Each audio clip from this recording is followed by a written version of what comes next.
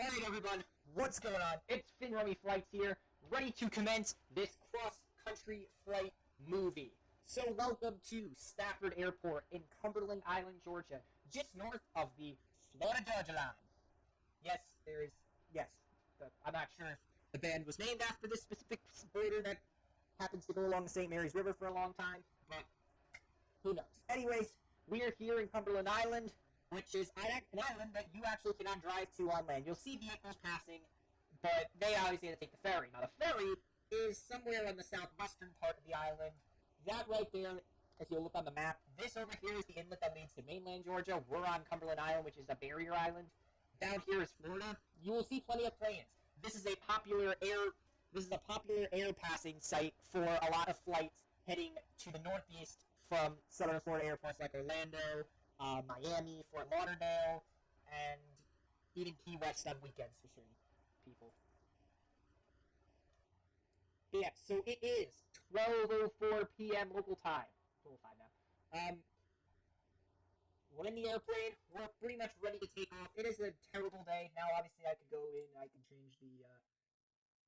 change the weather settings. That doesn't matter. What matters is we are about to commence on a very long flight to Oregon. It's about 4,000 kilometers, and I actually only know this flight length in kilometers. I think it's about 2,700 miles, which is a long time. It's a long flight. What's this? Standby battery. Now, we're going to be doing this cross-country flight in legs. So, the first leg is across Georgia. So, we're going to be leaving the coast of Georgia and flying north to an airport about 30 to 50 miles south of Atlanta, like directly south. And that airport doesn't say how far away, because we're not on the path yet, which tells us, like, the distance. Here it is. 187 nautical miles. Nautical miles are bigger than normal miles, so that's about 200-something miles. It should take us about an hour and a half flight to get over there. These legs are going to be pretty much whole. I am going to cut them up, like, in between, just so they're not complete and too long, so they can fit in a nice video, a long movie video. But anyways, let's not waste any more time. Let's get in the air.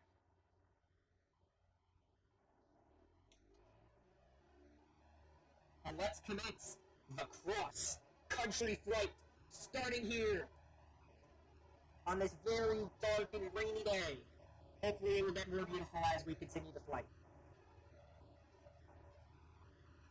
Okay, I think we need a little bit more speed. Don't tell me I don't have the puppy hook on, right? I shouldn't. Shouldn't even have, like, the flats. Okay, we're in the air. Got the correct altimeter setting. And, well, we're in the air. There's the Atlantic Ocean out there. And this is the coast here, Cumberland Island. Florida is all the way out there. So if I were to keep going this direction forever, I'd probably hit, like, Africa or something, and we don't want to do that. So we want to go across to the other side of the country, right? Oh my god, why do I have this weird irrational fear that I'm not recording? I am recording. Imagine I take off and I'm just like, yeah, I forgot to record. Then I have to do this whole leg again, and I don't want to do that again. Right, I want to be able to do each leg once. Oh, that's the... Oh, I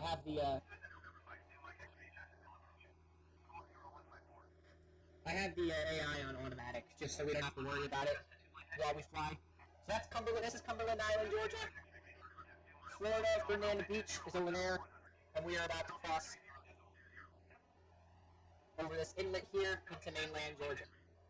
Now, if only I knew, like, how to zoom in on this map. But it looks like I don't know how to do that, so. We're going to be ascending into this very dark, damp Georgia landscape, and I'm going to turn the volume down, because I know that it's ear rape for you, so I'm going to turn that down. Why is it ear rape? I don't know. I just could never get the sound right, really. I hope it's good for you. I hope you're not crying or anything with the volume. Okay, now off. So we don't have to worry about that. So we're on the line. Now, the first flight now commences. So that takeoff was like the process of getting in the pattern. Now is when we really commence. And we have... So this will give our ETA of how long it thinks it's going to take us. So right now it says 3 hours. That is obviously going to change. That is definitely going to change. Look, it's already at 2 hours. It's going to change.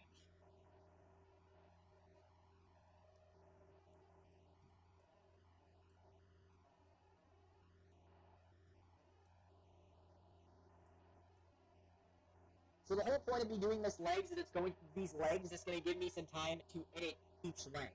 So for example, if I see a cool site and I want to point it out while I'm in the middle of like a talk, I'm going to want to point it out. I'm going to put like an arrow or something, or be like, this is that, this is that. Obviously, if it's like the only like river in like a 200-mile radius, well, I don't think that's even possible, even for this barren-ass country, but if that were the case, I wouldn't need to put an arrow there. But if there were like multiple like dotted lakes all over the place, and I needed to point out like one specific lake, like what it is, like I'm sure I could just give the name of this bay, but like I said, I'm not going to be too knowledgeable on what's around me. I am not flying over anywhere that I recognize. If I was flying around my local area, I would know what is where and all that. I'd know like, oh yeah, that's whatever you call it, that's that. But in the middle of Georgia, I'm not going to be able to tell you that. I won't even be able to tell you that when we're passing through like Tennessee or Kentucky or all the other states that we have to pass through to get where we gotta go. Now it's the ETA saying. ETA saying 76 minutes. I just accidentally clicked the G button. I hope that didn't affect anything. I will click. Okay. So the barometer is pretty high today, 3020 or 3020. Average is 299 or 2, so 3020 is kind of bad. Maybe it'll get better as we go along. The thing I do know is we should be crossing over Interstate 95 fairly soon, unless we already did that. I don't think so. But this is Interstate 95 down here. No, it's not. That is not Interstate 95. That, I don't even know what that is. I think that's just a residential road or something. You'll know Interstate 95 when we see it. That's going to be really, really interstate. And Interstate 75 will make it too. Now, I do have to warn you guys that I cannot even, like, deviate from this. So if I were to, like, punch the, if I were to yank this down even slightly, the plane is going to freak out and the game's going to crash. What do I mean by that? So Microsoft Flight Sim has this, like, warning system, and I'm not sure how to turn it off, where, like,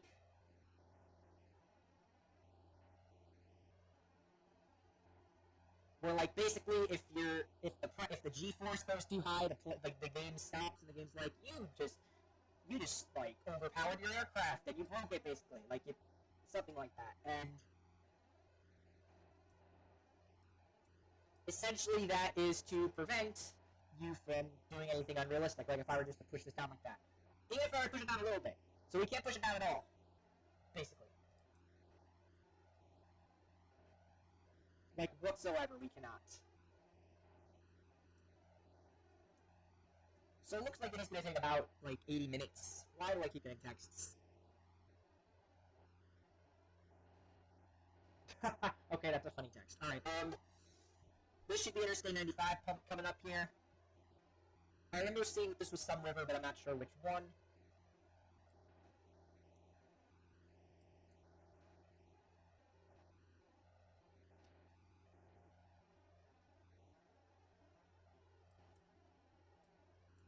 This is like the last river crossing before you get to the St. Mary's River over there, which takes you to Florida. Florida's right there, and so is Fernandina Beach, Jacksonville, all further out. Amelia Island is all further down there. That's going to be the extent of my geographical knowledge for this leg. Now, I know we're going to be about 50 miles south of Atlanta, is where we're ending the leg, in a town called Talbotton, I believe it's called that.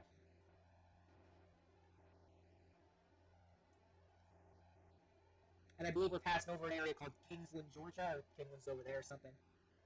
Sure, but if you'll see down here, this is Interstate 95. This is the road that goes from Miami to the Canadian border in Maine. Passing over it in Georgia.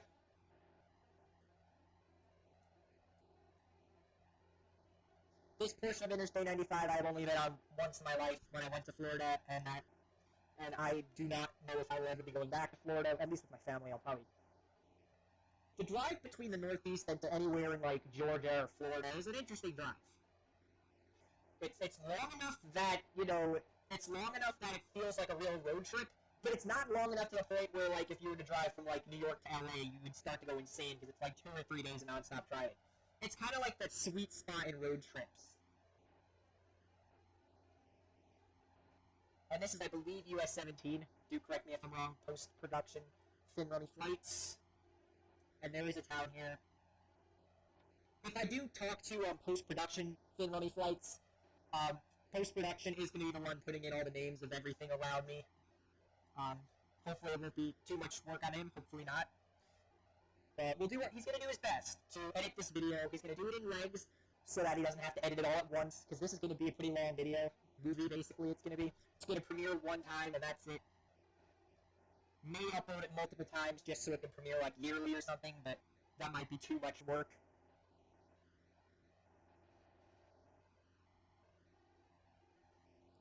I'm just seeing how consistent. So now it's saying about 74 minutes, and it's going down, so we can guess about, if this leg isn't going to be too long.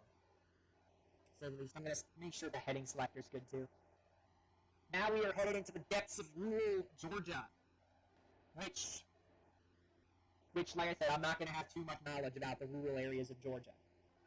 I may be editing it a lot of it out, because it might just be so boring, but I need to see the context of, like, what's going on. Most of the beginning I'm going to keep, because it's like the commencement, and most of the end I'm going to keep, and a lot in the middle, too. And what's...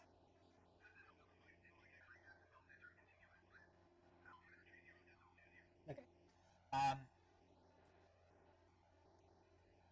Especially once we start getting into, like, Kentucky, and, like, rural Kansas, Nebraska, Colorado, when there's, like, no mountains and there's, like, legit nothing to see. Some of it's going to be cut out. I don't think I'm going to cut anything out, before this point in the movie, but a lot of things are going to be cut out of the movie, just simply because it's going to be too long. This flight is already expected to be about, like, 18 hours, so I want to try not to make an 18-hour-long movie. It's going to be inevitable for it to be a pretty long one, but I'm going to try to shorten it down. And if the whole movie fails, I can obviously take it down and put it up in legs or something and just figure it out from there. Obviously, I'm just going to take the legs and splice them together. But if the 12-hour movie doesn't get too much attention, I can always just take it down, make it on private, and then just post everything by leg over the course of like a week or so, and then I can just make them get popular. I want to test both. I want to test the long movie, though, because I feel like that might be better of a project. I don't know.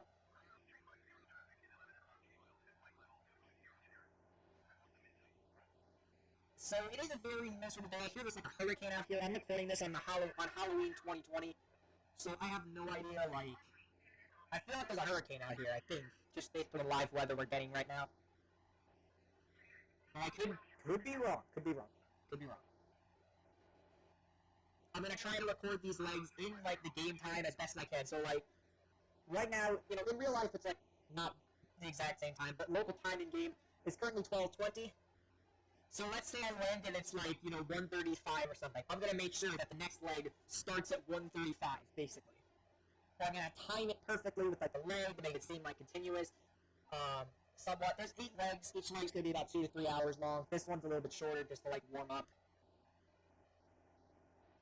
But after a while, there's not going to be shorter. The legs are going to be longer. And I'm going to have to persevere a lot longer. This leg is child's play compared to some of the legs I'm going to have to take. Some of them are going to get cut out. Simply because they're too long. This is one of, like, 8 or 9 legs. And this is the shortest of the legs. And so making sure this leg is short and sweet just helps the rest of the legs progress and makes them better.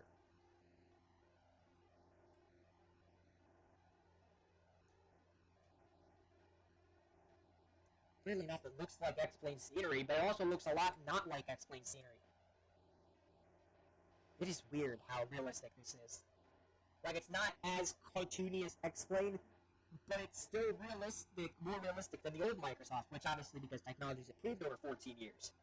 But still, it's really impressive what they've been able to do, and it's only going to get better from here, everyone, so... That's going to be pretty epic when that happens.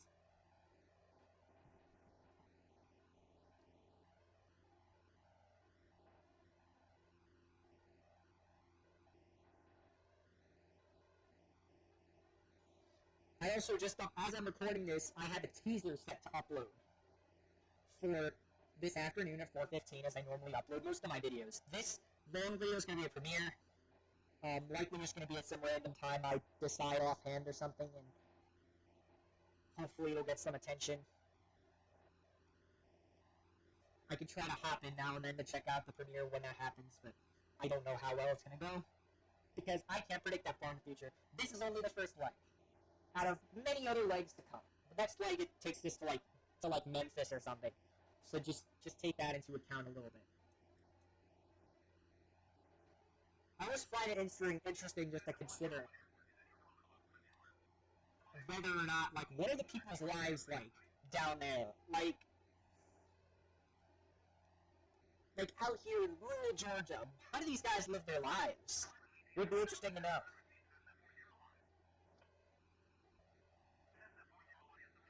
Obviously, their area of the country is not as scenic.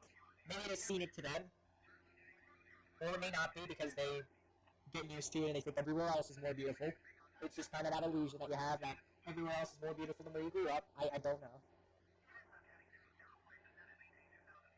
It depends on influences, who influenced you into it, or what influenced you, who influenced you to a place. Maybe you went there all the time in the summer. Maybe you went there in the winter. Maybe you went there for a few days. Maybe your grandparents, your aunts, or your cousins lived there. Maybe you have fond memories of the place. You know, whatever the case may be, whatever the case is, that's going to influence your opinion on how beautiful a place is. To me, this stall, I mean, it looks nice. Like, it doesn't look ugly or anything, but it doesn't look beautiful. It just looks like just grass in Georgia. And honestly, Georgia looks a lot like South Carolina. That's an insult, because a lot of Chattanooga, Tennessee suburbs are in Georgia. So, I can't say all of Georgia, but especially this part of Georgia. Honestly, I should be cutting all most of Georgia out, but I am going to be cutting a lot out when we get further up into the Midwest, because at that point we're going to get a lot of like monotonous scenery that we're going to need to cut out. We can go fisheye, we can go extreme zoom.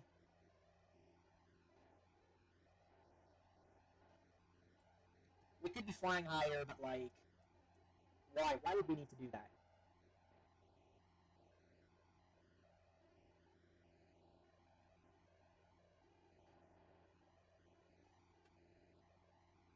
For example, being from Connecticut, I can tell that people think that where I live is beautiful. I can't say that because I'm just so used to it. It just seems normal. It's kind of like that thing because there'll be cities like Salt Lake City, Los Angeles. What else is a kind of beautiful like looking city? Let's go international cities. Let's talk about like La Paz and Dubai. Like those are beautiful cities. But I'm sure the people who live there don't just sit there and think like, oh, this is so beautiful. They don't. They live there. Their ancestors and their parents and their grandparents and their family is all there. They don't know any better. They just live there. People outside know how beautiful it is. For real. And that is kind of the thing. It's still the beholder. And beholder is an archaic term, but it's used in like that eye of the beholder phrase.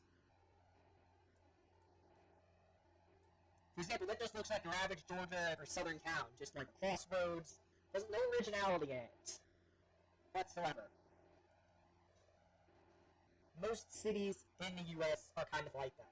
The only exceptions would be like L.A., New York, Boston, Portland. Both Portlands are kind of unique. Seattle's pretty unique too, but Seattle has a little bit of a sense to it. Dallas is kind of just like average, but Dallas and Houston are big cities, and they are still expanding. Like, as we talk, they are still expanding, because those cities are so sparse that they just keep expanding, and rather than so for example in New York, they had to build skyscrapers to fit more people in a smaller area. Rather than fitting more people in a smaller area, they're extending the city for more people, basically.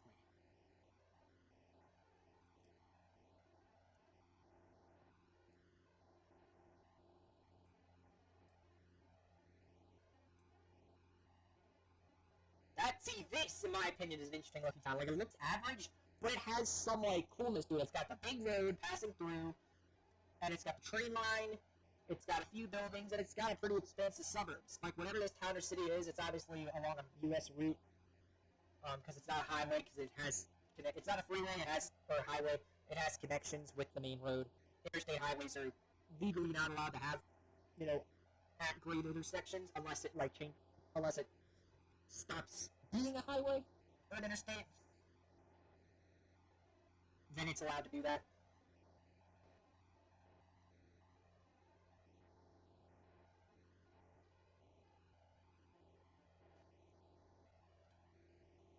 Although dying old doesn't make you not good. I don't know. Also, dying young doesn't make you good, I suppose. There are bad people that die young, like, death penalty people, death row. They don't die young. I mean, they die young. Were they good? If they had the death penalty, probably not that good. Okay, it's starting to get a bit foggy. I'm gonna go down a little lower so I can see the scenery, even though there's really no scenery to be seen, like whatsoever. So currently the propeller is doing 2,700 revolutions per minute. Obviously, if I were to lower the throttle, that would go down a lot, but we will keep that up just so we can go, as powerful as possible.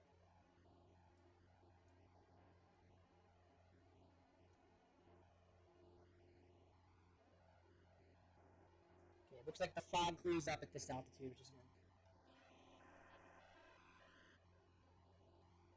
I do have to stay in the aircraft and make sure we don't overspeed or overstress the aircraft or anything like that.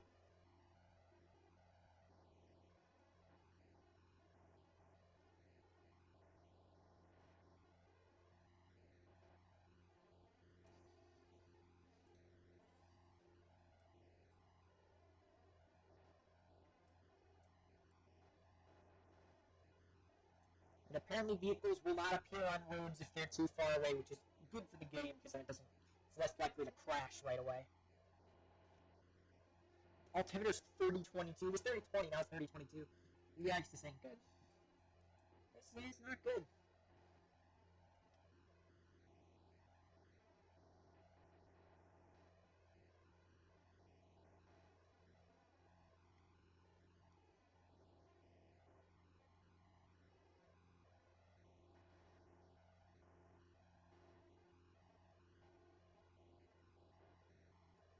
What just happened? That just dropped down to 2,700 revolutions. 2,690 now? Oh my god, the revolutions are dropping. That's not good. What's going on with the engine? Don't tell me it's overheating. I have no idea what's going on.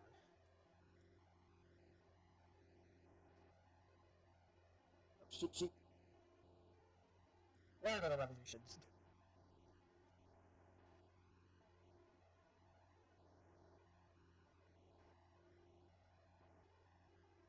So at this point, you can't even see the coast, like, behind us anymore. Like, if you look behind us, and that's not good because we're gonna crash. Oh my god. This aircraft is light. Like, I could yank this thing anywhere, and it's gonna...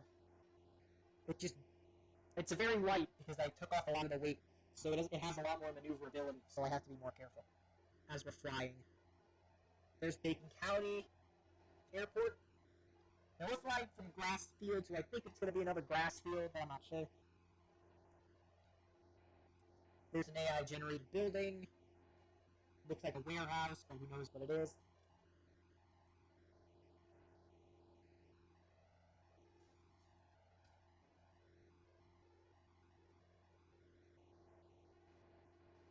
And obviously you can see an aircraft here. Don't know where it's going. I mean, you could probably...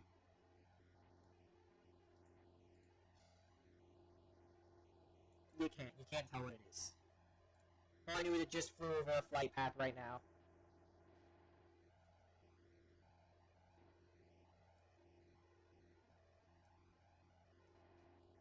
It's probably like up in the air and it probably doesn't render on my screen or something.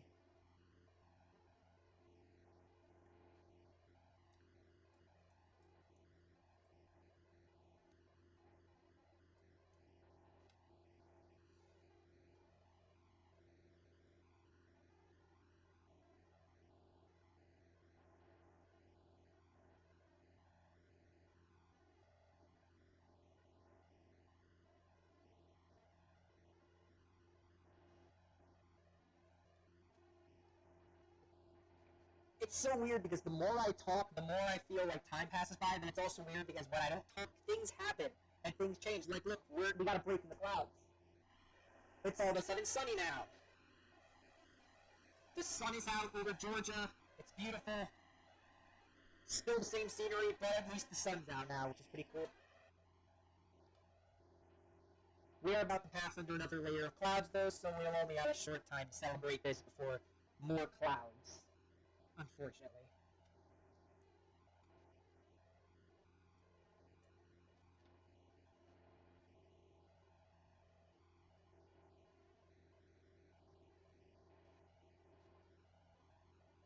other thing I realized is we're in such a rural area that there's literally nothing to point out. There's no like bodies of water, no towns, no anything. To be like, oh yeah, that's so-and-so town. Well, there might be a town there, who knows? There's nothing here. There's nothing to track. It's absolutely dead out here. Post-production Finrummy Flight's gonna have an even harder time, because first he's gonna have to edit me out, he's gonna have to edit parts where I don't speak out, and then he's gonna have to edit out, like, he's gonna have to edit in, because first he has to edit out, like, my boring parts and the boring landscapes, then he has to edit out all of the and then he has to edit in, all the, like, the special places. So is that a special place? Well, we'll only know if post-production puts it in.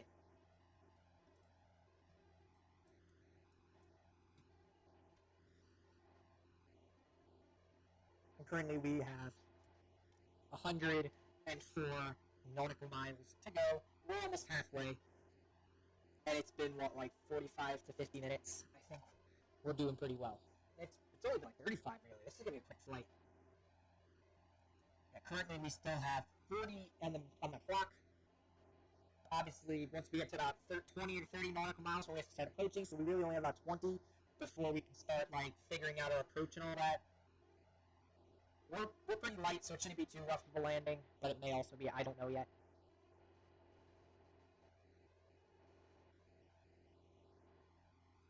Obviously, the plane only weighs as much as me, the amount of fuel in the plane, and the entirety of the plane itself. That's all it weighs. And it's weird to think that a car could probably only drive from about there, per se, to about, like, somewhere out there before it would have to refuel. Whereas I flew from somewhere very far behind us, very distant to the horizon. I think you can barely see the coast, but I don't even think that's the coast. I think it's just sky. And we're flying way out there, like, far past the horizon, on less than half a tank of fuel. Like, right now, we started about 63%, we're at 43%, so we've only burned about a fifth of a tank of our fuel. Meaning we're probably going to burn another, like, fifth of our fuel. Meaning we'll have burned 2/5 of our fuel tank. Obviously, we filled it up 60%, so it's like 2/3 of the fuel tank. At 2/5 of our fuel capacity, we will have spent going 200 miles.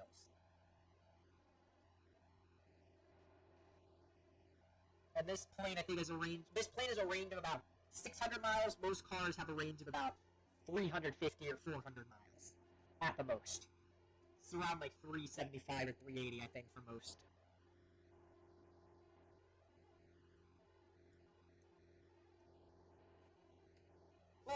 Oh. Other weird thing to wonder is how long do I, like, edit in the locations? Like, if that's a location, like, how long does that stay on screen? Does it stay on for, like, a second, 2 seconds, 10 seconds, 15 seconds? Is it too much clutter? I don't know. That's the problem. I won't know until, well, I won't know. Post-production will figure it out after this specific leg here. He's going to edit this leg before the next leg. So, I mean, we're going to find a way to do it.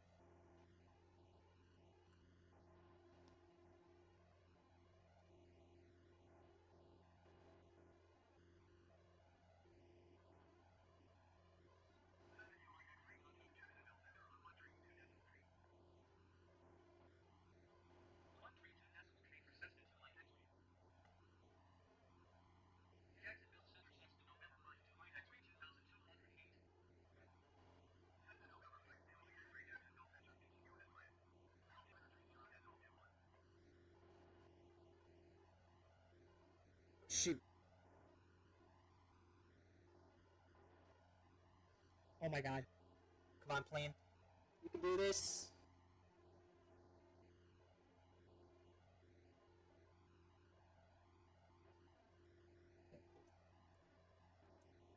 My bad, I was looking at memes. I just wasn't paying attention. We just passed a river. And there's a bridge going over it, too. That's pretty cool. I like bridges. Going over things. And the, natural curvature of the river.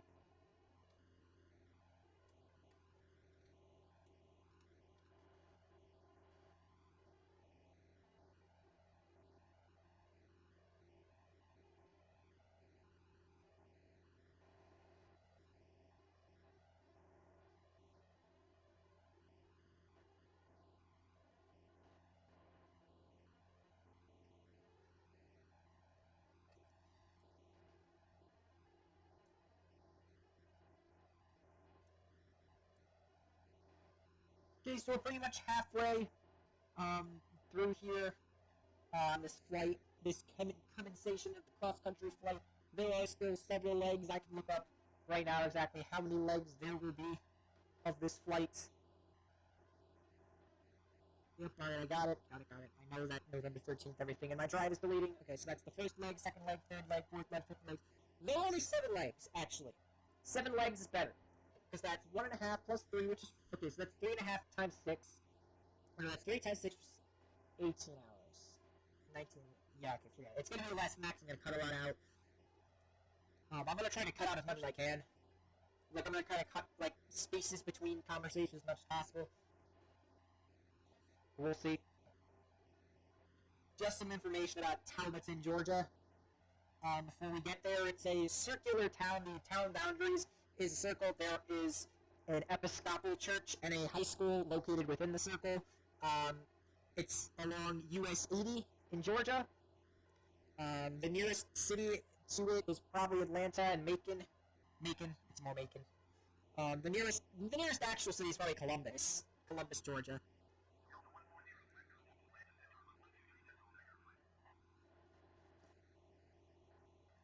And US 75 should be crossing it around Warner Robins or Unadilla, which is pretty close to Talbotton itself. So that'll be cool. Don't know what river that is, but I don't know the rivers by Talbotton either. So the obvious ones like the Ohio River, Mississippi, I should know. Mississippi won't be told until like the 3rd or 4th leg of the trip, but it will come now. But let's say we shaved off a third. A third of each would make this 12 hours. But if we shaved off more, which would be ideal to shave off more time, that would be more ideal. Because then this movie is a lot shorter. And I don't want this movie to be like 15, 18 hours long. I want it to be a lot shorter. Not, 7 hours, not that short, but you know what I mean. Like, I need it to feel like an odyssey, but not like...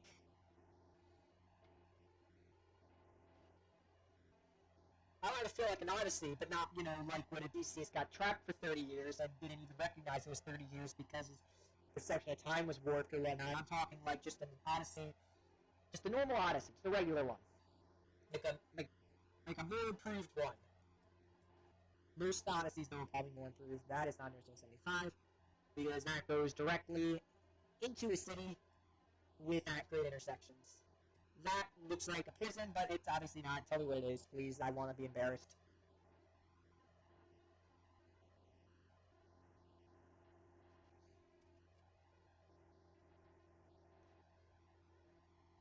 I may not edit this out. This is a lot. This is a big change in scenery. Well, not a big change. You know what I mean?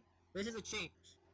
Like, there's a lot of farmlands. Now there are more trees. We are gaining a lot of altitude, though, so we're going to need to fix that.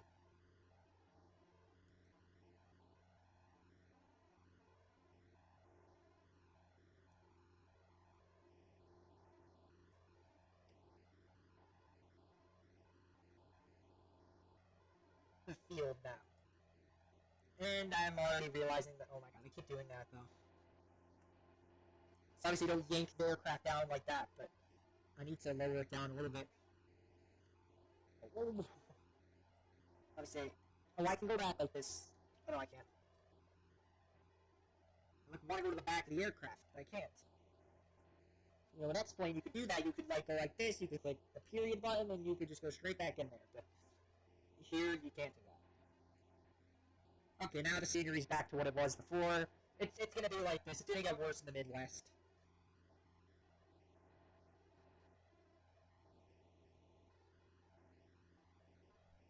Would probably be interesting to see how the people on the ground see it. Because these roads are sometimes, in the middle of nowhere, no one uses those roads, so, how does it look? Does it even look more, dramatic, actually, if you were, that car down there, how dramatic would it be?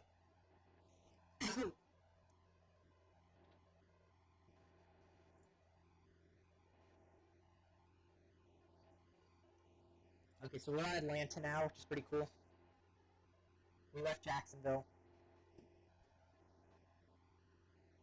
That's also a nice thing about flying across the country is you get to see, all the regions. So we passed through the Jacksonville region. Now we're in the Atlanta air traffic region.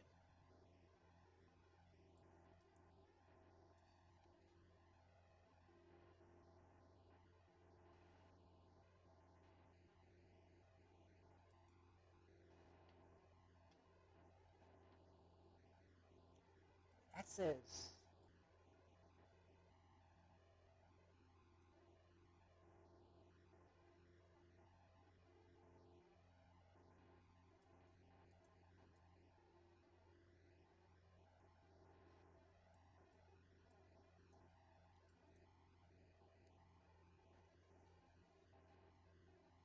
More computer-generated buildings. No idea which ones they are. Post-processing. That's weird I can whistle like that.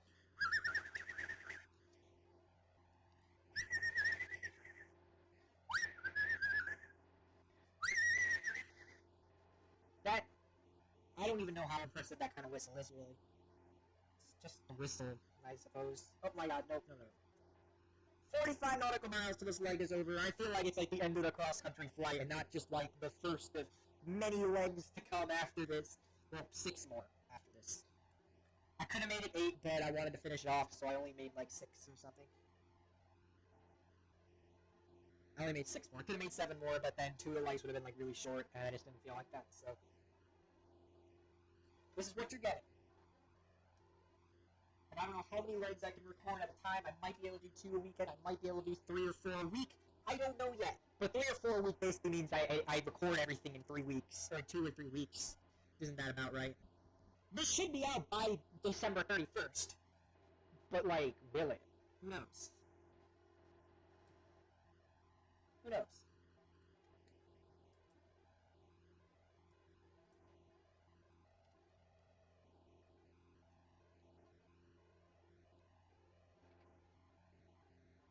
Don't tell me that's Interstate 75. We're finally getting close to.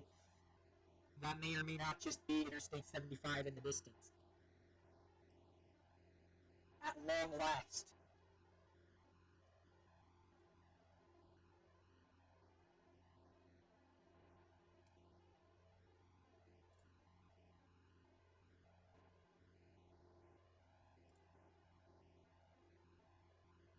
So we're going to 3GA1, correct?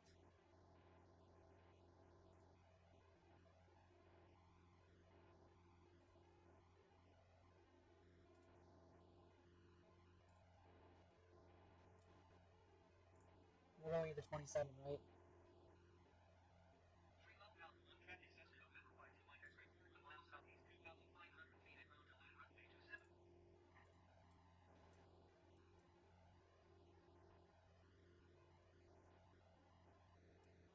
Yep, this is Interstate 75. We just flew from Interstate 95 to Interstate 75. Nope, this ain't Interstate 75. Schedule that. That's not Interstate 75, everybody. Sorry, guys. Oh, no, that is. Never mind, it is. It's 3 lanes. Why is it 3 lanes? Why do you need 3 lanes? Oh, well, Atlanta's close.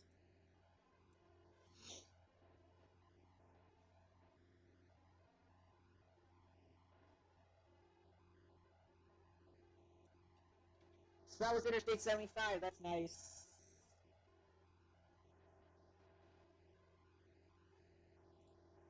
Should I turn off the managed comms? I'm not going to because I'm going to need it later on.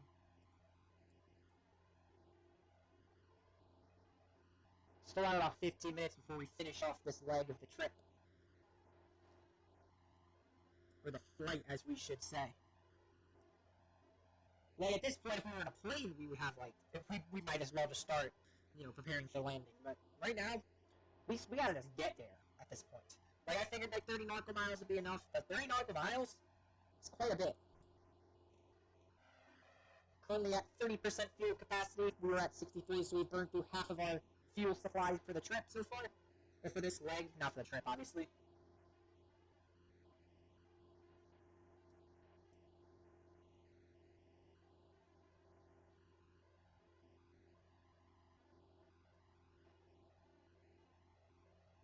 See, I could just fly like this, but,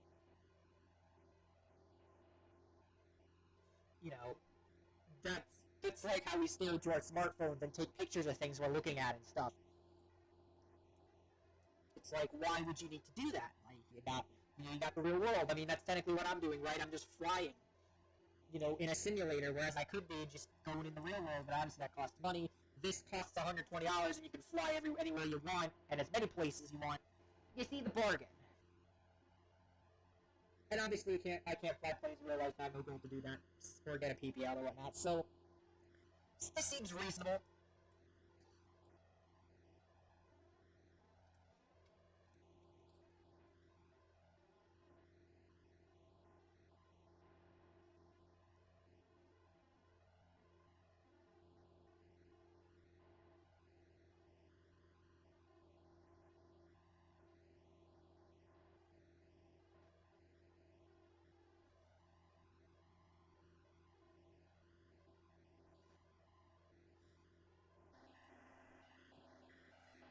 Well, the sun's out again, and you know what that means?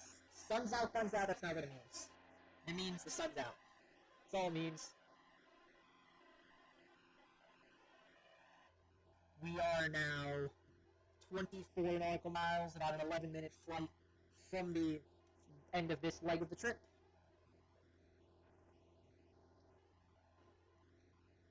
Now, I've already flown across the country in the 2006 installment of FSX. Imagine if I could cross the country again, but this time in the new version. That would be kind of crazy, I suppose. Just water. Water graphics are amazing. And I just realized if I want to be on that leg, I have to be on the other side of the flight path line. So let's go fly to the other, let's go to the other end of that line. And make sure we can land this plane the right way.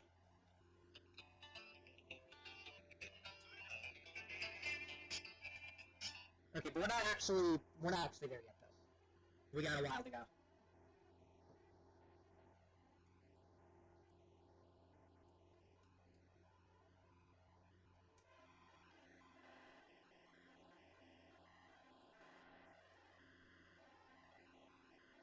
Is this the town of Talbotton post-Nebraska thing? Please tell me. It looks like any old town, with a wheel track, of course, going through the center.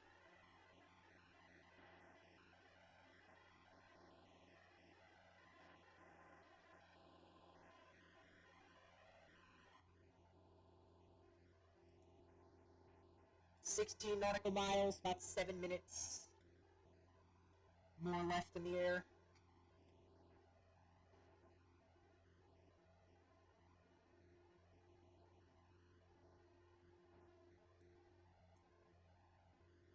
That's an airport too, right there, I believe.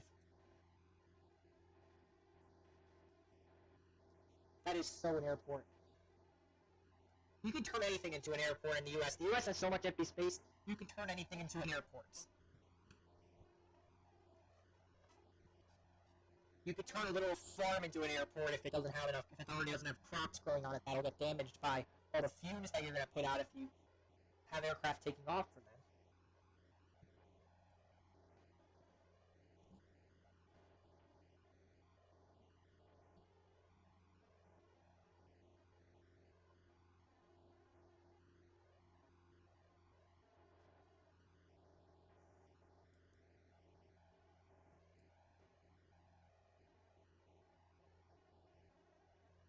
Why is that panel not connected that panel is not connected to the rest of the plane? Which obviously means that there's probably outside air seeping in. Is that good for the vacuum? I don't know, really, I don't know. We are 12 nautical miles away. I still don't see it on the map, the airfield we're landing at yet. Maybe if we keep flying in this direction, we'll eventually see it. Now it's 5 minutes, so we need to start, eyeing out this airport. I need to start, lowering our altitude, too, and eventually our speed. Speed definitely once we get to, 7 north. Oh, I see the airport. Alright. Flaps going down, boys!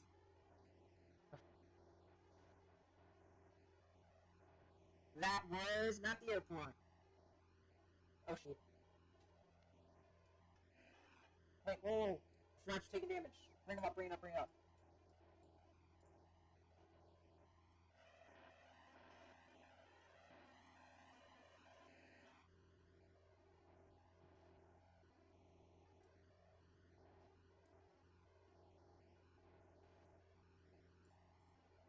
So we actually need to slow the plane down before we put the flaps up. Hopefully I don't see any cracks in them, so that's good. At this point, we're close to landing, so this leg is essentially over. We're not landing at that airport, though. We're landing at this other airport.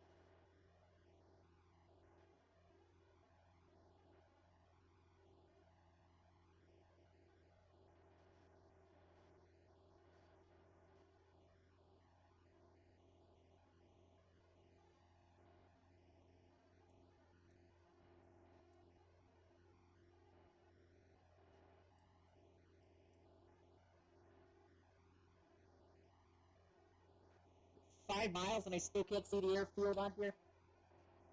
That doesn't seem good."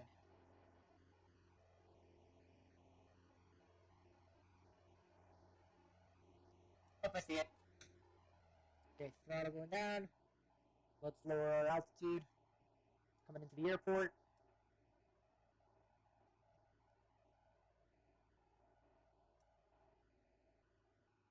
Still got some distance though, so I can't say. I'm gonna get rid of that just for a second.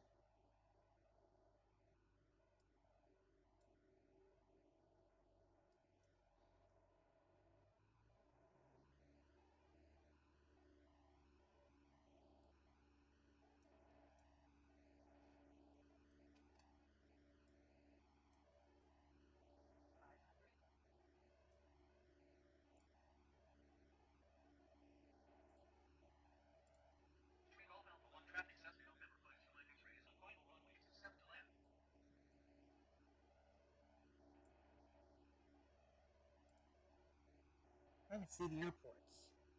Oh my god, it's because I have to. The airfield doesn't even appear on my map. That's how like mini this airport is. But it's at a 20-degree landing angle, so.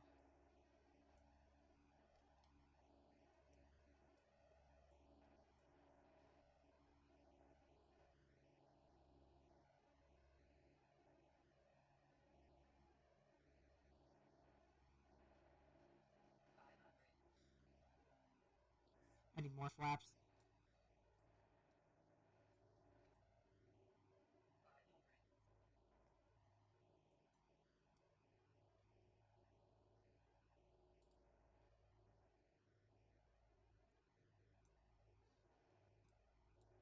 How far does it? It says 54 seconds on that. It says a mile away. 1 nautical mile. Where the hell is this place?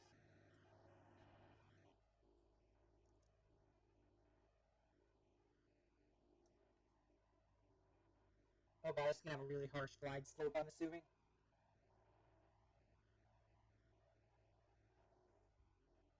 Okay. Nope. Speed it up. If we have to go around, we have to go around. I think I can pull this off. Yeah, I can do this. I'm gonna go down. I'm gonna stop. And then I'm just gonna hit the brakes. Nope, we crash. Oh no, we did.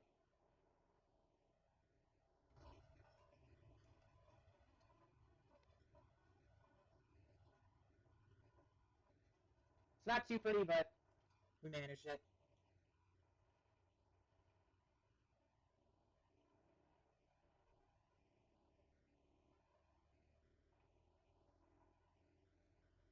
See what I mean? Though you can literally do any. You can literally put anything. You can turn anything into an airport. Turn this little strip of grass into an airport.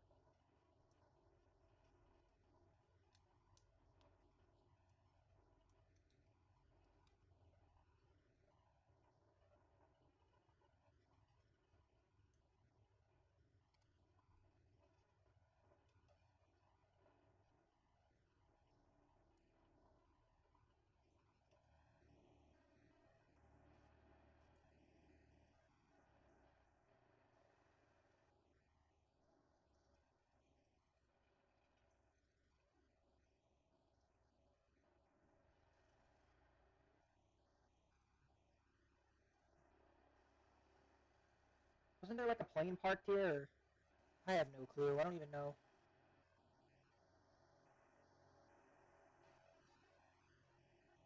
I guess we'll just park like over here or something.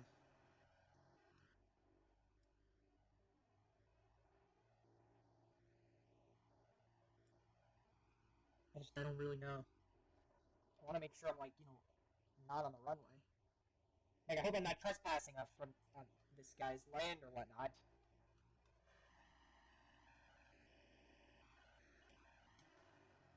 I feel like that'll be good. So just turn off the engine.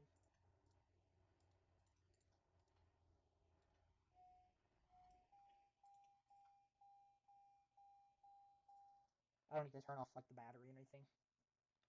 Okay, so that was our first leg of the trip from Cumberland Island, Georgia to Talbotton, Georgia. We landed at this random airport in someone's backyard, pretty much. It's nice to see these smaller airports. We'll get our fair share of the bigger airports, but it'll be nice to see some of the smaller airports like this one as well. Yeah, thank you. This was the first leg. Pretty soon we will be starting the next leg. So stay tuned for the second leg coming up. Alright everyone, what's going on? It is Finn Rummy Flights here at Plattsburgh Airport in Talbotton, Georgia. We are amidst all this grass. If you remember last leg, well, if you're watching the movie, it was like right then, but right now, we are just stuck in the middle of the grass. It's a pretty interesting airport. This is the parking area right here. And there's like a little house down there. It is a really cool looking airport, and I really like that we're not only going to be seeing the bigger airports. It's nice to see some of these smaller airports in between. But enough wasting time. We are headed to Brighton, Tennessee today. We're going to be crossing 2 states. We're going to be crossing the entirety of Alabama, a quarter of Mississippi, and a bit of Tennessee in this leg of the trip. Without further ado, let's get everything started up. Okay, so the engine started. We're ready to go. Full tank of fuel. Let me turn that off. And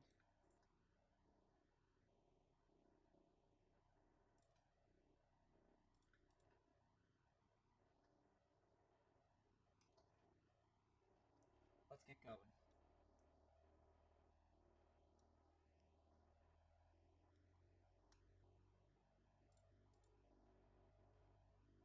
We don't need flaps. We should be fine.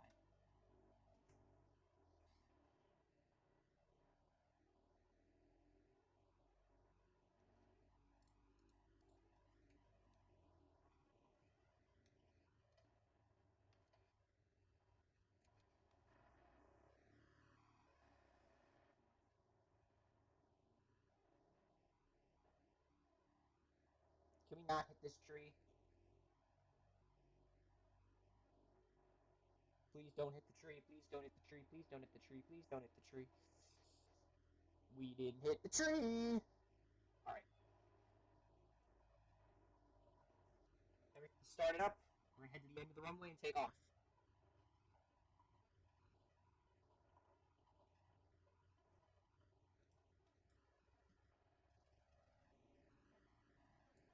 I think that's where we parked last time, but I think you're supposed to use all of this to help yourself take off. I could be wrong. I'm going to go all the way down just in case, because I don't know how much room we're going to need to take off. I'm sure this amount of space is just enough. Oh, wait, no, I think that's the render distance. That's fooling me. I do think we need to go a little bit further up to get, like, all the runway.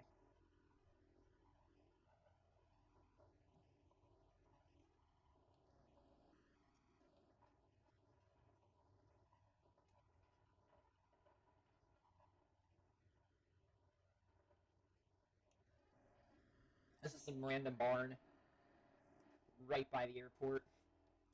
Alright, we gotta make a U-turn and take off now because I've wasted enough time. Oh my god, come on. U-turn him up, U-turn, U-turn, U-turn, U-turn. And that's just some guy's house, I think. I don't know. I've only been in this airport for a little bit. Alright, let's go. Line her up, and then lift her up.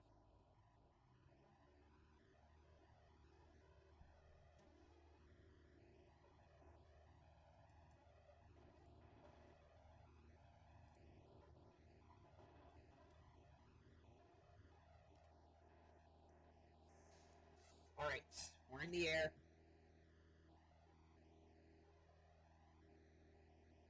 There's the Flint River over there. I'm going to be a bit more educated on certain sites along the way. This is going to be a pretty long leg. Right now, GPS is estimating pretty long trip. Right now, it says 219 minutes. That's going to go up. I mean, that's going to go down. And there's a plane coming through here. Not sure what plane it is, but it is a plane nonetheless.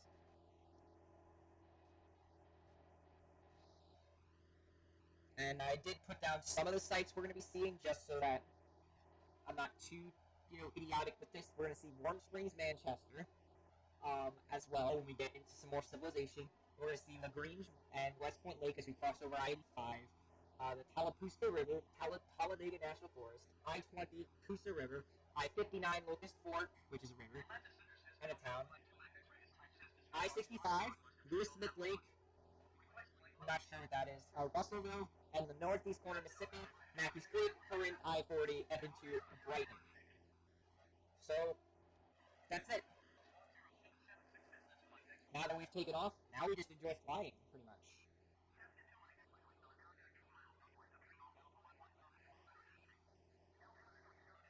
We're going into some pretty heavy territory here as we cross over this western portion of Georgia. Definitely a lot more diverse landscape than what we saw in eastern Georgia as we head closer to Alabama.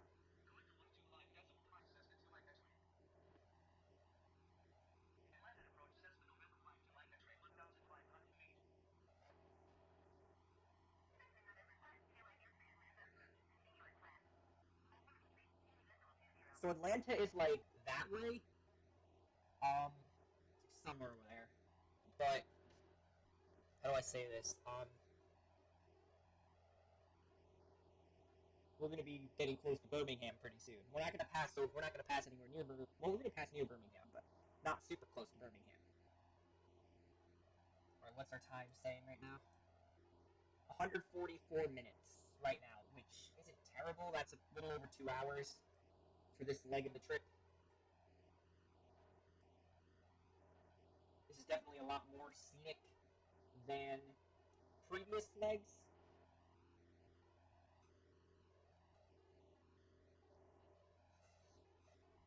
So this is Rainbow Field Airport. This is a backup airport that I was looking at earlier just to make sure, just in case I couldn't fly into Plattsburgh. Could have flown in here. Would have been just the same.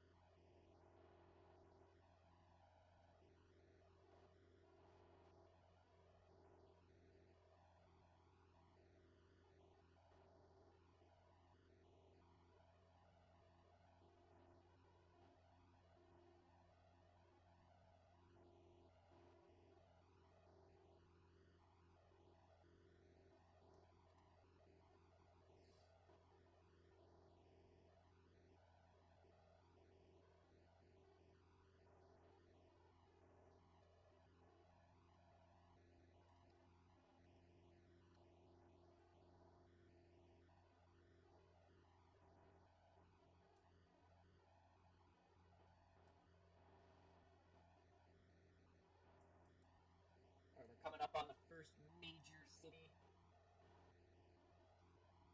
since we left Talbotton. I don't want to say which city it is because I don't know for sure.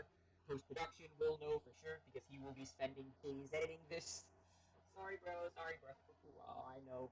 Oh my god, I feel so bad for him. Because I am him. I have to edit this. Post-production, Finn Rummy Flights is all a lie. I'm post-production and present production. I guess this is present production. I have no clue.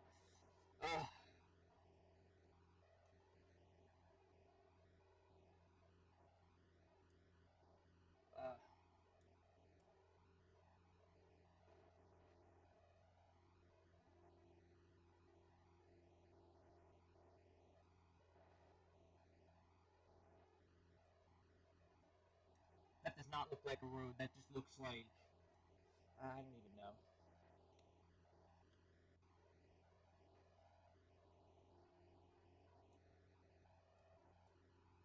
that looks like a literal highway. I don't know what this is. It's just so bad quality that it's like, what is it? And Roosevelt Memorial, like, which Roosevelt could that be? I doubt it was FDR, because FDR lived in the Northeast for most of his life, wasn't he? He's pretty well known up here, especially in, like, the New York City area and all that. Franklin Delano Roosevelt.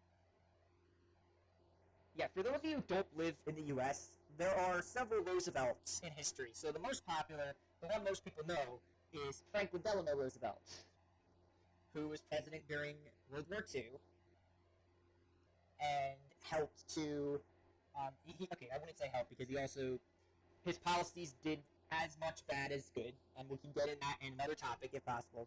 But he basically set up the New Deal, which was meant to stimulate economic growth after the Great Depression. Of course, it also led to suburban segregation and all that shit, but I don't want to get into that. And I don't really know whether or not he approved it. I mean, I know he didn't go against his policy to make sure that suburban segregation, because back in the day it wasn't as mainstream to worry about segregation and integration and all that. Because back then it was, we were too concerned with the World War and all that, so obviously the country was focused on something else, so it wasn't possible, but I don't want to get into that, like whether or not FDR really wanted to, like, cause, like, hundreds of years of segregation. I really doubt it, but you don't know. Most people in American history had that kind of mentality where they just wanted to screw people over. That's just how it is, unfortunately.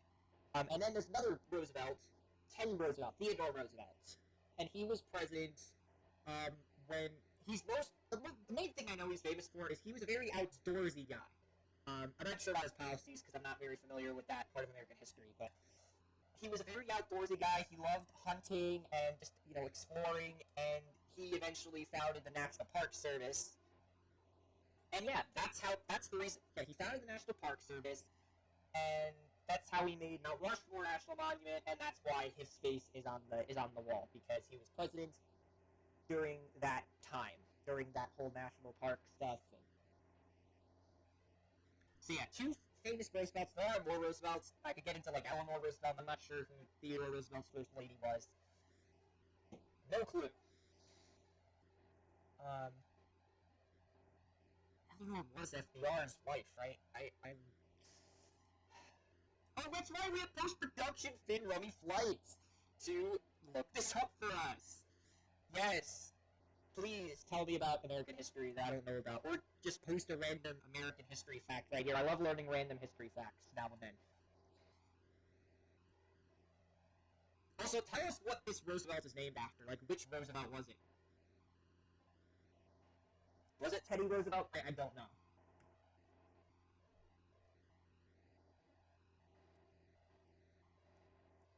Overall, I just know Teddy Roosevelt lost to Woodrow Wilson in 1912. I know that. And Woodrow Wilson, I think, just contributed to white supremacy. I think that's what happened. I don't know. Like I said, my American history is spotty around then. Please let me know post-production. Please. I'm begging you. You're like my lifeline right now. I'm my own lifeline. How is this even possible? Lol.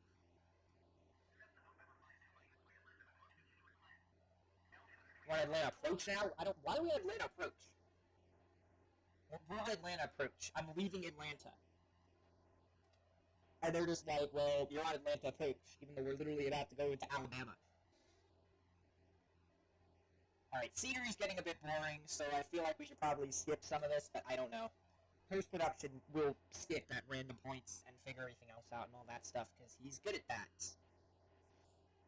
Very, very good at it, despite him being annoyed, way too annoyed about doing it. He hates doing it, but he loves doing it because it's very important we get the content out and all that for everyone. I'm not going to say for the boys, because I don't know who watches these. I only say the boys, really. Sometimes I'll accidentally say with the boys, but I try to say when there's, like, actually, like, mostly boys. I once said in front of a girl, and thankfully she was chill with it, but I try not to do that anymore, because if I'm saying with the boys, I'm going to try to mean, like, with the boys. Like, if I'm playing games with the boys, I'm going to say I'm with the boys. But if there's even, like, one girl, you can't say with the boys. And it's kind of weird to say with the girls, because when girls hang out, they generally say they're with their lady friends, or with their girlfriends, or or I don't know, they're hanging out with their gals. They say stuff like that. So it's like, it's kind of weird for a guy to say, because that's kind of gay to say that. For a guy to, like, say that, unfortunately. And I said we were going to skip, but now I'm off talking about random crap.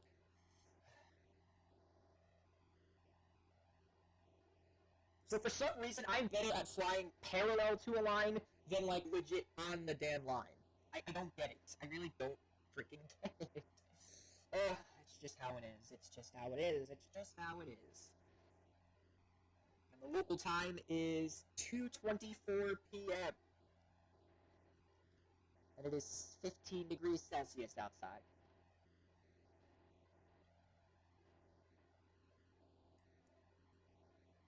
Or I think the scenery is going to get a lot more boring as we continue to go into, like, Alabama, Mississippi. It's going to get, like, really tree-like. There's going to be a lot of trees.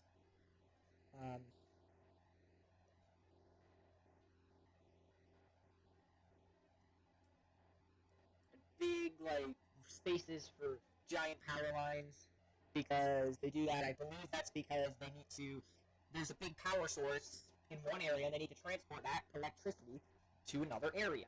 And they do that by constructing, like, large power lines across the country. Some even go, like, all the way across from, like, the west coast to the east coast, because there's a lot of, like, solar and geothermal power on the west coast, and they might want to transport up that to the cloudier east coast. Well, I mean, I can't say all East Coast cloudy. Florida isn't really that cloudy. I mean, it gets rainy there a lot of thunderstorms, but it is pretty sunny nonetheless. And there's another highway. I don't know which highway. Might be 85. I don't know. Please tell me. We're headed into another city. There's a lake here. This might be the lake I was talking about earlier. Who knows? It's really cloudy. And there's just random clay lying around. It's probably construction. They're probably constructing, like, a hotel. Atlanta approach again, bro. Like, we're not in freaking Atlanta. Yikes. We're leaving Atlanta. We're leaving Georgia. Stop saying we're on approach. Oh my god. This is gonna be a really hard video to edit. I'm not even gonna be able to edit this down because there's so much interesting shit going on in this video, that in this leg, that is just like, well, GG's.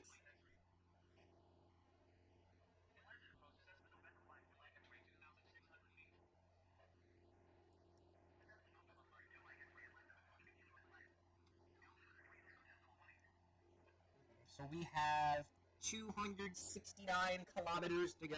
Nautical miles. Why did I say kilometers? Nautical miles to go.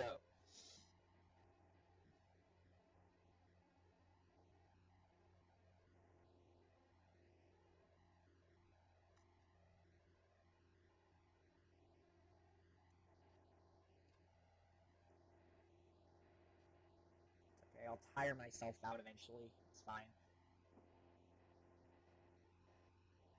So what have we talked about so far? This is going to help post-production a lot. He needs to hear this. So what did we talk about? We talked about a lot of scenery. We talked about Roosevelt. That was the main topic. We talked about Roosevelt's in American history. Alright, perfect. That seems to be enough for post-production to know about right now, because he's going to have to deal with a lot later on. I believe that's US 27. As we go further, my knowledge is going to go down. I know that there are a lot of these, like, lakes, and they're all shaped like this. They're, like, all curvy, but there's a lot of, like, inlets and outlets. Is there, like, historical significance behind that? I can maybe ask, like, I don't know. If I can't find an answer, I can always see if Reddit knows the answer, because Reddit does have a lot of knowledge. I don't know. What I do know is I'm really thirsty for some reason. Why am I so freaking thirsty?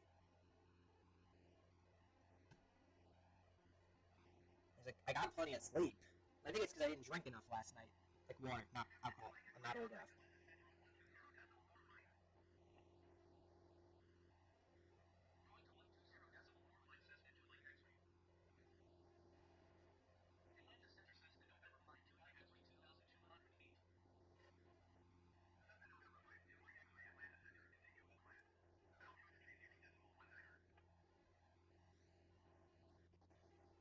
Look, you see how, like, that land has created natural beaches?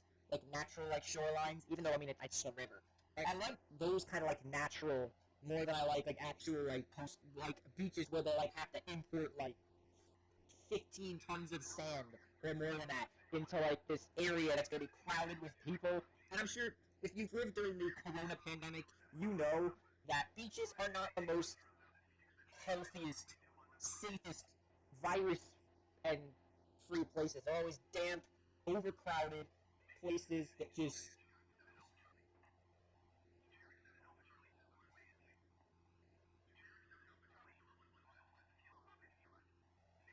it's just how do people do it? How do people go to those crowded ass beaches? Like I can understand if you want to go to like a very like low key beach, but I don't get all these popular beaches like Cocoa Beach, um, Manhattan Beach. I don't get it. Like just go to whatever, just go to a beach, whatever beach you want. Doesn't matter how popular it is, as long as it's like good quality. Just go there, enjoy your time. Maybe don't go during COVID, but just be safe. Just be safe. Like that's all. Just be safe. Like it doesn't matter what you do, just as long as you stay safe doing it. And don't go to any mass gatherings. That's kind of terrible. All right, let's check fuel gauge. 80% fuel. Should be able to make it though. I'm confident. I'm gonna have to cut myself out in between conversations just because I'm gonna try to keep myself talkative. Because wait, what is that name? Hold on a sec. Answered prayer. That is a weird airport name right there. Any history behind that, or?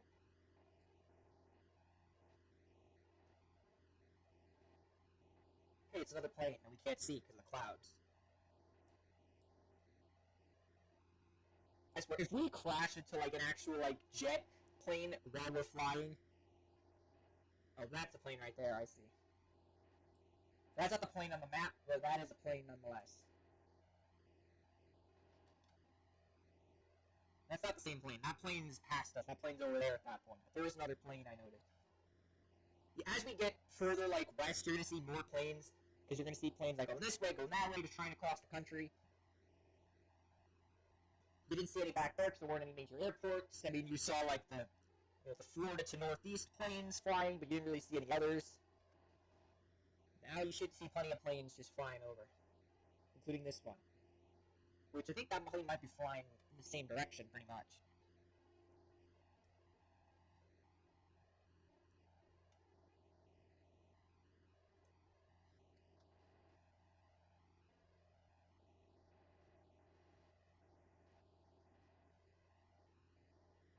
We're starting to slow down. That's not too good. You should increase the speed a little bit.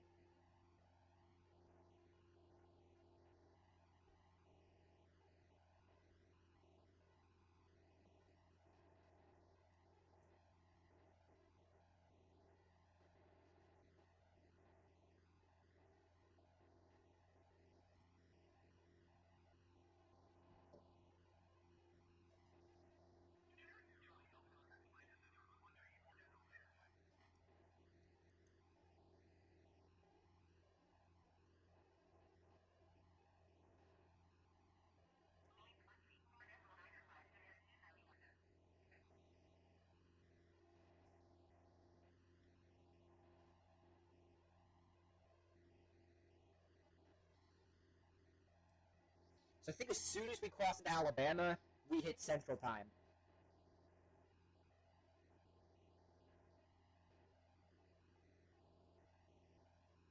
Wait, did that just change? Wait, it does change now. That literally just changed.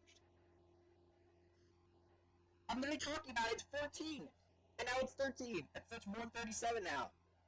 Well, you know what that means, boys?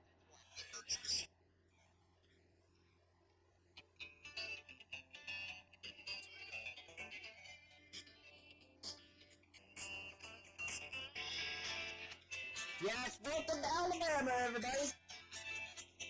I don't care if I get copyright strike.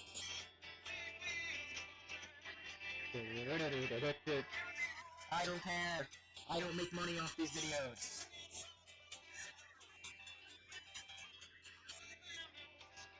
Officially Alabama.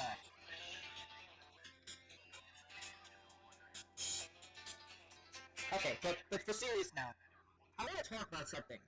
How does it feel for people to live, like, so close to a time zone border. Like, look at all these guys. They live so close to a time zone border. Like, all these guys.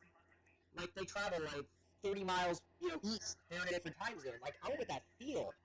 Like, they want to go see their family, like, in Georgia. They gotta cross a time zone border. It's like, well, that kind of sucks, doesn't it? I feel like it sucks.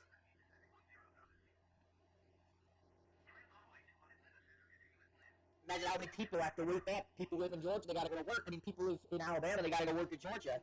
They gotta wake up, let's say they gotta drive an hour to work. But work starts at 7. They gotta get up at 4 to work at 7. Like, fuck. The only good thing is that they'll get out at 5 and they get home at like 4.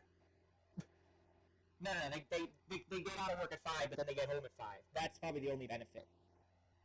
But for the Eastern people, they get to sleep in, but then, like, let's say they start work at 7, they gotta go west to Alabama to work.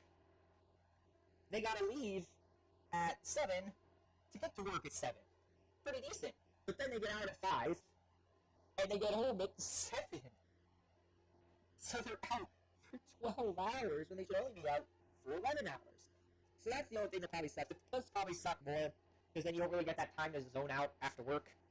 You have to, like, go right back to bed, but then you get to sleep in. I don't know. Obviously, if you go to work at 7, you're probably going to get out at, like, 3. So you'd really be getting home at 5, and for the other people getting home at 3. I don't know. It really depends on what your work is. Obviously, if you work 10 hours a day, good for you. Like, I don't know if I can do that. I mean, I pretty much do that for school and shit. And speaking of that, I have a lot of homework. I gotta check what homework. Obviously, I can't share what it is really, but I can look at it and predict my evening. Alright, let's see. I have, how many assignments do? I have 1, 2, 3. I have 3. Okay, I have 3 assignments. I thought I had, like, a lot. But I could do that on Tuesday. Okay, that's pretty, I don't mind that. That's pretty good. So it's, okay, I can go basics. It's a worksheet, some more worksheet, and it's like a really short essay. Page-long essay. And it's theoretical and hypothetical, so it's not evidence-based, so I don't really have to worry about it too much. I'm guessing those buildings are just, like designed wrong. I'm guessing they're supposed to be shaped in a different manner. I don't know. Doesn't look like that's how it should look. We're about to enter the Talladega National Forest, which post-production will let us know. This is one of the lakes I talked about earlier. The way it starts with like a double. I don't know. Don't ask me. Man-made. Oh wait, never mind. Those are man-made shorelines, you dumbass. It's a man-made lake. Nah, there's no way something that big to be a man-made lake. Mankind is pretty impressive. I can't say that. That's a man-made lake. Watch it be a man-made lake. I can't say that it's not man-made. It is man-made, duh. Doing shit in one take is just not worth it, is it now? Alright, how many minutes we got? 105, not terrible. 230, nautical miles? Not. They even say not, because it's not. In British, 0 is not. So nautical miles. Oh my god, I've lost every sense of myself during this part of the video during this part of the movie, that it's just like, well, we're gonna be in Kansas next leg. Not this leg, but leg after that. We're gonna literally be in Kansas. This is crazy. And of course, the states get bigger. Like Georgia isn't that big, but Kansas is pretty big. Wait, Georgia's probably bigger than Kansas. I don't even know. Why would I know that?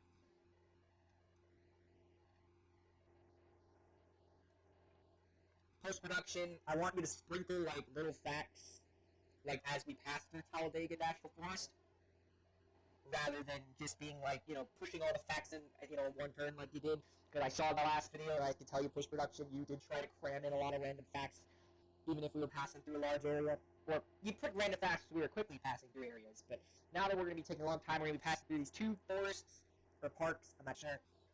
I do want you to take your time producing the facts. Obviously, we're not in the forest just yet. We're still passing through some residential areas, very rural areas.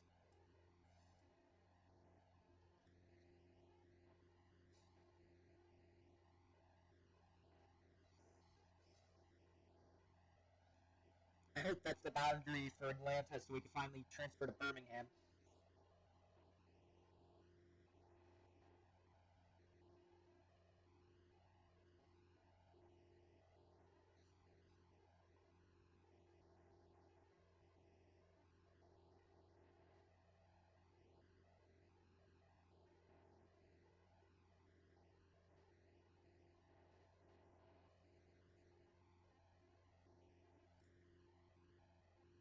Oh, no, we are in Birmingham. How long have we been on Birmingham? Cessna 2 Mike X-Ray. Supposed to be a generic 2CD. Generic 1MA. Trans Auto 821. November 164R. We had 2 Mike X-Ray. So we had Trans Auto 821, don't know what that was. And then we had Contact Birmingham Approach on 13215. And now we're at altimeter 319, obviously. So we are in Birmingham. Thank God. I was getting tired of Atlanta. Nothing against Atlanta. I love Atlanta. Well, I've never been there, but I heard it's a really nice city, and honestly, like,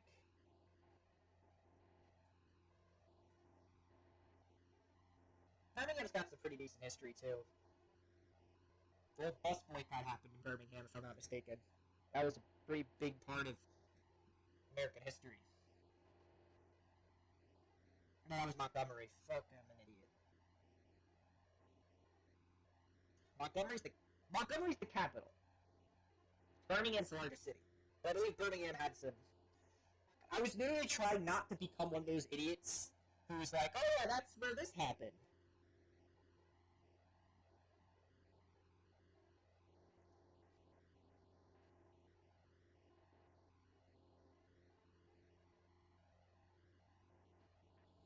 Oh yeah, I became one of those idiots who said Birmingham's where the boycott. No, Birmingham's not. Well, okay, there were boycotts everywhere, pretty much. I mean, it wasn't just centralized to Montgomery. It was all over the South where there was segregation and all that.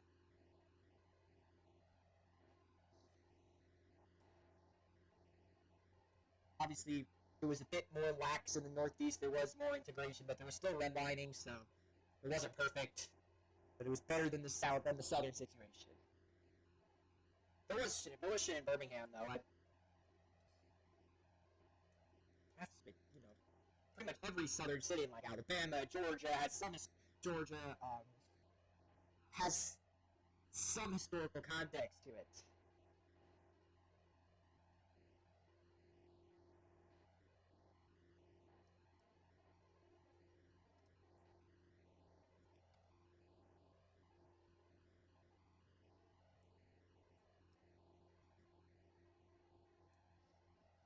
We quickly passed through that foresty area, Talladega probably, but we'll see what it actually was in post production.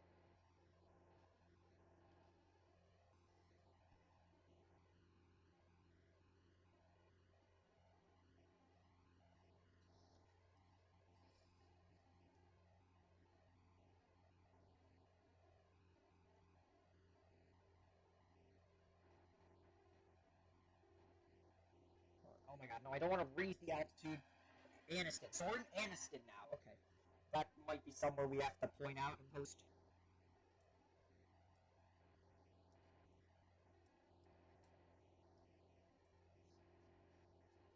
So we're still in Alabama.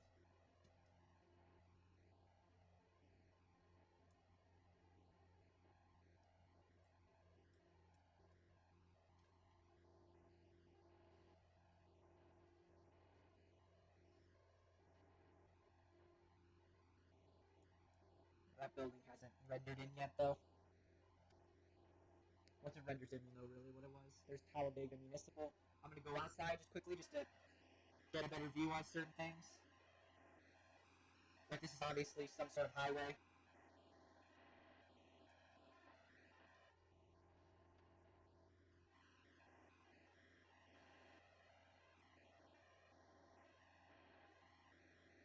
Oh, like a power plant? It looks like some sort of power plant.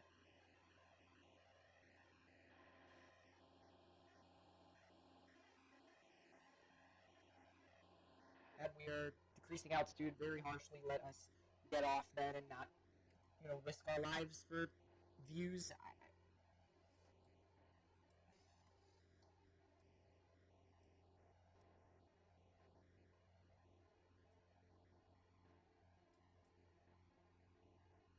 these buildings just aren't going to render. Unless that's how they rendered.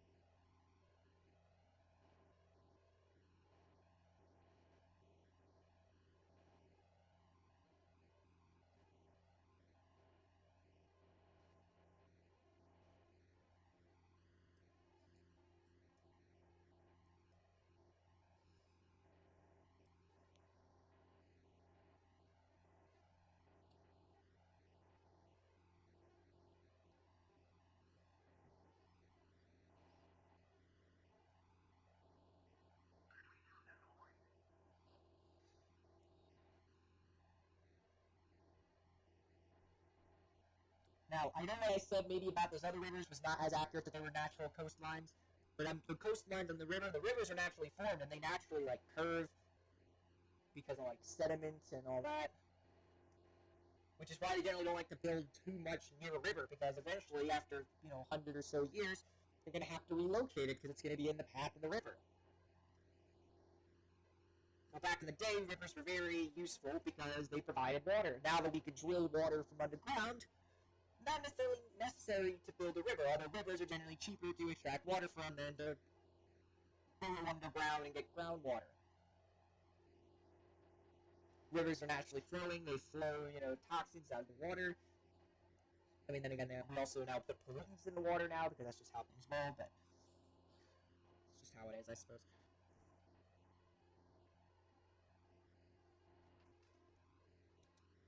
Because, like, a river's not gonna change flow after, like, just a year. I mean, a little bit, yeah, but what's going on here? I think, yeah, I think he's going into Birmingham Airport, SkyWest.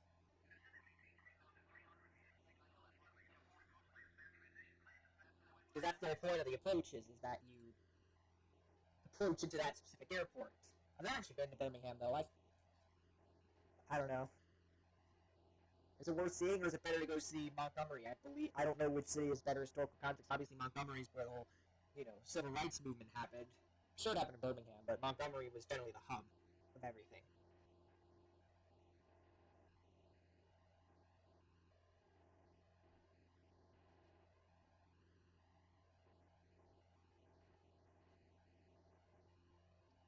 So I don't know when this entire movie or even this leg of cross-country flight's going to come out, but right now we are experiencing a very huge spike in coronavirus in the country.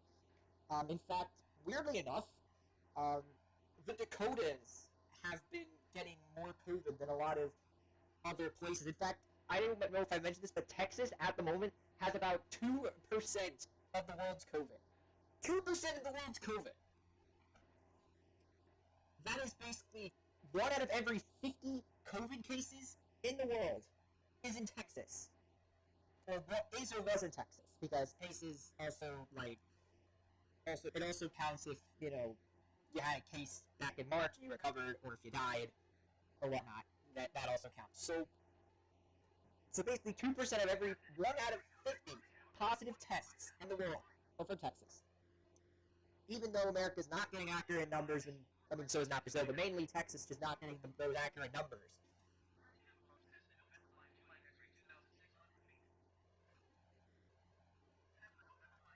So, like,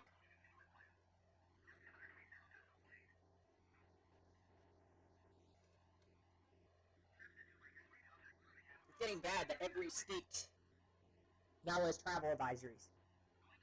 Like back over the summer, it was like maybe like 30 states that were on the Northeast travel advisory. So, they're all in Connecticut. And Connecticut, New York, New Jersey all have, they're all in this like big, they're all in this group of like, where basically they follow pretty much the same guidelines. New York does something, Connecticut does something, New Jersey does something. And it basically goes like that. And it's gotten to a point where basically anyone leaving this like association between like these three states, so you, unless you're traveling between like Connecticut, New York, New Jersey, like there's a travel advisory basically. It's terrible what's going on. And it's hypothetical. Different people are going to be traveling, even though you shouldn't be traveling. People are still going to travel. You can't stop people from traveling because people want/need to travel to see family because family may not be doing good.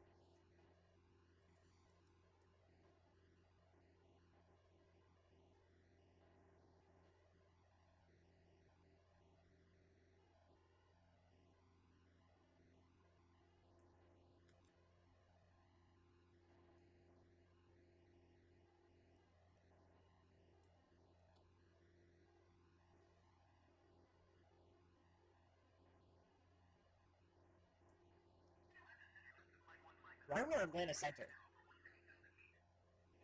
Birmingham told me to contact Atlanta Center. Of course.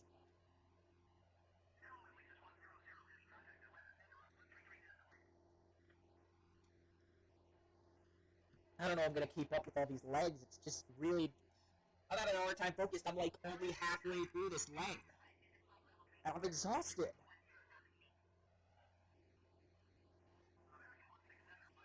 I don't know how I'm going to do this. But I will not give up. I will keep going.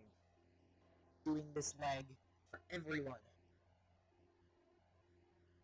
Despite how annoying and tedious it may be flying over, not knowing what half the shit you're flying over is, but just knowing that eventually you will get to your destination. And there is scientific evidence to prove that people remember the beginning and the end better, which is why I remember the beginning of my leg and the end of my legs best. I know, generally where we're going to be. So, for example, I know we're going to pass over 40, and we're going to pass pretty close to Memphis right before we get there. But I don't know, I don't remember half the shit in the middle, but I did remember that beginning shit, like, passing Talladega, passing all these rivers, Warm Springs, 85, not 75, though. I think we're going to cross 59, if I'm not mistaken. 59 is a pretty major route for Louisiana travelers coming up from the north. They all have to take 59.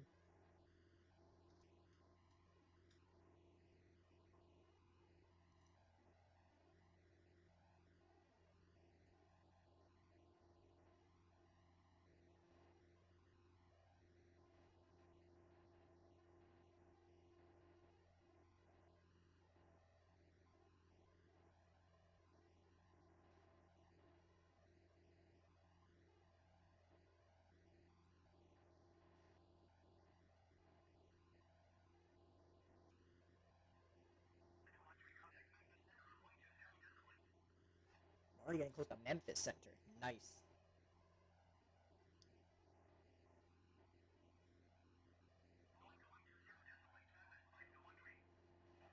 Oh, thankfully I'll have plenty of time to edit this. There's this American holiday called Thanksgiving. For those of you who don't live in America, that's coming up pretty soon. So I get off. So I get off for this holiday Wednesday, Thursday, Friday. I'm recording this the Sunday before, so I'll be able to. I'll have plenty of time to edit this. I shouldn't really have too much work to worry about tomorrow night anyway, so I'll have plenty of time tomorrow night to edit. I'm not gonna have tonight to edit because I'm gonna want to do some homework. I'm gonna want to relax, play some video games, and kind of just enjoy the last few hours of my weekend.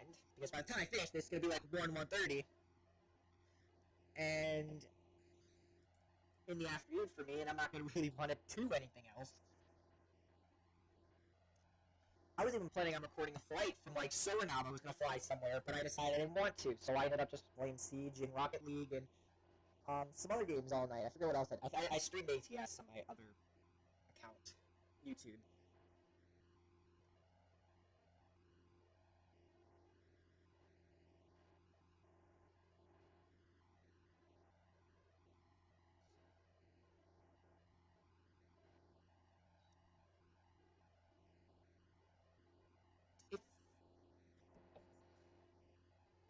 Day is it? I thought it was.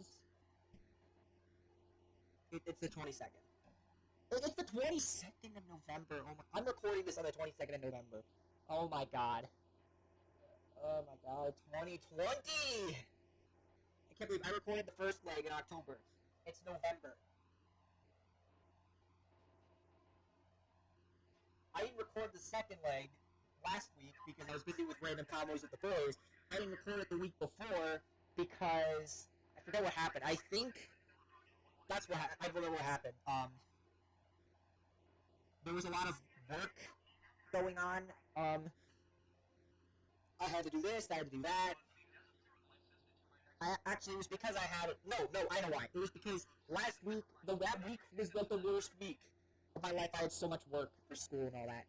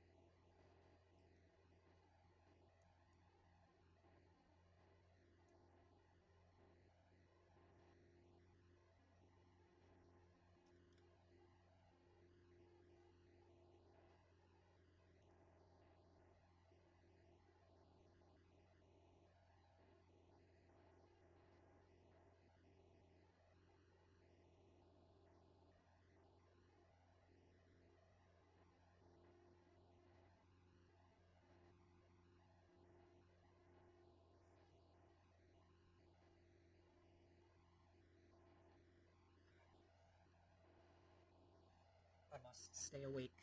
We must keep pushing forwards towards Brighton, Tennessee, as we just keep flying.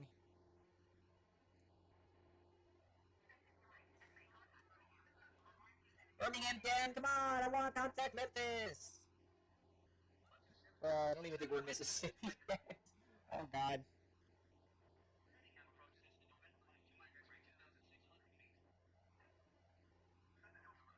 There's no real border besides like the Tennessee River, which we may have passed, we may not have passed.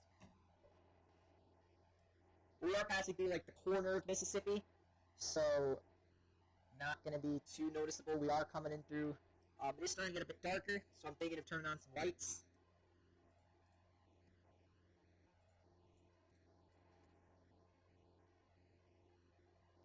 Just to be safe. I'm also thinking of turning on some of the lights in the plane. And actually,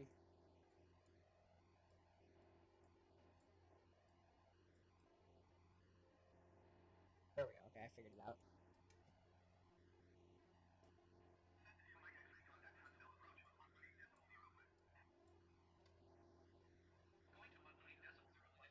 Huntsville we're on now. Okay, Huntsville is.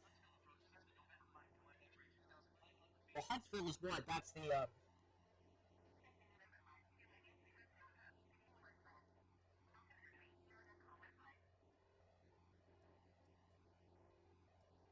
Huntsville's like the academy, not the academy.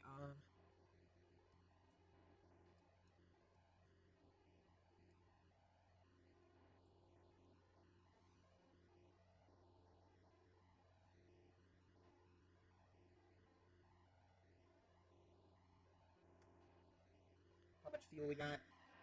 53%. Okay, we're doing that. We're doing bad. No, we're doing great.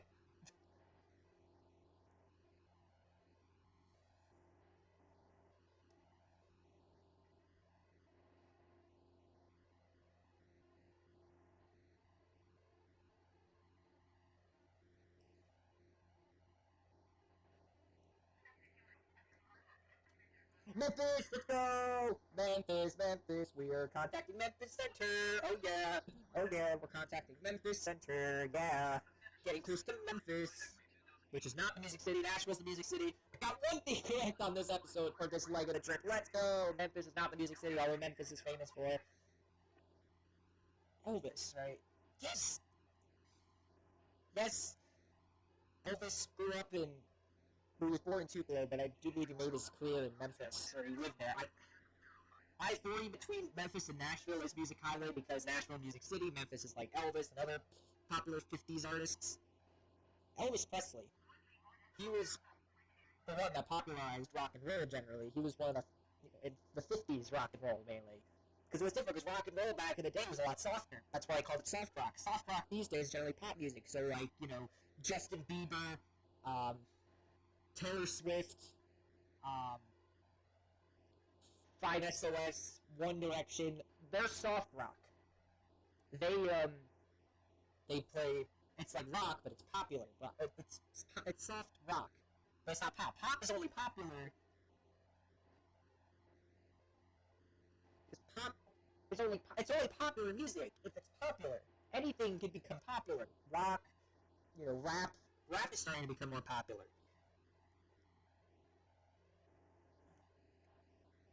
I press the D key.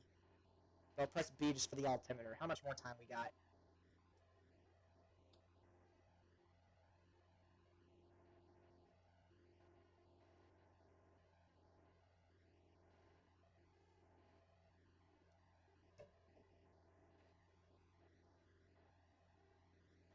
There's going to have to be this huge portion I'm going to have to cut out because I have to leave in between to do stuff.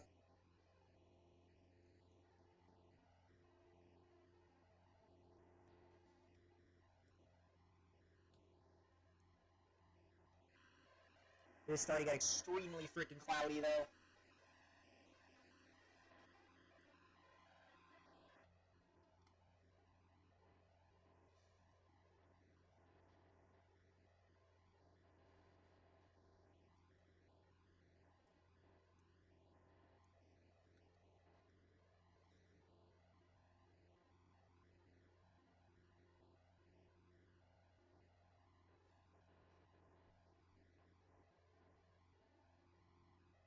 Hold on a second. We might actually...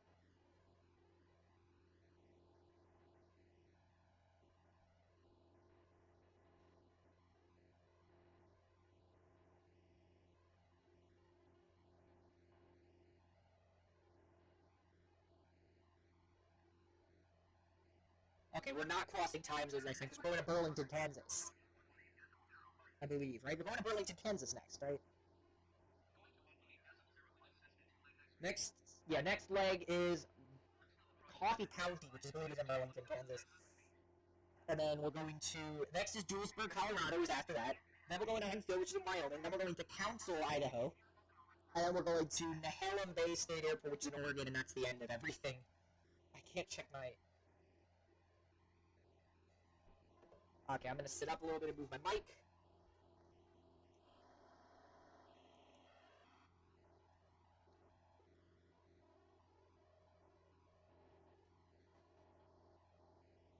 My glasses aren't tinted at all. I don't know what the problem is, why it's, like, darker. I don't know. I really don't know. We're just going to have to leave it alone for now, because we gotta push forward. We really have to push forward.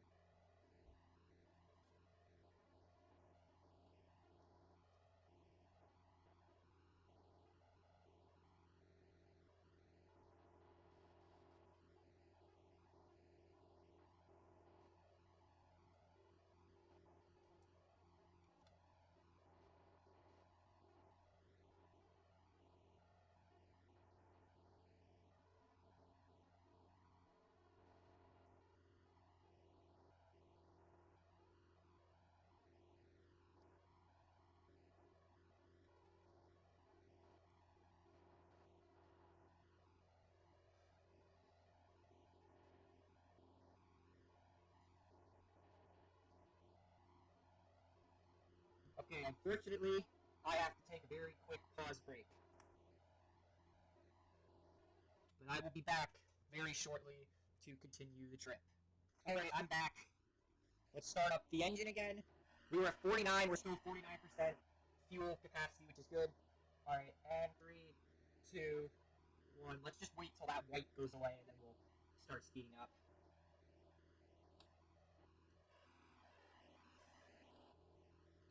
Okay. So, I had to go eat lunch, and it was a special lunch, so it wasn't like I could just, like, wait until later to eat it. I had to eat it then. Before we keep going, I do want to check a few, like, of the general settings. Oh, no, wait, they don't have the settings, that's right. I had to go eat lunch. It was a special lunch. I couldn't wait to eat it until, an hour later. It wasn't like I could just heat it up. I had to eat it then. It's fine. It was good. We're going to keep trekking on, though, because we got to keep going. And like I said, we're in Alabama. We've been in Alabama.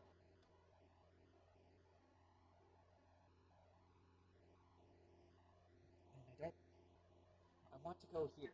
Yes. I don't want to look at that yet.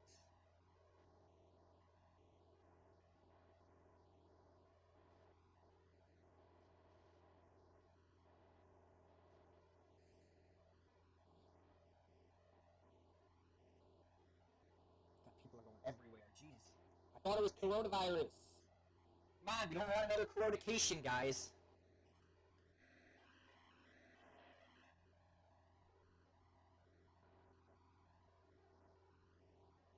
I mean, I barely went anywhere. I think I took, like...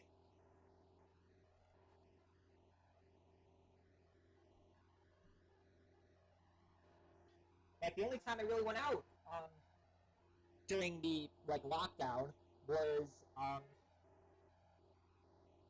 my mom needed to service her car in April, and then, like, right at the end of lockdown, it wasn't a lockdown, though, you could still, like, travel, but it was, like, really restricted. There was never really an exact lockdown.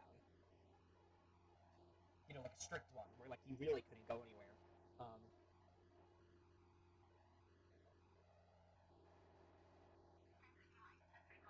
I went somewhere for the day. That was it. That was it. That was it. And you would not believe just how empty the roads were. That day was right at the end of the lockdown. No one was on the roads. It was, like, crazy.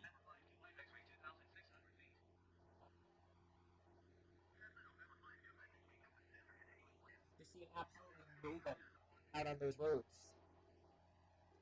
Alright, Russellville, I believe, was in Alabama, so I doubt we're crossed yet. Russellville is pretty close to the border, though. With Mississippi. Now, there's no really good songs about Mississippi. I mean, I could play some Elvis. Yeah, Russellville is pretty close. Muscle Shoals? Wait, Muscle Shoals is up here? I thought Muscle Shoals was by the coast. Alright, so we're passing over Russellville. We're about to cross into Mississippi. We're probably about... We're assuming about 24... Okay, so that's... that many miles. So about 25 miles to nautical miles. Converting right now. So we got about 21.4 nautical miles before we get to Mississippi. So we got about... Okay, so that's 114.1. That's 114.1. It was at 1.4. Okay, we'll just do 114.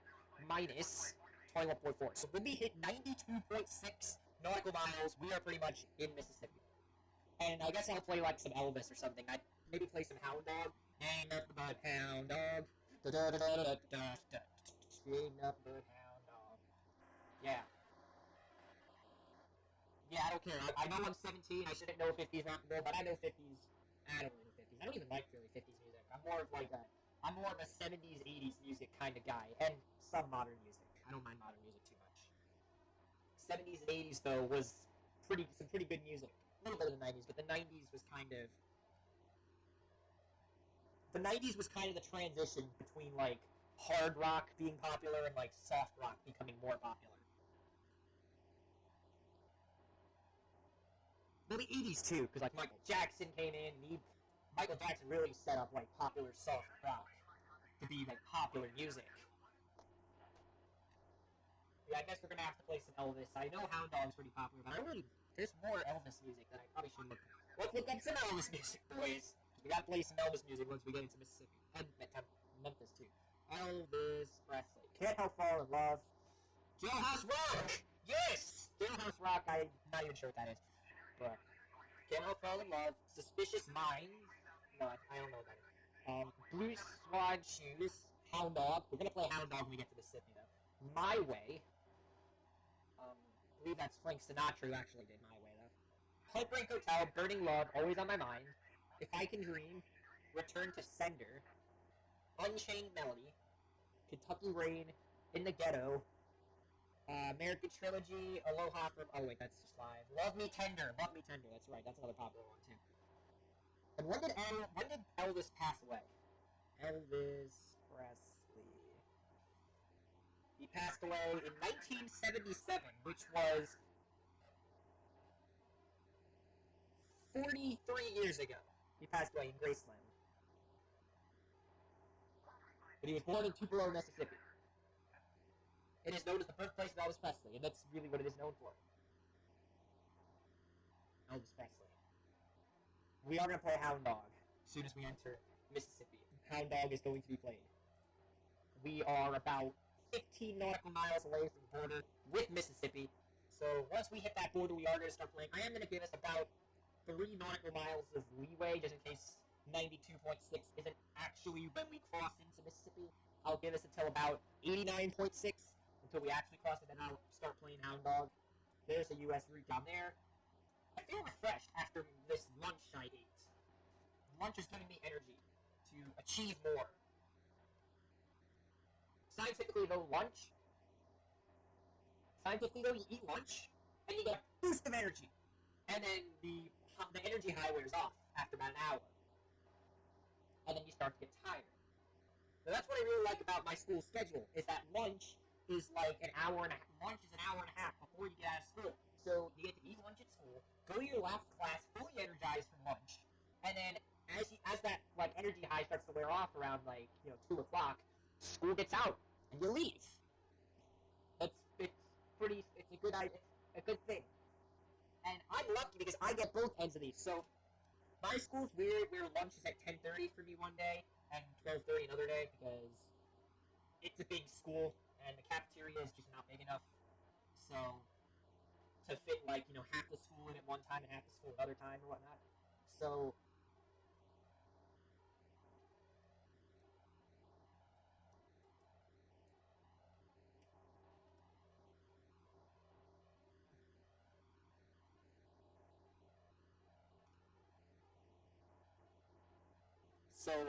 however, on that day, lunch at 10:30, I get out at 1 o'clock.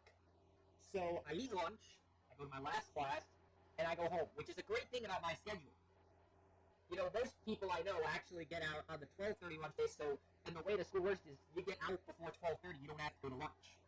So they just get to leave. They get to eat lunch at home, and then they get that energy high, and then they don't get to go to their last, and then they don't have a class. So it's kind of good that I have my lunch, that I have this, time off, because as my energy high is wearing off, I get to relax. I get to drive home, because now I get to drive home. I'm old enough to do that. I think I got lucky with the schedule gods. I think I was very lucky with the schedule gods. I'm going to repeat it again, because I think that even though it would have been better to get that extra time, I think it's better the way my schedule happened to work. It even works better when I'm at home, because I go home some days and I'm at school certain days. So I'll go to school, and then when I'm home, I'll eat lunch during my last class of the week. And then as soon as I finish that class, I can just nap or, relax, play some games to wake myself up. It works really well, and honestly, I can't complain about my schedule at all. I personally like my schedule. There's a lot of good things on my schedule. I'm going to look up what this is, even though I shouldn't be. I should be letting Post is going to let me know, but I'm going to try to figure out before. I'm going to try to beat you. I'm going to try to beat you. And this is the Cedar Creek Reservoir. Alright, did you get that quick enough? Come on, you got that quick enough, right? Alright, I gotta prepare Hound Dog to play. I gotta read all the YouTube comments. You ain't nothing but a hound dog if you think Elvis is old. Get it? Because you're old then? If you think he's hound dog, because if you think Elvis is old, then you're probably young. Because the younger people are like, Elvis music is too old.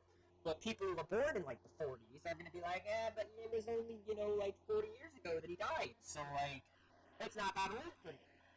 Because I've been alive since Elvis's death. It's like, well, yeah. I don't know who's going to go down as, like, the Elvis Presley of, like, the 10s and the 20s.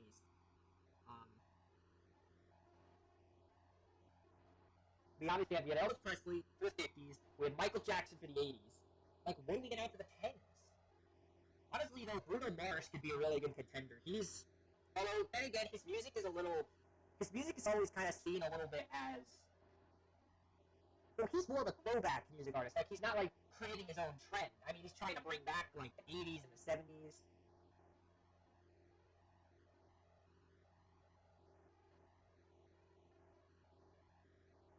Like, he's not really painting his own path. Now, if we're thinking like the 90s, you could maybe think of like the Backstreet Boys, because even though the Backstreet Boys are like that annoying boy band for some people, so that's how some people might perceive them, they created their like own style of like a boy. I mean, Backstreet, I believe, came before NSYNC. So like Backstreet and NSYNC, they were like, there was like a group of 5 boys, and all in harmony. And honestly, they were probably the inspiration for One Direction, which I would not consider to be like a big trend either, because they're just following like that boy band trend. Like generally, Backstreet Boys was one of the first like very popular like boy bands. There were obviously ones before, but it was one of the first like mainstream ones. It was and all that, and that's why they were so popular. But is there really like an artist that's like going above and beyond and making their own style? I mean, Imagine Dragons aren't really that popular, but they have like kind of their own like cool style of music. So it's like they could be considered that kind of genre because they don't follow trends. I mean, obviously they soft rock, alternative, whatever, but they seem to have their own style. They don't try to like copy other styles. I mean, also, would Taylor Swift be considered? I'm not sure, because she also follows a lot of trends, and she's also kind of she's kind of an empowerment figure too for women. So I don't know. I think at this point it's not about like who, it's about what impact the artist has on like the public. I think that's mainly what's the point. Alright, so we're pretty much in Mississippi at this point. Now, Mississippi, not very well known for a lot of things. It's obviously known as being, like, the worst. Like, it's rated worse than, like, so much, like, education, like, crime. Crime's in Louisiana territory, but just Mississippi is the backward state in some people's minds. But one thing that was very popular about Mississippi was it was the birthplace of Elvis Presley. So, in celebration, we're going to play Hound Dog, because why not?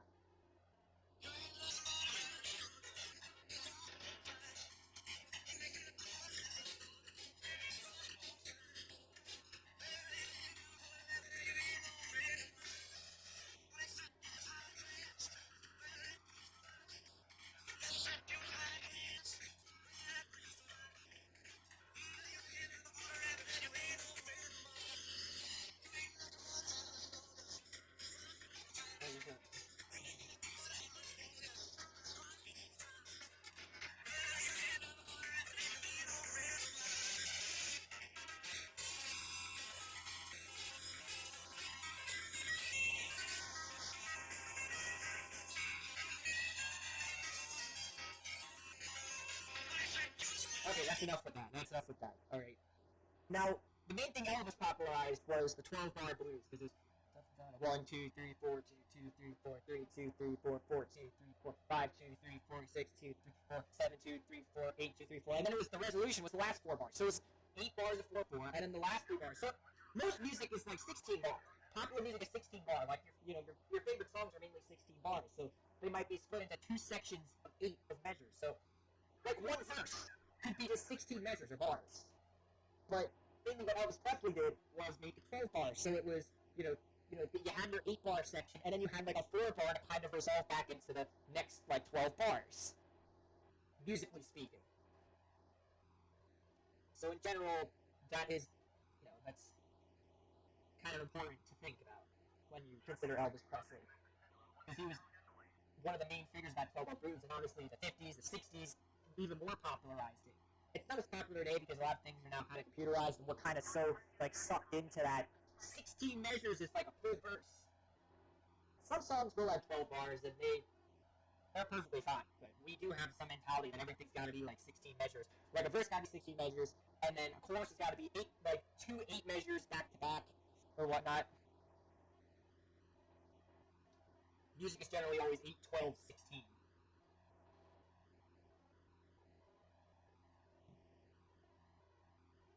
Oh my god, it's really like awful and cloudy right now.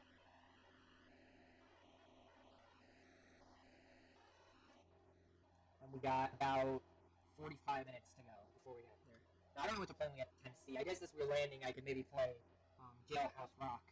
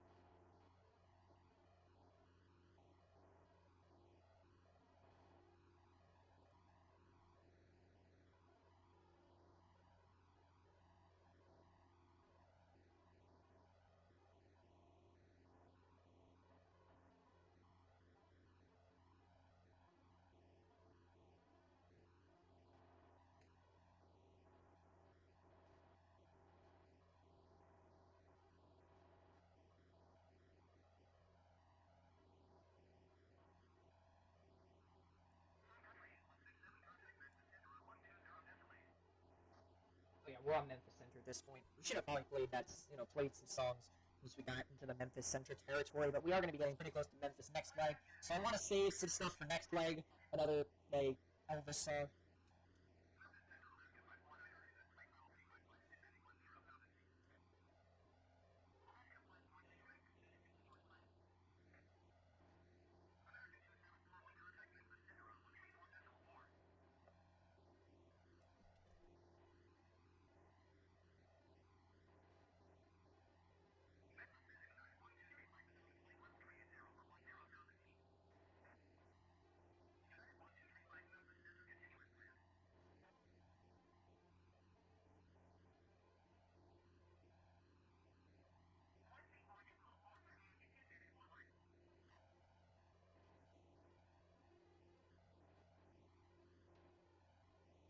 I hope we have enough fuel. Okay, 37%. That should be enough to get there.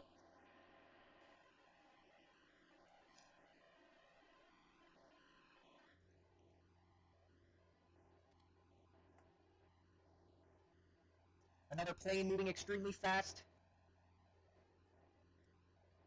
We can't see it from here.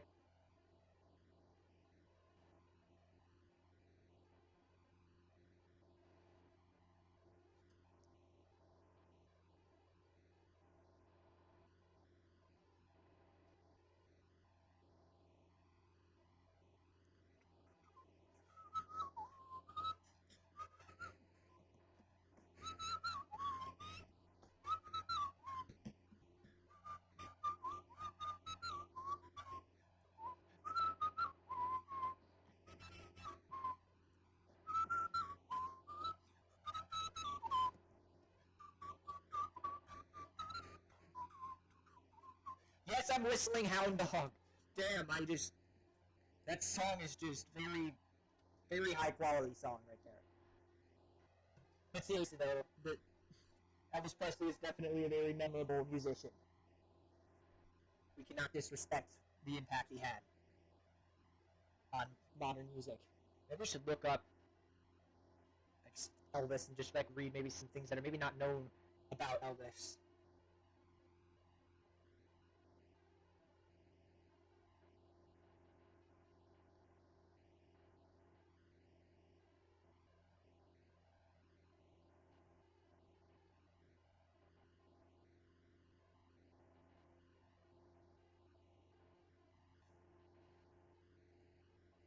Presley expressed respect for African American performers and their music. Okay, I was wondering if he was gonna somehow be like a racist or something, but okay, let's see. What else? Let's not assume he isn't right away. Let's just see, because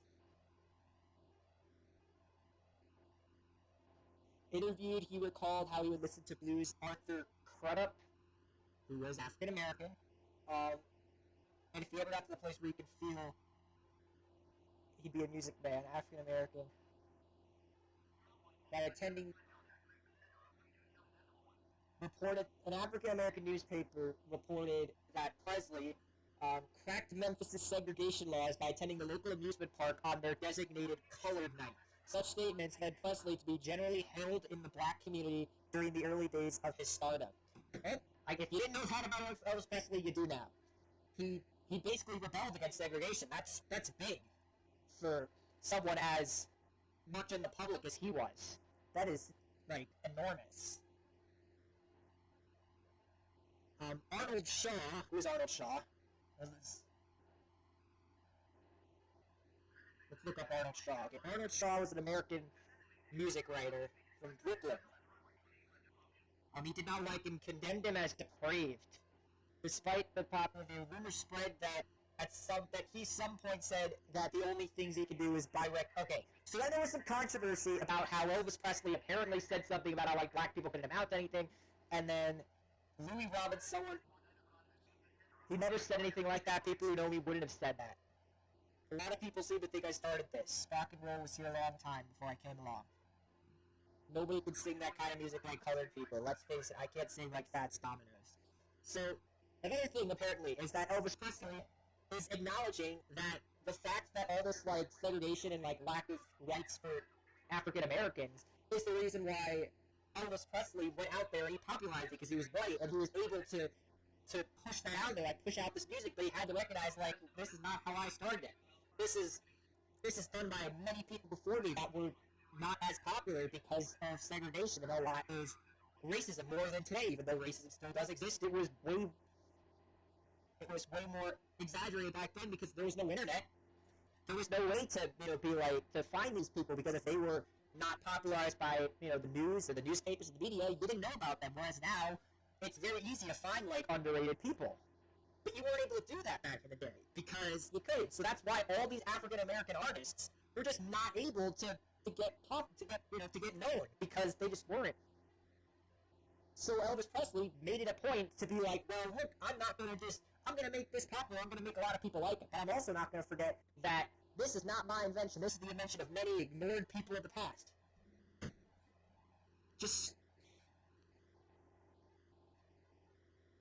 Oh god, in the next section on Wikipedia is the sex symbol, which literally the first sentence is, Presley's physical attractiveness and sexual appeal were widely acknowledged. So basically, he was a sex icon. Let's just... of course. And he had several horses at Graceland.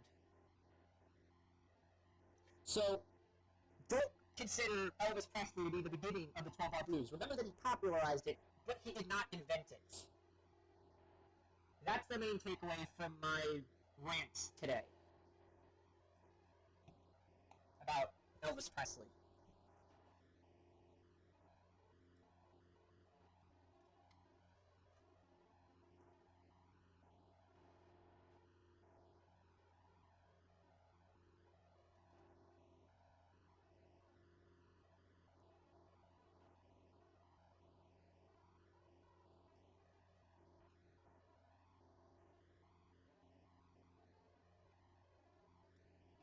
Post-production, if you cut any of that shit out that I said about Elvis Presley, I'm going to strangle you.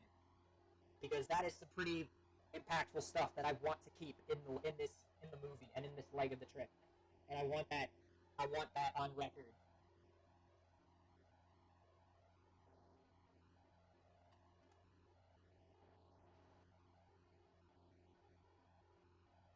Maybe I shouldn't play Elvis Presley. Maybe I should play maybe something that inspired him. So who's the guy that was it? No, it wasn't him. It was I gotta look up what his name was because maybe we should go listen to some of his music.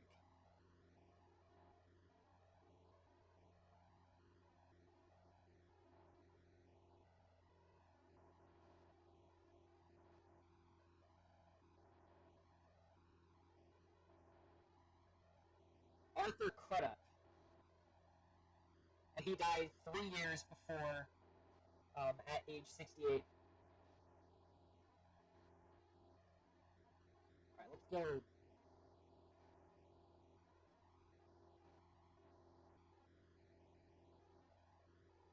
Generally, I've never been a big fan of blues music, but I do think it is a very important part of American musical history, so I do want to acknowledge it. Let's just pop up one of the first songs that pops up. Let's do That's Alright.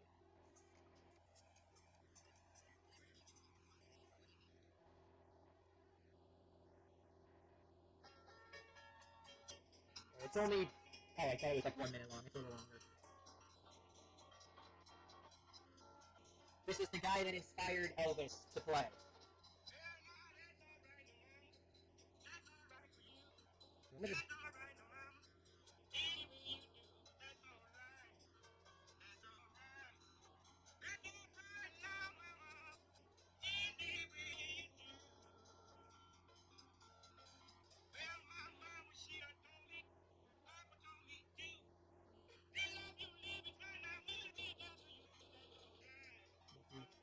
Two, two, three, four, three, two, three, four, four, two, three, four, five, two, three, four.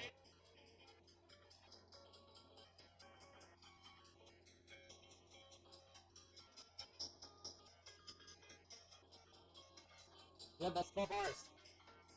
For record, that song was written in 1946. Just for record, that was written in 1946. Arthur Crudup. That's Alright Mama is the song name, in fact. And that is who inspired Elvis Presley. He was an artist that he used to listen to back when he was a kid. So I thought it'd be important to play a little bit of his music. Like I said, I've never been a big fan of the blues, but I do feel it is important to recognize it as a big step in American history and musical history, and that just cannot be ignored.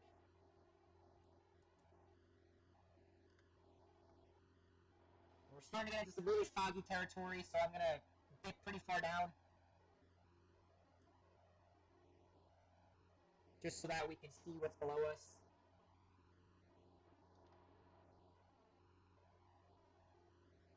As we head into this really dense fog.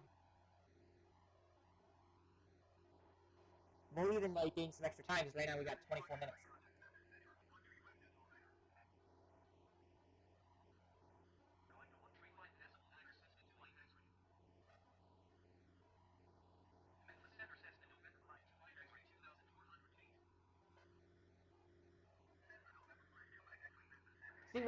See, in school, you never really learn about Elvis Presley really in history. I mean, you could take modern America courses, which will enlighten you on certain things, but you never really learn deep down about who some of these people were in musical history. Unless you take music history and you learn about these artists, these composers or whatnot, and what kind of impact they had. You never really learn about impact in school. You always just learn okay, so Elvis Presley was popular, he wrote these songs. Yeah, now learn every single word of it because there's going to be a test on these lyrics so you can determine which Presley song is which. You don't learn okay, well, Elvis Presley is, he broke a lot of those norms and all that. And how the impact he even had on the civil rights movement. You don't really learn that. I mean, I probably did learn it at some point, but you forget it because you don't think it's important. But especially with all the racial tensions going on today, which are probably just as bad as it was back in the 50s. It's well, we should probably, figure it out. Just recognize, like, look, like.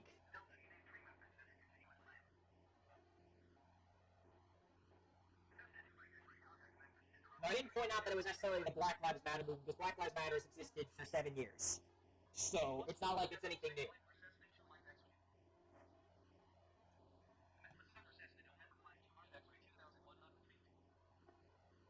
But more of the story, it's important to recognize history.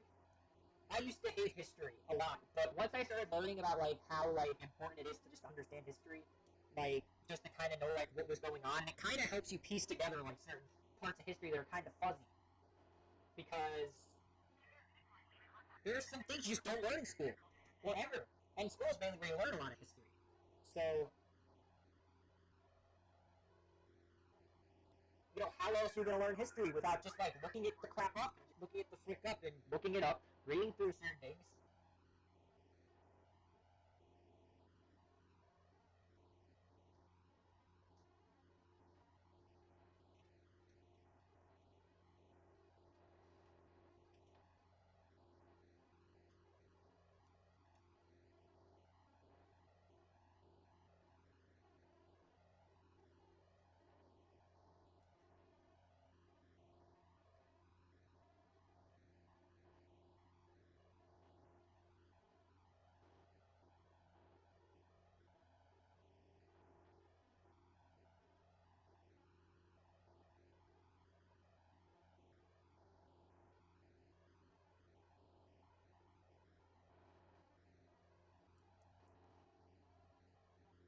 So almost in Tennessee, we pretty much are in Tennessee at this point.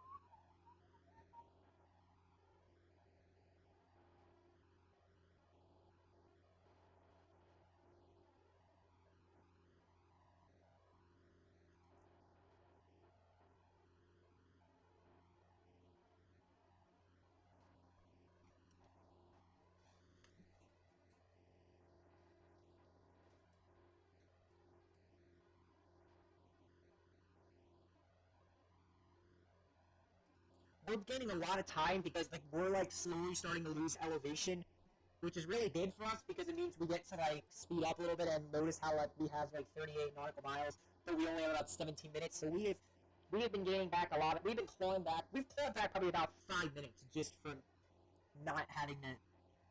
Like we're still like descending. Like we descended from all the way up there, and because of the fog, I wanted to descend a little bit more. Because see, I'm gonna start leveling this out there because we're getting close to the point where we need to like stay level and not like descend anymore. We're at like 1,400 feet. What's going on? We're in Memphis, right? We've been on Memphis. We were at Birmingham before. We went to Huntsville and then we went to Memphis.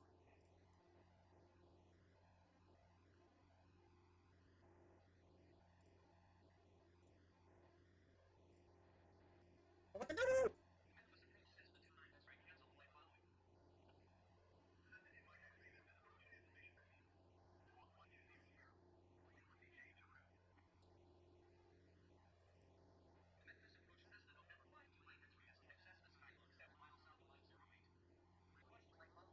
There we go.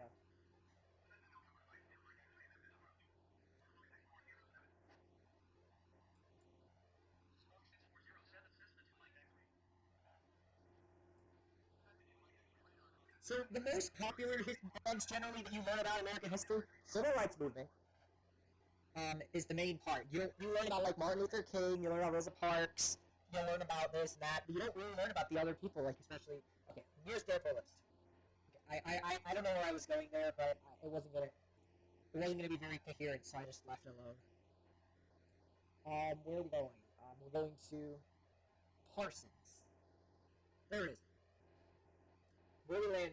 Runway 20, right? Runway 20, I believe.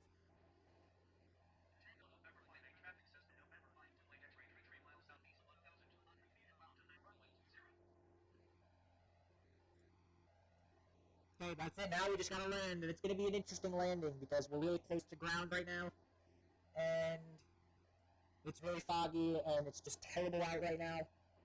So I'm not really looking too forward to this landing. We got about 15 minutes to go before we arrive.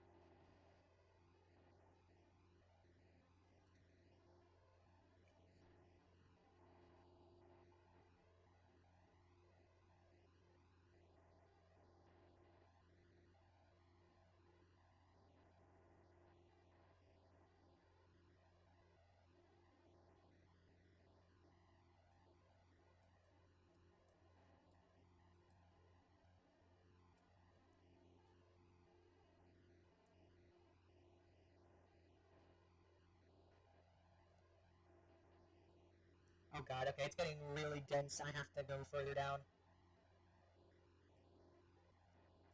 We're gonna gain a lot of time, though.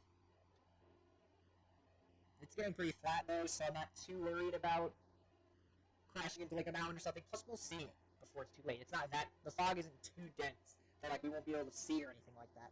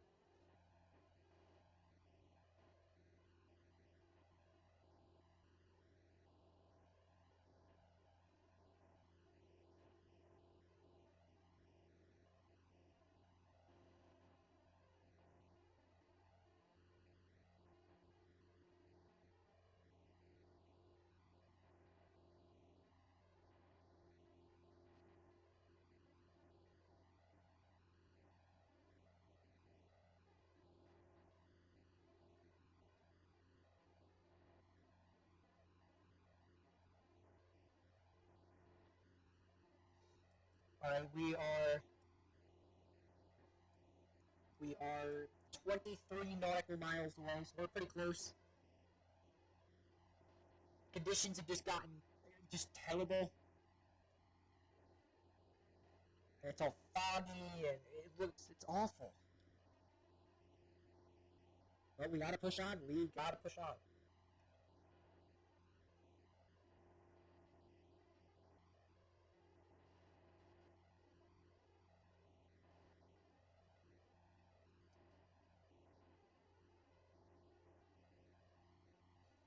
I gotta drop further down.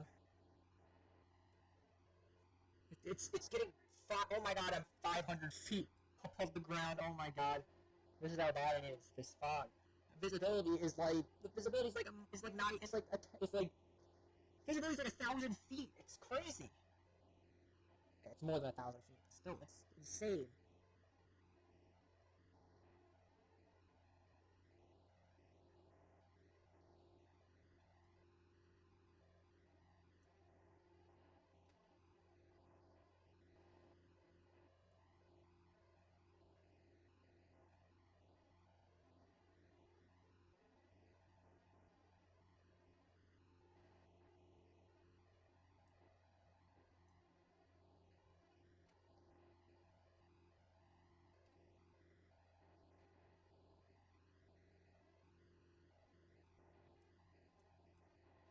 I think this is like that last town. This is Interstate 40. Holy crap, this is Interstate 40, guys. Let's go. Interstate 40.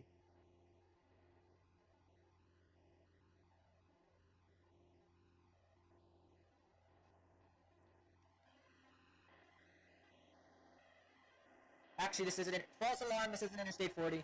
This is not Interstate 40, guys. False alarm, false alarm.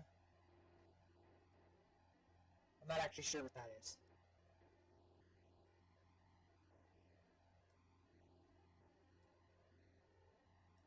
I'm sure it's coming up soon, though. Yeah, let's be the co-pilot for a little bit. There's no co-pilot, though. I'm the only one flying this thing.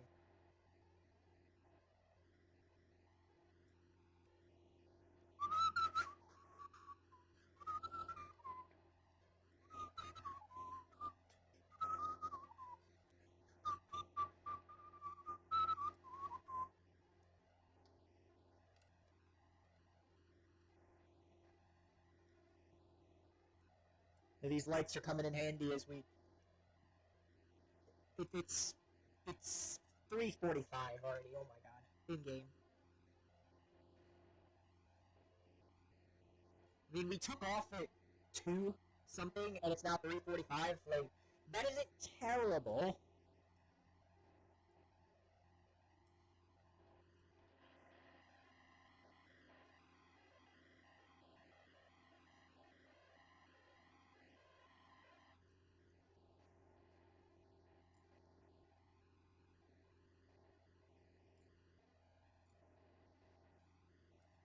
Okay, 14 nautical miles. I don't see it yet, but as soon as we see it, I have to start slowing it down.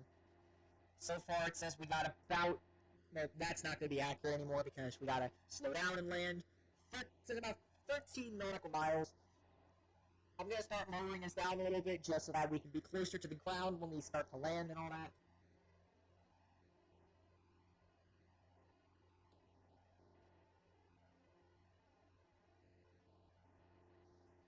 Hopefully when I record some point this week or next week, when I record next week, it's not going to be this week. Next week, hopefully, it's not this terrible.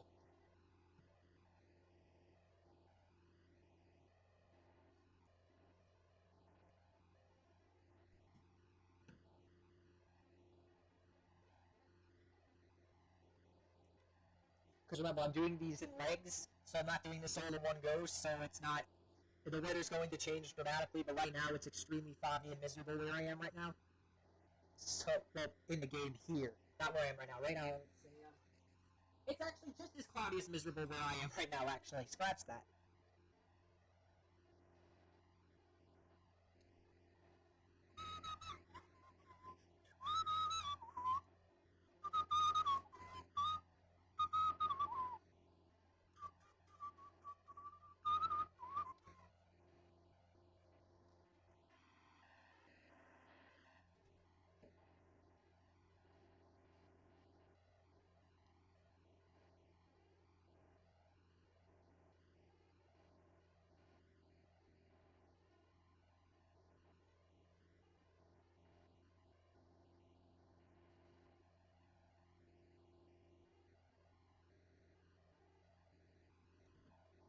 Is this Interstate 40 finally? I think so. Unless this is US 51, but I doubt it. I don't see accurate intersections. I think this might be Interstate 40. Yeah, this has got to be Interstate 40. Let's go.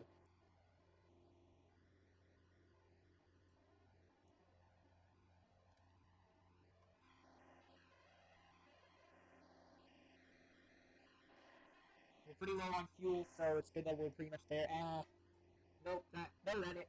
Yeah, because that goes over. This must be 40. What time is it right now? 3:50. Crossing over Interstate 40.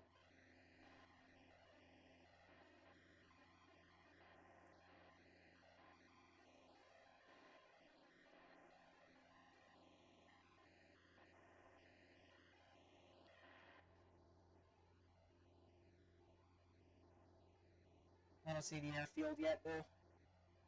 We're directly on the line, meaning the airport should be over there, and I'm going to start... Which direction are we facing? Meaning the airfield... The runway's going to be pointing this way, so I need to go this way. Oh, I see it. And we have to start heading this way.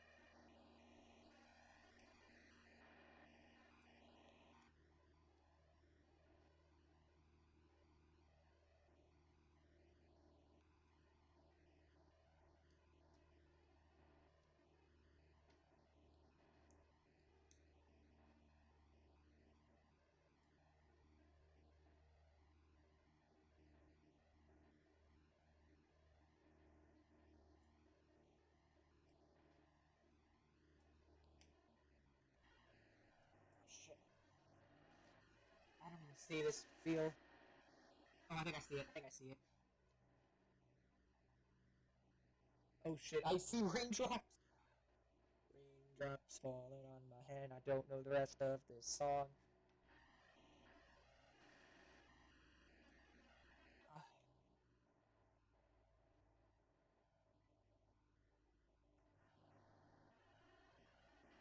I don't.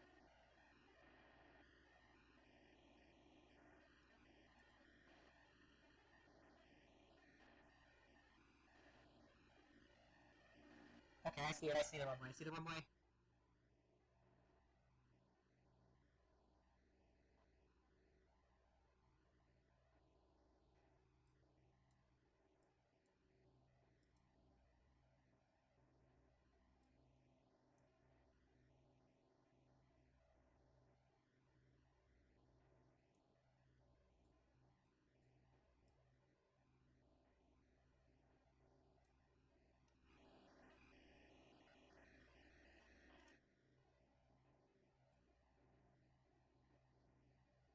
Okay, how far should I go?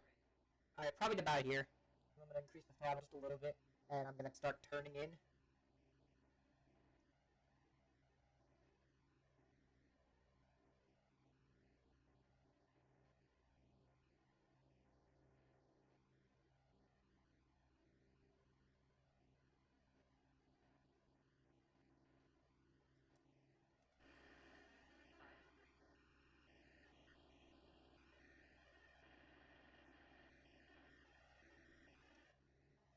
I don't.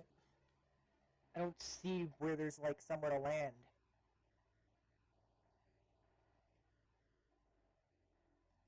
It says the runway is. Oh, okay, I see. I see it. I see it. I see it. I see it. Okay, start heading down.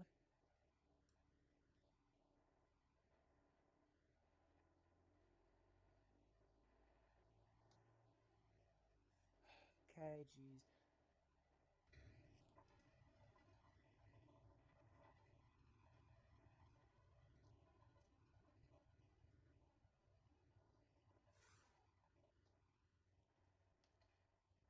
Alright, we did it. Uh,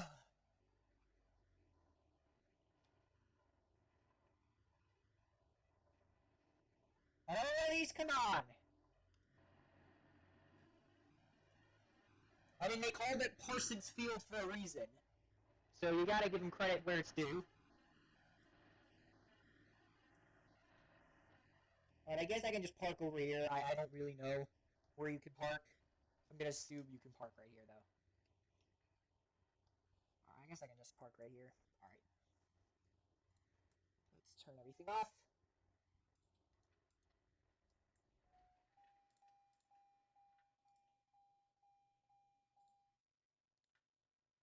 Okay. And we could probably turn off the lights, too. We don't really need them. Alright, so, I mean... Oh, wait, shit. Oh my god, I need to turn both off. Right, the avionics are still on, I can put that up. Okay, so we're here. We're in a very rainy Tennessee.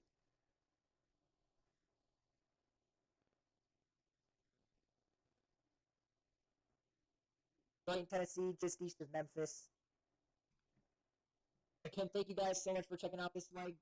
If you're watching this leg separate, this leg will be ending soon. But if for those of you who are actually watching the full movie, the next leg will begin right now. Alright everybody, what's going on? It's Finn Rummy Flights here, back with leg 3 of our cross-country flight from Cumberland Island, Georgia to Nehalem Bay Airport in Oregon. And we are here at Brighton, Tennessee, this isn't even an airport. This is Parsons Field, which is, the name suggests, is just a field just east of Memphis. We're not even going to be passing Memphis because our flight path doesn't take us this way.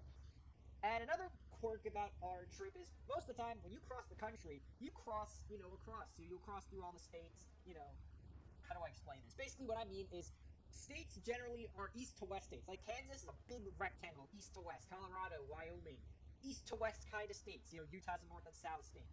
With our trip takes us from the southern U.S. to the northern U.S. on the northern U.S. on the west coast to from the southern portion of the east coast. Meaning we are skimping past a lot of states. Like we crossed through like the Midwestern, I don't even know what I'm talking, through the northeastern corner of Mississippi. We're crossing through a tiny bit of Tennessee. We're literally going to be crossing a corner of Arkansas and a corner of Missouri, and then we're going to be crisscrossing Kansas. But first, before we even get to Kansas, and plus we're landing in Kansas, we're flying to Kansas today. I can't believe we're flying to Kansas. Like, oh my god. We need to actually get out of Tennessee and Arkansas and Missouri, and then we will be in Kansas. Um, I did write a list. We crossed the Mississippi River in the beginning, then we're crossing in through Jonesboro, then we're going to get to Missouri, then Kansas, and I'm not really going to be able to point out the Missouri and Kansas state line, so you guys are just going to have to trust post-production FinRummy Flight, who's going to be editing this video for like a week and a half or 2 weeks even, after this is getting released. Although, FinRummy Flights, aka me, we'll be getting 3 days off next week for Christmas and Christmas Eve and other holidays, so we'll have time to edit this. But without further ado, let's get this in the air. As you may notice, the sky looks a bit different. That is because it is not 4 in the afternoon anymore. It is now 8:55 in the morning, because if I were to continue the flight in the morning, we would have had to deal with sunsets and dark flying. I didn't want to fly at night. So without further ado, I'm not wasting any more time. Let's get in the air.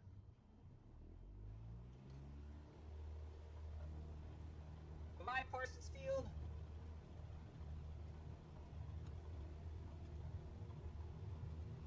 This random ass field in the middle of nowhere. We're taking off. We're actually landing at a regional airport. We're landing at Coffee County Airport in Burlington, Kansas. And unfortunately, I am recording this at 9:30 at night, so I'm not going to be able to see the scenery super well, because my screen is entirely orange. And has to remain that way for, and of course, something just finished uploading. I had to upload the USA update, and I forgot to wait until everything was updated, so I'm guessing it just loaded in another airport. Because the USA update came with, like, several new airports and all that, so... Alright, but we're in the air. If you remember, we landed in Tennessee last time. It was freaking pouring. It wasn't pouring, but there was a lot of rain.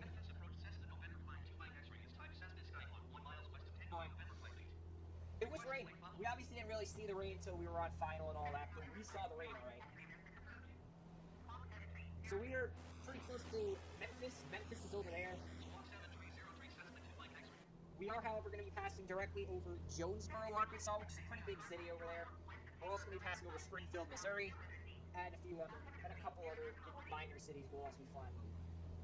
But let's get to the Mississippi River, which, if you can't tell, is just over there. As soon as we cross the Mississippi River, we are in Arkansas. Funnily enough, which is going to be cool. Before I talk about that, I gotta point out, I just saw 2 vehicles moving in the same direction. What the? Those are 2 roads, but they're driving. Look, that car is on the right side. Those 2 cars are on the left side. What the?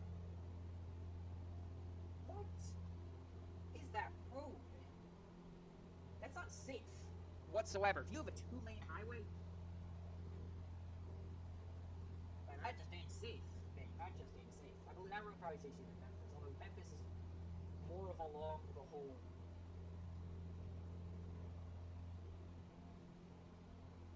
More along the Mississippi too. It is. So I'm gonna look at when we cross the Mississippi, which is just up there. I'll probably be able to clearly see, like, boy, where, Memphis really is. Memphis should be, west of us. And I thought we were gonna have trouble, but definitely the only thing that's bothering me about this flight, you're not gonna be able to see it, because I'm the only one that can see the orange coloring. You guys can't see it because it doesn't record that way, and of course I have the wrong altimeter. It's orange because it's late at night. My screen is orange because it's late at night, and I want to make sure that after I record for 3 hours straight, that I can just, zone out and go to bed without having to reset my circadian rhythm for an extra 2 hours, because then it's going to be 2:30 in the morning, and I need to get up at 6:10 for school. Now, why am I recording this on Sunday night? Well, I wanted to record this morning, but I realized I had other things to do, and then by the time I got this game running, it was like 4:30. I didn't know when I was eating dinner. I just want to get some homework done. I got homework done, and it's 9:30. So, pretty much not the most productive of days. I mean, I got a lot done. I did another Rocket League tourney, but Otherwise, pretty unproductive day. And it's weird seeing that in game right now. It is 9 o'clock on the dot.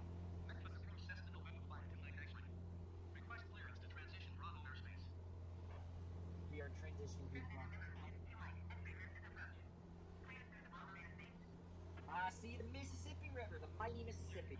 There's a lot of history about this. Post-production is going to probably spend a lot of time on the Mississippi River, or however long he wants to spend. Because Mississippi River's got so much history. Field of Dreams. That was a movie, right? That was a movie, right? I'll look it up. I know post-production is going to beat me to it, but because he's got a week ahead of me, but I'll look it up. Field of Dreams, I thought that was a movie. Yeah, PG movie, 1989.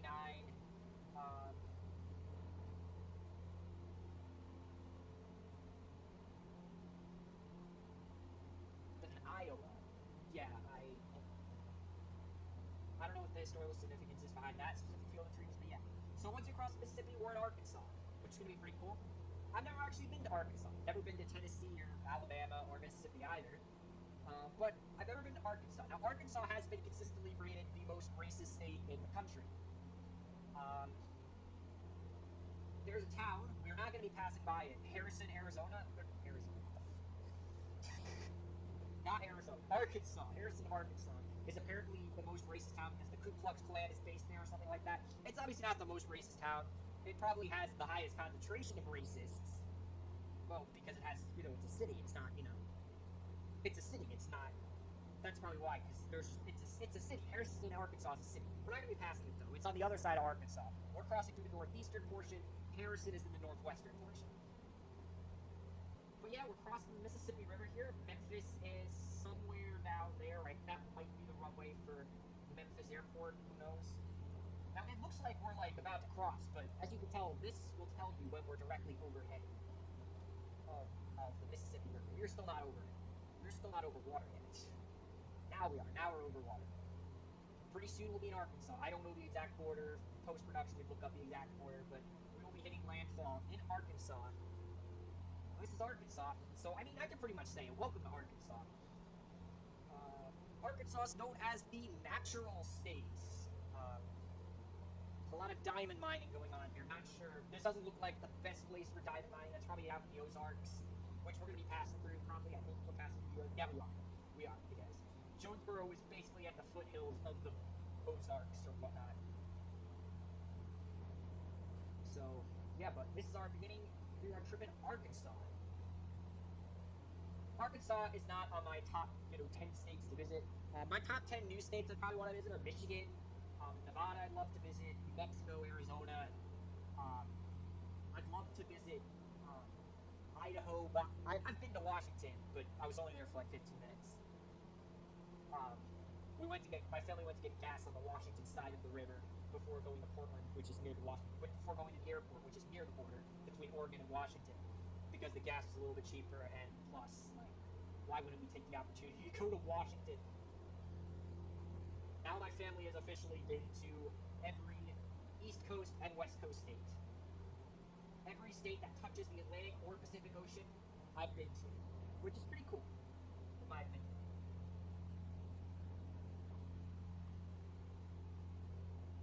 But yeah, this part of Arkansas is all kind of swampy and all that, mainly because it's near the Mississippi River, and that's generally just the landscape. It's not as swampy as back there, but there's a lot of farms. Basically, we're starting to get into that portion where we're not really, where the landscape is going to change a lot, because we're going to be going from this, then we're going to encounter some, some minor mountains. Obviously, the Ozarks aren't the most impressive mountain range, but they're a pretty decent mountain range.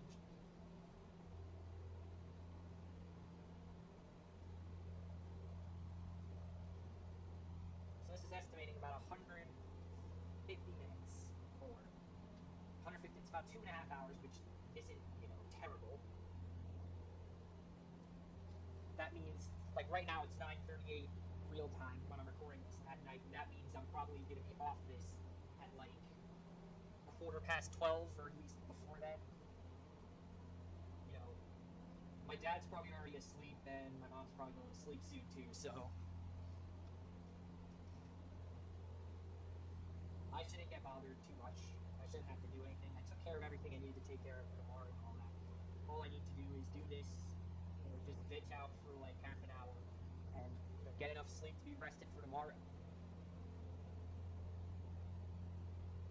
I don't really have too many, difficult classes tomorrow, so I'm not super worried about getting enough sleep. It's not like I have like a major exam that's like worth 50% of my grade or anything like that.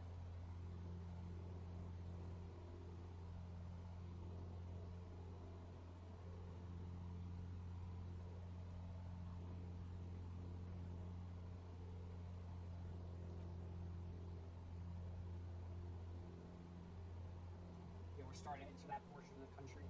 I can't believe when I first recorded this Halloween afternoon, I never thought we would ever get to this point where we're just flying through all this stuff. I thought I was going to give up on the Georgia leg, but I did not give up on that Georgia leg. We're keeping on it. We're pushing through. We're going to get there. And what the hell is that? A football field or some sort? That's legit a football field. The Colts. But that says the Colts.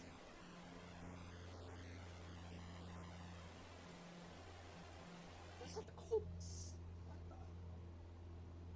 What kind of football team is the Colts? Oh, yeah, I thought that was Indiana.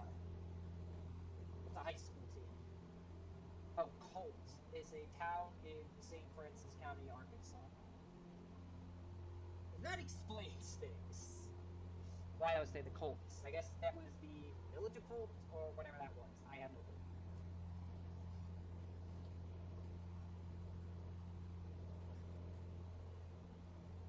I'm going to be cutting out a lot of this, by the way, so I'm not too worried, especially like this part. A lot of this is going to be cut and it's kind of just, not all, it's just all plains and grass and farms and all that stuff. All the really interesting is going to be happening until we get to the mountain ranges and Jonesboro and all that stuff. And Jonesboro isn't until after we pass, Barton Point 55, I think that was 55.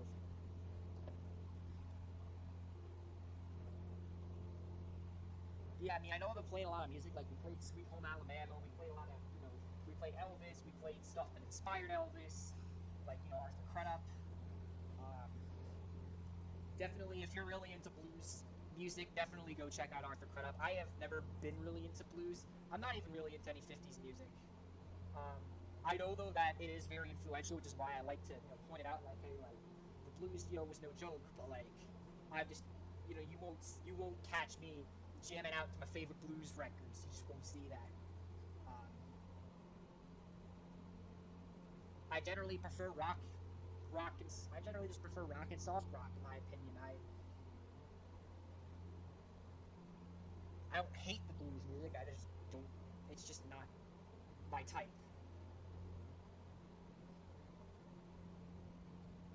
And I swear to God, this damn scenery has not changed. Of course it hasn't changed. I've only been in Arkansas for like 10 minutes. Of course the scenery hasn't changed. It's just a very stark contrast between Arkansas on this side of the river and Tennessee. Tennessee didn't look like this. It looked completely different. It was like a stark difference. Oh, and by the way, I forgot to mention, we're in Arkansas. We're west of the Mississippi River, meaning west of the Mississippi River, which is where the western half of the population lives. Call signs for radio stations begin with a K, not a W. So in the east of the Mississippi, radio stations are like W. So like, WHUF, WDA, whatever. But on the west coast, or the west of the Mississippi River, which is where we are now, we're west of the Mississippi. And don't get me wrong, don't think like, oh yeah, we're halfway down, we're west of the Nope. We are nowhere near halfway done yet. We still have to cross Arkansas, Missouri. We still have to cross Kansas and Colorado, which are two freaking massive states. And then we have to cross Wyoming, which is also massive. And then we have to go into Idaho, and into Oregon, which Oregon, no small state either. It's pretty big. It's bigger than, like, half the states east of the Mississippi River, I feel like. It is a big state. Not as big as California, but it is a big state.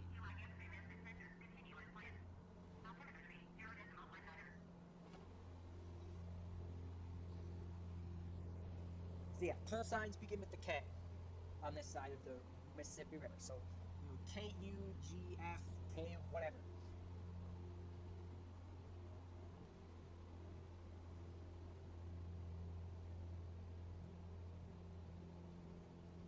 So we just passed by this random. I didn't even notice that. There's like trees, but it doesn't seem like we're like there's these random patches of trees, and then it's just all farmland. Currently, there's a strike in for farmers in India, and they're basically being they're having a hard time growing crops or something. It's a terrible story. Post production can tell you that.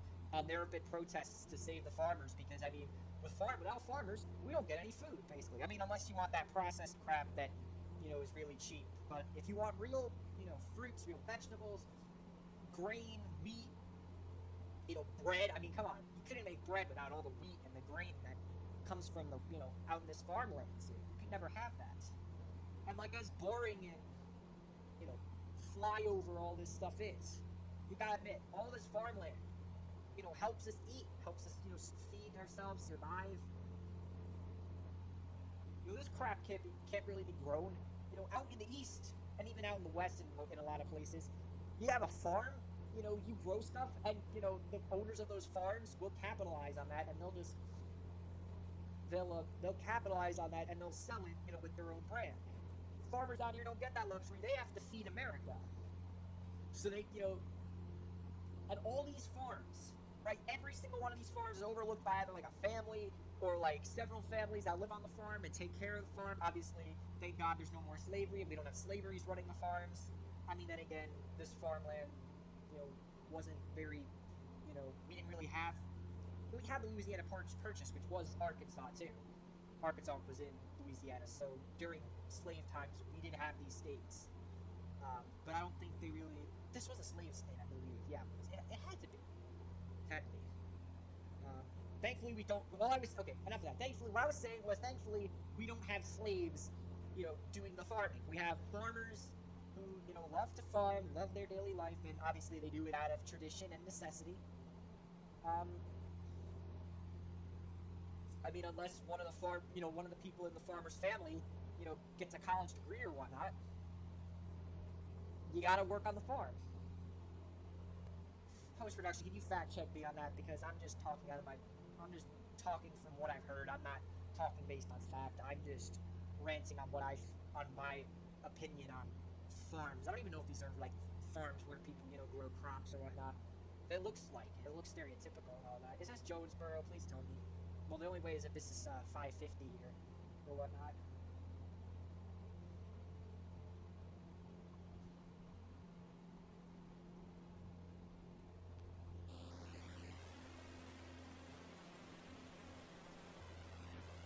If I'm not mistaken, Jonesboro is early on here. Or an early on city that we're passing, and I think this is kind of the trajectory we pass over Jonesboro to.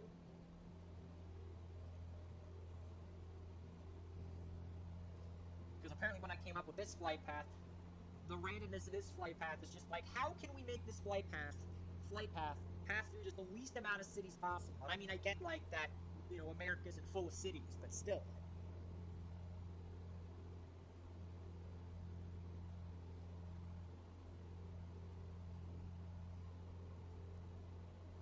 But some appreciation does have to go to farmers, because I mean, if it is true that farmers are literally only farming because their parents, their grandparents, and their great-grandparents always farmed and took care of the food for America, downright respect. Like, they have no movement in life. This is their only calling. To farm. Like, but farming, as most other, hard-working jobs in the U.S., are the most important. And unfortunately, like, the most important jobs are also the least paying and the most stressful. And the least rewarding, besides the fact that they help everyone in the country out, which is, rewarding if you're that kind of person who, gets easily rewarded.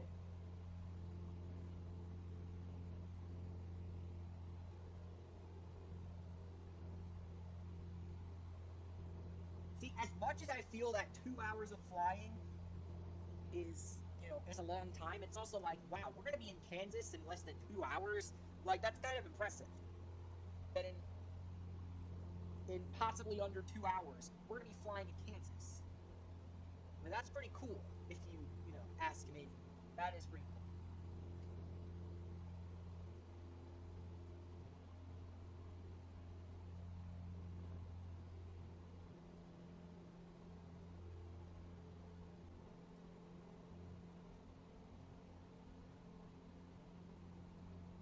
that RSCO airport? Is that even possible? I thought most airports begin with a K in the U.S. Not like how the call letters for radio stations begin with the K west of the Mississippi. I mean, like, airports, they're always KJFK, or KSFO, or KLAX, or KJAX, or KPDX? Why do so many airports in the U.S. have an X? Like, it's just because they can't come up with another letter. They just put X if they can't find a letter. Well, besides Jacksonville, because Jax is like how they abbreviate, because it's like Jax in Ville. So they just abbreviate it as Jax. So that's generally the only reason. That's the only good use of the letter X in a call sign. Like PDX Portland, like why is it PDX? Why not, PTD, or maybe that's already used. I don't know. I'm guessing it's because other airports, older airports use those letters, PTD or POR. Well, Portland, Maine is PDM, isn't it? So, what's the N for? Maine? Or is it like PWD or something like that? I don't even know. Isn't it, what is it? Portland Jetport, isn't it? Why do they got called Jetport? Portland International Jetport. PWM. Why is it PWM? It's not PME. It's not PDM. PDM. What's KPDM Airport is? Okay, KPDM Airport is Portsmouth in New Hampshire is PS. Oh, that's PSF. What about like POR? There's a city called Kapor, like KPOR in Nigeria. There is literally a city in Italian Nigeria called Kapor. Well, I don't know how the K is. It's probably Kapor. I don't ask me how things are pronounced in. Well, wait. Well, then again, Nigeria does have an official English, speaking population because imperialism, of course. Imperialism is generally why so many countries, Botswana, Nigeria, Ghana speaks English too, I think.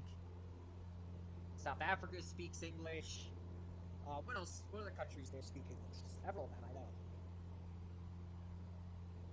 Like, you go to Ghana, the sign, the road signs on the other side, they're all in English. If you speak English, you go to Ghana, you're going to understand everything there. Obviously, you might get culture shock because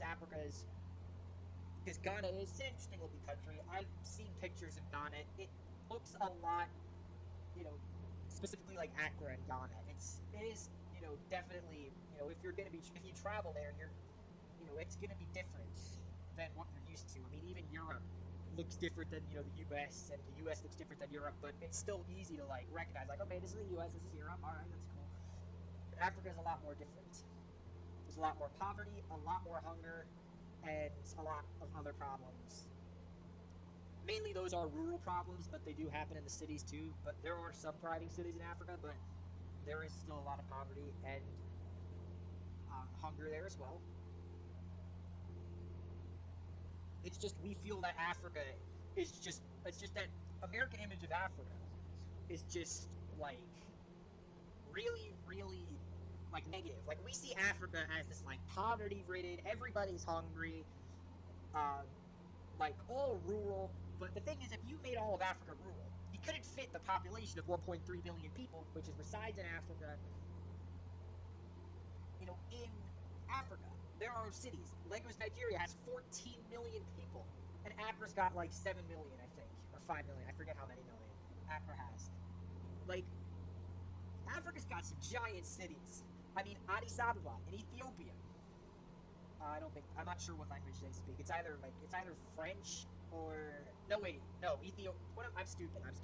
Ethiopia was never conquered in imperialism. So I think they still have their own language, but they do speak English. And some people do speak English there, though. But they do have their own language, I believe. Ethiopia and Thailand. Thailand because it was so remote, and Ethiopia because there's just so many mountains. Addis Ababa is the highest. It's the highest, the highest national capital. It's the highest nation capital in Africa, I believe. It's the third or fourth highest, country capital in the world. La Paz in I believe Bolivia is like 11,000 feet in altitude above sea level. Addis Ababa is like 7,000 feet, nearly 8,000 feet above sea level. Just ridiculous. Why are we talking about Africa? Because I'm talking about like putting an X on the end. It started with seeing a P at the beginning of an airport call sign, and then it went on to talking about X's. Then I went to look up a Cape Horn, then I found a city in Nigeria. Then I started talking about Africa. Oh my God, I'm very wired. I am very wired. It's 10 p.m. I'm recording this at 10 p.m. I am extremely wired. And I can't wait to just ignore this recording till midweek and then start editing the crap out of this. I do not... Oh my God, my PC is very hot right now. Yeah, the PC is pretty hot, but... It won't have to edit or stay on for a week and a half. Like when I recorded the last episode, I turned on my PC on the Wednesday, which I had off because of Thanksgiving in America. I didn't turn it off till the Tuesday of the next week. It was on for 6 days straight, this PC. Now, it didn't sweat at all. Like, I'm sure if I have to edit this thing for a week, this PC ain't gonna sweat. Because I'm not even gonna play City Skylines. I'm gonna be playing, like, Rocket League, Rainbow. I might play some ETS, or ETS. Two of those things happened, back to back. Like, what happened on the 1st? Siege's 5th happened on the 1st. Cascadia came out on the 2nd. Pro Mods Canada came out on the 5th of December. I'm talking about December. And Rocket League Season 2 came out on the 9th of December. We had so much cool stuff. And then I live streamed yesterday because there was this game I wanted to check out. Of course, I got bored because it was an in-depth game, but still, so much cool stuff happened.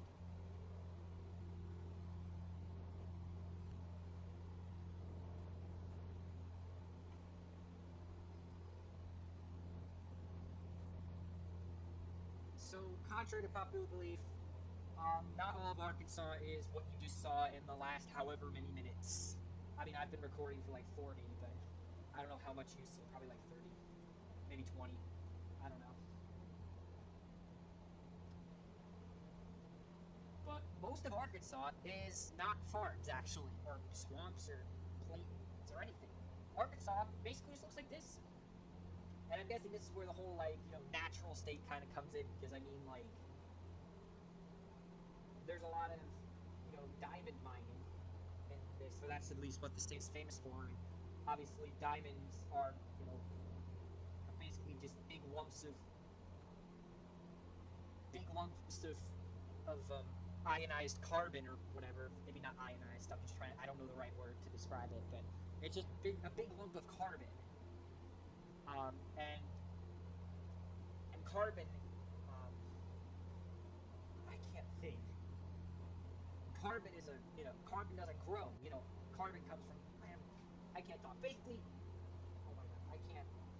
I'm wired. I can't think clearly at all.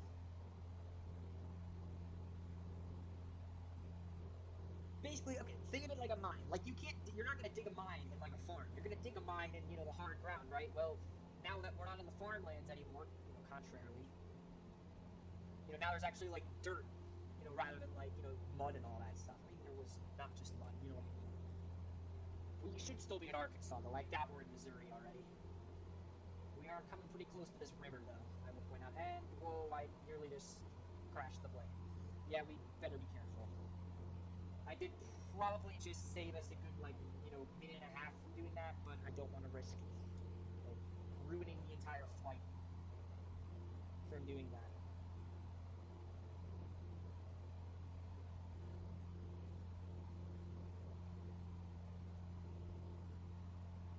I had a tape ruined for the Georgia leg because I overstressed the aircraft. And I don't want that happening today. I really don't.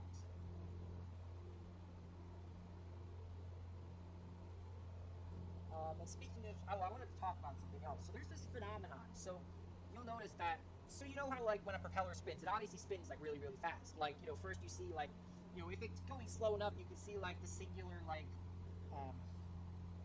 the singular blades of the propeller just kind of, spinning around. But it gets to this point where you're not just seeing that, you're seeing just this really slow, Like, it looks like there's, like, one blade passing. Like, you see this?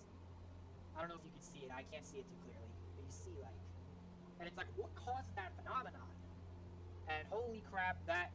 Is that a construction site? Or a dump or landfill? Or is that, like, a literal mine? What a 500... Oh, my God. I know I made fun of Arkansas because I joked how it was a flat state, but Arkansas is actually surprisingly not very flat of a state. It's got quite a few mountains, you know, maybe not, you know, the Rockies or the Appalachians or anything, you know, like that, but it's got mountains, you know, it's not flat, it's no Kansas. It's got mountains and stuff like that, weirdly enough.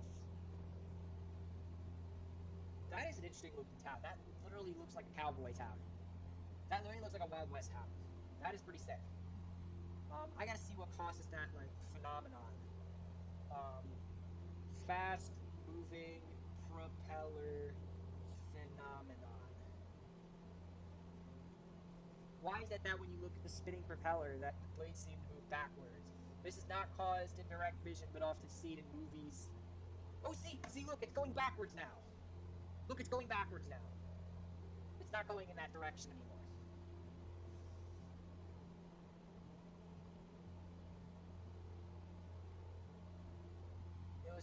Occurs when the speed of rotation is such that the interval between each frame moves nearly into the position occupied by a blade in the previous frame. If the timing is precise, it looks like the propeller did not turn at all. But the blade doesn't exactly match the camera interval, and the propeller seems to turn slowly forward or backwards when the next... That seems to be true, because I mean... Not true, you know what I mean? That seems to be what I thought, because I mean, like... Because I mean, like, as the propellers are, like, really fast spinning... Hold on, I'm gonna take a look outside and I'll keep talking a bit. Taking a quick look outside. Arkansas, despite it being such a racist, like, unwelcoming place, it sure has a lot of scenery that, honestly, if I wouldn't, you know, do completely... You know, I wouldn't completely want to miss. Like, I'd want to see it, but, like I said, Arkansas is not my top 10 states to go visit. I mean, I've already been to, like, half the U.S. states, so, I mean... 10 more, if I were to visit 10 new states, that's like 35 states, or 36 or 37, I forget. And then I'd only have to visit 13 more in order to get all 50. But anyway, that seems to be what I think. It's because every time the propeller blade moves, like, it obviously moves in a circle. Like, it doesn't move from, like, here to here in a fraction of a, with, you know, no time. But, you know, obviously, the average frame rate for the human eye is about 30 to 60 frames per second. Although I think we can generally see infinite frames per second. It's just that it looks blurred after a certain amount of frames.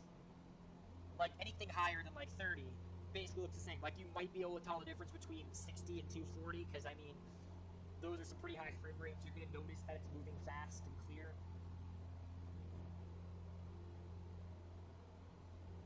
And, I mean, 240 frames per second is 8 times the frame rate. So that's pretty important.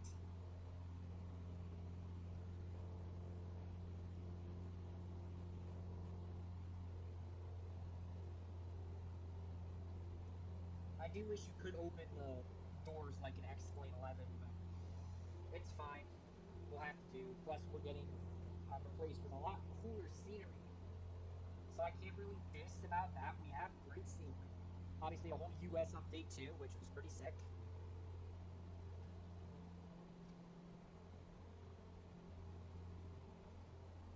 But yeah, so, you know, look at how slow the blades are apparently moving now. Look at it. It's...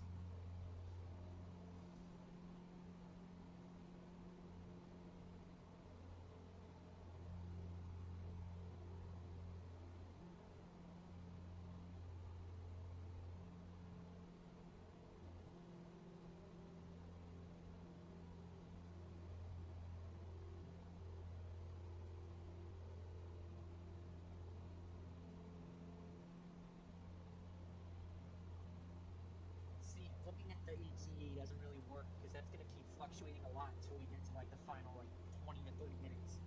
It's better to look at how much distance we have. So we had about 340 nautical miles. We're at 217 now, which means we are pretty much about a third of the way done. 170 would be pretty much halfway.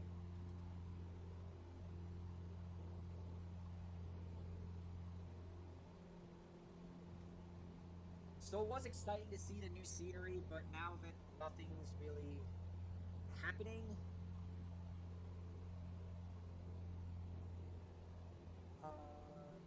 besides the fact that, oh, that's some clouds,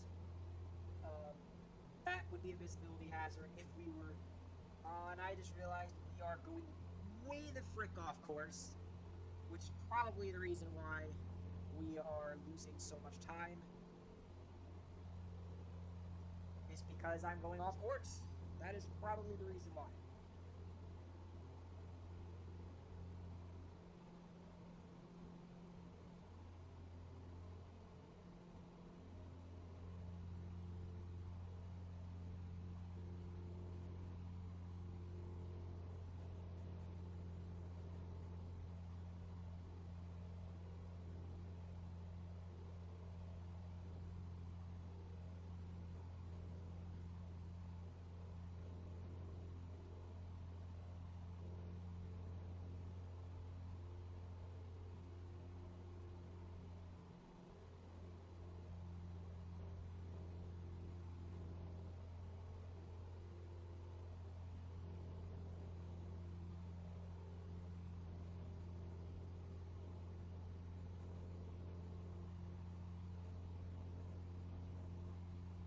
Oh god, we're coming into some low visibility here. I'm gonna try to lose some height here. Not something I would recommend men do in real life, lose height, because it just doesn't look good, and plus women will diss you, so try to get taller men, but we are losing altitude more like it, not really height, more like altitude. Just so we could get some more visibility. I mean, we're at 3,000 feet MSL, so at least I think we are. I'll double check.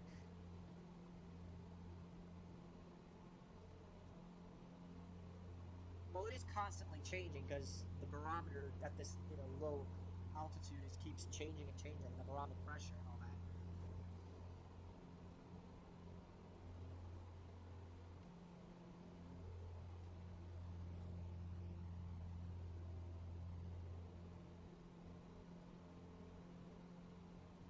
Well, lesson learned, try not to record cross-country flight episodes at 10 p.m.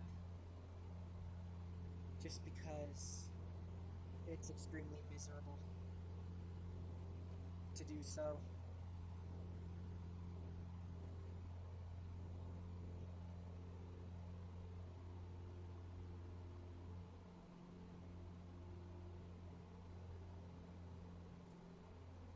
I already see a bad sign. Very low visibility is approaching us. Just can't seem to escape the rain, or the cloud cover, can I now? Alright, we're gonna have to start losing some altitude, because I already see those clouds approaching us. We gotta get low, like Florida. We gotta get Florida low. That is such a 2009 joke, but doesn't matter.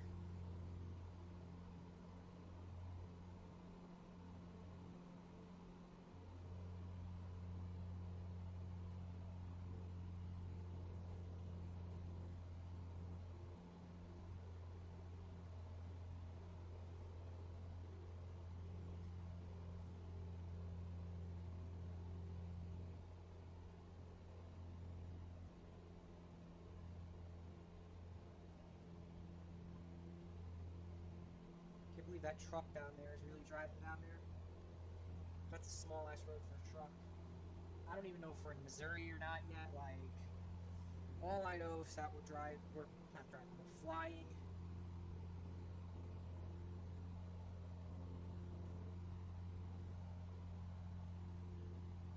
And we're not stopping anytime soon, either.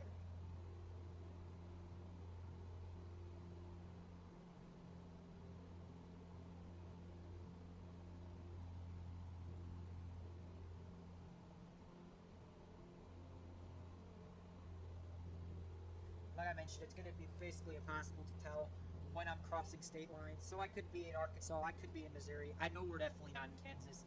Kansas isn't going to be for like the last portion of the trip. Of the leg, I should say. Because I might be making a movie out of this. Who the hell knows? Could be a pretty long movie, though. That could have been the river right before the border with Missouri.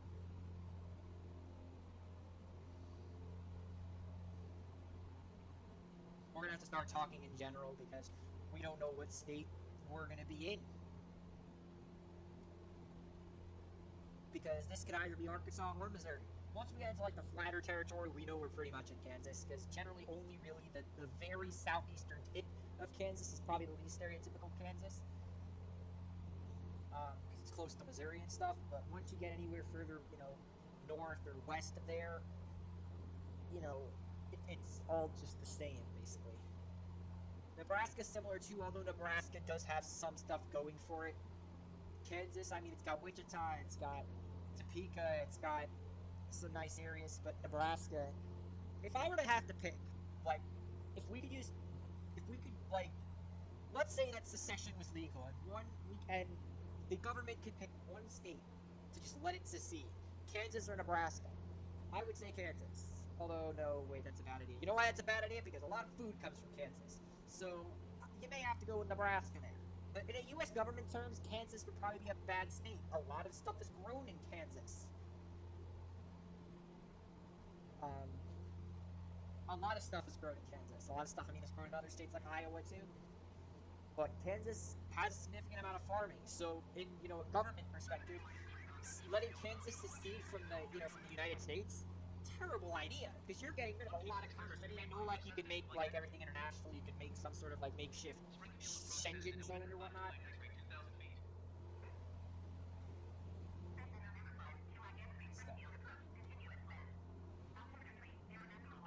Springfield. So we're almost in Missouri.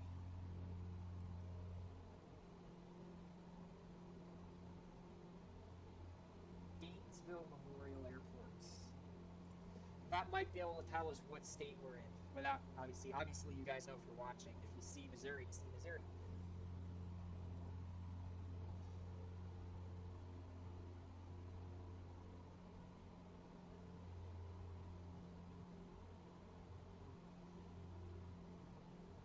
Gainesville is in Missouri. So that answers it. We're pretty much in Missouri. That's pretty cool. We're in Missouri now. Well, I think we are. I have no clue. I just looked up Gainesville Memorial Airport, and it's in Missouri. So I'm guessing we're in Missouri now. That's pretty cool.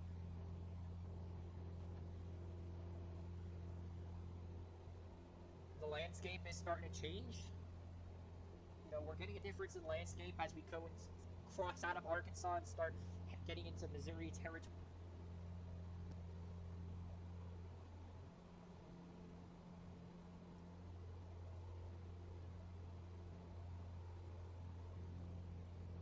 I'm still cringing about this joke I made about the siege of Corinth on one of my live streams on my main channel. I still cringe about it.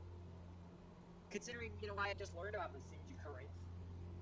And then I decided to play Clancy's Rainbow Six Siege, and I made a joke about how, alright, welcome back to Siege, but instead of it being Clancy's Rainbow Six Siege on the screen, it was a Wikipedia page of the Siege of Corinth. Now, Rainbow Six Siege is not based off of any, old sieges like Siege of Corinth, Siege of Vicksburg, or any, Mississippi sort of sieges that have happened in history.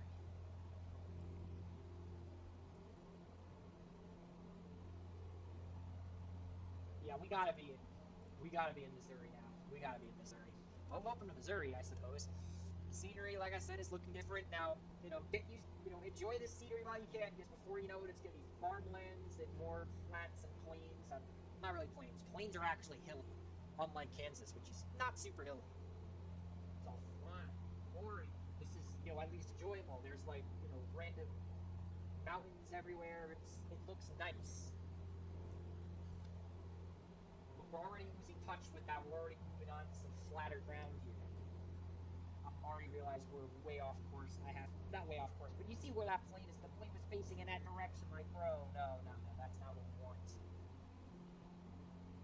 Especially when we got like about 80 minutes left of flying, maybe a little less, maybe a little more than that. We are about halfway done with the flight though, which is pretty cool. So I mean, if we had 150 minutes, then we basically are almost halfway done, which is pretty cool.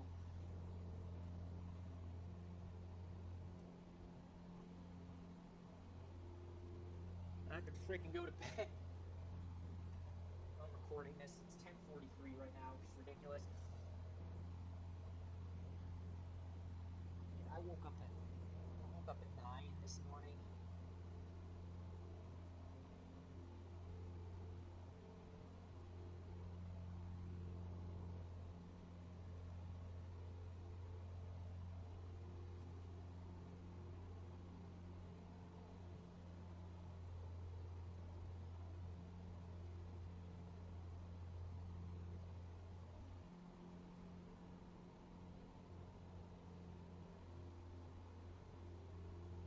I don't know why, but all of a sudden something just became brighter or something. I don't know what it was. And I always just got this like burst of awakeness.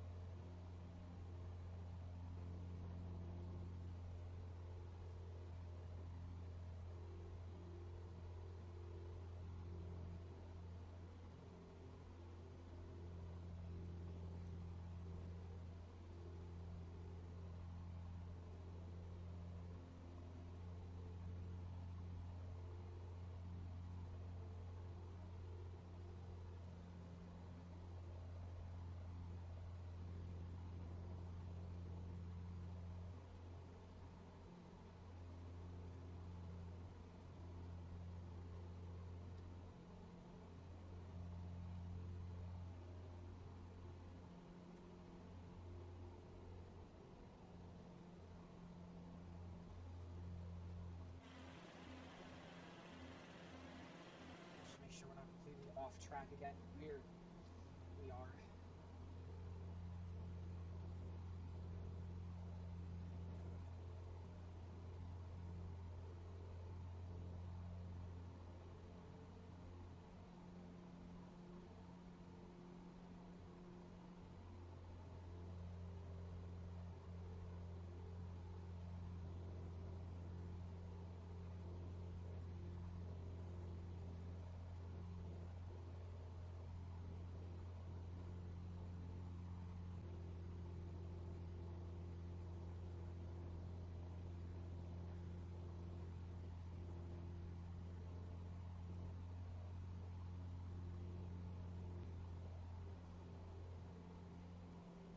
So I'm assuming we're in the Ozarks because, well, I mean, I did mention we were flying in the Ozarks.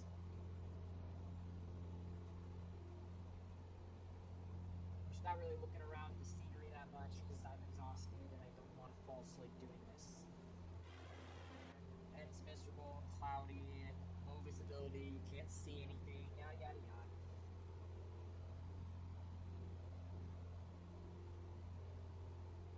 It was a bright, beautiful day when we left freaking Tennessee this morning, and over an hour, nearly an hour and a half later, pretty much an hour and a half, more than that this one. We left at like 8:55. It's 10:20. I thought it was 10:28. That's 10:20. Okay.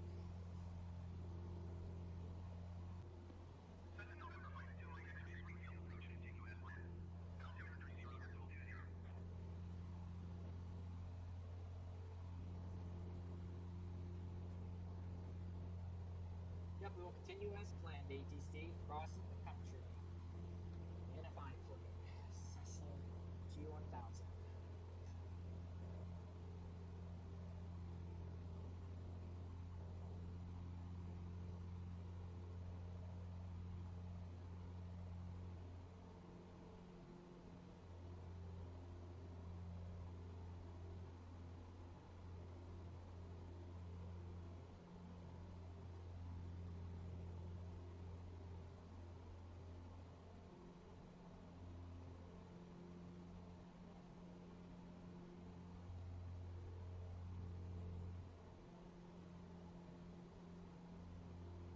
exactly 150 nautical miles. We are more than halfway through, flying through Missouri.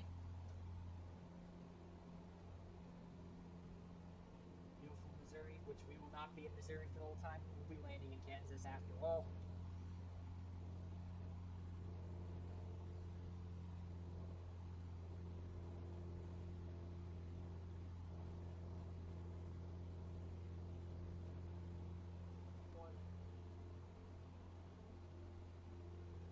Saying about 77 miles, which is how many nautical?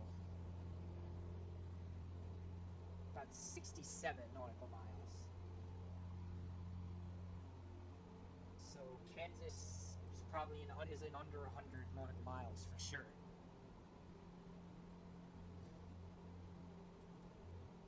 Got about an hour left to fly.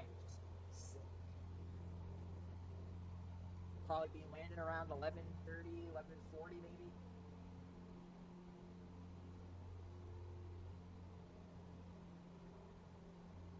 I mean, we're making excellent time. We'll be in Kansas. We'll be pretty much halfway across the country. We'll definitely be halfway across next leg, but I think we'll be hitting the halfway point of the entire trip by next leg, probably.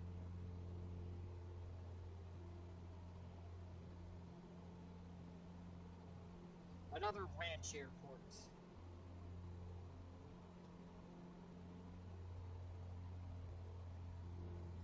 We're not landing at any of these ranch airports though. Today we're landing at a county airport. Coffee County, which is not county coffee like is in the drug that 80% of America is addicted to. Not that coffee. Coffee.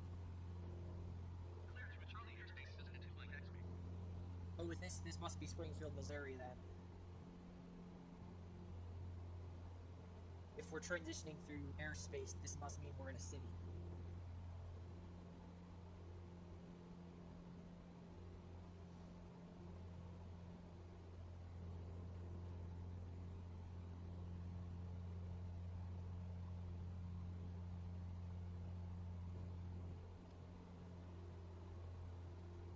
This does take us straight through downtown.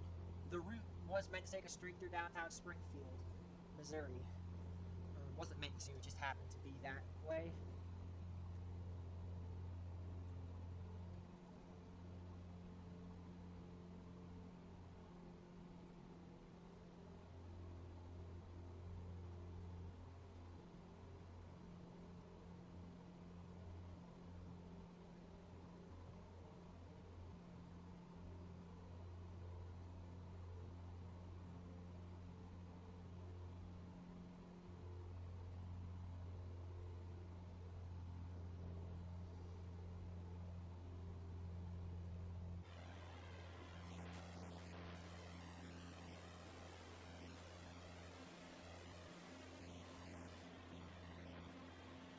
I'm going to do something illegal. I'm going to divert and head straight into downtown Springfield for a teensy bit. This is completely illegal. Actually, it's not because I need to get back on route anyway. But I want to see downtown Springfield. Looks like some sort of college campus down there. Nah, there's no way. I don't know. All I know is it's a major city. It's the largest city that we've really directly passed through. Like, we don't really pass through these big cities, but this time we got to, which is pretty sick. I'm guessing this is one of the new points of interest on the in the whole USA update. Alright, let's get back on track now. That was a good pit stop, but we gotta get back on track because we are very far off now. And Branson, too. I forgot about Branson, Missouri. Yeah, I forget what's so good about Branson, but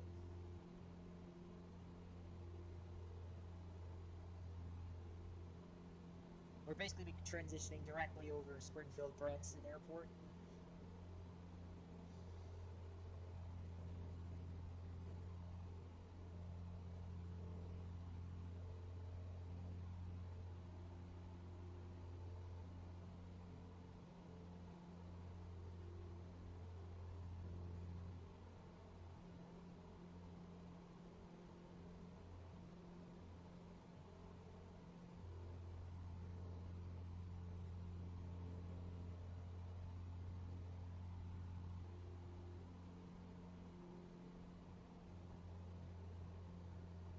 Building a road? No, that's a train. That's a train line, bro. Isn't that a pretty big airport? Oh my god. This is no small airport. This is a big airport. That's the control tower over there. That's assisting me on the way to. Thanks for helping me get to Kansas. All right, now we actually have to transition over Springfield Airport here.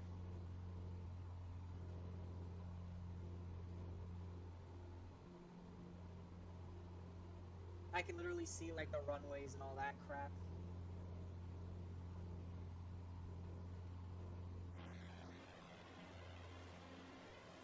Oh my god, it's all the GA aircraft. There's the control tower that's been guiding us the whole way.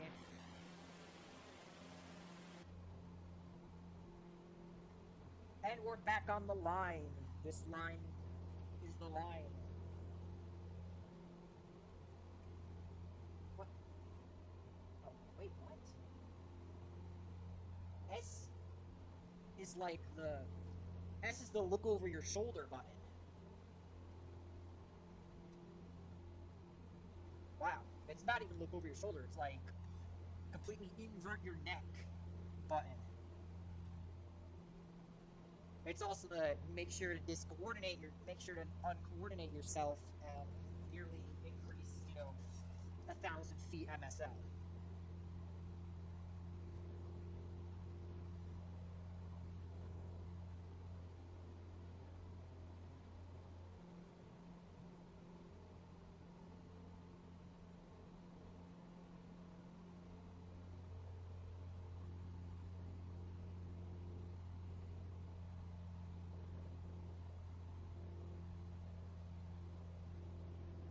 It doesn't look like I'm that high above the ground, but it says 2,200 feet MSL. So it's obvious the elevation is increasing a little bit, not significantly, but once we get to like Idaho and parts of eastern Oregon, that's when we're gonna really be like above ground, going through the mountains and all that. But until then, like, it's gonna be child's play. Well, also Idaho and Wyoming are gonna have some mountains too, but until we get out, that far west, it's going to be child's play elevation compared to the works.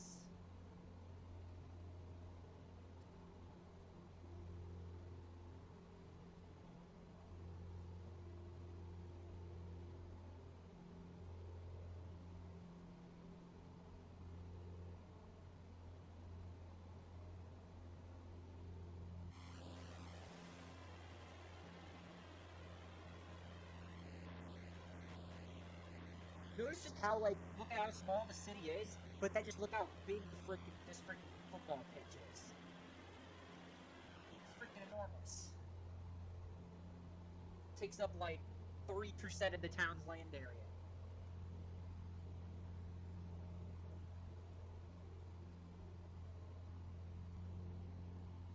It's about 50 nautical miles till we hit Kansas. Which is probably about another 20 minutes of flying. Still gonna get some glimmers of mountains before we hit Kansas officially.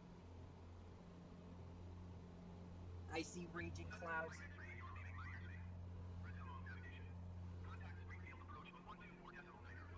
That's literally just Springfield again.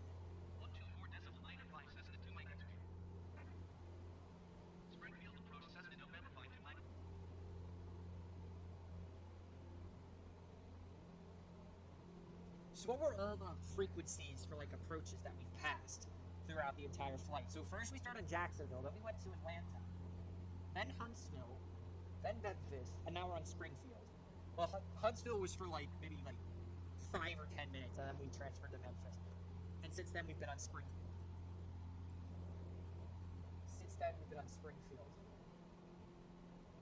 Yes, the Memphis sent to contact Springfield approach. On 123, on 126, and 126 transferred me to 121.1, and that transferred me to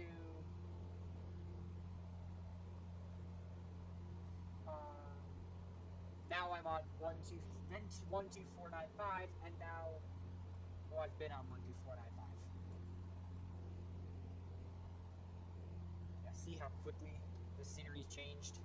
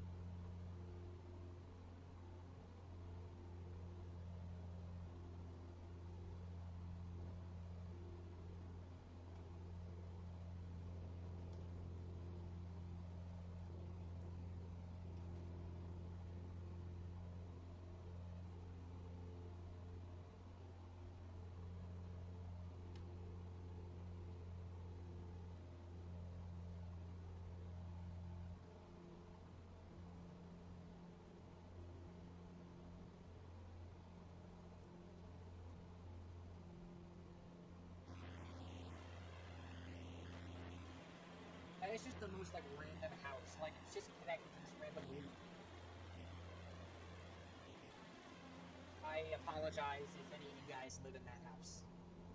I don't even know where we are, so I couldn't tell you like what house that is or what the address of that house was.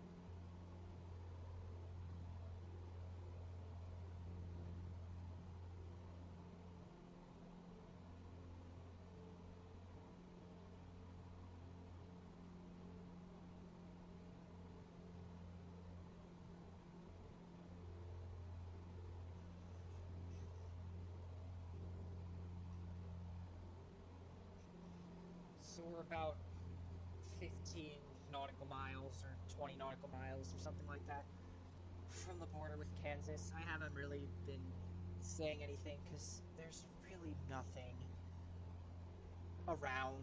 We're so close to that flat and emptiness that is Kansas that there's really nothing for me to show y'all. Because this scenery is basically Kansas City Center, new center, everybody. This is basically the scenery for pretty much the rest of this leg, and pretty much the next leg after that too. because this leg we go to Kansas, and the next leg is Colorado, and then the leg after that is Wyoming. So it's only on that leg after the Colorado leg that we're actually going to see any change in scenery. Like, it's all going to be similar to this. It's obviously going to change a little by a little bit. You know, it's not going to be exactly like this, but a lot of what we're going to see in the next, you know, the rest of this leg and pretty much all of next leg is going to be this kind of scenery, which is kind of depressing. Like, we saw all that cool scenery back there. Like, there was a lot of cool stuff. We saw Jonesboro, we saw Springfield, but now it's just going to be a lot of this. Unfortunately, it's just going to be a lot of that, which is kind of depressing.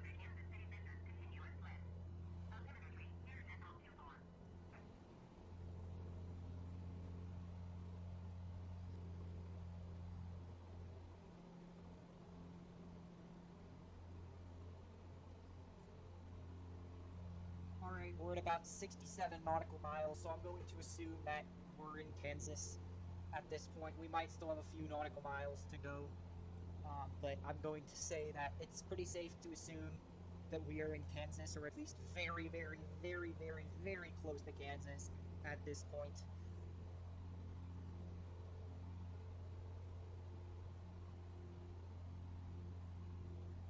And I thought it was getting less cloudier, but we just passed through like a little like cloud clearing, and all of a sudden now it's back to being really cloudy. I see another like clearing like right there. I can see like the literal, unless that's just a mirage, but I really doubt that it could be a mirage. I have no clue.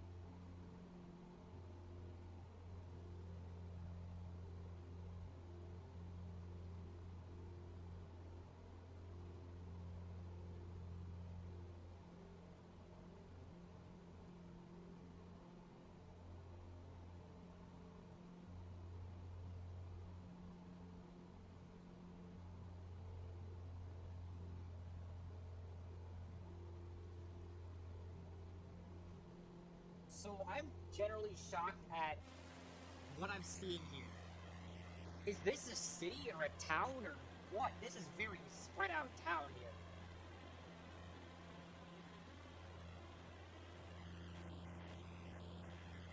This is probably the largest city we're going to pass in Kansas, and of course the classic football field. Those are easy to spot because they're so freaking gigantic.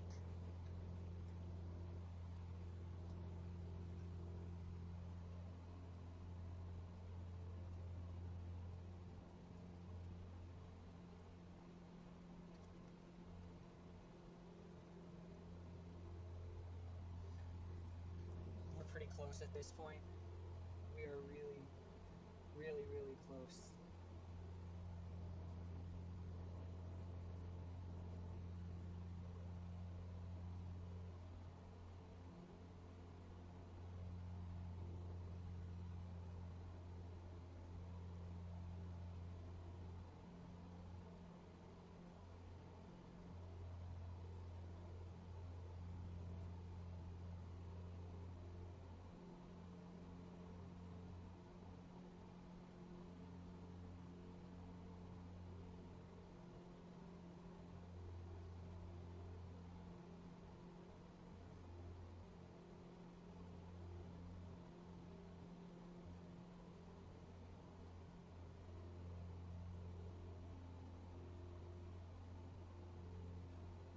Alright, we're starting to get close to landing, so it shouldn't. I don't want to really cut too much more out. I'm going to get more focused. I know I was a bit tired and kind of laid back there, but now I'm starting to start getting focused. I know we still have like half an hour before we land, but I just want to be focused. What time is it in game? It's 11:09.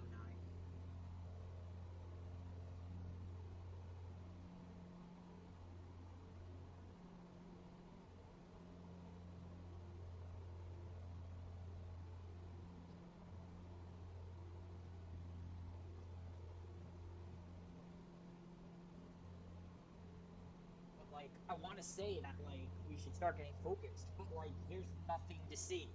It all looks the same. This is what I hate about flyover states. Like, I love, like, being like, okay, you know what, we're not going to disrespect the flyover states, we're going to fly over them, but we're going to pay attention to them. No, these states are boring. Like, I get that they serve, like 75 to 90% of the U.S.'s food supply, which ends up getting thrown away because people don't know how to freeze food and shit like that. I can't believe so much food waste in America goes to that because people can't afford to like get like, you know, a basement freezer or whatnot, so they can freeze food, so they can keep it longer, or so they can, or they just eat out because they can't afford to go to the supermarket. And so if, you know, they go to the supermarket, they end up wasting a lot of their food because it goes bad. That's just what happens.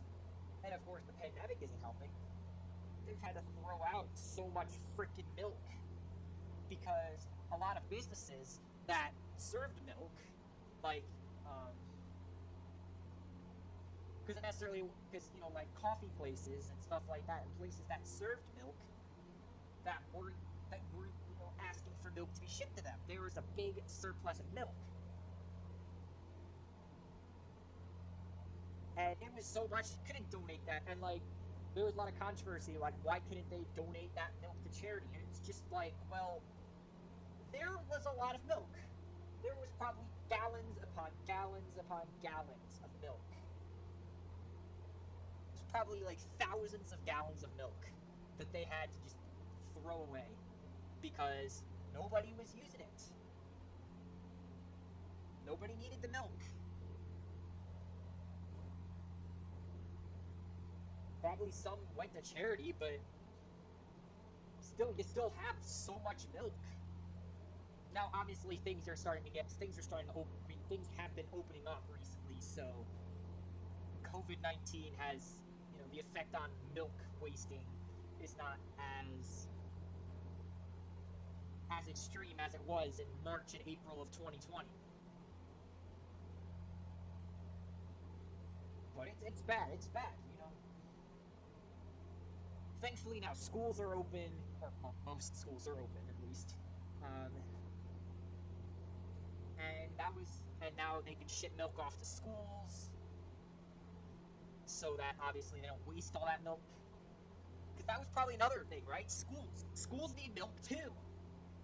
I don't know why, but schools just love to serve milk with their lunch because in America, milk has always been marketed as kind of like this really like epic superfood. Like it's like a super liquid that basically promotes. It promotes bone growth, and yeah, it does. It promotes bone growth in young kids. But when you get to be like my age, like I'm 17, it doesn't really matter that much. Like it really doesn't matter. Like I remember one time when I was like 13, I got into this thing where I would drink a glass of milk every single day. It got to the point where I essentially overdosed on calcium, and I started getting ticks in my leg, in my thigh, from drinking all that calcium. I didn't know why my leg was twitching, but I looked up and I was like, and one of the symptoms was like, you know, overdose on calcium or something like that. And I mean, I've been drinking all that milk for like 2 months. I was like, I need to curb down the milk. The milk might be why my leg is, you know, having these random ticks. So I stopped drinking milk and my legs stopped twitching and everything was back to normal. How did we get to the conversation? Oh right, we were talking about how milk farms in the U.S. were dumping thousands of gallons of milk in March and April of 2020.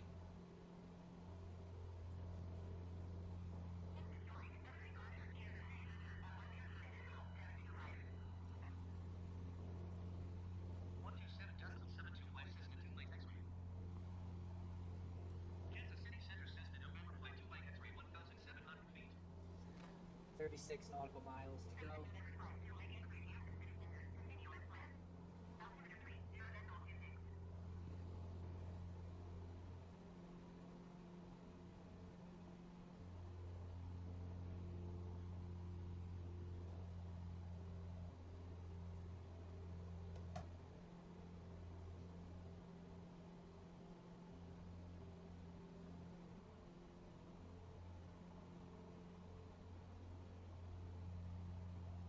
We are so... Oh my god.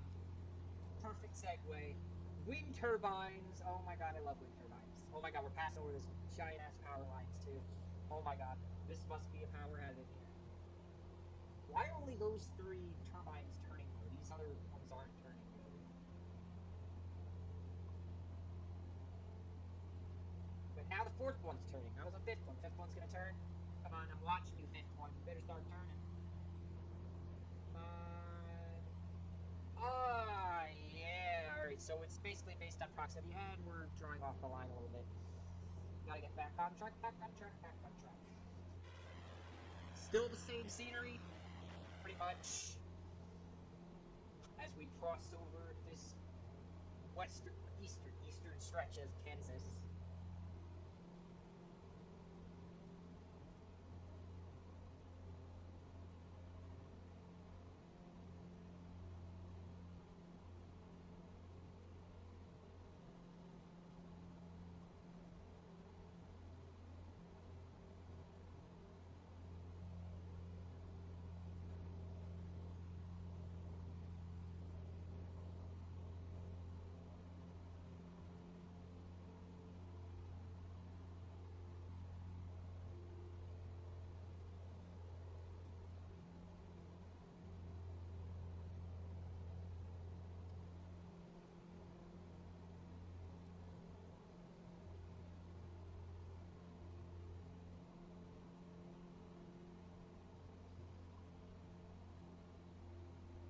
Still too early to prepare for landing,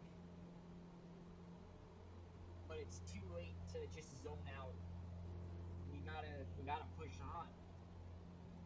All those wind turbines are now turning over there. I gotta pay attention or we're gonna go really off track, and it's not going to pay off if we go off track now, because we gotta get this done.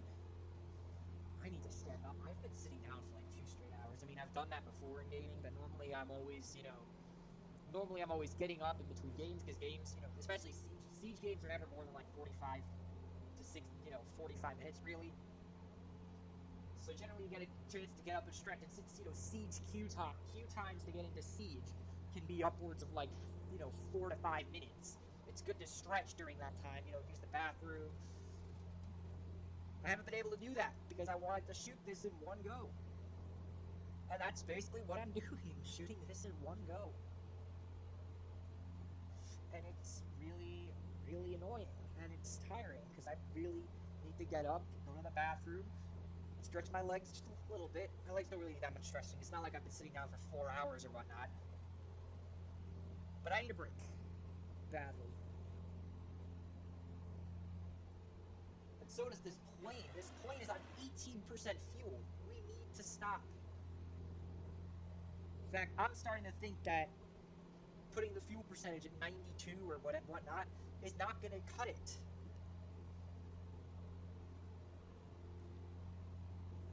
And that we're going to need... Yeah, see, low fuel warning.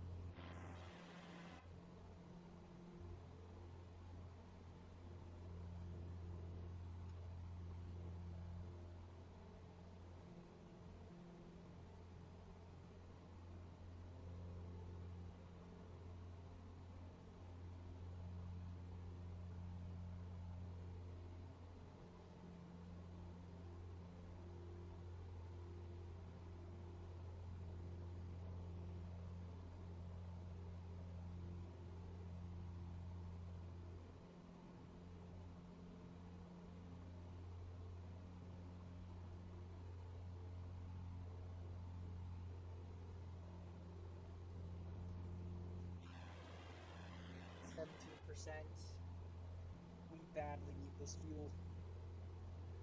We don't even need fuel, we just need to land and reset the clock, because, I mean, we're not going to actually be refueling the plane. We're landing, I'm ending the leg, and then I'm editing, and then eventually I'm going to be recording the next leg in like a week or two.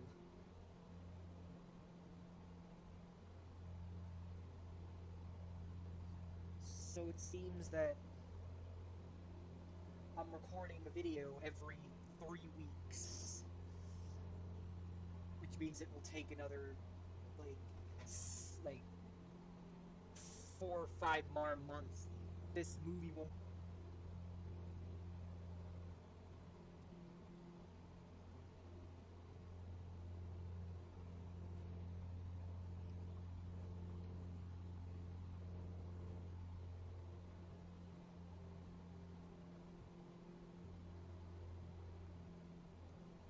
Oh my god, I can actually see the sky. I haven't seen the sky, and I can't tell you how long. It's great to see the sky. Just that nice blue sky.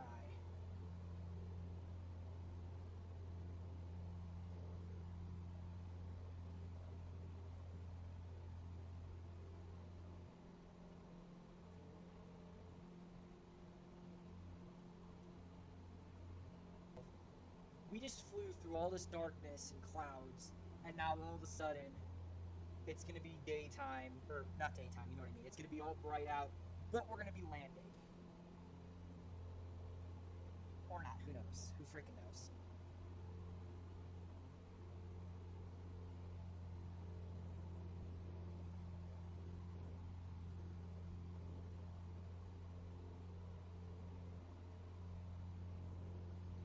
More nautical miles to go. We're getting so close.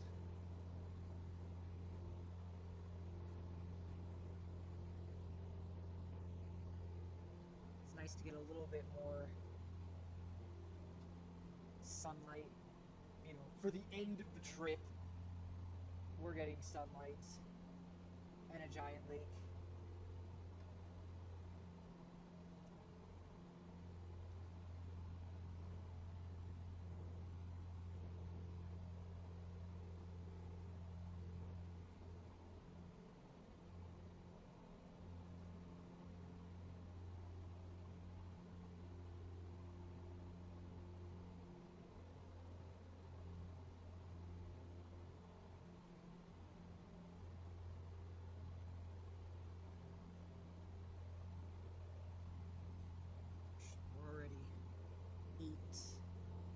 Away. We better start lowering the altitude a little bit as we get closer to the ground, or to the airport.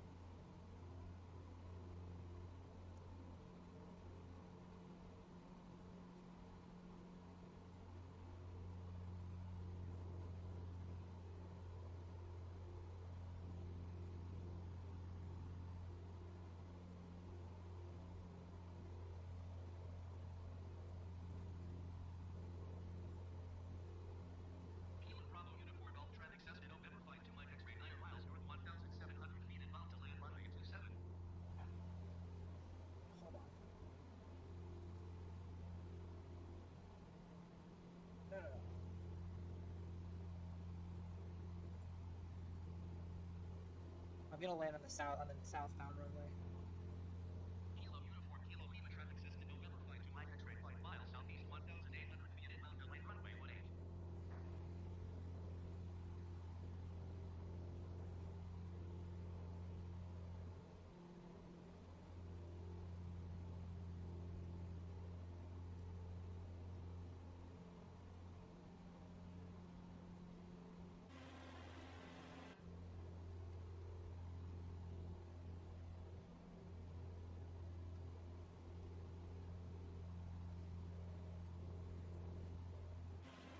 We're on 13% fuel, so we gotta get this bad boy on the ground.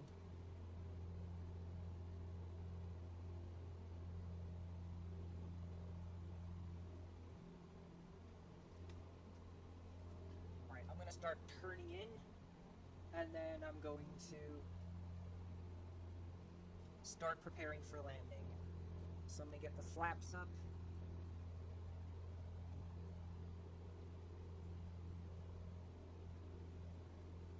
The aircraft's going to slow down. We're going to waste a lot of fuel.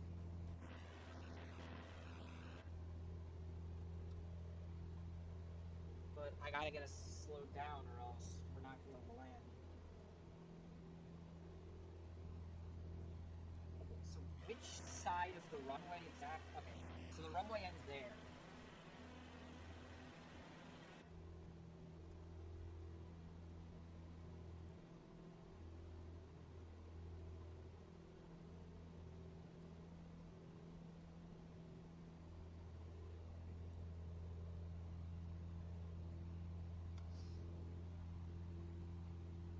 That was close.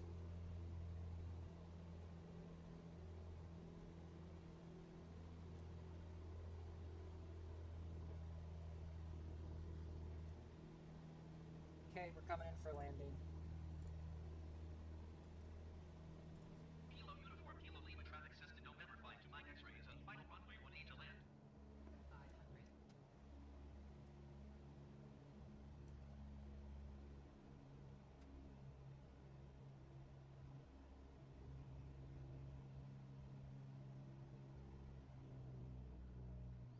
Okay, I'm gonna start going down.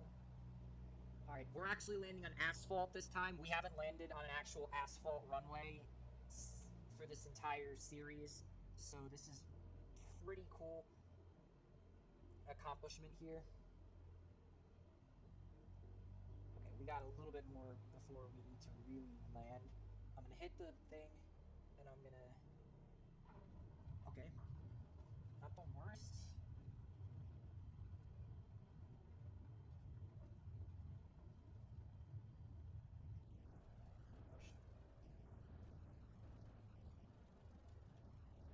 Okay, we're gonna go to the next taxiway then, I suppose.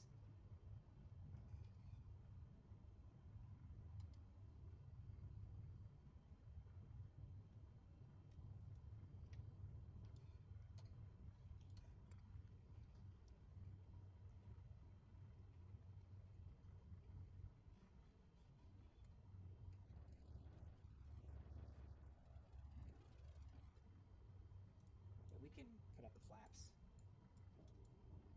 at this point.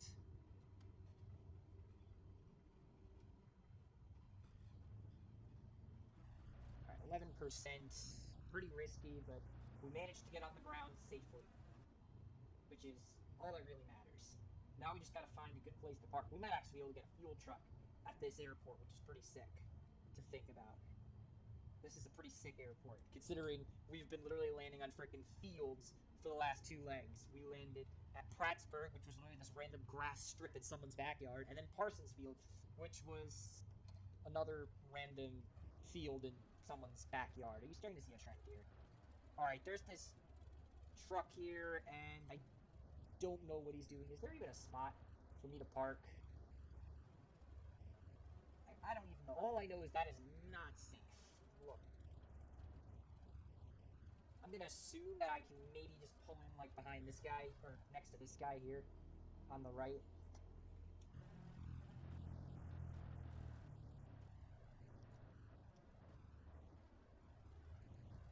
I think that's good, because otherwise I'm gonna probably block him, and I don't want that. Alright.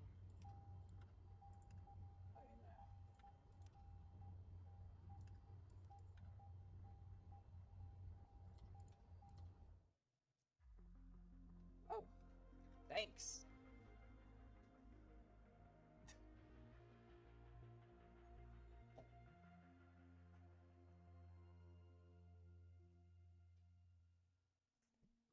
Yeah, continue. Alright, so I mean, should we take care of the, well, we'll clear the runway. Kilo Uniform Kilo Lima traffic says to November flight to Mike X-ray is clear of the runway. I'm guessing that's the radio tower there, but actually, there's no way to, Yeah, there's actually no way to call the fuel truck at this airport, which kind of sucks because I'd love to be able to call a fuel truck at an airport. But it looks like we are not going to be able to do that here. So, I mean, welcome to Kansas. Welcome to Burlington, Kansas. We are here. We are done for this leg of the trip. So if you're watching this leg separate of all the other legs, thank you for watching, and we'll see you in the next leg. If you're watching the full movie, we will be flying to Julesburg, Colorado, starting right now. Alright everyone, what's going on? It's Finn Rummy Flights here, back with leg 4 of our cross-country flight between Cumberland Island, Georgia, and Nehalem Bay, Oregon. Today we are at Burlington, Kansas, a very snowy Burlington, Kansas. Yes, it is snowing right now. It is snowing and it looks amazing to actually see there be, like, snow. I really wanted there to be snow because I've never actually seen FSX 2020 in snow. So to see there actually being snow is amazing. Coffee County Airport, municipal airport or regional airport or whatnot, we're going to be flying to Julesburg, Colorado today, which is in the very, very, very northeastern corner of the state of Colorado. In fact, leg 4, we're flying all the way across Kansas, the southwestern portion of Nebraska, into the northeastern corner of Colorado. Leg 5, we go back into Nebraska and finish crossing it, and then we go into Wyoming, or whatever's north, but let's not worry about that now. We're here in Burlington. It's beautiful and snowy, which I like. And today, we're flying to Colorado. But not Colorado you think of. It's gonna look just like this. It's gonna look all plainsy and stuff, but we'll figure it out. But anyway, this is gonna be probably one of the most boring legs of the entire trip. And here's why. We're gonna be passing over pretty much the same landscapes and all that stuff. And it's gonna be snowy, so I mean, you'll have something to look at. But there's really nothing to point out, really, like geographical landmarks or whatnot. Plus, this is going to be one of the longest legs of the entire trip, and therefore I have decided to turn off my mic from when we depart the gate to when we're like 30 or 20 to 30 nautical miles away from Julesburg. I'm going to have my microphone off because I don't see there being much of a point of me talking while we're flying if there's nothing to really talk about. So I decided to turn off my microphone. I will point out as much as I can along the way, but that's going to be about it. So I'm going to hop in. We're going to taxi to the runway here. As soon as we get to the runway, I'm going to turn off the microphone, take off, and we're going to fly. And then as soon as we get within 30 nautical miles or maybe even 40 or 50 from Julesburg, I'll talk more about the flight. And we'll see what else we really want to get into during that time frame. But for now, we're going to get in the air. I'm going to keep the microphone on just so we can talk a few things before we get going. So we're going to be flying over some interstates. We're going to be flying over several major ones. We're going to be flying over 35, 70, and 76. 76 is going to be closer to the end, though. And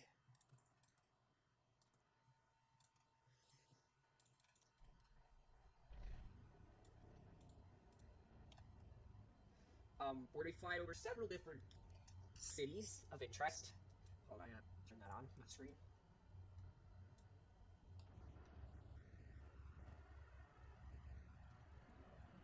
I'm going to go around that way.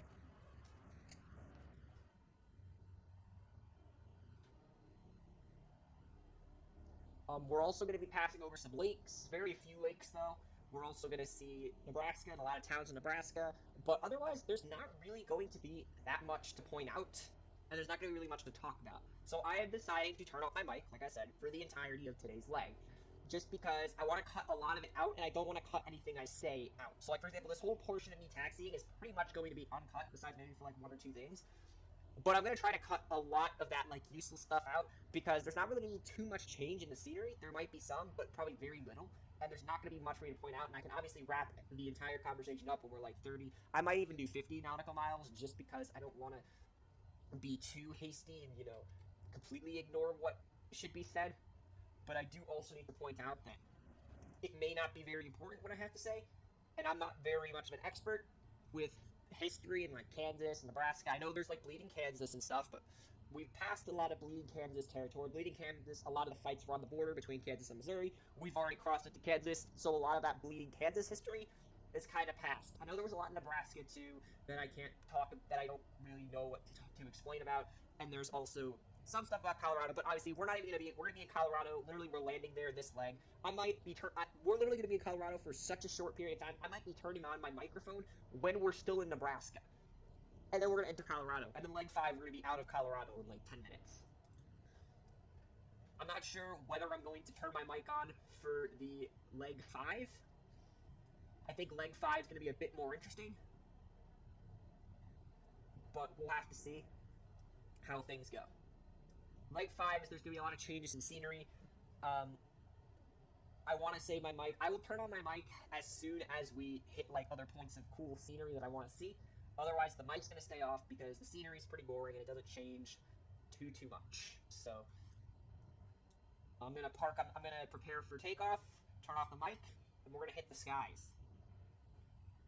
We're going to be taking off out of runway 36 or 36 because it's going to take us in our northerly direction, and then we'll be able to get like right on the path to take off and stuff. So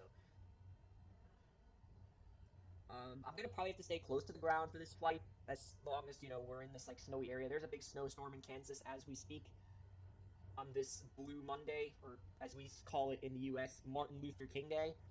Not that Martin Luther King was a bad guy. He was actually a great guy, but his birthday happens to be near Blue Monday, which is the most depressing day of the year. But nobody ever knows in the U.S., or no one cares because it's MLK Day, and we want to celebrate hope rather than sadness on this Monday. And that's all I have to say about today. Obviously, yeah, I am recording this on Martin Luther King Day, which is a very special holiday because Martin Luther King was one of the voices of civil rights and all that. But enough talking about that. I'm going to turn off my microphone. We're going to take off, and I will turn on my mic when we're close to Colorado, or if there's anything cool I need to point out along the way. So here we go. Mic's going off. I will see you guys probably in Nebraska because there's probably nothing to see in Kansas, but we'll see what happens. All right, mic's going off. Let's get ourselves in the air.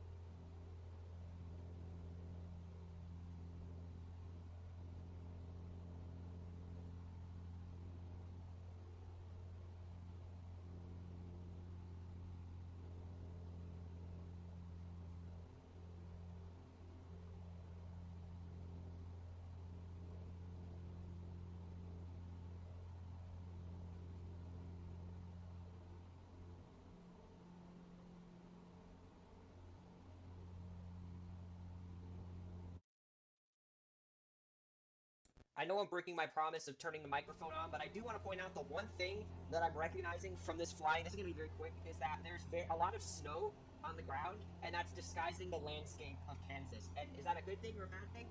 I have no clue. But there's a rainbow over there, and that's all for now. I'm going to keep flying. It actually doesn't look that bad. I thought that the snow was going to hide a lot of the Kansas scenery, but it looks like it's going to do a pretty good job at kind of blanketing it and making it look nice. But anyway, I gotta keep my promise to turn off my mic, so here we go.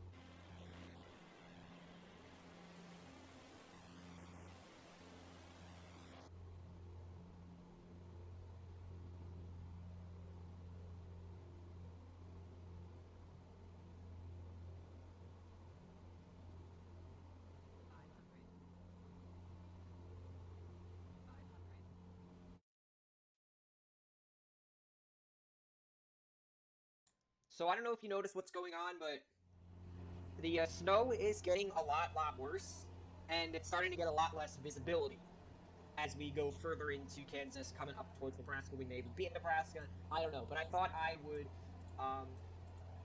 turn on the mic again just so I can talk a little bit more about what's going on, because at this point, I can't see crap. I look out this, and the snow is coming down pretty hard here. Like, I can barely see where I'm going here. Like, I don't know if we're on track. I don't know what's around us. Thankfully, there's nothing really to see here, which is good, because otherwise it would kind of suck. I'd probably have to go off course a lot because of all the snow. It is a lot of snow. Like, it is a lot of snow. And the visibility is very low right now. But on to better news. We are 224 nautical miles away from our destination, meaning we've gone about a little over 100. We've flown for about an hour, and we are supposedly an hour and 40 minutes away from our destination. And unfortunately, I still don't know what altitude we're at because the snow is really bad. I think I'm going to keep the microphone on until we get out of this patch of snow, because it's really bad. It's really coming down right now, and I don't know if it's a good idea to not capture this. So we're going to stick to it. And we're just going to keep flying. I'm going to keep the microphone on. I'm just going to talk about some things real quick. So I am recording this on Martin Luther King Day. Martin Luther King, he really helped move the civil rights movement. He moved the entire country through a lot of different boycotts, and he led a lot of the way, and he eventually in his lifetime got to see segregation disappear, which I'm sure he was very proud of. And he was assassinated over 50 years ago.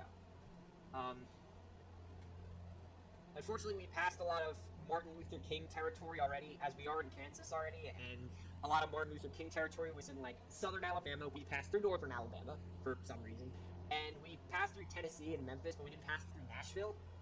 So we didn't really get to talk about Martin Luther King too much, which kind of sucks, because it is nice to talk about this kind of stuff, but unfortunately, I decided I didn't really, like, look at what was going on. I didn't try to pick the path with the most history, because that was just going to take too much effort. I would rather check things out. And obviously, we did get to see a lot of history. I mean, Georgia, Alabama, Mississippi, even, like, Tennessee and Arkansas had quite a bit of history. It might not have been all good history, but it was history nonetheless.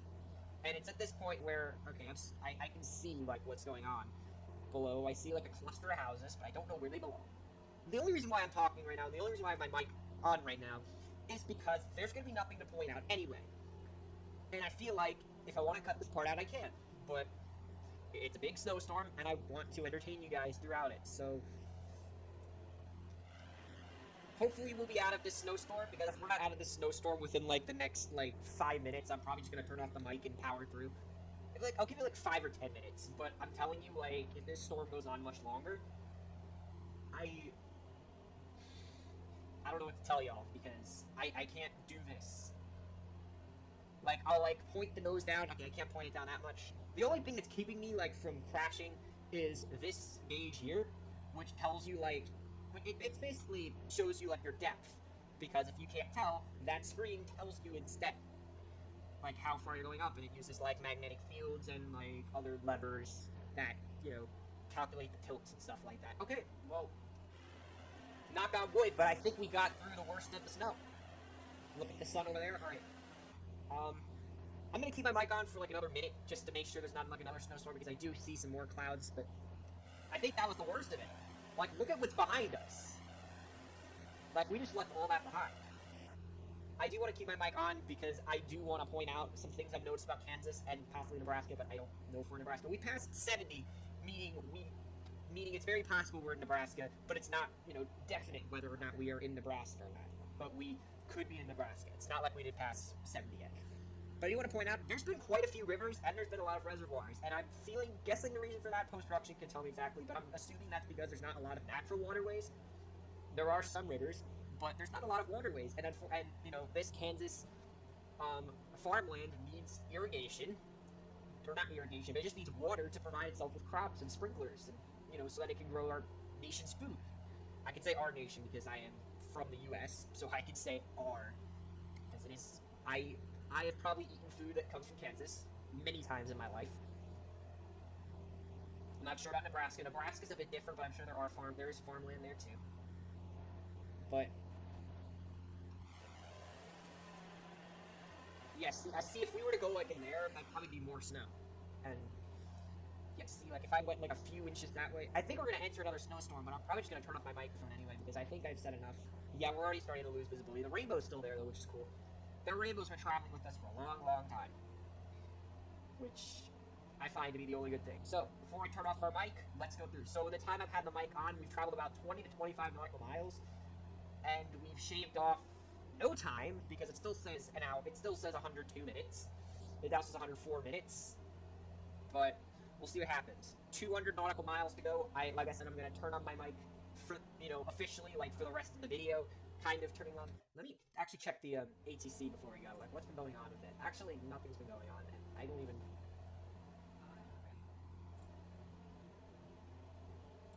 Manage radio communications.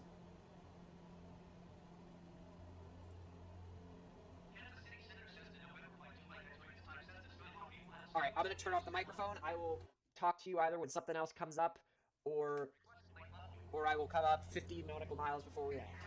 Ish. Let me deal with this first. Okay, so apparently.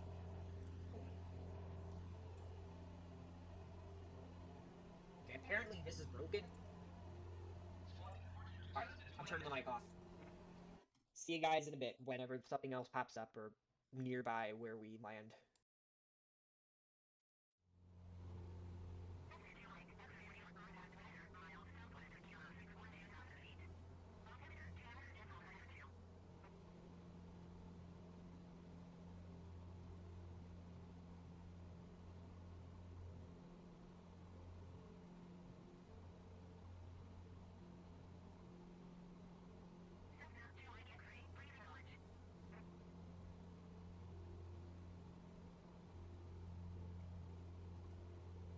Copy Cessna 2 Mike X-ray.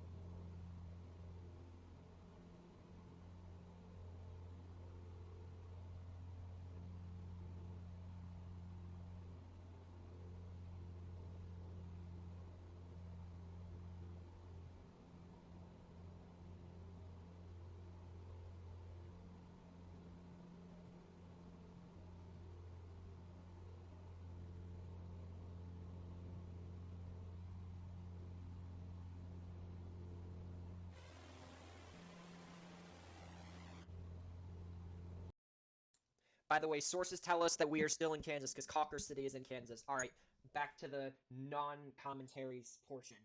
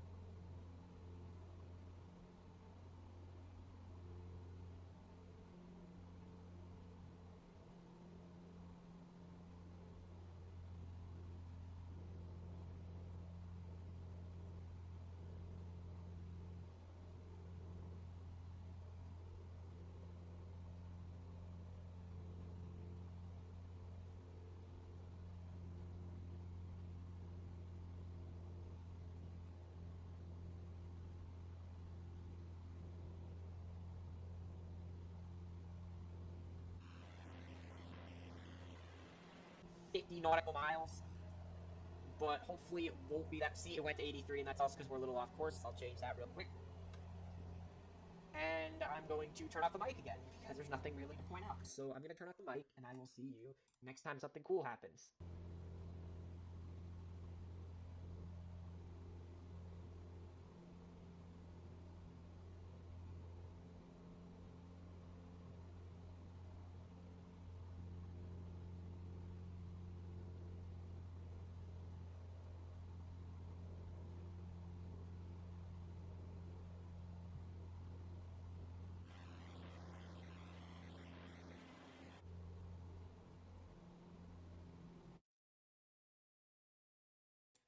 Yeah, so that snowstorm.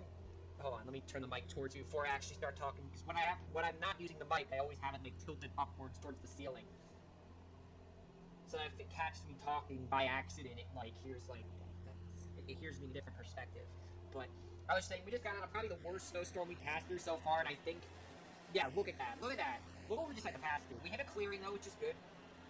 American 1163 just popped up on the ATC, which means American 1163 is a flight from Chicago O'Hare to Los Angeles LAX. There was also an Allegiant 90 flight.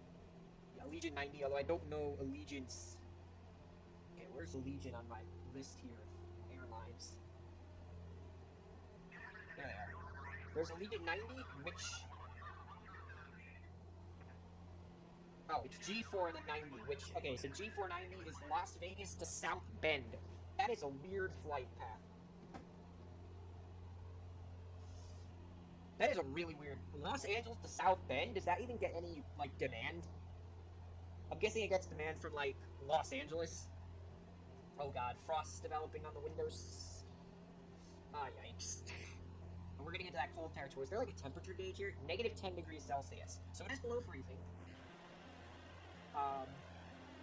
We've burned half a tank of fuel already, and we're about to head into another snowstorm.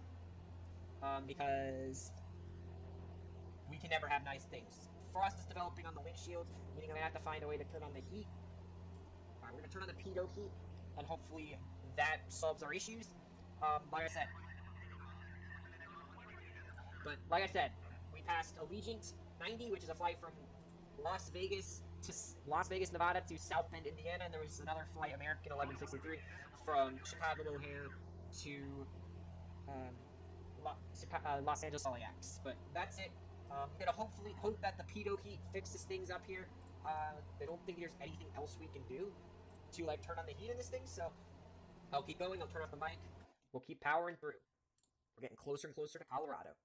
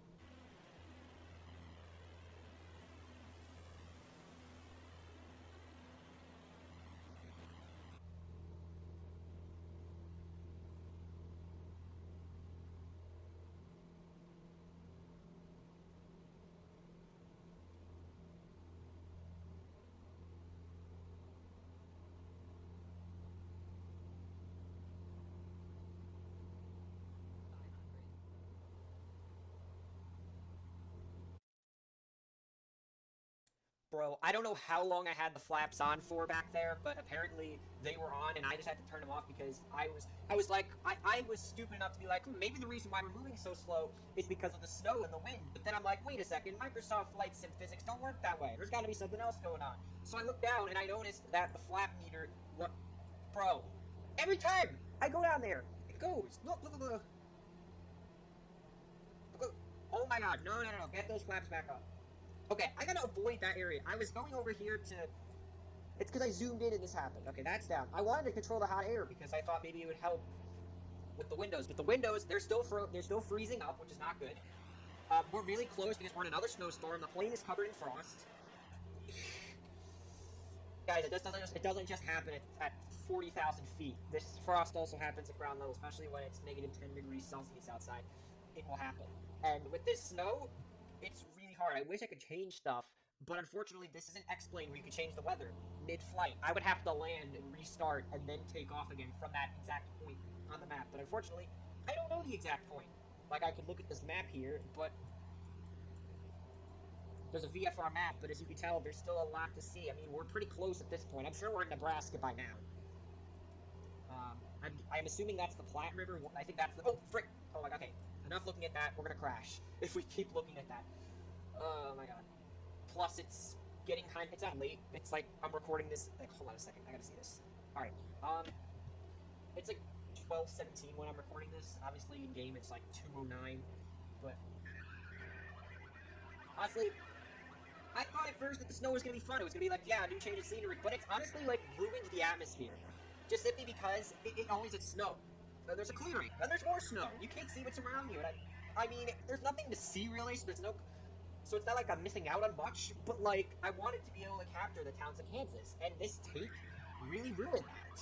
Like, I wasn't able to capture the sights. But because it's just snowstorm after snowstorm, look at how fast the snow is coming back. It's like, well, it just ruined the entire take. I'm still going to use this, but a lot's going to be cut out. A lot. Stuff like this isn't going to be cut out, like me talking. But a lot is going to be cut out because this leg did not turn out the way I thought it was going to be. There's always something that happens at the end that just ruins the entire take. I don't know why, but that's just what happens.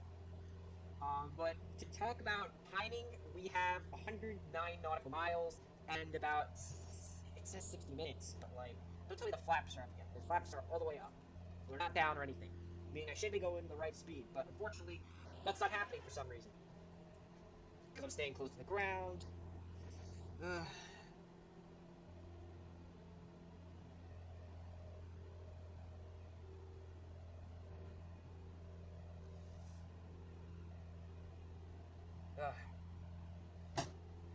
don't know what to tell you guys.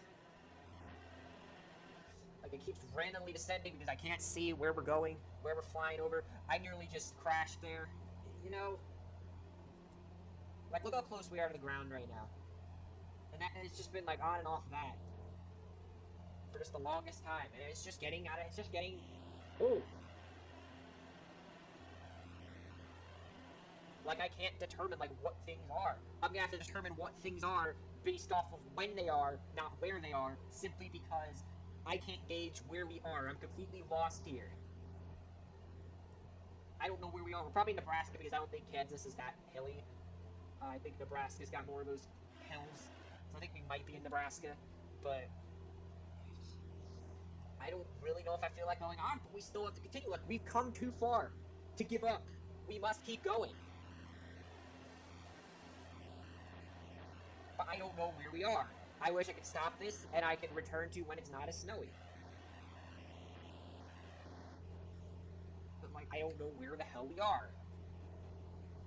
Okay, here's the deal. I'm getting really tired of just not being able to see where we are. So I'm going to land at the nearest airport, and I'm going to end it for now. And later today, I'm going to get back on, and I'm going to record the last bit. Because I'm tired of the snow. I want the snow gone. I want the snow all gone. Okay, so we're coming up on this airport here. I'm going to start heading towards it. We're going to land there. Because I'm tired of not... Oh my god. Because I'm tired of all that. I'm tired of not being able to see where we are. And I want to be able to see the change in scenery for this last leg.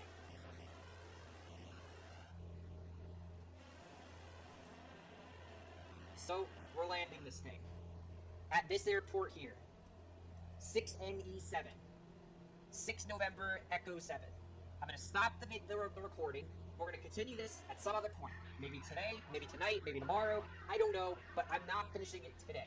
I might have to wait till like later this week to finish it, just because I'm tired of this snow. I don't want to deal with this snow anymore.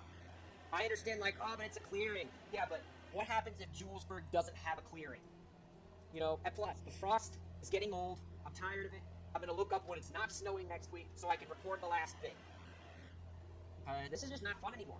Like, it was fun for the first, but it's like, yay, snow, but I'm just tired of it. And I know, like, yeah, but you're only 100 nautical miles away. Like, just, out. Look, I've been building it out. I don't even know if there's a change in scenery because of all the snow. Alright?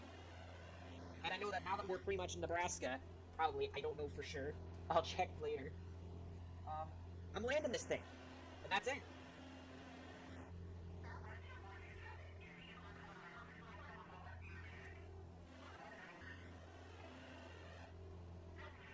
And we'll continue this next time, pretty much.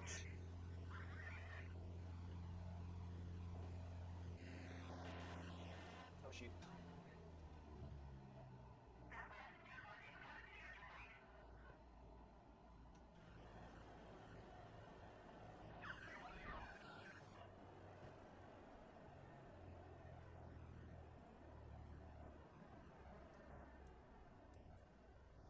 Alright, she's landed. It's precisely 2:16 p.m. at 37 seconds. That is the exact time we'll be starting or finishing the rest of the leg. Alright, I'm sorry for the disappointment. I'm done for today, or for this portion of this leg. I will continue this leg though. You'll be seeing it right now, but I'm going to take a break and I will continue this leg. Alright. Well, I told you guys 2:16, 37 seconds on the dot. We would be coming back to Lee Field, and here we are. I got the flight plan all set up.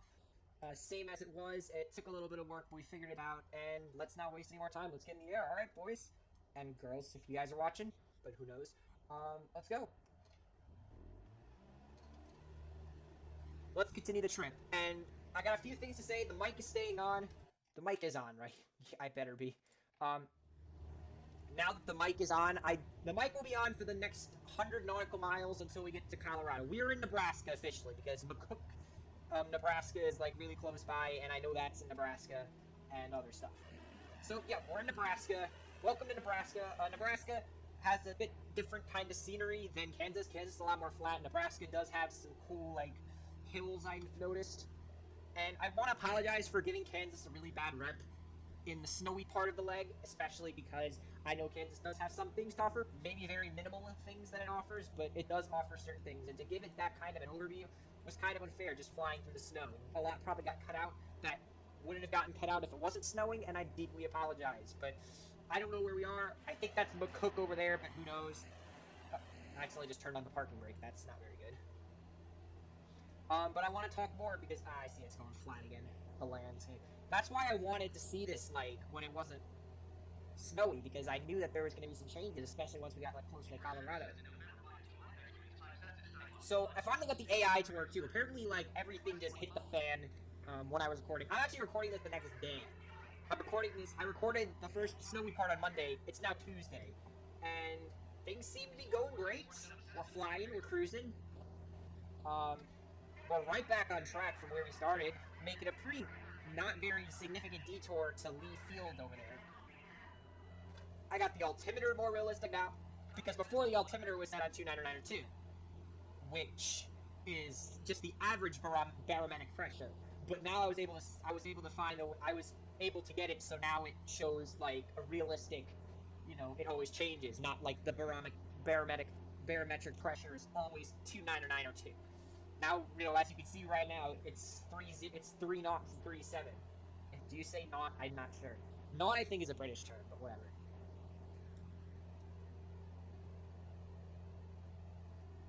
Let's just make sure everything's good. Things were going pretty bad. Like, I would zoom in and the flaps would just go down because that's just how the fingerings are. It's just like, whoa. But yeah, we're going to get this last bit of the leg down, and it's not snowing, which is beautiful. I'm going to get to actually take in some of the sights, which is very refreshing. Maybe get to see some air traffic coming through. This is the Midwest. There was a lot of air traffic that crisscrosses. You might have even seen it on... you might have even seen it on the previous portion of leg 4, because remember, this is leg 4. This isn't like a new leg. This isn't like 4. It's like a 4A and a 4B. 4A was the snowy bit, and we're in 4B now. We're flying in the sun to Julesburg, Colorado, and we're landing there.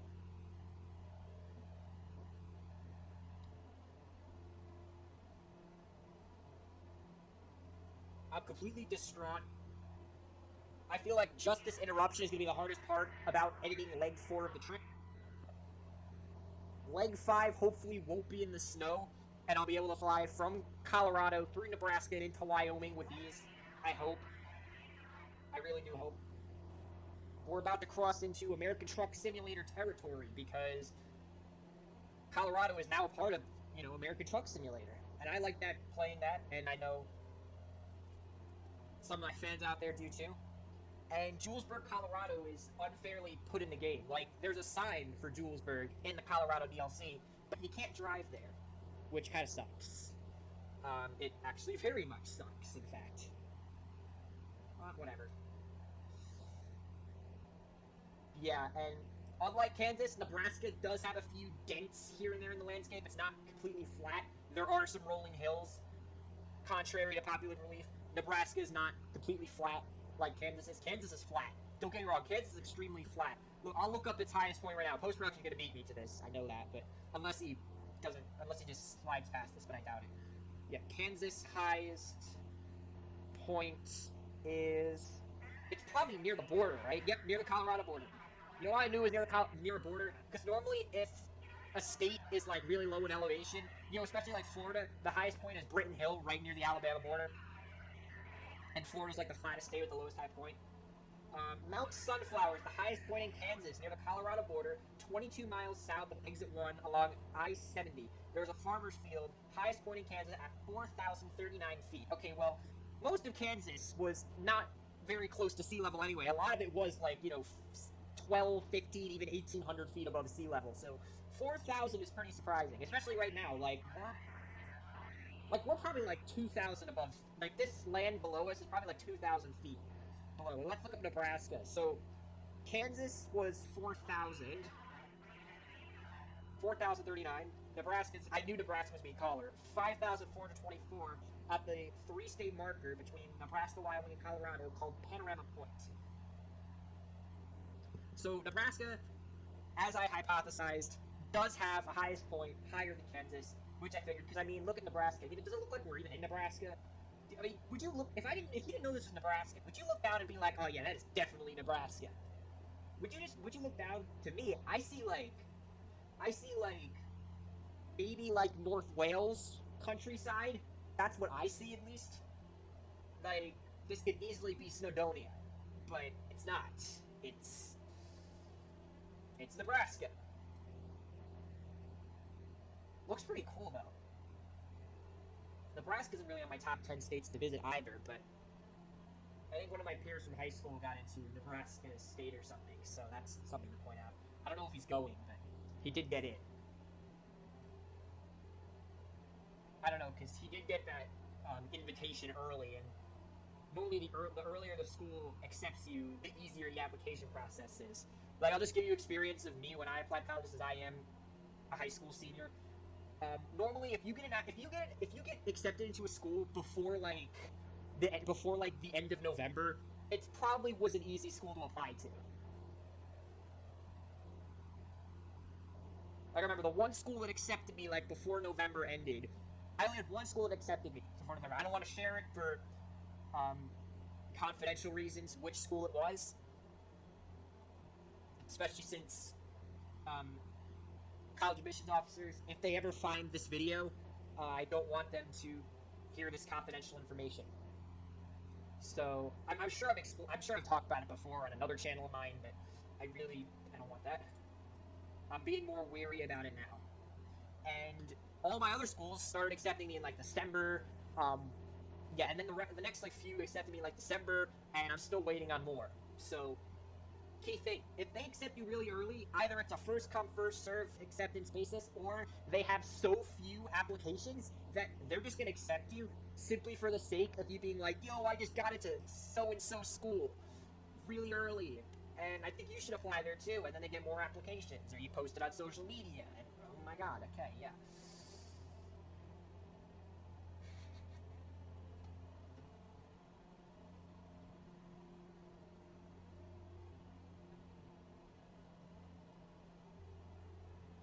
How much time we got? 38 minutes. 39 minutes-ish. And about 80 nautical miles, which isn't bad. Nebraska. As much as this flight one of the points of this flight was not just to explore America, but it was to cross the United States in a way that would get me to see parts of the U.S. that I really would not see otherwise. And I mean, I think I'm doing a pretty good job at, getting rid of stereotypes. Like, I got rid of the stereotype that Alabama is just a giant forest. I came up with that on my old channel back in 2016. I flew through Alabama and it was all like the really tall pine trees. And I'm like, yep, Alabama's just one big swampy forest. But yeah, there were still a lot of trees. And I mean, Arkansas, I knew Arkansas. Arkansas's never known to be flat. Arkansas isn't really known. Where I come from, Arkansas is like not really talked about too much. We normally are concerned with its neighboring states like Mississippi. Alabama doesn't border Arkansas, but we talk about that too. And yes, Mississippi does border Arkansas. Contrary to popular belief, it's like one of those states where it's like, you don't know whether they border. It's like a weird combination. You wouldn't think Mississippi would border Arkansas, but it does. Problem is, only two bridges, I think it's two bridges, cross between Mississippi and Arkansas. And none of them are like interstate highways. Like, they're both U.S. highways that cross the Mississippi River from Mississippi to Arkansas. Yeah, you believe it? Arkansas borders Mississippi. It doesn't border Alabama, because if Arkansas borders Mississippi barely and Mississippi blocks Alabama, Arkansas can't border Alabama. But what I was saying is, Mississippi's brought up because Mississippi's always talked about as like the worst state. And I mean, can't really blame them. I mean, they have things they're dealing with. Alabama is obviously the incest stereotype. I know there's plenty of cities in Alabama, but I'm specifically talking, especially like the places we flew over in cross-country flight leg 2 in Alabama. That's probably where the incest stereotype really comes from. It doesn't come from like Birmingham or Montgomery or, the Gulf Coast, Natchez, whatever. It doesn't come from there. It comes from those like really tiny towns that we passed through, like Anniston. We passed through Anniston. There was some really dark history about Anniston. It was about as dark as the history about Jonesboro, Arkansas, which was pretty bad too. I mean, the lynchings, this and that. I'd say it's a dark history too. Thankfully, we had a bit of a break from all the dark history. I mean, we still had Bleeding Kansas, but... And, I mean, Bleeding Kansas is pretty dark, but we pretty much had already passed most of Bleeding Kansas anyway. Hey, look, there's a plane. It's probably, like, up there, though. We probably wouldn't even be able to see it.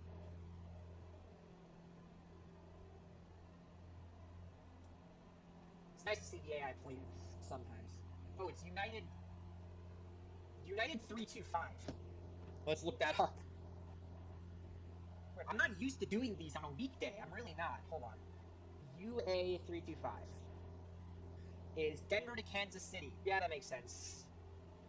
Denver to Kansas City is landing in 28 minutes, currently flying over Nebraska. Flying over Fairbury, Arkansas. Nebraska.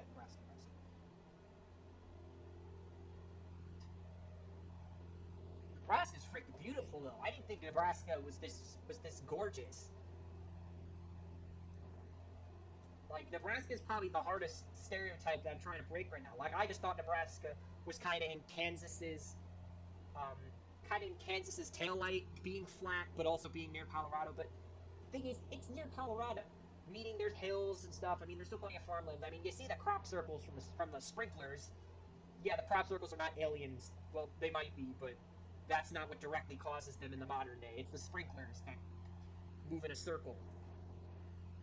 I don't know why they couldn't go for maybe like a square design, but I guess engineering wasn't that advanced, where they had to do a centrifugal.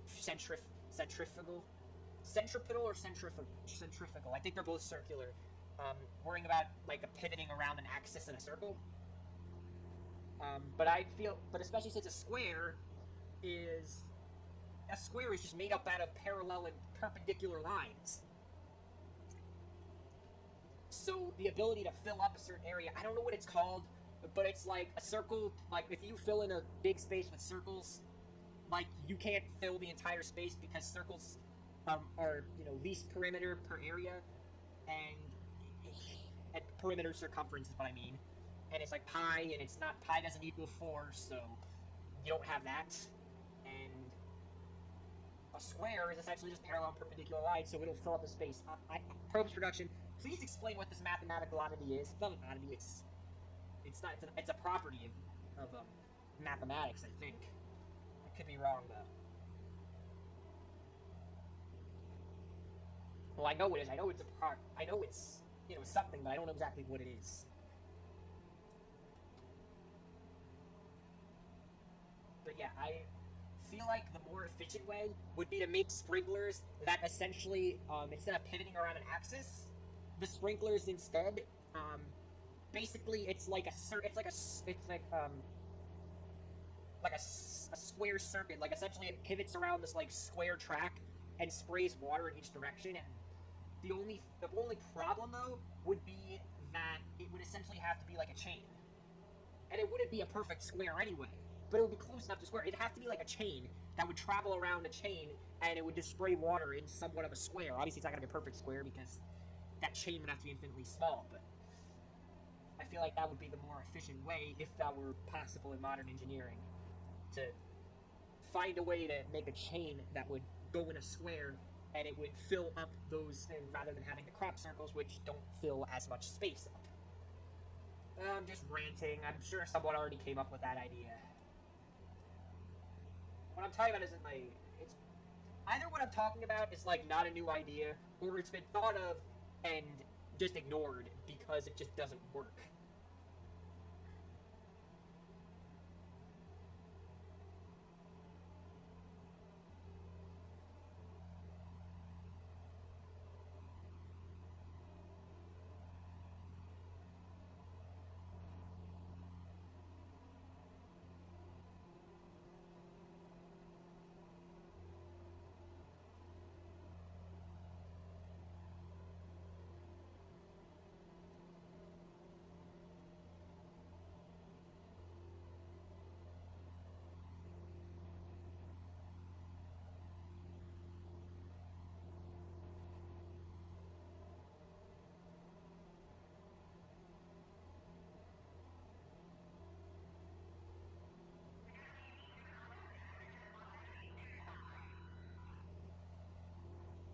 Who's contacting right now?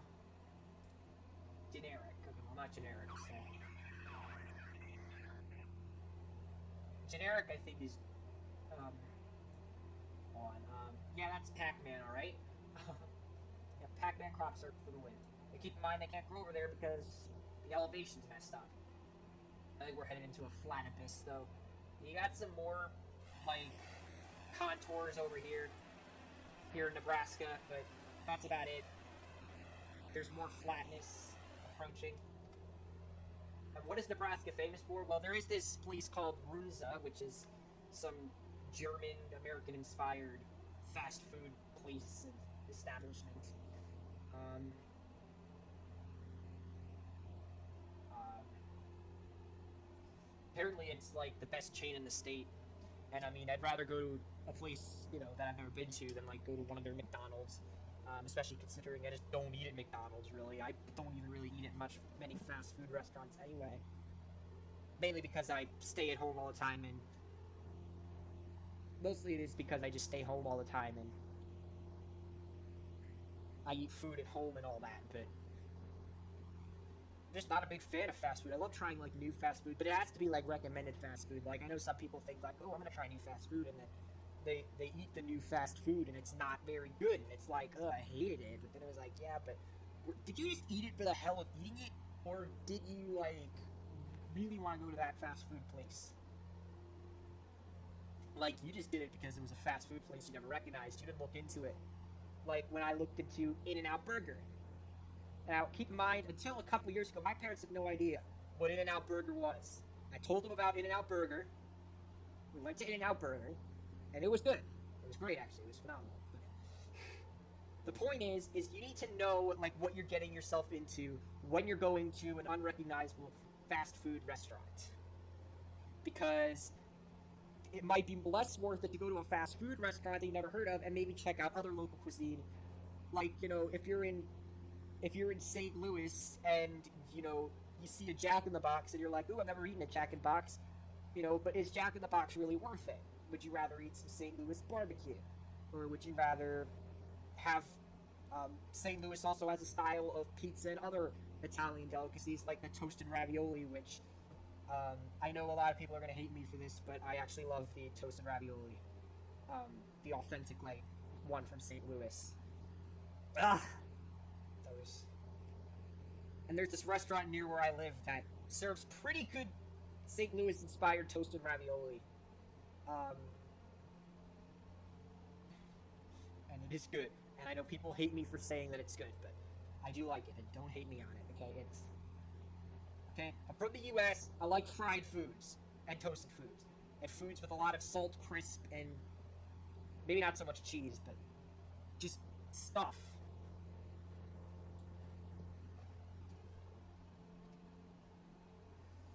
Hold on. Elevation of Julesburg, Colorado. I'm just talking as my theory. 3,478 feet. Okay.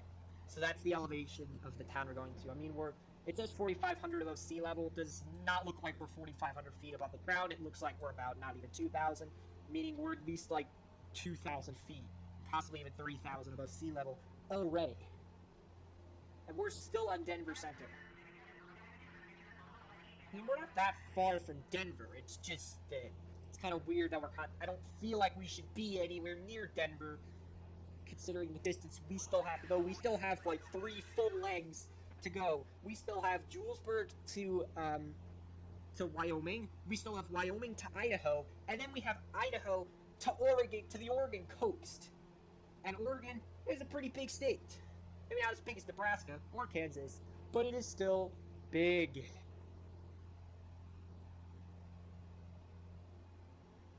We still have those 3 legs to go before we can even wrap up this whole cross-country flight, combine it all together, put really low background music into it, and post this 12 to 18 hour long epic montage movie of sorts.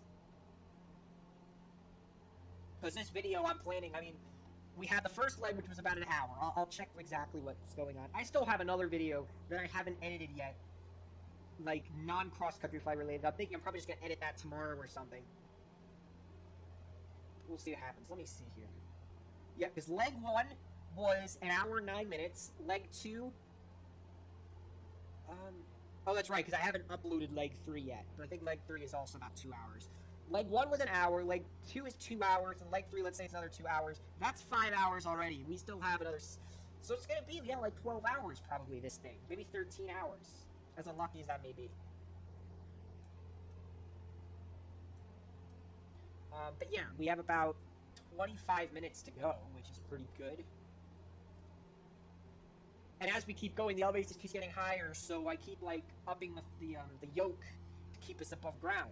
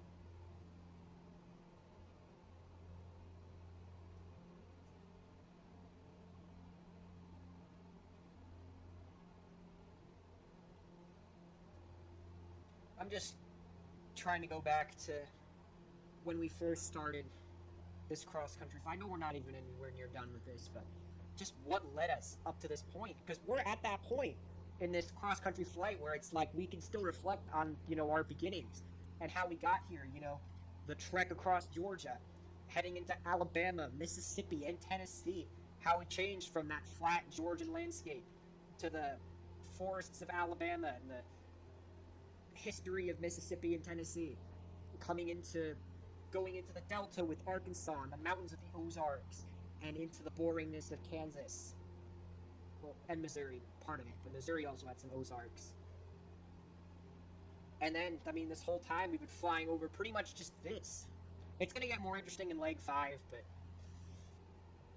leg 4 was meant to be the boring leg, just to get everything out of the way, get to Colorado, and then we can move on.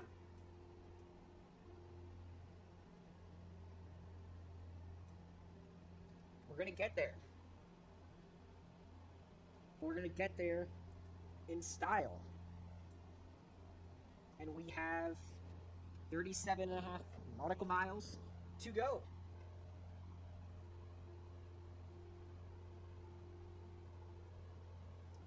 Yeah, Kev just sent me, Kev is struggling in City Skylines, and if you guys don't know Kev is my online friend. I met him a couple years ago, and he's having trouble in City Skylines. He just sent me his city and City Skylines to work with. I'm about to completely fix the city as soon as I land this thing.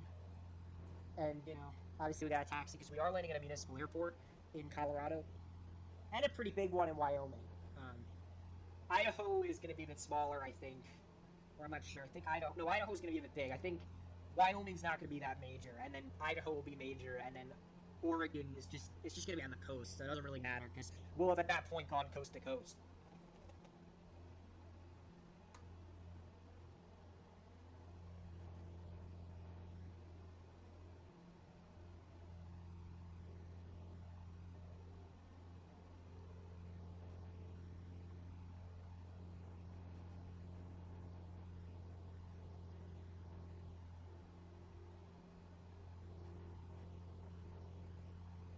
The altimeter's at 3051. The barometric pressure is pretty high right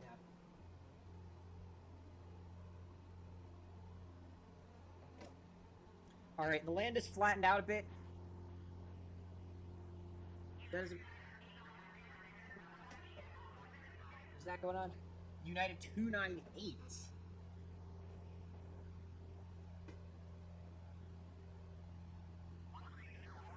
That is Washington, D.C. to Phoenix. Left Washington, D.C. at 6:10 and is getting to Phoenix at 9:23. But right now in Phoenix, it's like, I'm recording this night, so it's 7:30 in Phoenix, right?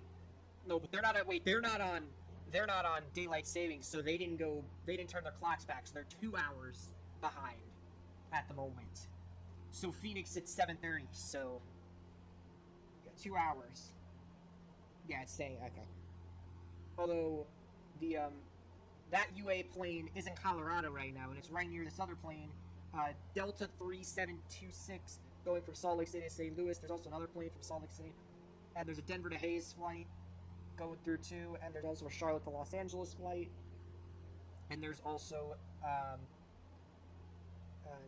Washington to Los Angeles. So it looks like a lot of Washington and Salt Lake City flights generally go through this area, which is good to know. I have flown out of Salt Lake City, so I must have flown over this part of the country. Unknowingly. Oh, holy crap. Did you see that? You know what that means? We're in the Mountain Time Zone, everybody! We're in the Mountain Time Zone. Mountain Time Zone celebration dance! Mountain Time Zone, Mountain Time Zone, Mountain Time Zone. We're in the Mountain Time Zone, but that doesn't mean we're in Colorado, because Nebraska, part of it is also in that zone. Especially the part, like, when you're coming up to Colorado. So, we're probably still in Nebraska at the moment. We're not probably near. Speaking of that, I don't think I've seen, like, a single town or anything. That's Hendricksfield, but I don't know what Hendricksfield is and where it is and whatnot. I don't know what's around us. All I know is we got 27 nautical miles. Wow, we're almost in Colorado. And we're on the Pacific Time Zone. Let's go. meaning now it is not 2:54 p.m. It is now 1:54. Pretty big game changer, because we made up some time. Keep in mind, if we were flying east, we wouldn't be able to fly for as long or as late. Because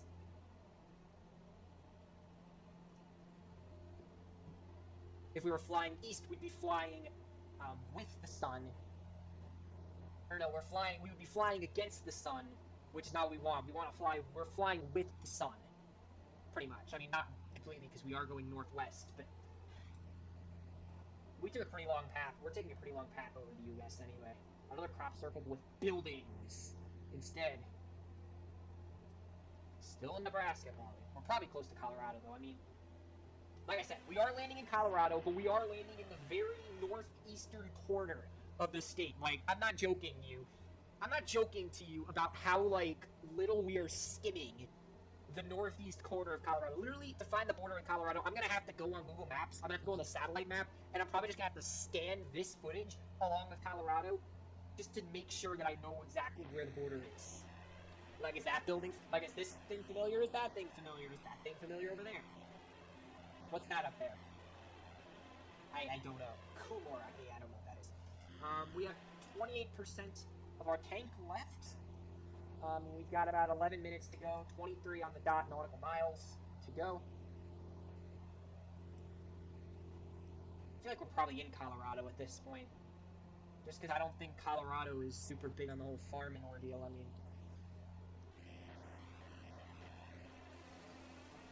yeah, because look, like, we just left there, and now all of a sudden, like, it's all, like, rocky and stuff. Is that Interstate 76? That means we're in Colorado. If that's Interstate 76 below us, then we're in Colorado. Yeah, boy, we're in Colorado, I'm assuming. That's not Interstate 76, is it? I don't know. But that scenery was that was a pretty drastic change. Like, look at all the colors, and now it's not very colorful. It looks all smudged, the scenery now.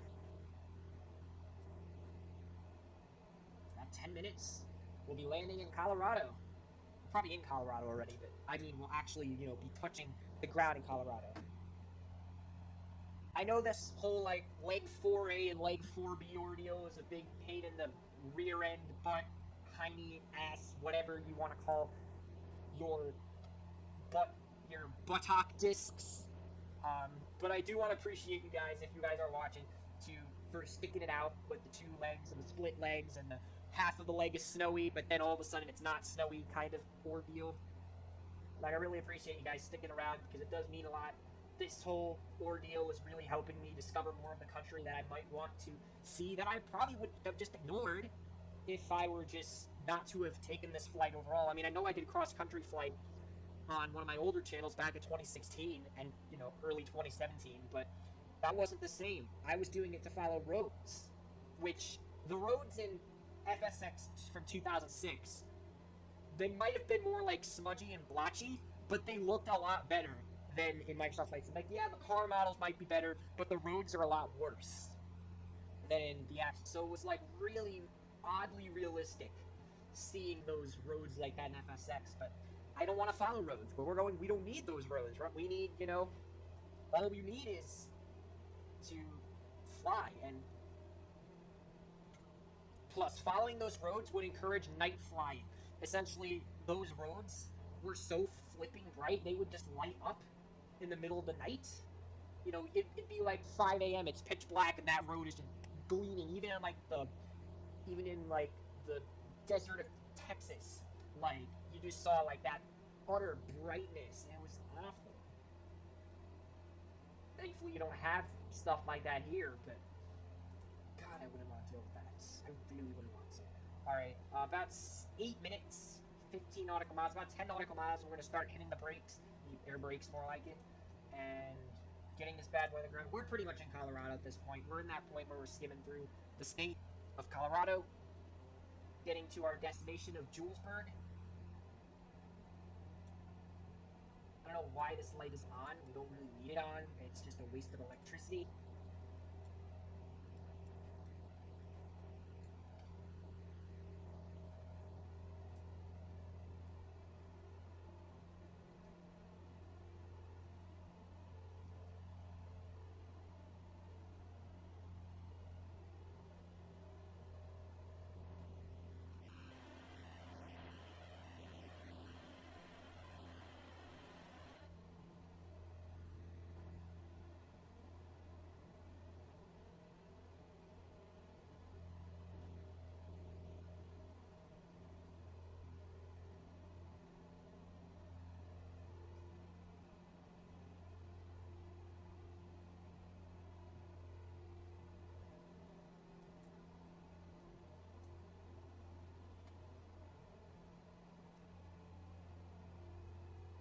know why I keep looking at that when, like, I know that it's coming up. Like, I know, like, we're going to be seeing that big sign that's going to say Julesburg in the distance, and we're going to feel so accomplished, even though I literally only flew for, like, an hour today, and I did the majority of the flying in a snowstorm yesterday. For me, it was yesterday. The outside air temperature is what? 1 degree Celsius. 1 degree Celsius. So it's 33 degrees Fahrenheit for you American people.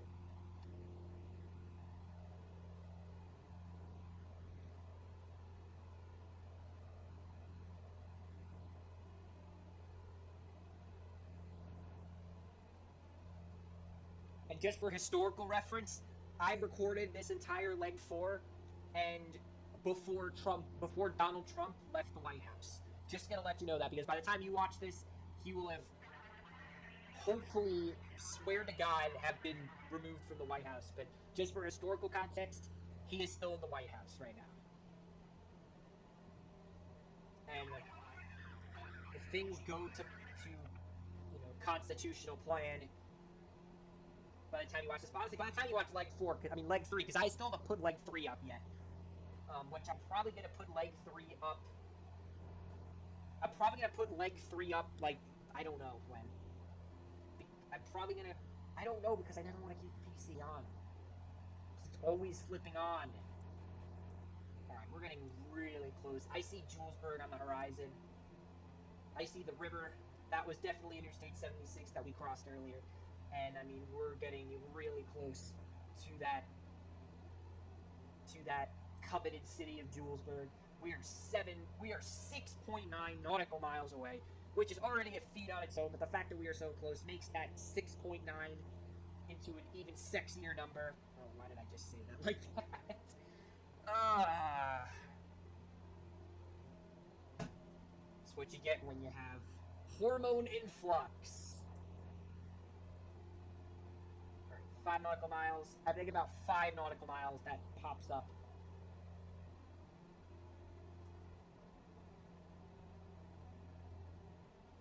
So yeah, we're definitely in Colorado at this point, because, I mean, yeah, we're definitely in Colorado at this point.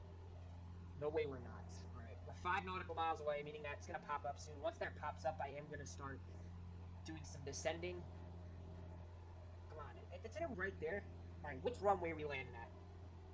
Let's just put the flaps up, down. Like 52, maybe. Slow her down. Let me connect onto Julesburg. Select a runway for landing. Alright, we'll go with, 13. Why not? So 13 is what? 13 is south. You know what? Now we're gonna land on 31, actually.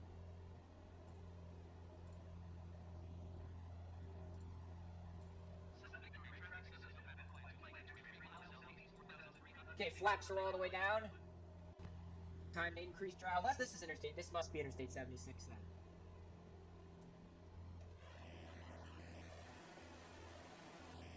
That must be it then. Alright, okay, we're off course. We gotta fix this a little bit. Okay. Good. Alright. Alright, I think I see the runway. I think I see the orientation. Okay, we gotta pull a little bit of a downwind leg. And I'm gonna... I don't know what river that is. I forget. I should know, but I don't. I've looked at Julesburg, Colorado for a while now, and I still don't know. Can't believe we're already here. This is crazy. Okay. We're pretty much about to land. We should probably stay at about 70 knots. 70 knots is probably the best speed. Flaps are all the way down. Don't need to worry about those. This is not a very long runway, so I do need to be careful. It looks really short. Yeah, it looks pretty short. I don't think it is that short, but it's pretty short. Alright, I gotta make sure we're on the right station. Alright, runway 31 at Julesburg, Colorado. Alright, as soon as we get over, and soon I'm gonna throttle down. Okay. We landed her. Oh.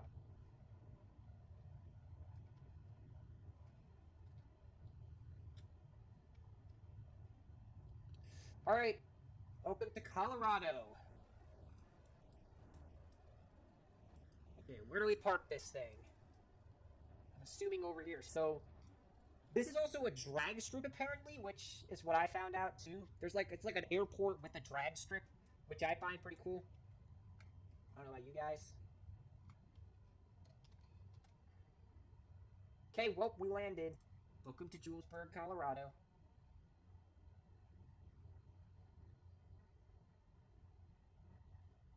I'm gonna park right at the fuel box.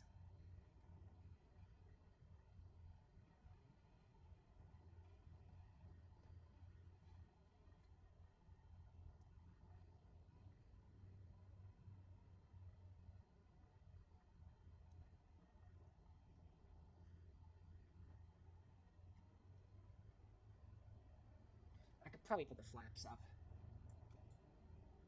7 Victor 8 traffic access to November flight 29 X-ray is clear of the runway. Damn right we're clear of the runways. 7 Victor 8 traffic access to November flight 29 X-ray is clear of the runway.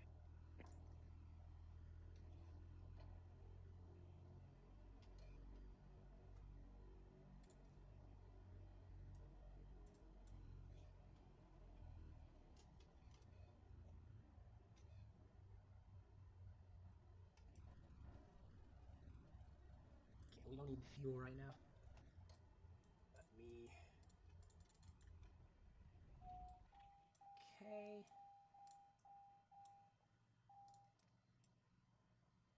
I'm gonna keep the avionics on. Alerts. Alright. Welcome to Colorado, the very northeastern corner of Colorado to be precise. Which is pretty amazing. It's pretty cool to be in the very corner of a state. It's like, especially such a square rectangular shape. It's pretty cool. I know we flew a lot of that leg in the snow, and this portion we did in not the snow because I wanted to see the scenery. It's pretty cool scenery too. I really appreciated all the scenery, especially in Nebraska, with those contours were pretty cool. I really liked it. But anyway, that is it for leg 4. We just flew from Burlington, Kansas. We did technically stop in Nebraska, and then we came to Julesburg, Colorado. So, I mean, welcome, guys. If you're just watching this leg separate, thank you for watching, and I hope to see you again on my channel soon. Like and subscribe if you haven't and you'd like to. And if you're watching the full movie, leg 5, we will be going to Huntsfield in Wyoming, starting right about now. All right, everybody, what's going on? It's Finn Rummy Flights, and welcome to leg 5 of cross-country flight. We are currently in Julesburg, Colorado, as you saw last time. And today, I'm actually really excited for this leg, and here's why. This is going to be the first time we're actually going to see some legit, like, out west mountains. So, like, the famous Rocky Mountains that are, like, out in the west. Because, I mean, we have seen mountains. We've seen the Arkansas, Crowley Ridge, all that stuff. We've seen those mountains. But we haven't seen, like, true, like, mountains that, like, catch your eye and you're just like, holy crap, that looks amazing. And that's what we're going to see today on this leg of cross-country flight, and I am very excited. So, like I said, we're in Julesburg, Colorado, and let me double-check that we are recording and that we are on the right output and everything like that. We are, thank God, otherwise this won't record properly for reasons. So, I don't want to waste any more time. Let's get into it. Let's start this journey off. So, let me take a quick look at which way we're actually going today. So we're here. I'm thinking we should take off from down here so that we can keep going in that direction. Heading up to the mountains to Lander, Wyoming we are going to. Lander is a town, and it's like right at the base of the Rocky Mountains by like the Grand Teton. So this is going to be like right before, and then leg 6 is just going to be us flying through like Yellowstone and all these other peaks. Next leg's going to be pretty epic too, but I think that this leg is going to be completely like any leg that we have done in a really long time. So anyway, I'm going to get us started. We're going to get ourselves in the air. Doesn't look like there's too much activity going on. Like I said, we are at the fuel box. We got some vehicles going around and all that, but not much other activities really going on. So what I'm going to do is I'm going to get ourselves like the engine started up and everything, avionics, battery masters, and everything else. All the lights are going on except the landing lights. Pitot is going on. Cabin power. And then we're going to make sure that everything else goes out. Like, I'm going to put the flaps to, like, something reasonable, like 24, I suppose. Cabin airflow. We could adjust this too. Cabin heat control. It's pretty cold. Cabin air. System test. Okay. And then we can check a few more gauges. Let me make sure that this Garmin display is on. As you can tell, we have 306 nautical miles to go. It is currently 2:41 p.m. Let's get in the air, I suppose. All right. Everything is set up at this point. All right. Let's go. Alright, the only problem, though, is that I don't know how to turn... Oh, I see which way to go. Okay. Oh. There we go. And we can, like, start moving, maybe. I'm becoming more of an expert at pushing back in these GA aircraft. But anyways, here's the deal. Mic will be on the whole time. Let me double-check the mic is on. It is. Thank the Lord. Alright. We can get in the air now. Oh, come on.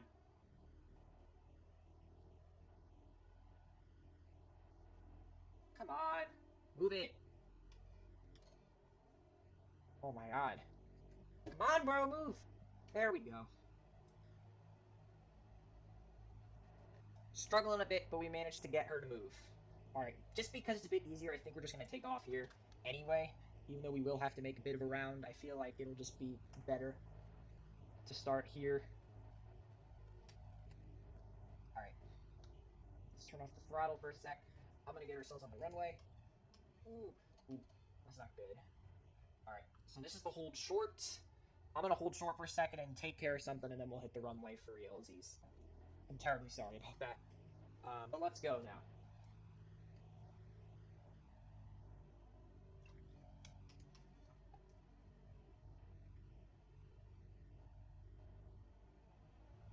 Alright, mic will be remaining on for the duration of the flight. There's no VTC anyway. Oh, now it's fine. Alright, we got this touch and go. Oh, I forgot to mention that I'm not in the pattern. In the pattern means I'm like touching and going. Oh well. Alright. We've taken off. Goodbye, Julesburg.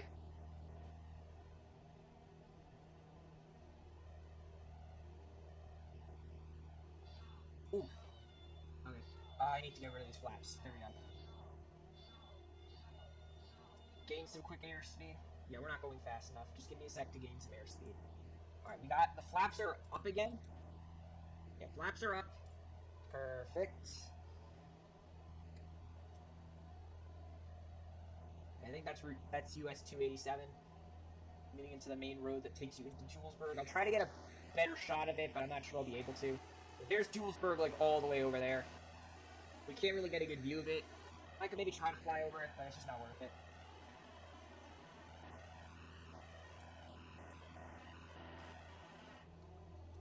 Okay. Oh, we're in the air. That's it. Except we're still pretty off-center, so let me take care of that real quick.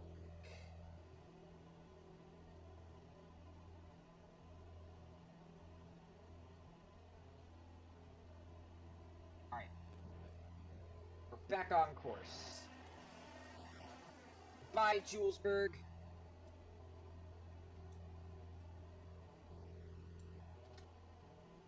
Let's just make sure we're aligned properly with the, with that line.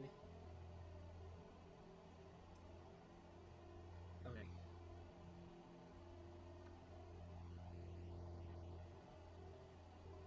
Come on.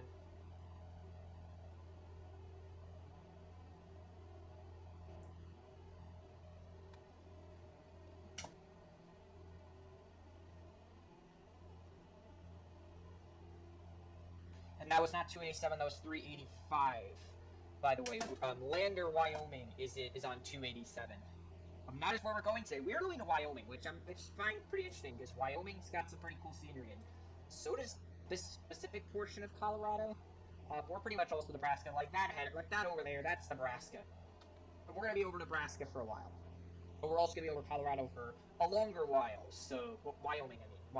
We're gonna be over Wyoming for an even longer while. We are saying goodbye to Colorado, essentially. We will not be in Colorado for much longer. We may even be out of Colorado at this point. I'm not even kidding you. But yeah, we're not going to be in Colorado for very long, which is good. Because it's time to move on to more mountainous pastures instead of greener pastures. Because you can tell the pastures are not getting greener, they're getting browner as we delve further into the west. At least it's not snowing. It's just kind of the transition period, because remember, we spent, leg 3 was from Tennessee to Kansas. We flew between Tennessee and Kansas. We saw, some marsh, we saw some light mountains, and we saw a lot of the plains. In Kansas, we saw a lot of snow, and then we got to Nebraska, Colorado. Now we leave Colorado, for the rest of the trip, and now we are about to go back to Nebraska, which we essentially are in Nebraska at this point. Obviously, post-production's going to insert that in. He doesn't need to tell us that, but he will be adjusting that as necessary, or posting that kind of stuff as where we're passing. We will be hitting Interstate 80 as well. Interstate 80 is pretty big because it's near, because it's a pretty major highway that connects the northeast to the west, especially areas like California. Anywhere in California, if you're coming from the northeast to anywhere in California, chances are you're going to be hitting Interstate 80. Unless you're going to Los Angeles, then you might hit up 70. But otherwise, you will be hitting up Interstate 80. For most likely, if you're anywhere north of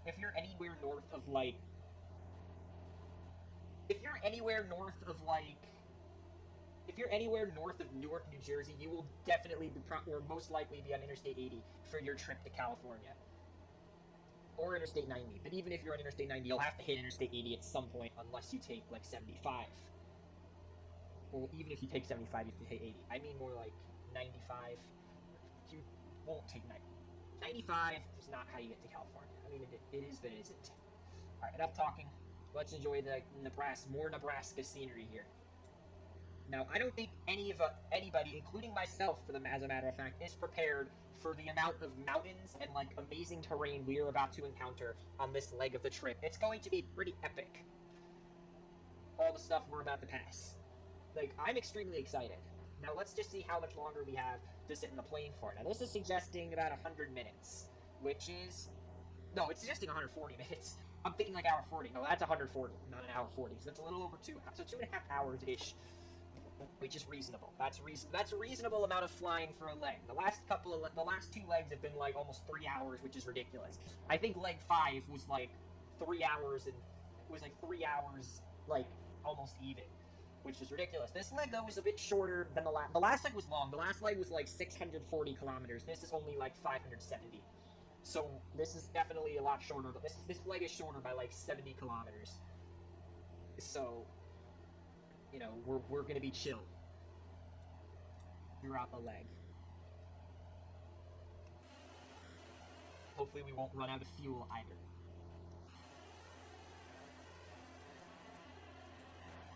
There's the sun. We're flying in the wrong direction already. Yikes.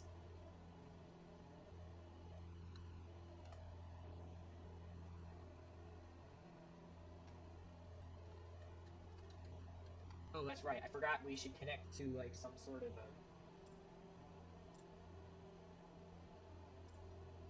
tune to Denver Center. Alright. AI should be able to take care of everything though. Alright, come on AI.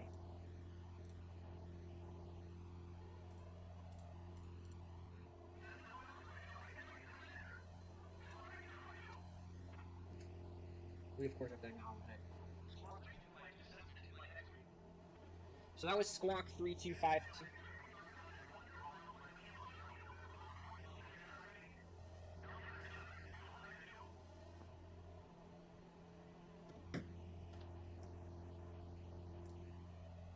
So what I'm confused is why it's set to 29 or 9 or 2, because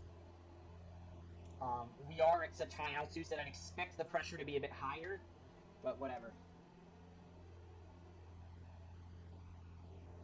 So 3252 is a super... 3252 is super domestic.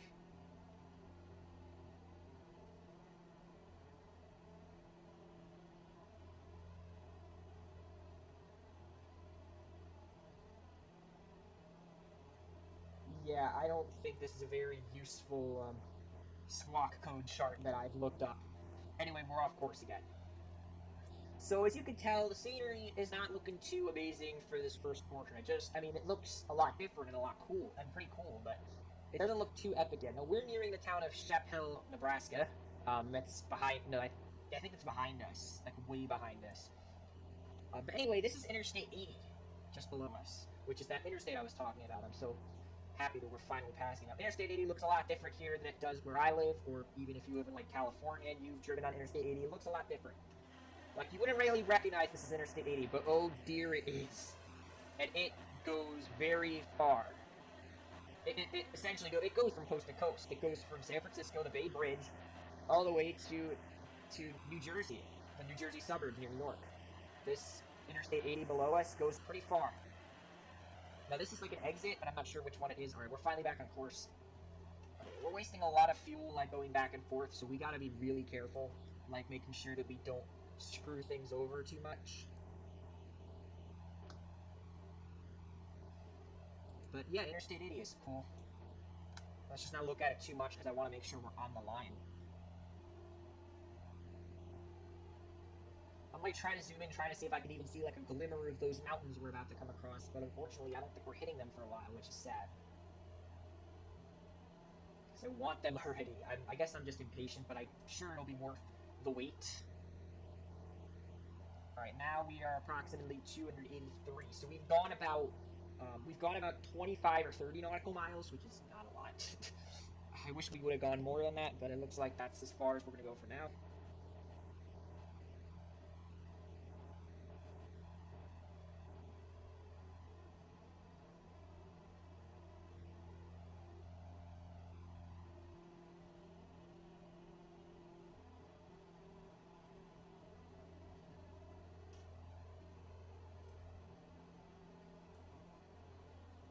I think we stumbled across Sidney, Nebraska.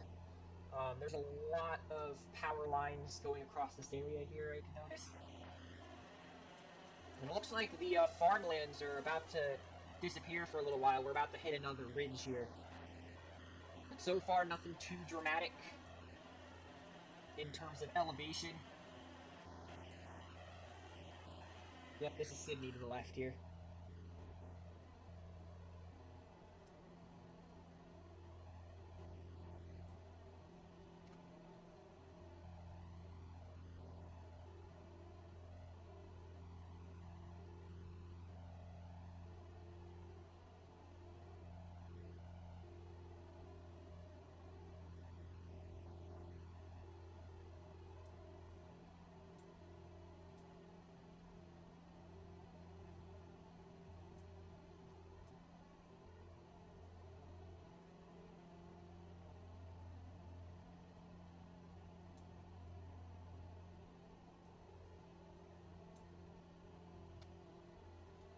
And there's another plane. I've noticed. Witchcraft IRF clearance.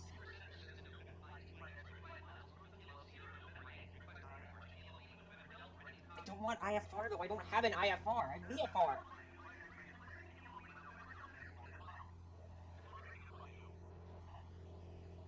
Okay, I guess we're doing this then.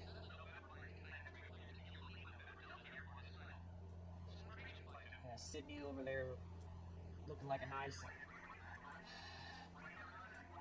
Oh. Bro. Come on. No, no!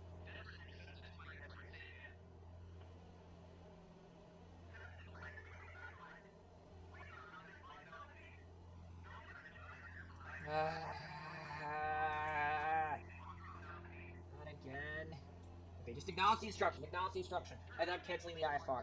I didn't want an IFR. I'm going VFR! I want you telling me where to go. I want to fly everywhere we're going to fly. As long as it's not illegal to do so. And that's fine if it's illegal. We fly a different way. But it's not, because it's Flight Simulator, you can fly anywhere.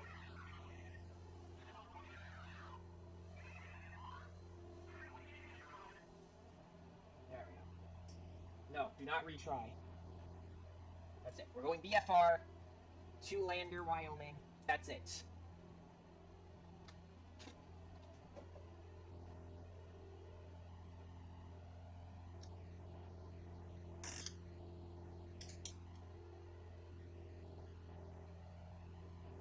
Okay, we've hit an interesting site here. I looked up some of the sites along the way, but I think this is the rail yard I've looked up before. Yeah, I think this is the rail yard I found. We're still in Nebraska, obviously. I mean, we literally just passed Sydney, so we are still in Nebraska. This is like the rail whatever thing that I saw. Like a trailer park over there, some sort of thing there.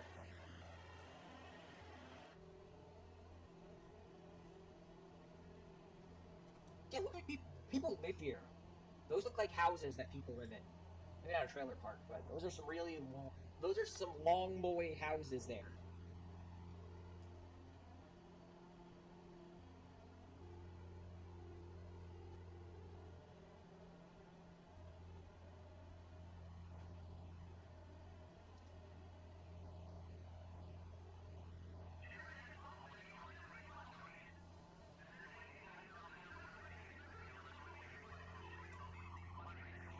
Actually, not. Wait, no, the farmland has returned. More farmland awaits.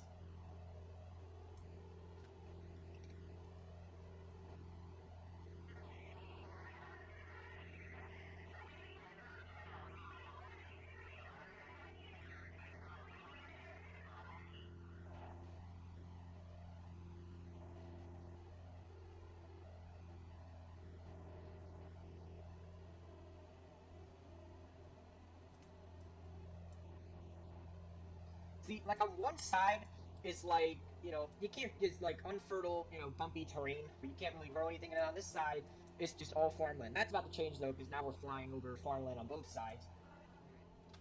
Yeah, we're flying close to the ground. Don't worry about it. We're not flying over near any cities. And plus, I always just fly the slow for, I don't, just for like what do you call it? Just for visual purposes. I like to stay close to the ground. I know it's a lot more fuel efficient and a lot, you're more likely to catch those like faster winds if you stay, further up with altitude. But just for visibility reasons, and within the sim, I do like to stay close to the ground so that you guys can see like the scenery changes. Obviously, if we're hitting mountains soon, we're gonna have to depart because eventually we're gonna start hitting some serious terrain, and we're gonna have to start pulling up and down and not trying to hit mountains head on and all that stuff. Like I said, though, hopefully we won't get to that. Well, we're not that. We're gonna get to it, but we're not gonna get to it yet. And hopefully it won't, there won't be hard visibilities while we're doing all this.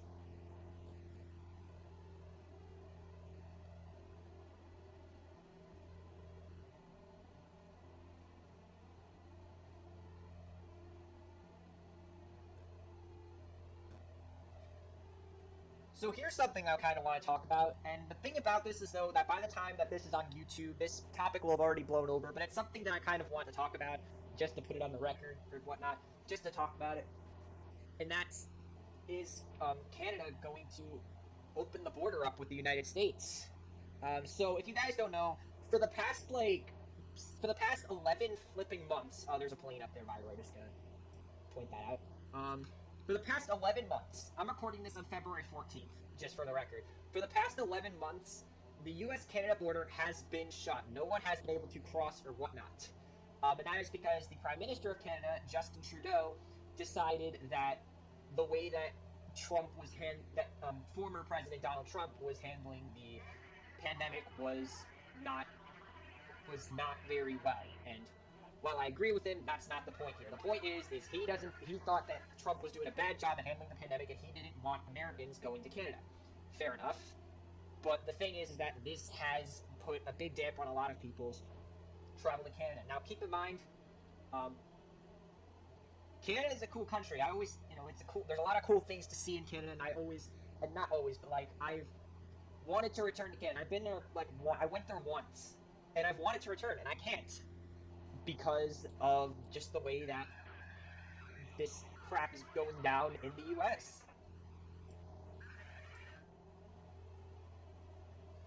And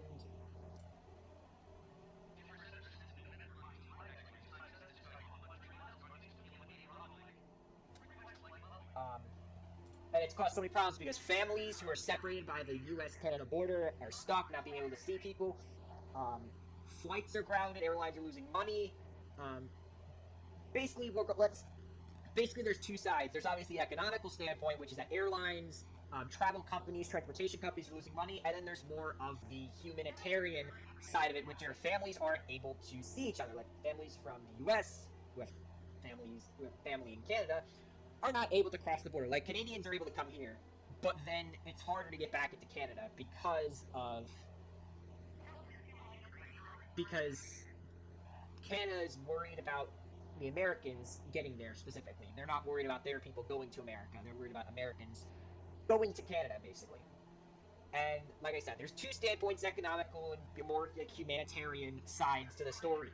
The thing is, though, is it possible that now that everything's going down, and Trudeau over the past few days, like over like the week of like February 7th, has been adjusting changes and starting tomorrow, like tomorrow as I record this video, so February 15th, there's gonna be like harsher restrictions on. Oh my god, I can forget the ATC. There's going to be harder restrictions between the Canadian and the U.S. border. So does that mean that on February 21st, will Trudeau renew the border closure for another month, or will he finally reopen it? Not that I'm going to be going to Canada anytime within the next few months, and probably won't be going there for the next year. But is it possible that it could be opened up this month in February of 2021? Who knows? Anything is possible. I am personally not super confident that it's going to happen, but it is possible that it could happen. Southwest 441. Like I said, it is very possible. But if that doesn't happen, then, well, I guess we just have to go. We just have to go another few months without. Then we just have to go another few months without people being able to cross the border. Especially since I'm recording this on Valentine's Day. It is really hard, right? Because couples are separated by a land border, and it sucks for them, really. But unfortunately, it is just a situation going on, and we can't really control it that much. I wish we could. Like, I, dear God, wish that this situation could be controlled. But there's just so much misinformation. There's a lot of mistrust, governmental mistrust, that will not be healed for a long time. And unfortunately, that is causing a big scandal over, like, how people should be, dealing with this. And it's unfortunate because we could easily just be like, all right, guys, so if we have to go under lockdown, we go under lockdown. If I tell if we make it that everyone needs to wear masks, we need to wear masks because they help. And if we can only offer outdoor dining, we can only offer outdoor dining. It should just be like that. By the way, Chug Water, or is this Chug Water? No, this is not. This is a U.S. road. So this is not Chug Water, Wyoming. This is not Interstate 25. All right, we're getting close to Wyoming though, or we might be already. We'll find out a bit. But unfortunately, yeah, like I said, it should just be simple like that. Like, okay, government of the United States, like, all right, so if I say we need to lock down just because we want to reduce deaths, we lock down. If I tell everyone to wear masks, we wear masks. If we need to only offer outdoor dining or outdoor shopping or whatever, we only do that. No indoor dining, no indoor shopping, whatever. That's all that happens. No tight places, nothing really open that doesn't need to be open, except for economical reasons or whatnot. But unfortunately, that's not how most people view that crap. Unfortunately, most people view that as essentially authoritarianism, which is weird, because there's a lot more crap that I feel like they follow that is more authoritarian than wearing a mask. I feel like wearing a mask is the least authoritarian thing you could ask someone.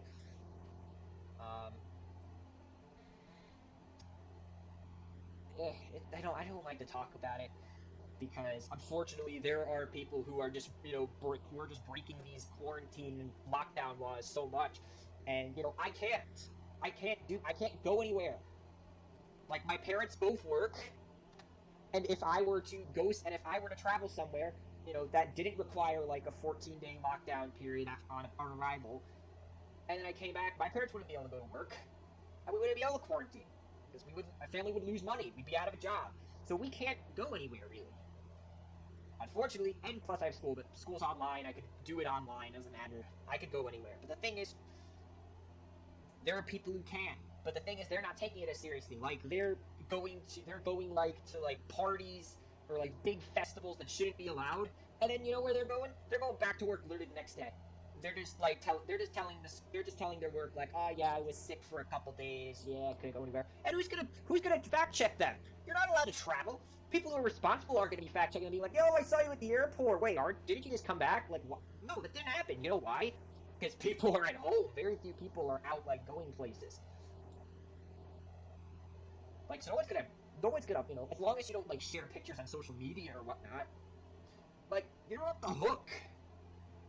The only thing is if, you know, someone who actually minds this, like scans your plates in a different state and, you know, sends it off to the governor of your state and then things go down or they recognize whatever. It's possible that they can track your plates because, especially if you go on like a toll road in a bad state, you know, a state that you shouldn't be in because of lockdown purposes, toll booths can literally read your plate and be like, yo, like this plate, this is a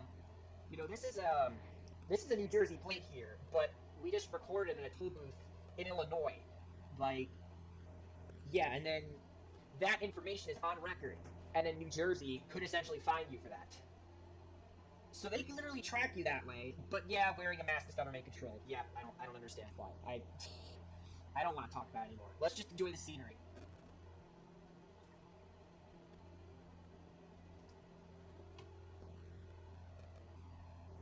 Like, come on, the government knows who you are. Like, they have social security all over you have a social security number. The government knows who you are because of this number. And a mask is government controlled. Makes complete sense. Does not make complete sense whatsoever. I just do not understand people, really.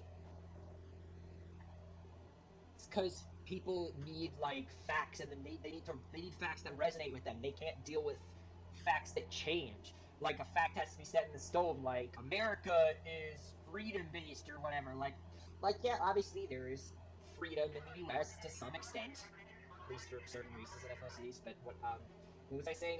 Yeah, so that's, you know, obviously there are things about the U.S. that are different. There's a lot more free speech in the U.S. than in other countries. You know, you can't be bashing the British Prime Minister the same way you could bash the U.S. President. You can't do that.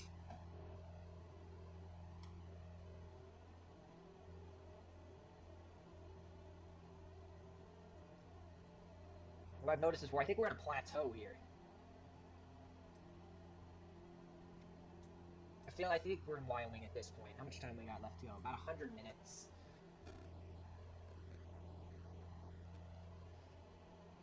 But yeah.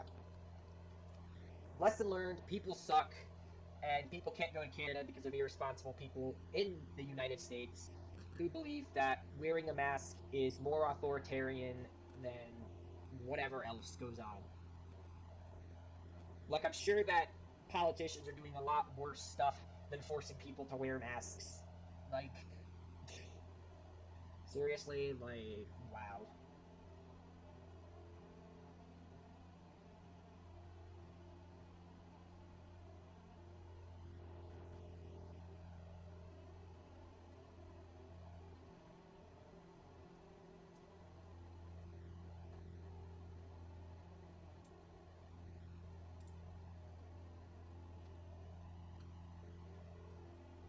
Alright, yep. I do see a big decline in elevation here, so we're going to take advantage of that with our fisheye lens aircraft.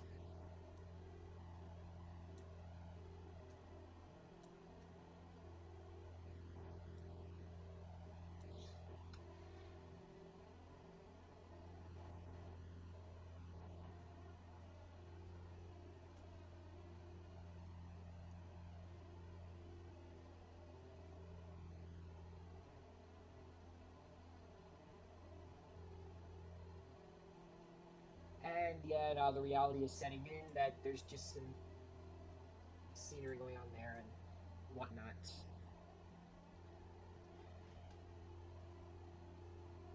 So technically the farmland, or at least the plains kind of feel that you're getting at, that's not really going to go away, at least until even when we hit like Oregon, we're still going to be seeing that kind of stuff. You're just going to be seeing a lot less of it, because we're about to go into this landscape out here, which is a lot different than what we've been flying over at all for like the entire like flight up to this point. And I see what's going on here. So we got this bit of a drop here, which is gonna obviously get our elevation closer to the ground, closer to sea level, which is good. It'll also allow me to get my speed up a little bit so we can go a little bit faster and gain a little time. I mean, we got under 2 hours to go at this point, so I'm not too worried about, it taking too much time out of the day or whatnot. And plus, we're dedicated at this point. We cannot turn back. Like, we are so committed to this trip.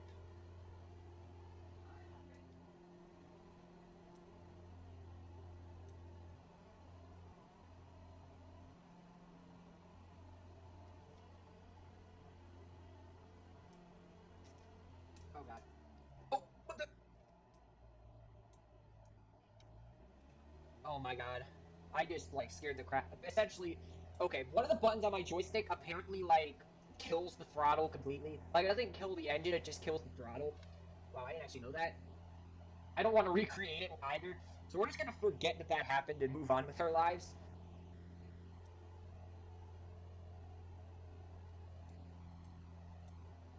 Like I said, I'm starting to like the scenery as we come in through Wyoming or wherever we are at this point. I feel like at this point we are in Wyoming, though. I haven't really been talking much or pointing much out because it's kind of, not necessarily that it's been the same. It's obviously different, and it's obviously pretty cool what we're getting to see here, but it does get a bit repetitive, and there's not a lot of change now and then, so it's kind of hard to point stuff out. Especially, as if you could just tell, like, look where we are right now. Like, we're in the middle of nowhere here. Like, I don't think I've seen a single town in, like, the last, like hour. Like, I think since we passed Sydney, Nebraska, I don't think we've passed a single other town or, like, house or, like, place of residence, besides maybe the trailer park. But otherwise, I haven't seen anything.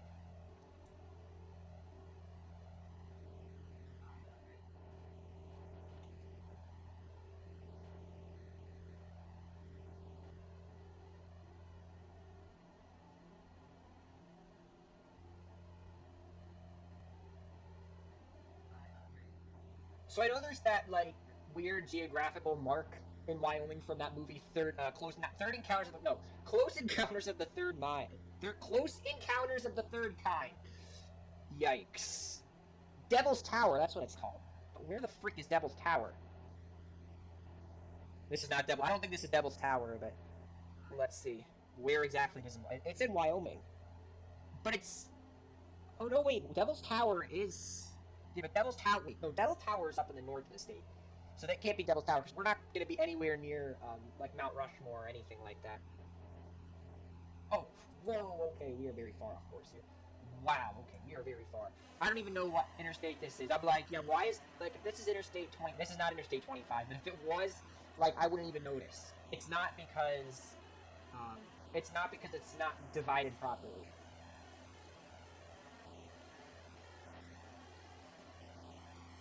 Or it's not a divided highway. It's just like a one-lane highway, like normal what you'd see. 77% fuel so far. We've gone. Okay, we've gone 207. We've gone about 100 nautical miles at this point, so that's pretty decent. We've gone about a third of the way. I'm trying to get back on track because I don't want to waste too much time, going. Like, remember, if we go too far off course, when I'm going through post-production, I'm not going to be able to recognize the landmarks that we passed. That is not Close Encounters of the Third Kind, though. Close Encounters of the Third Kind is on this side of Wyoming, if we're in Wyoming at this point, which I feel like we are, because I don't think this scenery is very, Nebraskan. Could be Nebraska, but I don't know for sure. But it's like it's in the north of Wyoming. We're kind of in like the southeast of Wyoming. Devil's Tower's in like the northeast, near Mount Rushmore, which we're not going to be anywhere near on this trip. We've probably already passed it, like very far up there though.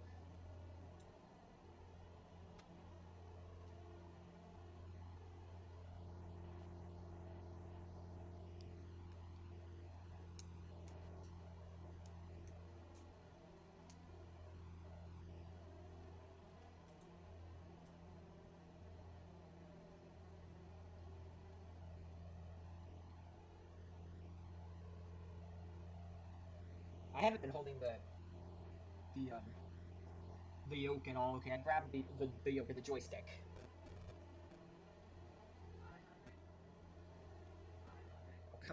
Stop annoying me like that.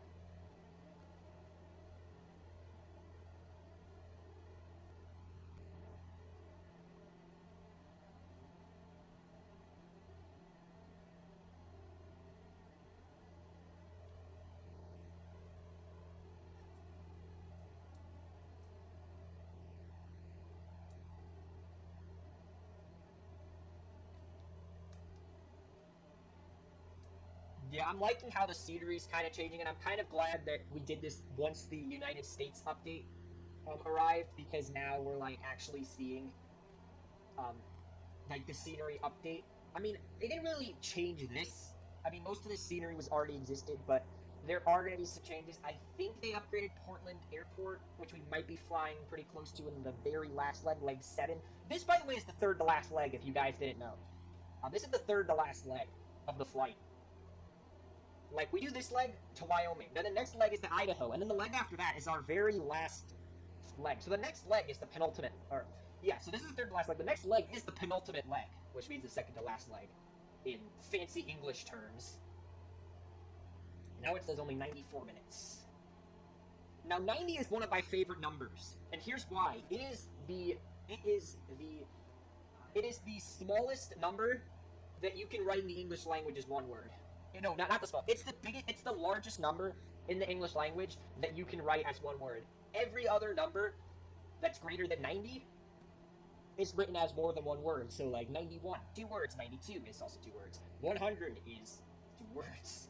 And then 100, 100, 101, 101, or 101. Did you say 101? You say 150. You don't say 150. So you just say 101 in English.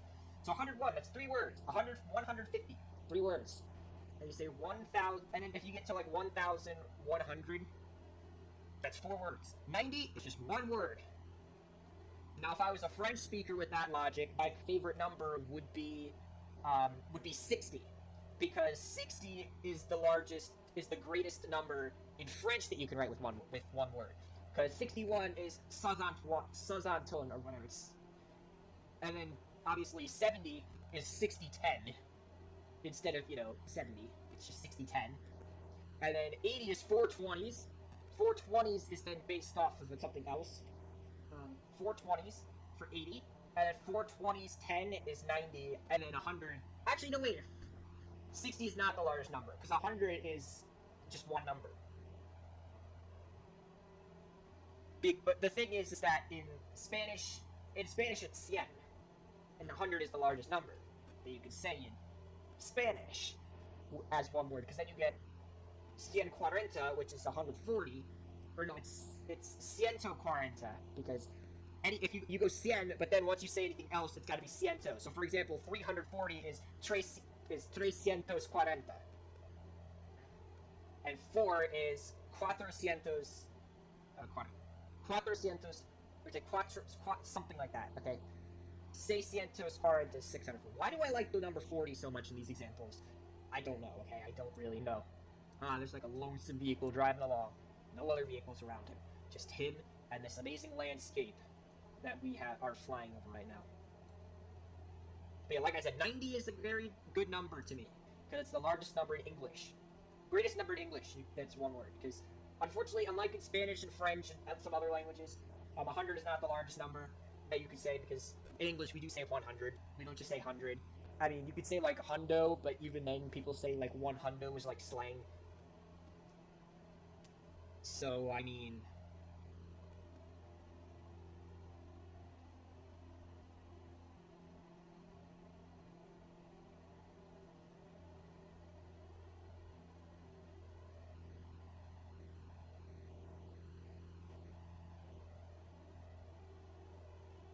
big power lines, by the way.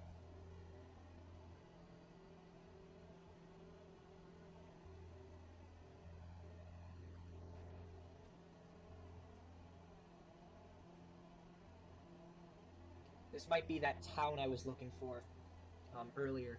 Let's get a bit closer, and then we can point out whether this is in fact Chugwater, Wyoming or not. I can't tell if that's Interstate 25. It does look like that could be, because I did notice that it does kind of go in like that kind of shape. But we're gonna it does look like Interstate 25. Weirdly enough, they do add like the road map, so I think this might be Chugwater, Wyoming here. So yeah, I mean, we knew we were in Wyoming, but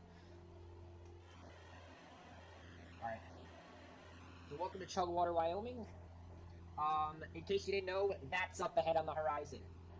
No, I haven't really flown through too many mountains since I did the Oregon tour on my main channel back in 2020. Like, early 2020, like, before shit got that bad, 2020. But things, the crap was still bad, but not as bad as it got, like, over the next few months. And especially not as bad as it was now. Like, things were still open, people weren't as scared. Like, we were being precautious, but not too precautious kind of ordeal. But yeah, welcome to Chugwater, Wyoming. This is Interstate 25. That way takes you up further to Cheyenne. That way takes you down into Colorado.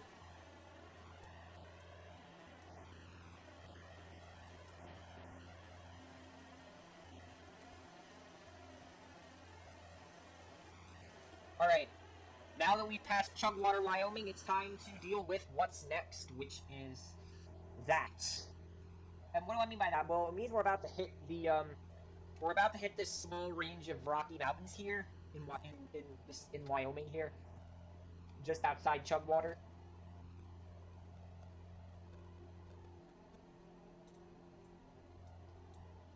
And like I said, I haven't flown a Cessna through a range of mountains for like almost a year, so I'm not very experienced. I've kind of lost my touch, but we're going to try again and make sure we can get back into the groove of mountain flying, because we have 2 more legs of flying through mountains. We're going to have to deal with the Tetons and Yellowstone Rocky Mountains further up into Wyoming and Idaho, and we're going to also have to deal with those mountains in the Willamette Valley once we get to Oregon, as well as some mountains, on the eastern border near the Oregon desert, by the Umatilla Valley. So, like this leg along with the penultimate and the series finale of Cross Country Flight. Well, it's going to be a movie, so it won't be series, but it will be the final leg, the leg to end all legs of this trip. We started off in Georgia, near the Floridian border, and we're going all the way to Oregon, which is pretty sick. And when I planned this extremity back in late October, I never thought we would get this far. I thought I would do the first leg, and I'd just give up. I think it was too hard. But that didn't happen. We didn't let that happen. We kept pushing forward, trying to make every leg count, talking about the history behind places, how dark some of that history was, especially with the lynchings in Jonesboro, and the tornado in Jonesboro too, but the lynchings in Jonesboro... Okay.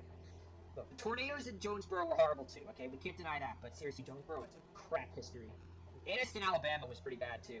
Everything that happened there too. Thankfully, the only bad history here is, Indians getting... American Indian genocides is about the worst, and that's still pretty bad, but at least it's not racism, am I right?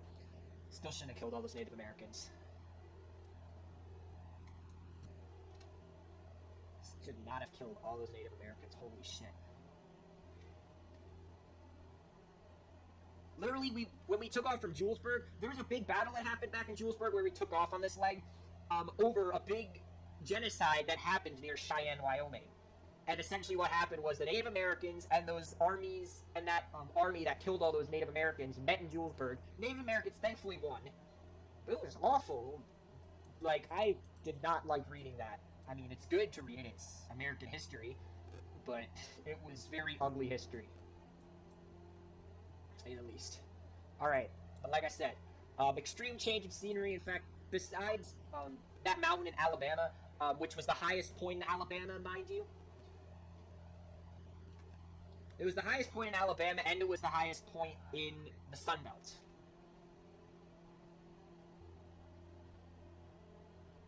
Or no, it's the highest point. It was the highest point in Alabama, but it was the highest point in the Sun Belt east of the Mississippi River, which was extremely confusing. Now, the Sun Belt is essentially anything south of Interstate 20, except that only works until Interstate 20 ends. The Sun Belt is essentially like I said, anything south of Interstate 20. The thing is, Interstate 20 ends in Texas. So once you get down to Texas, it's kind of hard to determine what the Sun Belt is. I mean, you could use maybe Interstate 40 or maybe US 60 as a barrier, but even then it's not going to be extremely perfect, because Phoenix is the Sun Belt, but Interstate 60 goes, like, right down the middle. And holy crap, this is beautiful. Wow, this is amazing. So, by the way, we're essentially, we're essentially racing the sunset right now. So the thing back in Julesburg, the sun is gonna set within like the next hour and a half. But in Lander, Wyoming, the sun isn't supposed to like completely set until 5:45. 5:45 or about, and it's not supposed to be completely dark until about 6:15. So we still have 2.5 hours of daylight before it gets dark. The thing is, we only have like an hour and a half left of flying.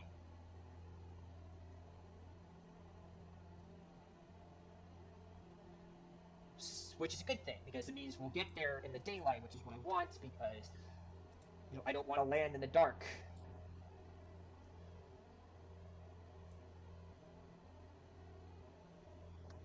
But we'll probably be landing as like the sun is going down. I mean, if it's gonna be 90 minutes, we'll be landing at like 5:30, probably like just before 5:30. And the sun doesn't actually set until 5:45, so we're gonna be a bit early to sunset, which is fine. I mean, as long as we're there before, that's fine. And holy crap, this is what was worth it. Like all that like Georgia scenery leading into like Alabama, Mississippi, Tennessee. Those tiny bumps in Arkansas. Actually, Arkansas did have mountains though. I can't lie, Arkansas mountains. And Alabama had a big one too, but it wasn't that impressive, but it was still pretty cool. Alabama's highest point, which we just literally flew right over it, which was pretty sick. I don't think we're gonna get a chance to do that. I don't think we were flying over like Mount Hood. That would be sick, but I don't think we're doing that. Mount Hood is actually an active volcano though. Not active. I don't think it's active, but Yellowstone is active. Yellowstone volcano is active, and if Yellowstone erupts, essentially what happens is the entire population of Salt Lake City, which is probably like 150, 200 miles away, probably dead. Which sucks. That's dark. I would not want it. I don't want that for any Salt Lake City and whatever. Salt Lakers, whatever. And if you live out here, which, I mean, those people do, maybe people over there, those people live here, it would suck to live out here. I wouldn't want to live out here. I mean, it'd be cool to maybe camp out here, for a couple nights or whatnot, but I wouldn't want to live out here. Not necessarily a city guy, but I'm not very, like, rural. Like, I'm not a very rural kind of guy. I'm more, not necessarily suburban, but I'm just more,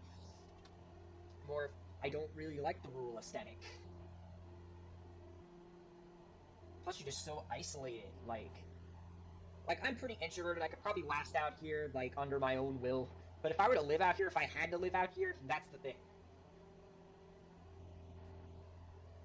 Now, I'm not like a complete introvert who could live alone for, like, years and not feel it, like... But I'm not also the person who would want, like, to go over to, like, camp out here with, like, a family and the family of a friend, too. That would be ridiculous.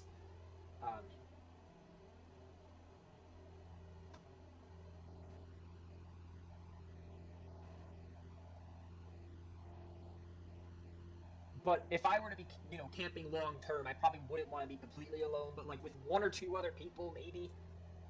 But nothing more than that. I wouldn't want to go on a camping trip with, like, 15 people. Like, first off, I don't think people do that. And second off, I just wouldn't want to do that, even if people do that. But mighty, does this look amazing in the late afternoon sun. Look over here, because we're out of the glare. Holy crap.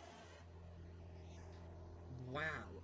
This is going to be probably most of this half of the leg is going to be completely uncut. Because look at that. Oh my god. Please, we haven't even hit the Tetons yet. Like, we're going to be flying directly over the Tetons in the penultimate leg. Like, that's going to be a bit more exciting. Obviously, it's going to be a lot, more short-lived, and I probably won't be doing, filming that until March. But still, like, holy crap, this is amazing. Thankfully, we're not flying, like, directly into the sun. I mean, I wish we were, like, flying in that direction, but at the same time, it's alright. Oh my god, that's gotta be a thumbnail shot right there. That is so a thumbnail. I don't know if post-production is gonna remember to make that a thumbnail, but holy crap, please make that a thumbnail if you remember, because that looked so epic. That shot with, like, the snow. Or that wasn't snow, but oh my god.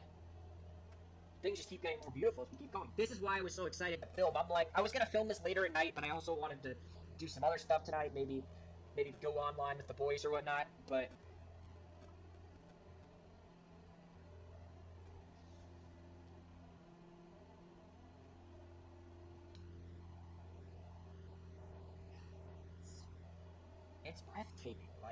I know I'm like kind of overreacting because like, yo, like you're just in a sim. You're not, first off, a simulation wouldn't do this justice, or will never do this scenery justice. You have to physically visit this. And as much as I wouldn't necessarily want to go camping, I would go camping just for this scenery. Maybe I'd do it like not in the summer. I mean, but summer's also, I don't know. See, that depends because it might snow. Like, obviously, I purposely didn't want there to be snow on this flight, just because remember what happened last time with the snow. I didn't want to deal with any snow. I mean, it would have been cool to look at the snow, but I just didn't want to deal with it really. Hey, that house? I would want to live there. That is weird. That house is submerged too. Half of that house is like an underground bunker, just in case Yellowstone blows up. They're just like, yeah, just in case Yellowstone blows up again, like, we'll just bunker down there. Yellowstone blowing up, though, would be catastrophic.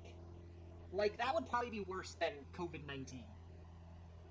Because, keep in mind, COVID-19 is just like, yeah, you might get it, you might not, wear a mask will help, no, I'm not gonna wear a mask, all that stuff. It's not gonna be like that with Mount Yellowstone erupting. And I feel like with climate change, it's like hold on, let's just take a quick look at this river first. Or this creek, or whatever it is. Oh my god. Bro, it just keeps getting better! I'm overreacting. I would just love to camp along this river, like right there. Oh my god. I'm sorry, I'm gonna keep talking about that in a sec, but oh my god. I would hate if there were an eruption, because look at all the stuff that they'd have to reforest and everything. Like, I know when Mount St. Helens erupted, they had to plant trees in the forests again. Like, it took, like, there's still growing trees out there from that 1890s, I think, eruption. It's obviously before we really, like, started developing out there and stuff. But anyways, yeah, Yellowstone erupting would be catastrophic. It would kill millions, probably. I mean, maybe not exactly because, but it would be bad. Like, and I feel like climate change is a perfect storm. Like, people are always like, climate change, we're gonna have heat stroke and all that, but, like, obviously we could easily deal with, the getting rid of the ozone layer with, staying out of the sun. We're gonna have to start building, like, sun-protectant, engineering. Like, I'm planning on going into engineering, and I bet you that when I go into it, I'm gonna have to start working on technology that's gonna block people from the sun. Because it's gonna get so bad that people aren't gonna be able to be in the sun. But as bad as that could and probably will be, Yellowstone volcano erupting is a lot worse, because not only is the population of the United States going to drop from like 330 million to like 250 million, which doesn't sound like a lot of people dead, but it is a lot of people dead. Not only that, but it would just break the economy. Like, we get a lot of salt. Like, America gets a lot of its salt from the Bonneville salt flats, out in western Utah. But if everyone in that part of the country dies, those people aren't shipping any salt over here. Meaning we have to import our salt from somewhere else. We would probably have to start. I live close to the Atlantic Ocean, so we'd probably have to be getting our salt from the Atlantic Ocean. If the Bonneville salt flats were to be destroyed, then we lose all of our salt.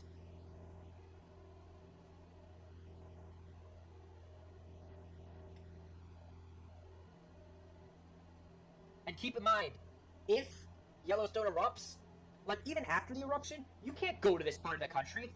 It's gonna be deserted. Like, there's gonna be ash. If you breathe in the ash, you die, kind of deal. It's like Hawaii. There's like parts of Hawaii where you can't go there because volcanoes have erupted in the past several centuries. And if you go anywhere near there, you breathe that stuff in, you are going to suffocate. And so if Yellowstone were to erupt, you're dead. Everyone in the area is dead, and you can't go to that country for like 100 years. Like, even with Chernobyl erupting 35 years ago, you still can't go over there. Or if you go there, you can only go for like an hour, because otherwise, you start to feel funny, you start to hallucinate, and eventually you die if you stay there for too long, kind of deal. I probably would not want to risk my health to see a random nuclear reactor. I'm not even that much into nuclear engineering whatsoever. I mean, I'm for nuclear power, but I do feel like it's also pretty risky. But I still think that it's useful. I'm just not interested in, dealing with the stress of everything about it. Like, I respect anyone in the field, but... There's probably nuclear bombs buried under here somewhere as well. Because, I mean, why wouldn't you put, your nuclear bomb collection, away from civilization? I mean, I think the last town we passed was Chugwater, Wyoming, which was like 30 minutes ago.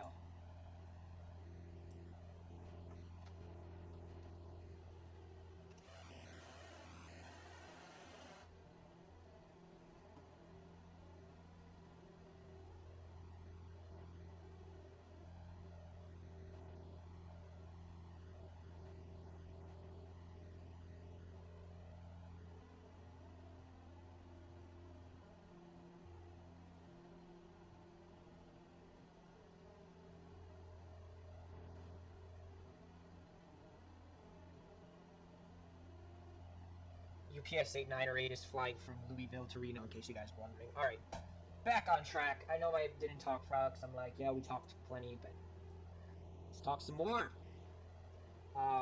So unfortunately, things have happened, and we clawed back a bit of time, but that's gonna go away, because I haven't been able to really hit 120 that much, which is not good, because that does mean that it's going to take over an hour, because you can tell if we're going like 100 nautical miles an hour, and we still have 137 nautical miles to go, like, do the math, and it doesn't, end up in anyone's favor, really. Like, I could try to speed us up a little bit, but that's only a temporary solution. Unfortunately, it's 4:09 p.m., and I just want to get there, but unfortunately, we can't get there quick enough, and that sucks, because I want to get there. But we just can't. And I'm mad. And this guy is... I wish I could get you upside down, but I can't. Man, that looked like a sad face. Like, well, it would look like a sad face if you were to look... If you were in, like, the back seat. It would look like a sad face. But, no. Not the case. Not the case.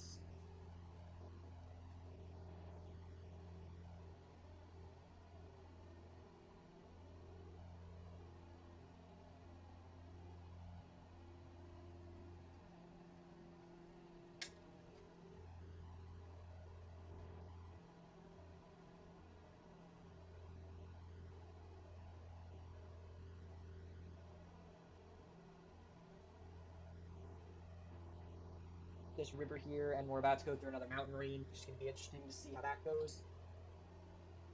Obviously, the last mountain range was cool, and it lasted a while, but who knows how long this is going to last this. We're still 125 nautical miles away, and we're still about an hour away from landing.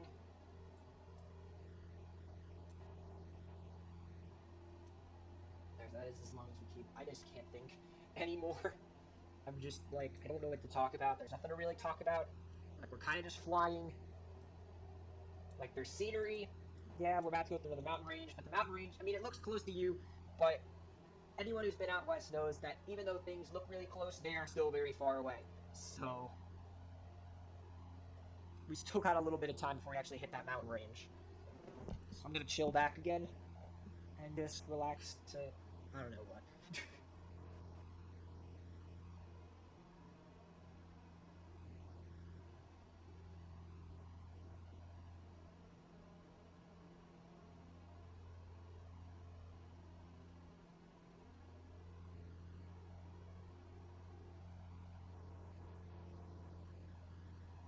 So understand is if we're going 125, if we're going over 120 nautical miles, or we're going like 120, meaning it should say about an hour, but it says like 53 minutes, which I find a bit weird. I think the speedometer might be off a bit.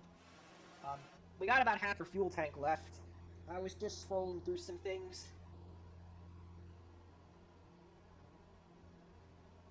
While we're waiting to hit up this mountain range, I'm still paying plenty of attention, just maybe not as much as you would in real life pay attention.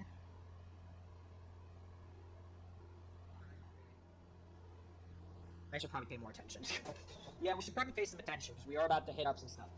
Yeah, because if there's still 118 nautical miles, but we're going slower than 118 nautical miles an hour, why does it say significantly less than an hour? I mean, then again, I think it's like trying to recalculate all the time. So who knows? All I know is we're going to make it on our fuel tank, and we still have just over 100 nautical miles to go. Now we're about to hit up some more peaks that are probably about 8,000 feet above sea level. There are some power lines over there. We haven't seen any wind turbines. We are supposed to pass over a wind farm, like, further up, I think. Or maybe we passed and I didn't notice it because I was scrolling through social media or whatnot. But this looks pretty cool. I'm liking, like I said, I do like the scenery that we are hitting up. You all just see the power lines all over the place.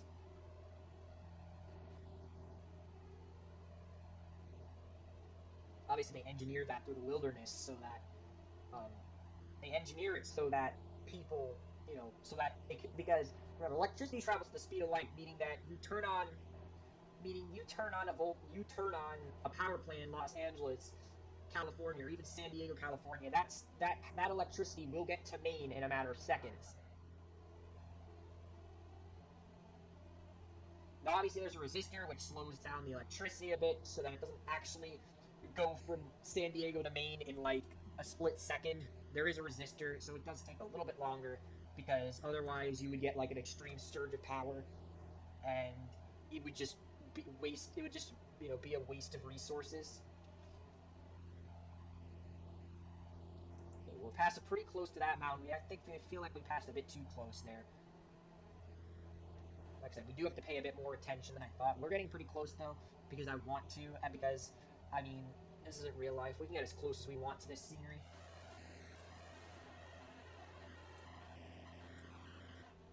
Okay, we gotta. Oh my god! Wow. Okay. Ooh.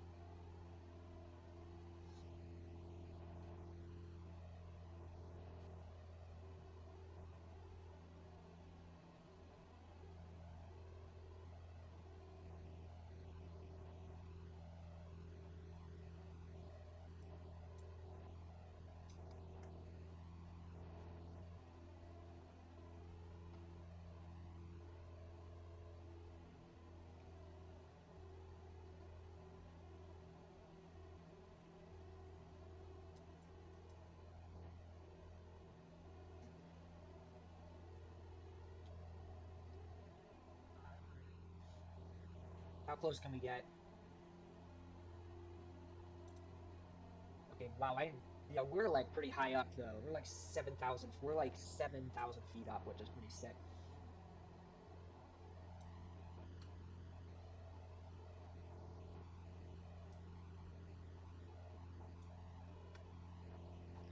50 more minutes. It's fine.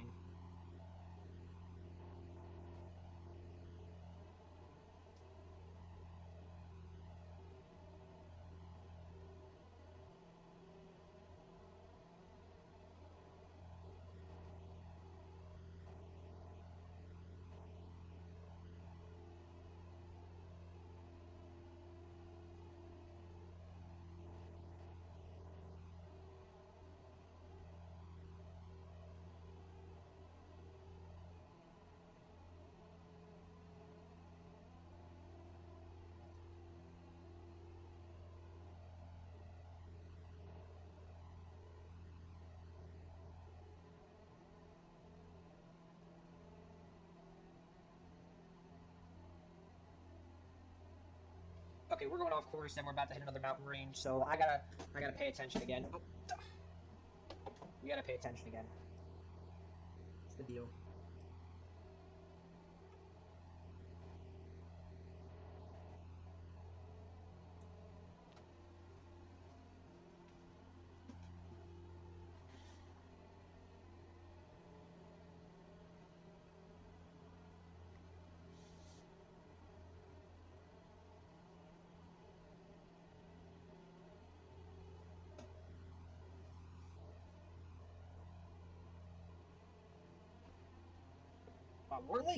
We're like getting into 8,000 feet territory, which is ridiculous.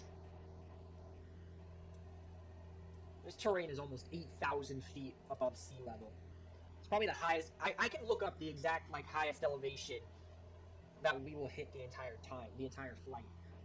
Don't necessarily want to look it up now, just for sakes, and plus it's gonna be a bit confusing because I have to put in all the airport coordinates in, and then I have to I'd probably have to find some sort of software that looks up the highest point, kind of deal, or I'd have to single out where it's not and then calculate it. It's probably a bit confusing to find the exact highest point.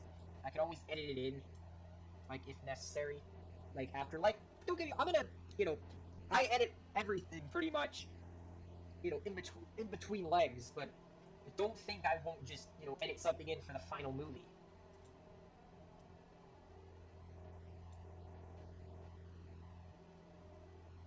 And the thing is, after all these legs are on, I might unlist the legs, and I might link them in the final movie so that you can watch them, watch the original, the original uploads, and get a feel for it.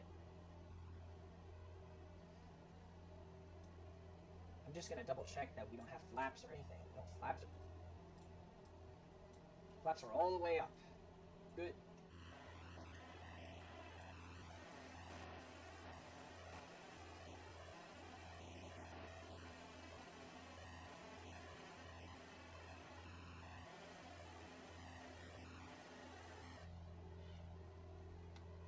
Yep, we're going. Well, we're not really that bad, of course. We're pretty much on course the whole flight.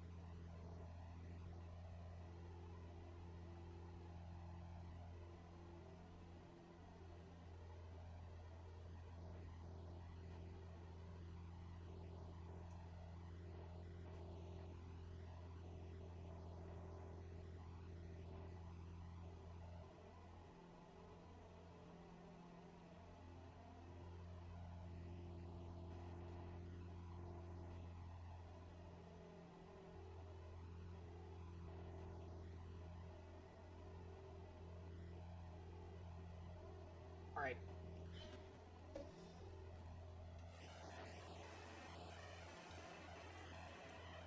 We're flying 8,200 feet above. Now, normally that's just kind of the average, elevation you would stay. But, obviously, we're not, what do you call it? I mean, that's an average elevation. Yeah, you could be 8,000 feet above sea level. You're fine. But no, we're 8,000 feet and the ground is right there. I'm about 600 feet above sea level. I think I'm about 600 or 700 above sea level. So to be, 8,000 instead of just 800 is pretty monumental. We're about to drop below because I'm about to loosen altitude just to speed up. About 40 minutes to go. So I'm recording this at 6:30 in the evening, so 7 o'clock ending won't be too bad. Now in the game, the local time is 4:30. We won't be passing any time zones until I think next leg we enter Pacific. Actually, I'm not sure. We might not enter Pacific time till we hit up Oregon. Because remember, we were in Central Time. We entered Central Time towards the beginning of leg 2, and we were in Central Time for the entirety of leg 3, and then last leg 4, towards the very end of leg 4, we hit Mountain Time. So it's possible we don't hit Pacific Time to the last leg. I'm gonna check though. Keep in mind, the United States is one of only a few countries that has multiple time zones within itself. Most countries have one time zone. U.S. has four. Yeah, 4. Okay, so yeah, based off this, all of Idaho All of Idaho that borders Oregon is mountain time. And I know that we're not even hitting anywhere near Astoria. Hold on a sec, before we keep talking about time zones. Oh my goodness! Wow. This is like, that's 8,000. That's at least like 8,200 feet. That peak there. Holy craplicious. That, and look at, did I just say 300? We were that close to that mountain. That's amazing. But it just lets us off into this valley. Like, we could like start going down a little bit.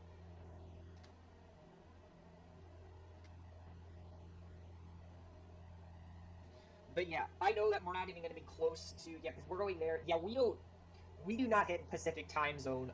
We are not hitting the Pacific time zone until the final leg. Like once we cross it up Oregon, we may not even have to cross. It may even be like further along because part of Oregon isn't Mountain Time, just because of the time zone and just not to mess it up. So that Boise isn't on the edge of a time zone or whatnot. Because they try to keep the time zones away from the major cities so it doesn't affect as many people.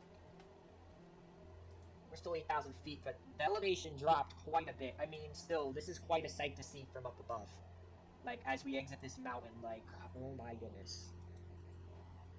That is freaking amazing. Oh my. See, the problem, though, is that I feel like this is, like, public, this is, like, not private property, but that's, like, federal property. And I probably wouldn't be able to camp there just because that's probably a reservoir. I think this is the reservoir I found along the way. That's a reservoir, meaning that's government maintained. Meaning I don't think you could just like set up camp like over here. Plus, how would you get there by car? You'd probably need like an F-150 pickup truck or like something with a really high suspension, just so that it can handle like all those bumps along the road. I mean, this is very far from where I live. I would have to fly over here probably, so I could probably have to rent a car that could do that, like, a pickup truck. I've never actually driven a pickup truck. I've ridden a pickup truck, but not, like, a heavy-duty one. Like, I would like to know how it is, because pickup trucks are, like, really, like, powerful. It'd be interesting to see how it feels. And don't worry, guys. One drive in a pickup truck isn't going to turn me into a redneck, okay? I'm still going to be a New England accented kind of guy. Or half New York, half New England accented kind of guy. I mean, I do kind of have the New York drawl a little bit, but most of my accent is New England. I mean, I've heard plenty of other accents, like, in my life, but this one's stuck, I suppose.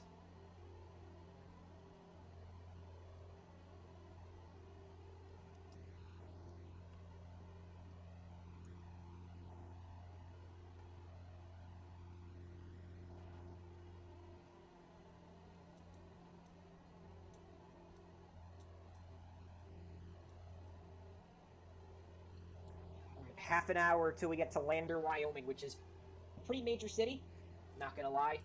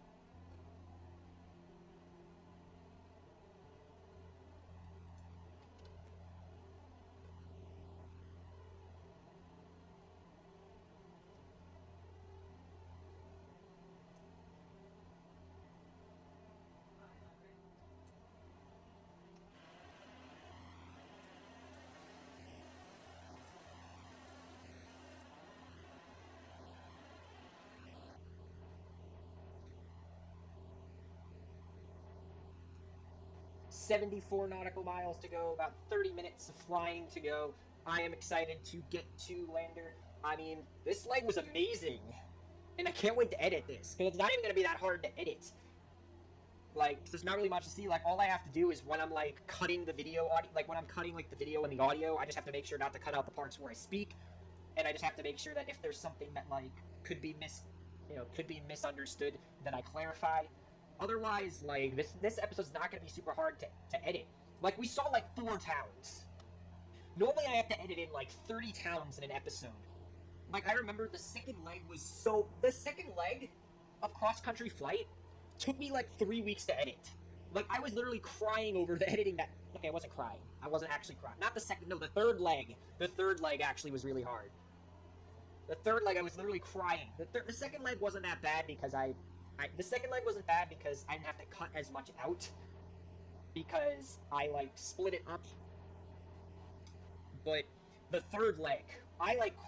third leg took me like 3 weeks, took me like 3 whole weeks to edit. The second leg took me like a week and a half.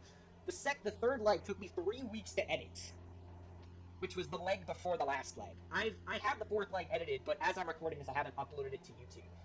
I'm probably gonna upload it to YouTube either tomorrow. I'm probably gonna upload it like this week, like the week of the 15th of February, 2021. Like I'm gonna upload it this week probably, but it just hasn't been a good, you know. I just had a lot to do, and whoa, head on collision hype. Like I said, this episode's gonna be easy to edit. But the thing is, though, I'm gonna have to edit in the names of certain mountains if I can, because there's plenty of rivers, right? There's plenty of not rivers, maybe. There's plenty of creeks, rivers, waterways specifically that I'm gonna have to edit in. Waterways and like the mountains, because there are certain like mountains, like peaks and all that stuff. Like there are the mountains we pass through have names and stuff. That's gonna be the hardest part of editing this video, is figuring out like which mountains are which, and then not cutting them out of the video is key to this leg being a success. I mean, this leg, not going to be necessarily the easiest leg to edit. I mean, the last leg was pretty easy to... Actually, the last leg was kind of hard. Because I had to listen in pretty closely, because most of it was basically, you know, commentary-based. I had to edit based on, like, what I said. This is going to be quite the same. It's going to be more like, I'm going to have to edit this, like, based on... I'm going to have to do the same thing, but this is going to be this might be easier. Just because I don't have to edit in, like, all the, like, small towns. I don't have to guesswork anything. There's no town. There's no towns. There's nobody lives here. Okay, well, this is federal property, though. So unlike back there, you probably couldn't camp there. But because there's, like, a lake here, and I'm sure this is, like, a private lake, and you can't be there without whatever. But all that crap we passed, I bet you would not need, like, a federal permit or whatnot to just camp out there in the wilderness. I don't know how you would get there. Probably by, you know, you'd probably need a heavy-duty F-150, some sort of pickup truck. I would love to rent a pickup truck, or like a Jeep or something, and go off-roading. Like, I would do that kind of crap. Like, the only problem I would have is I wouldn't, you know, really have any, like, cell service. But why would I need cell service when I have all this out here? The only problem would be, you know, what if the car breaks down? That would be really the only issue. I guess I would just have to know, I would just have to know what to do. Or I suppose I would have to know where, like, the nearest road was. Or I'd have to find service. Or I'd need to bring a flare gun or something so that I could be rescued or whatnot. I mean, I don't know how effective a flare is going to be in this kind of area. A flare would probably work fine, though, in this wilderness. And hopefully I wouldn't be hit down by some sort of militia or whatnot.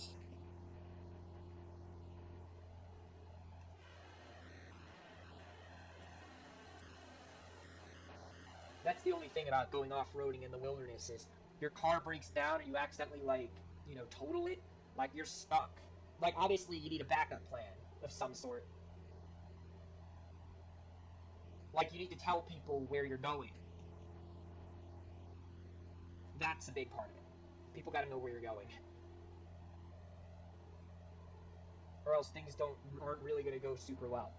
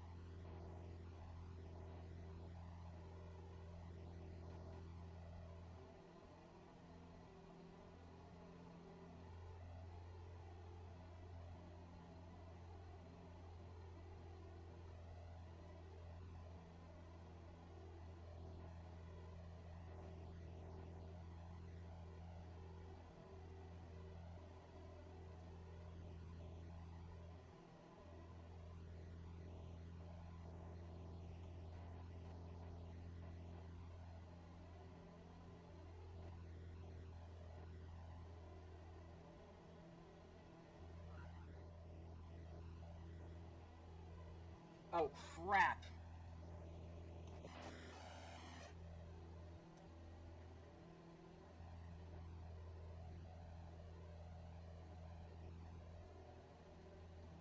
Well, that was a bit close. Thankfully, we got through that. Still looks sick, though. Still looks sick. 30 minutes to go. 56 nautical miles to go.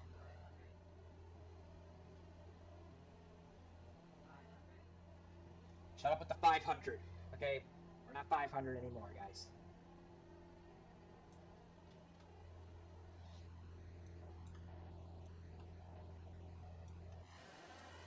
It's like at every corner, there's just something else that's just cool. Then there's the sun just blaring in the distance.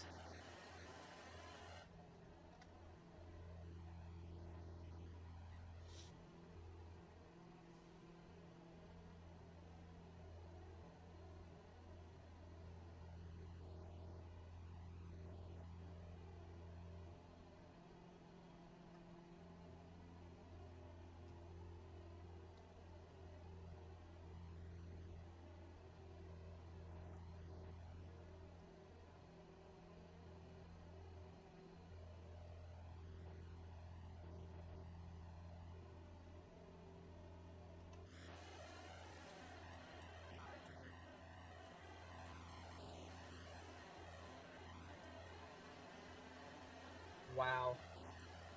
It just, there's always another surprise. There's always another surprise lingering around the corner.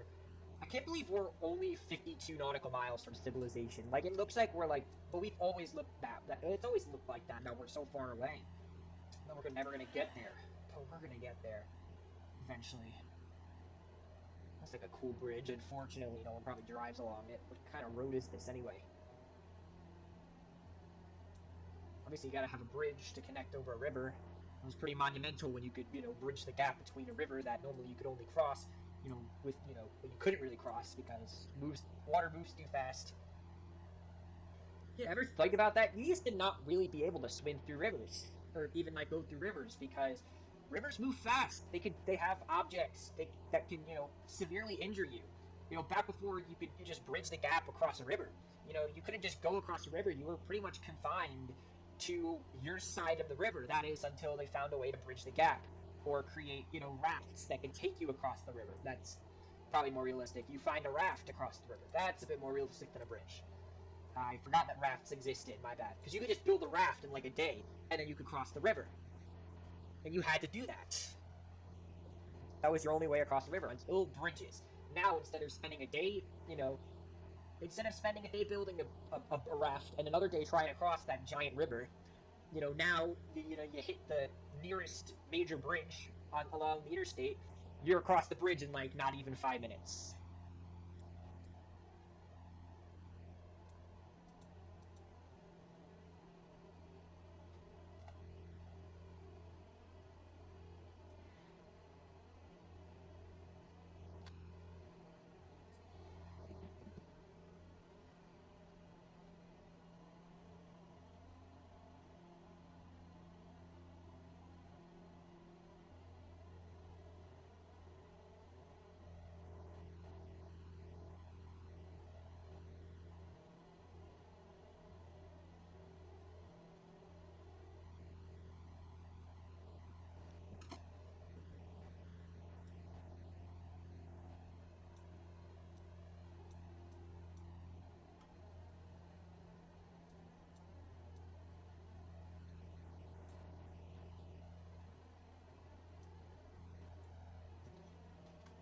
Really enough, we are only 20 minutes away.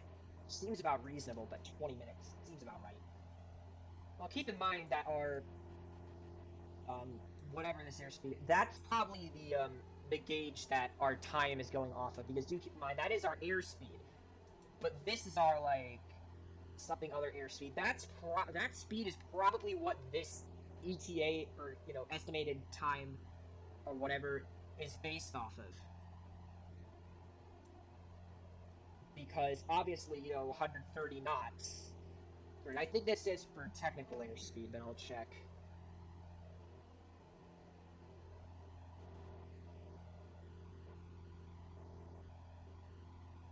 Science and technology, right? Yeah. True airspeed. I said technical airspeed. It's true airspeed. That definitely is what that's going off of, because you can see 100. So you would expect it to say about 20 minutes, and it says 20 minutes because 40 divided by 120 is a third. A third of an hour is 20 minutes. So I'm assuming the true airspeed is essentially what. Oh, what just happened? Let me change that back. What? Hold on a second. Oh. Let me sync that. I don't want that sync. Can I unsync that? Nope.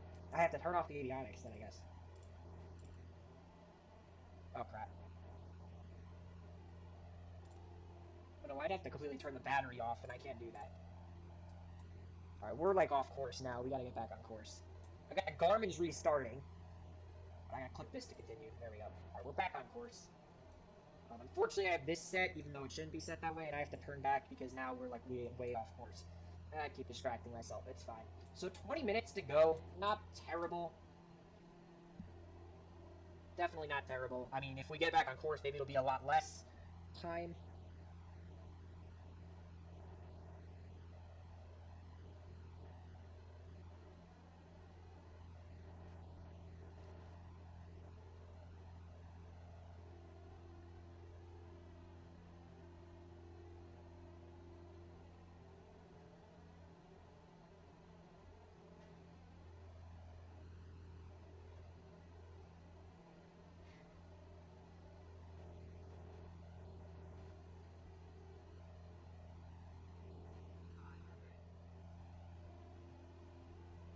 Yep. Now it's 18 minutes. All right. Let's not worry about the time. Let's keep us on track. I feel like once we hit that valley over there, that might be Lander. That's where we're landing. That's where we're Lander. That's where we're landing. Oh, that was a lame joke. I should just go. I should just go commit crash. Nope, we ain't crashing. Wait. And there goes. There goes. There's my bottle of water. At least it didn't have water in it.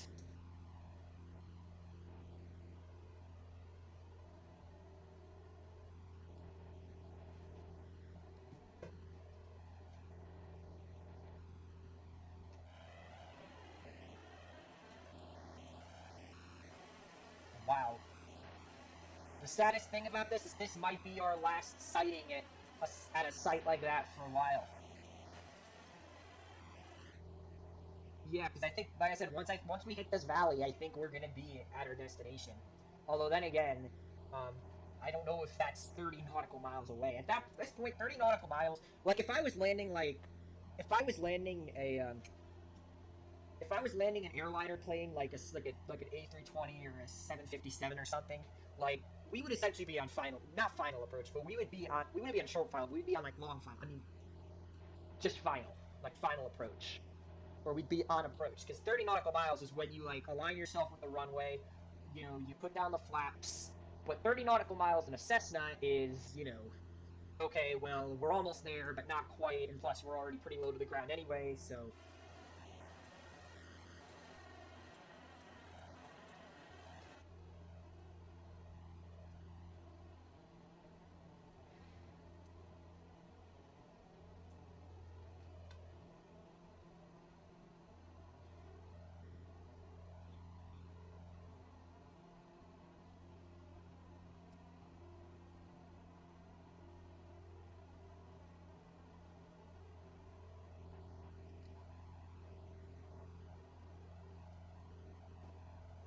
Okay, well, there's the hotkey to rubberneck left and rubberneck to the right.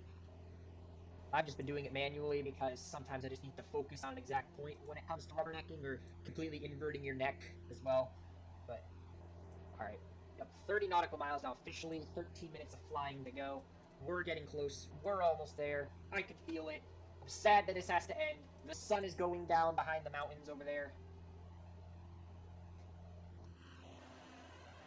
As we get closer to landing, that glare, though, is driving me nuts. I don't know if you can see that glare, but holy crap. Oh, that valley's actually a lot wider than I thought. Okay, yeah, that's definitely the vicinity of where we gotta land. There's a town there, too. Wow, I didn't see that at all.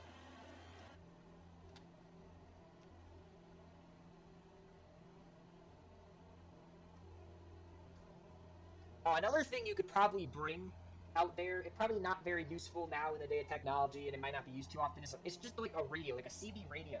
You would probably be able to get a wide signal out there. I mean, obviously, you know, radio signal can stretch a lot wider than you think, and you could probably radio someone from that far away too if you were to actually go out there alone or what. I mean, if you were with someone, you would also need to be saved as well, but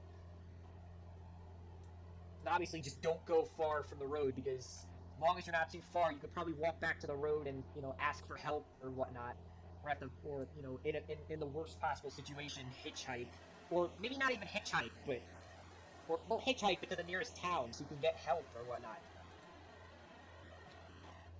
I know hitchhiking is like kind of, or whatever it is, it's frowned down upon, but overall it would save, if it could save you. I'm sure people out here would be more likely to hitchhike you than if you were to be closer to the Mexican border. No one would want to hitchhike you there because people are apparently afraid of whatever the cartels or whatever the frick they're afraid of. I mean, I'm sure that the cartels are definitely something to be afraid of, but I don't know what the hell they're afraid of. Okay, I'm not them. I don't know what they're afraid of.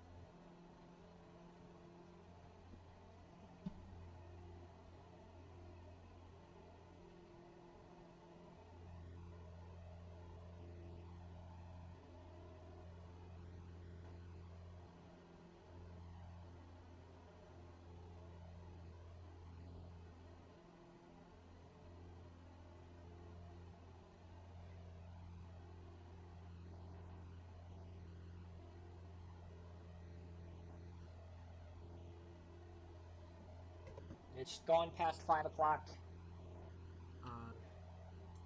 9 minutes of flying to go. We're getting close to that valley. I mean, we're still in like that kind of valley-ish area.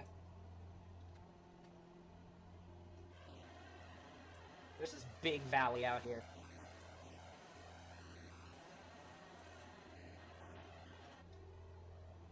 What a big valley out here. I don't even know what I would say in a redneck accent, so I don't even want to talk in a redneck accent. Because what would I say in a redneck accent?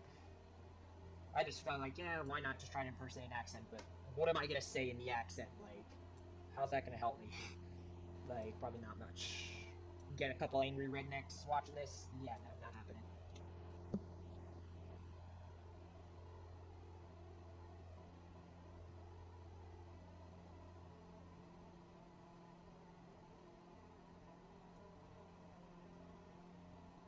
Oh, Among Us just tweeted for Valentine's Day. Oh, let me guess. Someone's gonna say dead game. First tweet's gonna be dead game. Watch this. Oh no, first tweet was for Valentine's Day. Can we get the new map? Second tweet is so if the title of Twitter does not have the word weekend, and it turns out it means you're working. No, just have nothing else to do on Valentine's Day. Oh, okay, so the second tweet was not dead game. Third tweet was not dead game. Fourth tweet was not dead game. Fifth tweet was not 6, 7, 8, 9, 10, 11, 12, 13, 14, 15, 16, 17, 18, 19. Okay, I guess, okay. My bad. Among Us, no one said dead game to Among Us, which is fine. I still play Among Us now and then. Maybe not as much as I used to, but I still find Among Us a pretty fun game to play. I mean, it's a pain in the ass to get into a lobby, but Among Us is still fun. I'm sorry. Plus, I paid $5 to get the PC version. I'm gonna play it, okay? I might even stream it. Probably not today, but I might stream it another day because Among Us is just fun, okay? I'm sorry.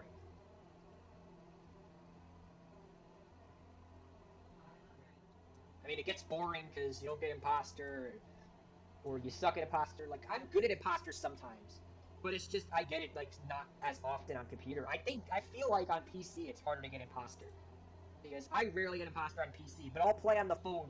I'll play on PC for like 2 hours and I won't get imposter, but I'll play on my phone and 15 minutes later, oh, imposter, let's go. I feel like phone is, you're more likely to get it. Well, you're more likely to get it the less people you have, but Who likes to play a game of Among Us with 8 people? Nobody. You want 10 people in that lobby. 10 people or else.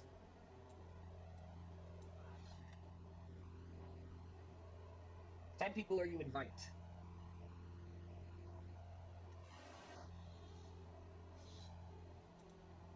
Alright, how much further? Where's this airport anyway? Alright, 5 minutes away. I'm gonna start looking for the ATC. Salt Lake Center. Near Salt Lake City, that one. That's right. Huntfield, right there. Let's connect to their weather service.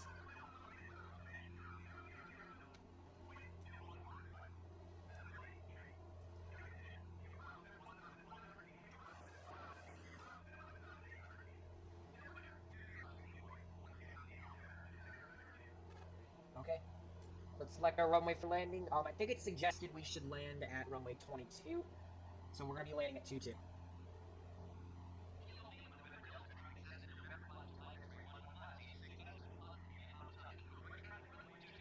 Nah, that's not what's happening.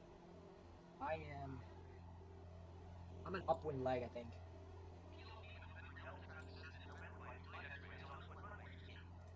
Because we're still pretty far, but we're like 9 nautical miles. We're pretty close at this point.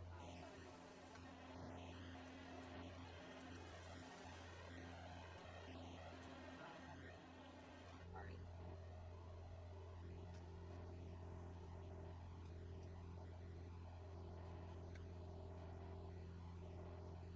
How much fuel we got? 38%. We kept our fuel. I think the reason we almost lost fuel last leg was because we accidentally had the flaps up. I think that's why. Also, the other leg was a lot longer. This leg's a lot shorter.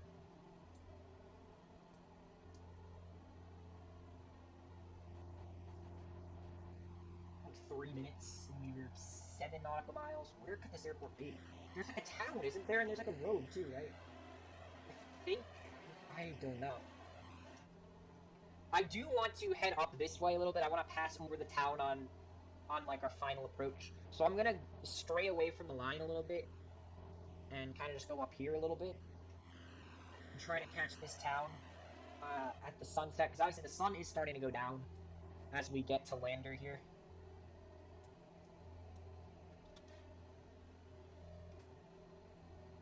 Oh, I think I see the town. Is that the town? Holy crap, that's a small town. That is not the town, I'm assuming. Where's the airport? What the hell is... There it is! There's the airport!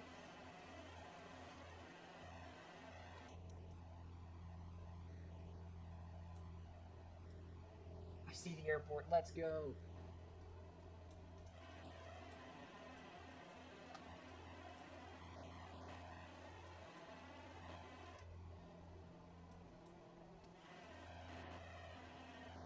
Yeah, there's no way that's the town.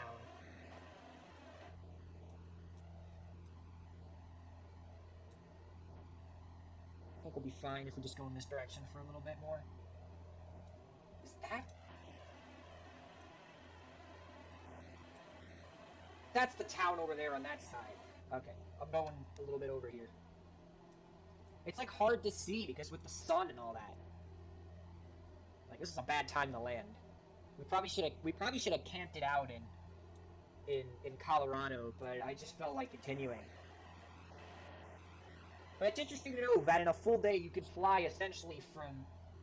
In a full day you could fly from Tennessee to Colorado... You could fly from Tennessee to Wyoming in a full day in a Cessna. That's pretty sick to know that. I mean, a full day to fly, you know... A full day! You could fly from...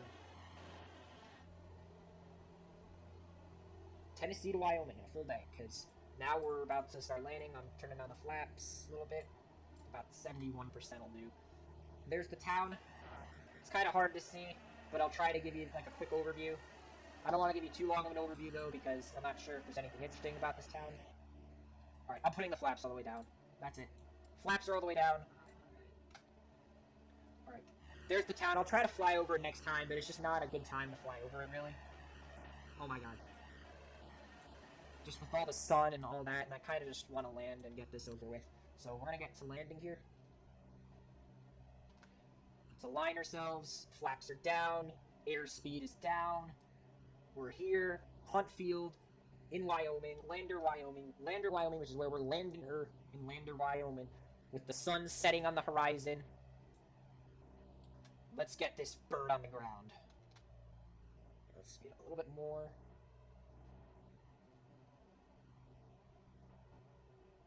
Okay. Okay.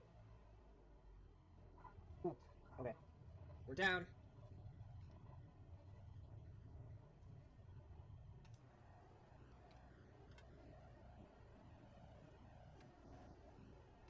Okay, we landed. I can't even see that well. Holy crap. Okay, I think this is a taxiway here. Let's taxi to parking. This is gonna be interesting to see in the morning once the sun's like not on this side of the earth.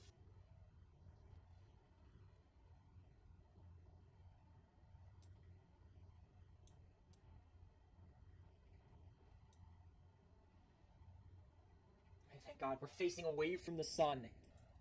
That sun is extremely bright. I mean, it's setting, which is nice. I like sunsets quite a bit.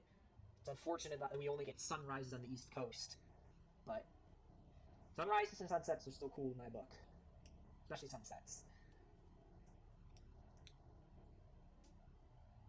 All right, let's get this thing.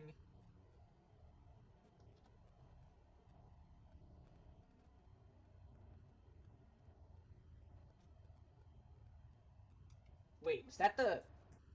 That was the entrance to the parking. All right, we'll have to pass. Oh, we'll probably get a good view over there. There's like no parking. What the frick? There is literally no parking. Okay then. Yeah, there is literally no parking. I don't know where the frick we're gonna park. I see there's a bus. I'm not sure what the bus is really for. I mean, you could easily walk anything across this. This is no international airport. All right, I'm not sure actually where to put this plane, but I have to park it. I have to park her somewhere.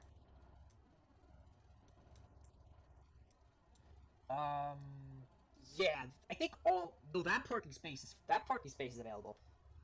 It's like right by the bus. That's like the only thing I could tell is, like, because all these other spaces have like a plane. This spot doesn't have a plane. I think there's like a spot over there too. So there's a spot there too, but these guys. I think I'm gonna park here though. I think this spot is calling my name. Wait, the bus just disappeared. Where's the bus? The bus just literally disappeared. Okay, well, I guess we're just gonna park here then. If I can, at least. We're just gonna park her right here. Come on. Come on.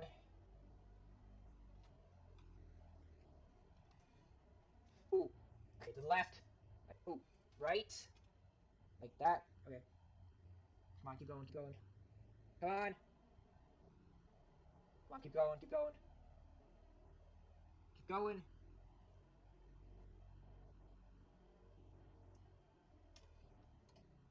Oh. Do I keep going? I don't want to hit you. I don't want to hit you.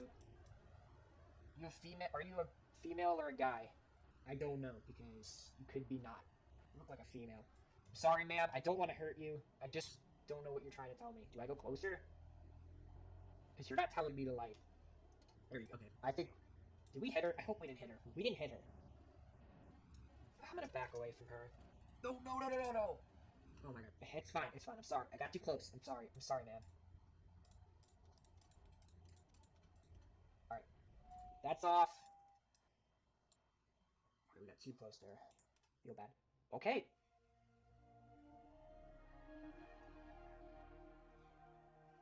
Yep, we landed her. Very happy. We did 2.5 hours. Pretty good. Alright, turn off the avionics. Pull up the flaps. Actually, I'm gonna need the avionics on. I'm gonna need the avionics on in order to pull the flaps up. There we go. Okay, there we go. Okay, everything's off. Alright, she just... Oh, I made her disappear. Hey, there's the fuel truck. Can we call the fuel truck at this airport or no? Oh, that's right. I forgot I turned that off. So, the sun has just set in the behind the mountains here in Lander, Hunt Field, specifically. In that direction lay the Tetons. That is where we're gonna be flying next time. I think it's either like there or there, the Tetons and stuff. But yeah, we just flew from Colorado to Wyoming. And next leg, we will be flying to Idaho, which is the next leg is the penultimate leg of cross country flight. And as we sit here and enjoy the sunset, but let's not waste any more time here. We've enjoyed the sunset, but anyways, guys, thank you guys for watching this leg. If you guys have just watched this leg on its own, thank you guys for watching. If you're watching the whole movie, we will be flying to Council, Idaho. Council, Idaho, the penultimate leg of cross-country flight. Right behind all this, I'm sorry, but I can't. I normally like to go off after like a quick talk, but like this, it's so beautiful. I just can't. And the town of Lander in the distance, like, I'm sorry, I just can't end this leg right away. It's like, I want this leg to end, but I also don't. Because look at the scenery and the sunset and all that. And this poor guy's like, I am going to wait for you. I'm going to wait for you to push back. I'm going to sit here, looking over my shoulder, waiting for you guys to move. But we're not going to move. Not until tomorrow, at least. Because we're going to wait till morning, until the sun rises again, in the opposite direction, over there probably, to get flying again. So, like I said earlier, oh my god, it's so beautiful though. I'm sorry. Okay, enough of that. Alright. We saw the sun go down. It's fine. Oh my god. Okay. Anyway, if you guys have finished, oh my god, I'm sorry. Okay, one more last. Okay, that's it. If you guys enjoyed this leg, thank you guys for watching. Like and subscribe if you're watching this leg alone. Thanks for watching. If you're watching the whole movie, we'll be flying to Council, Idaho right now. Alright everybody, what's going on? It is Finn Rummy Flights back with the penultimate leg of our cross-country flight between Cumberland Island, Georgia and Nehalem Bay, Oregon. And today we are in Hunt Field Airport in Lander, Wyoming, after we just flew all the way from Colorado. And not just any part of Colorado, the very northeastern corner of Colorado, we flew all the way to pretty much the western portion of Wyoming, which is pretty impressive. And they're neighboring states and they're both rectangles. So we basically flew from one rectangle to another to the other side of another rectangle, which is pretty epic. But anyway, today we are flying to Idaho, and there's going to be something a little bit different about this leg compared to legs in the past. Normally, with legs, I've just been able to fly in a completely straight line without any issues whatsoever. However, there's a problem because directly in our path are those mountains. And yeah, they don't look too daunting from here, but those mountains can get upwards of 12 to 13,000 feet in elevation, and this plane starts freaking out around 10,000 feet. And therefore, flying above these mountains is just not going to work. Because like I said, even though they don't look that high from here, they get extremely difficult. So I'm going to do something that I haven't done in years, and that's follow a road to be safe. Basically, what we're going to do is, instead of flying in a directly straight line, I'm going to follow US Route 287 all the way north to its intersection with US 26 and the Wind River Reservation. And then I'm going to go northeast on the US 26 through the Tetons. We're going to connect with US 191 south in the junction town of Moran. And then we're going to cruise down towards Jackson Hole. And we're going to head up Wyoming Route 22, head through another mountain range, and then connect with US 26, get out of that mountain range after Swan Valley, and then head to Rigby Airport. At Rigby Airport, I'm going to stop, end the recording, then another day or 2 or 3 later, I'm going to log up Microsoft Flight again, and we're going to fly the remainder of the leg to Council, Idaho. That's the deal. That's what we're doing. Let's hop in the plane and let's get going, because unfortunately, we're not going to be able to fly over the mountains today. We have to fly in a more economical and honestly safer method. So let's turn on the Garmin's and let's go. And it is 7:30 in the morning, and we're firing up the Garmin's at 7:30 in the morning. So the first part of this leg is going to be 148 nautical miles, and the second part of the leg will take us the remainder of the flight to Council, Idaho. Now, anyway, I'm going to turn on our lights.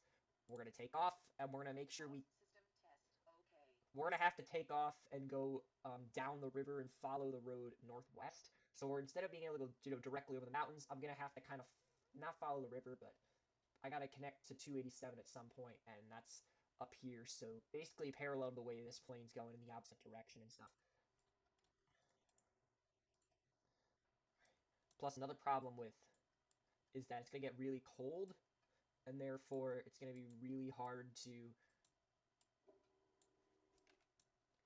that if we go in those really high altitudes, it's going to be really hard to avoid the plane from freezing, and so let's just get going. Alright, plane is started. Let's ask for a pushback.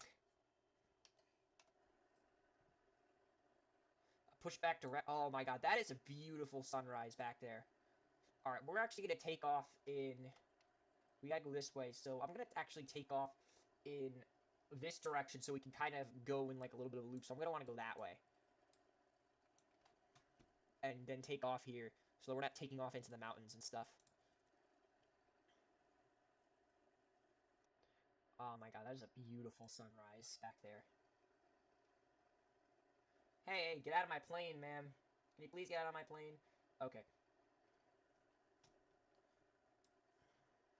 Alright, I just don't want to crash. I just wanted a little bit of a pushback. I don't want too big of a pushback. Alright, that's good enough, ma'am. Thank you. I'm going to let her move back a little bit, and then we can start moving.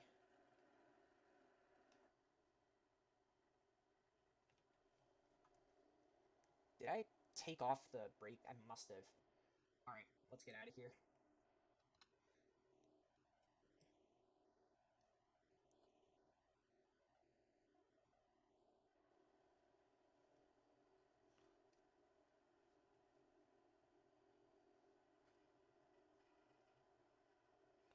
Can everyone just not drive towards me for like 2 seconds while I try to taxi out of this damn airport? Oh my god. Everyone decides, oh, wait a second. Oh yeah, we're going the right way. I thought for a second we weren't, but we are. Oh god, why are the houses that close to the runway? Actually, we're not even hitting them from here, which is good. Oh, wait a second. This isn't even the taxiway. My guy. We're not even on the taxiway. Oh, wow. Wow. Okay, then.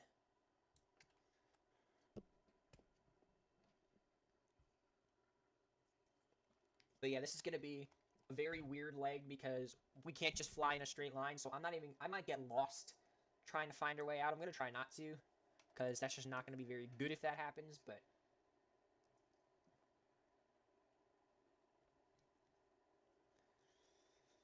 Now, I have plenty of experience with following roads, but the thing is we can't just follow roads at a really low altitude, because that's just not safe very much. I mean, it's okay, but everyone's gonna think you're crashing into them, or that you're about to, land and cause a pile-up. Even though, like, I'm literally not even flying over an interstate highways, we're literally flying over the damn 26, for God's sakes.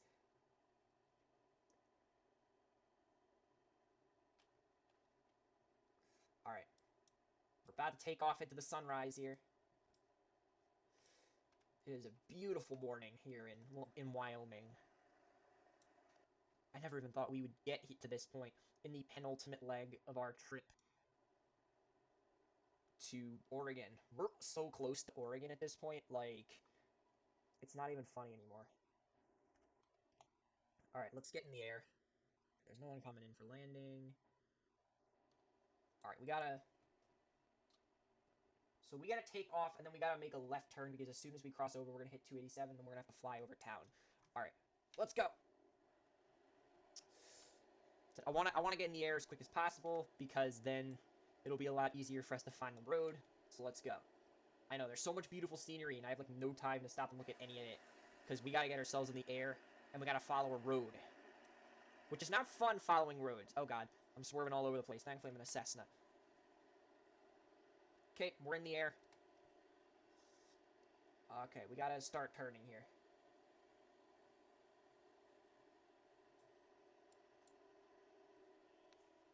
We gotta find this road. I think this is it here. That's gotta be it. US Route 287. Oh god, I can't even see the road from here because of the lighting. Okay, we gotta cross over the river here. And we're gonna fly over the town of Lander.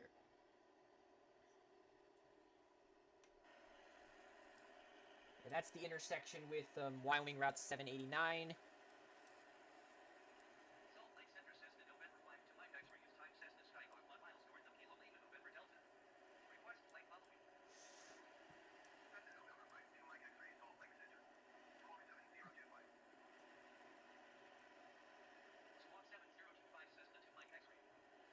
Well, good morning, Lander. How are we doing this morning? Alright, let's fly over. This is Route 287 north. Heading into the countryside. We can't fly over the mountains, so this is the next best thing we can really do. Follow the road.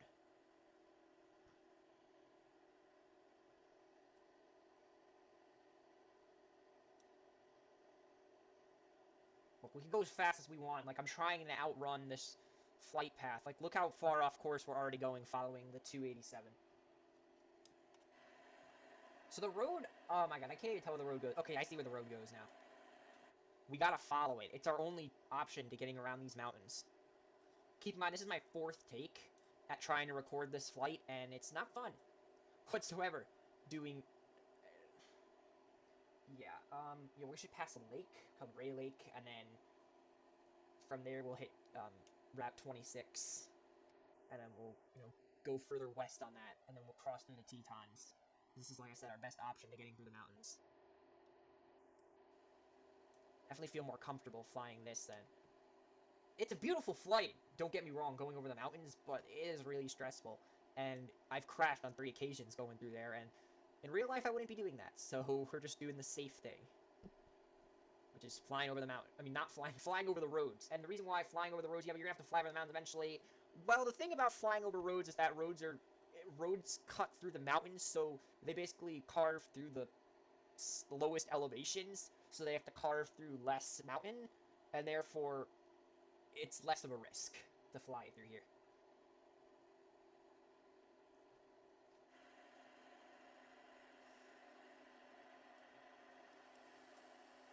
Oh, we say goodbye to the town of Lander in the distance.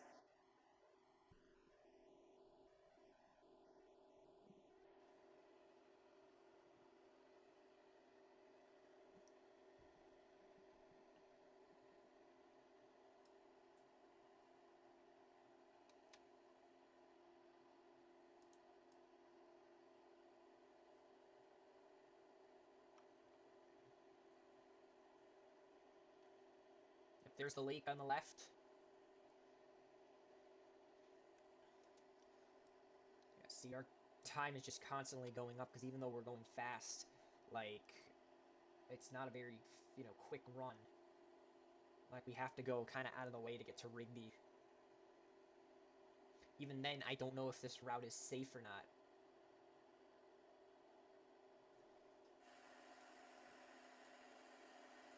Okay, this is the road we're trying to follow here, Route 287.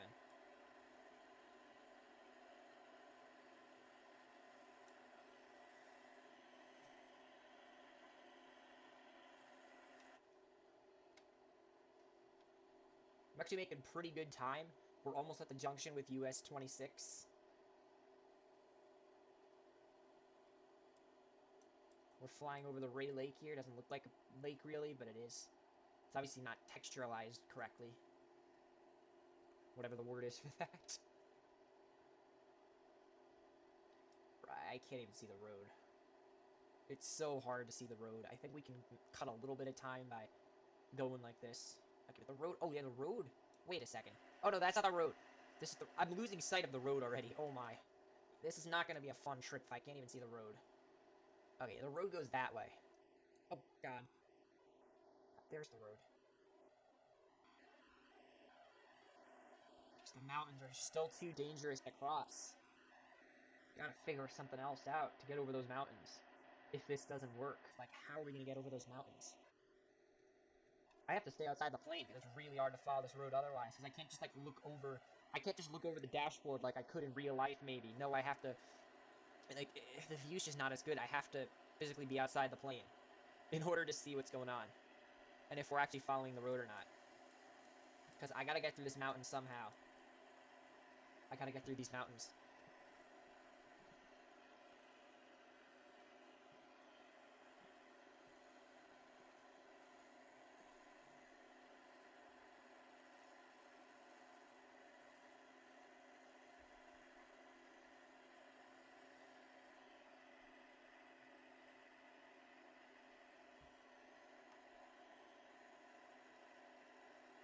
I'm thinking of going a little off course. Just to save a little time. Because I know that road's just gonna kind of curve and come back.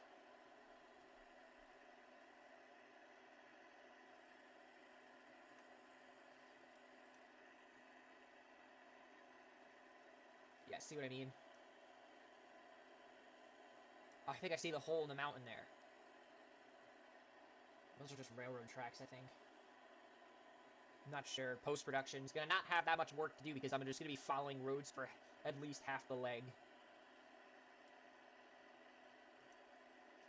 We'll take a quick cockpit view. But I gotta get back in the outside so that I can see where we're flying.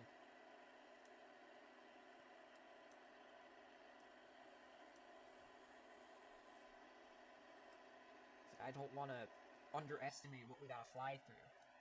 That's the most dangerous thing at this point.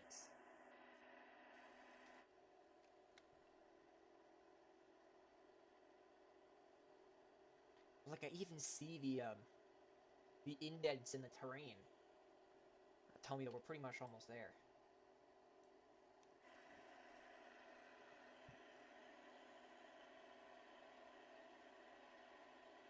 Now, 287 keeps going into the mountains, but it essentially runs concurrent or alongside US 26.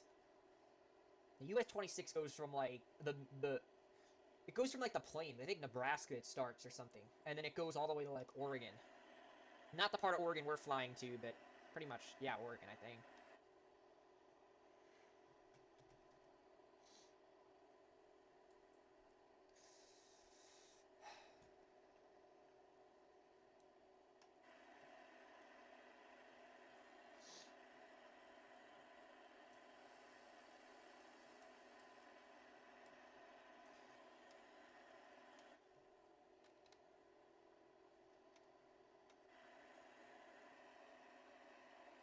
Okay, we finally hit the intersection with US 26. And it's about time we head into the mountains, basically.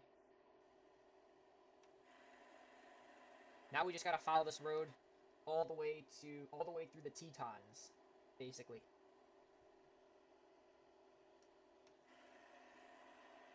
Believe me, I had no idea what was in store for me when I ended the previous leg. Like, those mountains in the fifth leg, yeah, the fifth leg when we went from Colorado to when we came from Colorado to Wyoming, that was a piece of cake. Those were a piece of cake mountains. Like, those mountains were not even more than like 8,000 or 9,000 feet. I think 8,000 was really the max we went, but with mountains 12,000 feet, like, it's just not gonna happen, right? We gotta follow some sort of path through these mountains, and that's gotta be US 26.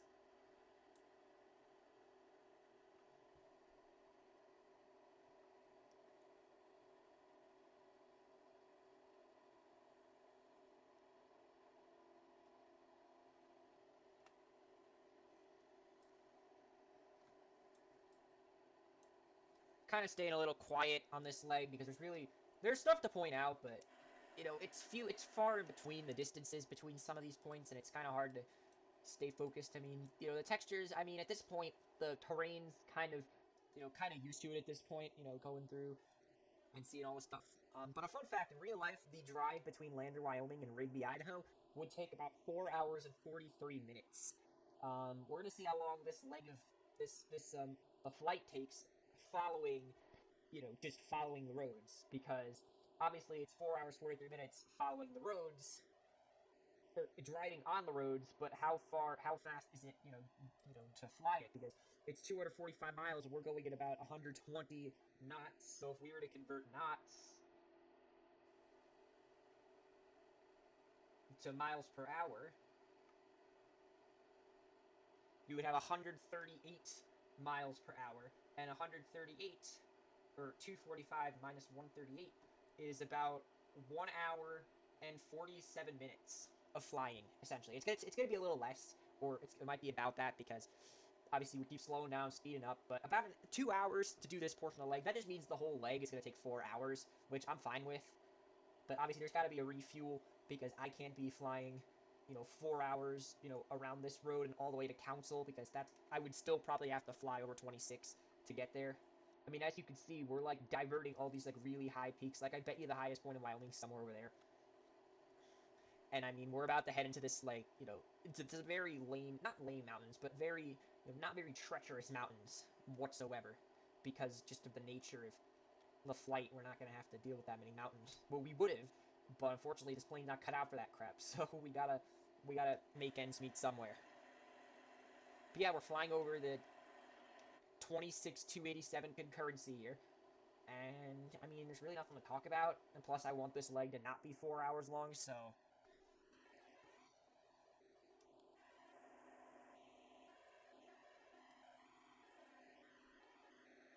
So I'm having a hard time figuring out where the road's going. I think it's going... Yeah, it's going to, like, the left. We're about to start, like, climbing, I think.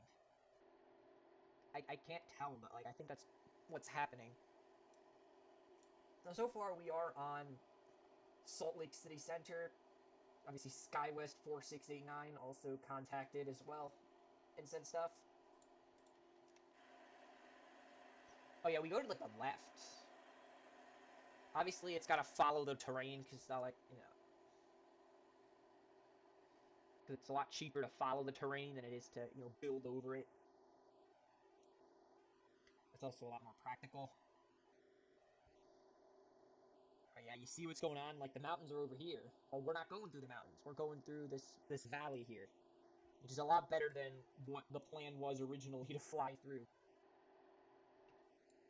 Like, I can't even imagine trying to fly through there now when it's just so easy just to cruise along here. I don't even have to do any work. I just turn the plane a couple times, you know, every few minutes, and we make it through, and I barely even have to hold the, I don't even have to really hold the joystick for the plane, because half the time the plane just flies itself. Obviously, not literally, but this flight is, like, painless. Like, I can't always follow roads because that would be boring, but...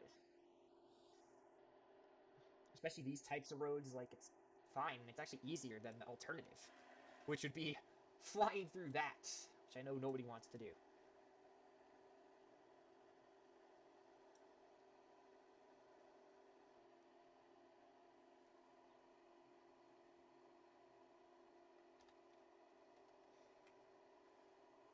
Alright, so another update on the flight. We're flying through, we're continuing to follow the river valley here. Looks like we're going through another village, possibly an Indian reservation. I don't know.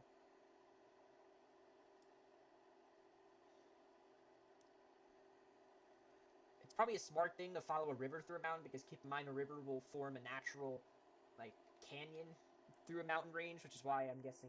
It always works out with rivers, because remember, rivers are a sustainable source of water for smaller towns and villages.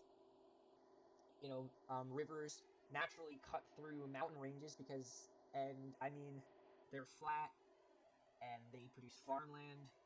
And I mean, you know the Grand Canyon. I mean, the Grand Canyon was carved by the Colorado River, naturally formed that because as water flew through that boundary, it essentially, the pressure, such, I'm not exactly sure the Grand Canyon was formed exactly, like, verbatim, but I could probably ask post-production to put it up here. Along with, like, where we're flying and all that, because he's gonna have work to do, but it's not gonna be as complicated because he doesn't have to follow a line. He just has to match where the road is with, you know, where we're flying over and maybe the rivers and where they meet and stuff. It's gonna be a lot easier to know where we are, but it may not be easier to mention, like, the exact path.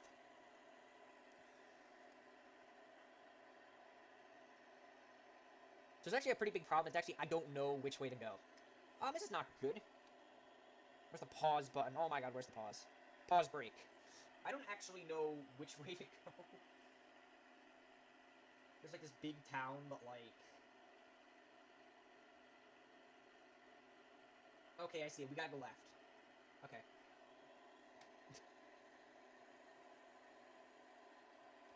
Just gotta keep going this way.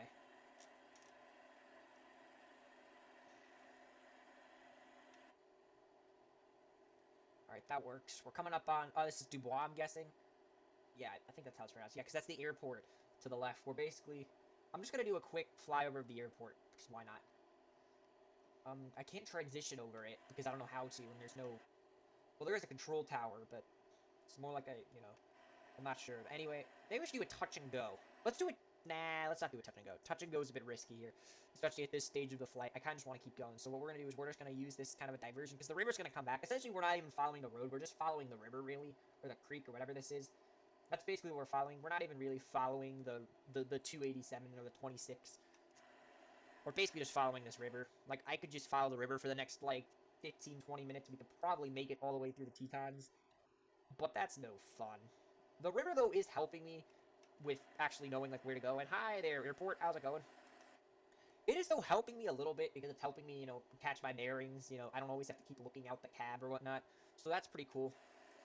Because the road, like I said, just follows the river really. Not precisely because, it's not, sometimes it's cheaper to build away from it a little bit, but oftentimes it does just follow the river. Which does make it a little bit easier because, like I said, I could just follow the river. Like, obviously not completely because otherwise I'd be going left and right and all that stuff, but it's not as difficult to follow the road with the river because of the river, because the river just guides me to the road naturally. We're about to start heading through the mountains, though, so like the river valley only lasts so long. Now, this is not the only mountain range US 26 actually goes through. US 26 also goes through Mount Hood in Oregon. It also passes that area and heads into Portland. And it also heads all the way to the coast. Which is what makes 26 a pretty vital connection through the mountains, because it connects the mountains in like Wyoming and Idaho, and it also connects, the mountains in Oregon as well to, surrounding desert and valley towns.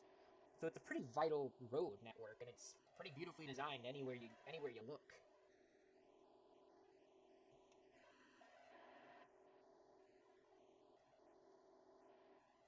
And as predicted, the road continues to follow the river. It goes kind of around there, and I'm not sure where it goes after that, which is why I'm just going to kind of go straight. And hey, look, trees. Oh my god, I love trees. Trees are honestly the only thing keeping us alive in this world of climate change and all that stuff. If it wasn't for trees, we would have been dead like 200 years, not 200 years ago. Because industrial age started 200 years ago. I would probably, I'd say maybe the 50s, especially after like the World War. Like the World War II would have essentially been a fight for who controls like the least climate change affected areas of the world, like like Russia. Like without trees, like we would have died of heat death a long time. I wouldn't have even been born probably, because the heat death of the world probably would have outlived would have came before me. And probably most people on planet Earth today. So let's be thankful for trees. They're the only things holding us, our climate change butts together.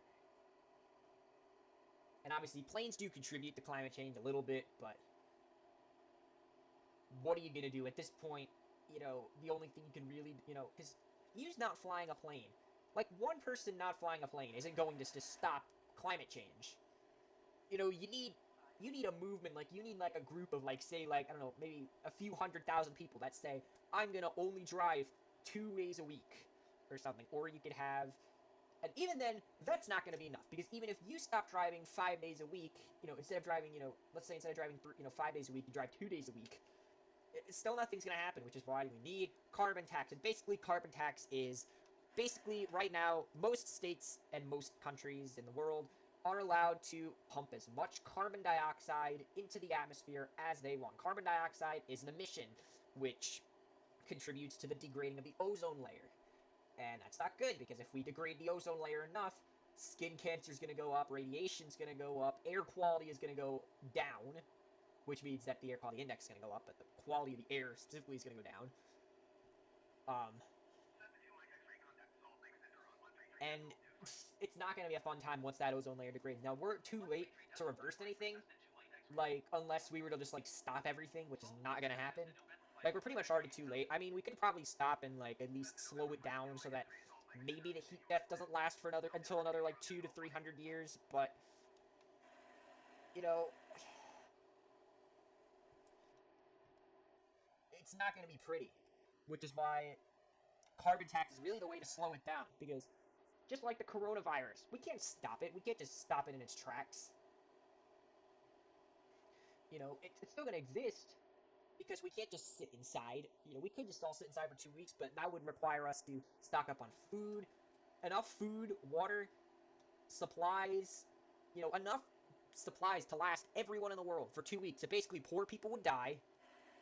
Um, those who are far away from, like, food sources or people in sparse populations would probably run out of food, and people would just likely die of starvation. That would really be the only way to prevent the virus. Like, completely would be everyone quarantined for 2 weeks, but that just disrupts the entire economy. And that wouldn't be good, just why, we can never truly get rid of this. And the same thing goes with climate change. We can't get rid of it, But we can slow it down. We can prevent it from getting bad within our lifetimes, and hopefully we can encourage the next generation to keep it slowed down so that we can still last more generations. This is our Earth. If you're alive watching this within the next within the next 5, 10, even 20 years, you probably know what's going on. It's probably not that good, but hopefully you guys are taking measures to prevent it. I mean, the hurricane season of 2020 was pretty bad, but hopefully we can prevent it from getting worse. Hopefully the only way of preventing it, like, completely, or not completely, but at least slowing it down to an effective level would be a carbon tax, because then, companies around the world would not be encouraged to, byproduct all that carbon dioxide, and then they wouldn't work as much, and then they would turn to other sources. It would help to starve the oil and gas companies, and we could prevent fossil fuels. Now, keep in mind, as soon as we run out of fossil fuels, like, we're done. But if we can slow it down, we won't run out of, then, there won't be a big shock once we run out of that stuff. But anyway, take a look at the change in scenery. Like, lots of trees. We're in the Tetons pretty much now, and it's pretty snowy down below. It's really snowy, actually. I can't even keep up with the road anymore, because it literally just looks like I'm flying through a flippin' ski resort right now. But it's just I don't even know if you're actually allowed to fly through the Tetons in real life. I would doubt it, because it's... Especially back in the day when there was leaded fuel, like, you'd be essentially harming the entire ecosystem. But, who knows? We're just following a road anyway, who cares? This is obviously, though, a lot safer of a run to go through. I mean, we are already at 9,000 feet, but at least there's plenty of space to land on if we need to. I'm just kind of losing sight. I think I see the river. There's the river. Although we can't rely on the river anymore because... Oh, God. I'm going to crash into these trees. I can't just be so lazy about it anymore. I have to be in control of the plane. I don't even know where the road is. Are we... Bro, where the frick is this damn road? I'm flying through a freaking ski resort right now. I don't know where the road is. I'm not, though. We're flying to the Tetons.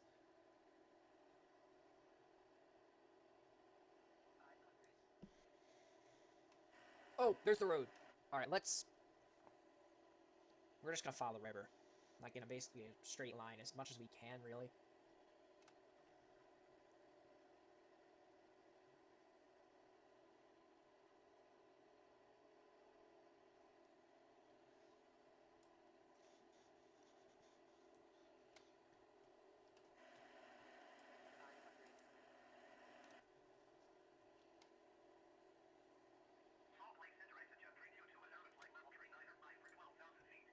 Exit jet? Obviously he's landing in Salt Lake or some nearby airport. Surprised there's so much traffic for a really snowy road, and it's like, what, it's like 8:30 in the morning and there's that much traffic in the Tetons on a weekday? Yeah, I'm highly doubting it, especially in the winter. Yeah, I bet this road's closed in the winter, but I doubt this road is open, like, in February. Like, this is not a very safe road to drive on. I mean, it literally looks like the entire road is caved in with snow.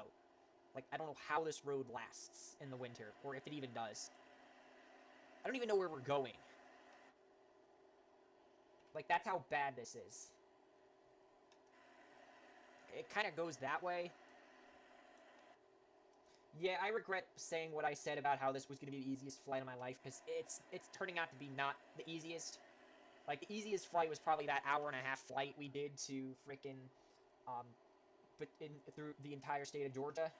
Oh, God. No, we lost the road. Damn it. Oh, frick, we lost the road. Oh, God. We're stuck in the Tetons with no evidence of where that damn road is. I don't know what to do. Oh, God. We should just stay away from those mountains. Like, that's, like, the #1 thing we should do.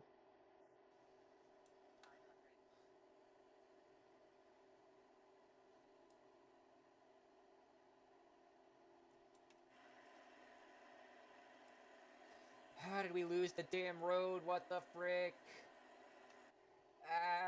No. Okay, I think we're gonna find it. We just gotta head through that valley. Looks like the snow kind of subsides further down. I think we're gonna be fine. We're gonna find our way back. Let's go.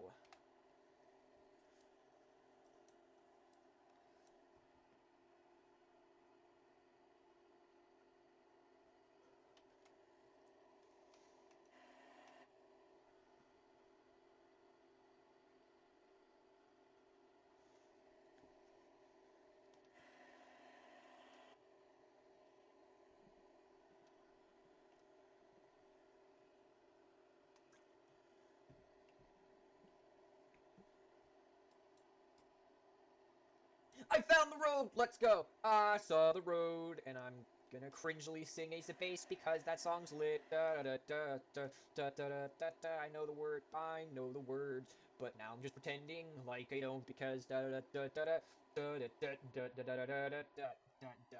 Yeah. What the hell was that? I don't even know. I think we successfully crossed the Tetons.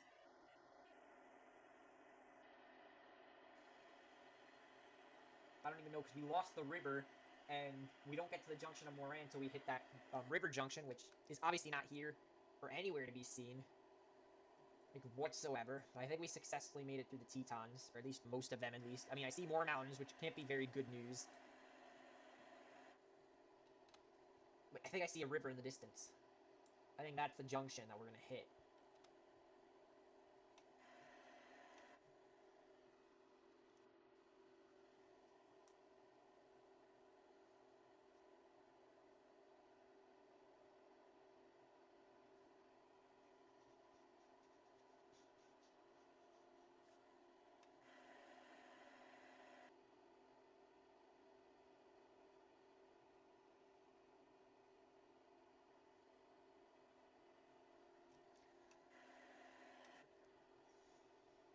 Okay, so we're still like, hold on. So we're still in like the Teton Forest, but we're about to enter the Teton National Park, which is apparently not the same thing. I don't know how, but anyway, we're gonna. I think our altitude's fine, but I kind of want to increase our airspeed, even if it's temporarily. So we're already at 140 knots true airspeed, which is good. I mean, as you can tell, like our ETA keeps going down, it keeps going up because we're not really following the pathway. We're just following the roads because it's a little safer than following those. Jeez, that's a lot of trees. Holy crap. That is a lot of trees. I don't even think my neighborhood has that many trees. And I live in New England, where there's loads of trees. Everywhere you go, there's trees.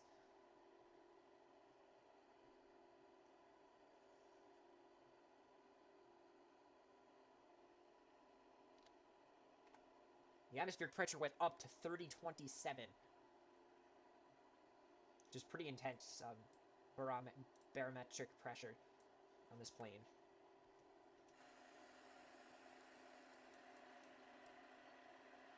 It is a beautiful morning, though, out here, and beautiful, I think are we in Idaho at this point? We should, no, we are still in Wyoming. We are still in Wyoming. We should pass through Victor near the town of Driggs as well. We're about to hit Moran, which is that junction town I talked about, where we're going to have to start heading further south through the Teton towards Jackson Hole. That's going to be interesting. We get to pass through Jackson Hole as well, because we can't cross these mountains either, because we're going to crash if we try to scale these mountains in the plane either. So we have to keep following the road until we get through the mountains and into the valley near Idaho Falls, and where we're going to be landing in Rigby. Then we can start worrying about that, but until then, we really can't do much about anything. Like, I'm still waiting to figure out if we're hitting that junction town or not, which I can't tell yet where the frick we are, because there's still snow everywhere. The road's half covered in snow still. Like, I don't even know, like, what to do, really, because as you can clearly see, there's still mountains that need to be crossed.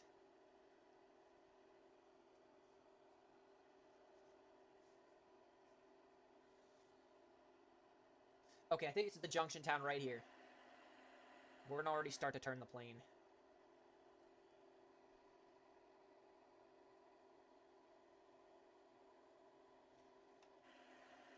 Yeah, this is definitely the junction town with the two rivers.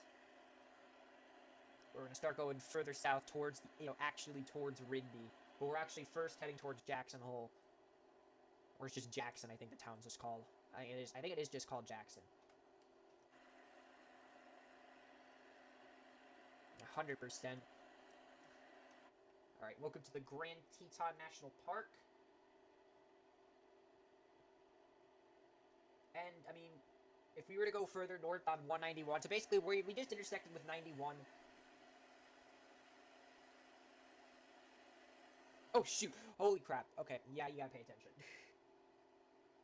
So, 26 essentially continues in this direction. This is 191 south. If we were to go that way, that would take us to Yellowstone, because Tetons and Yellowstone are essentially in the same area. Yellowstone's further up there, obviously. Yeah, so first we're going to pass through the town of Moose, and that's not where we want to go. We want to go to Jackson Hole, which we're going to connect to 91 and then 191, and then we're going to go through to Wyoming Route 22, and we're going to take that closer in towards Rigby. So we're on 191 south, headed through the Grand Teton National Park. And as you're going to know, that the distance is going to go down now because we are starting to head closer. As you can tell, time is going down as well, as you know, our airspeed has increased. Other than that, I mean, things are going pretty well so far. I mean, I don't want to jinx anything because I don't know what the second half of the leg will entail, but so far, things are going well. Like, I can't say things are going bad so far, because, I mean, we did have a couple slip-ups, but so far, I mean, we've controlled the plane. The plane's been nice to us. I haven't been forced to crash. We don't have to cross those giant-ass things. Mountains, they're called. Like, we're not scaling that. We're following the valleys. We're following human engineering at its finest here. Like, we're doing what we can, really, with what we got. And I think that's... hold, just give me 1 second. I'm going to figure out where this road goes, and I'll catch back up to you when we head through that snow valley.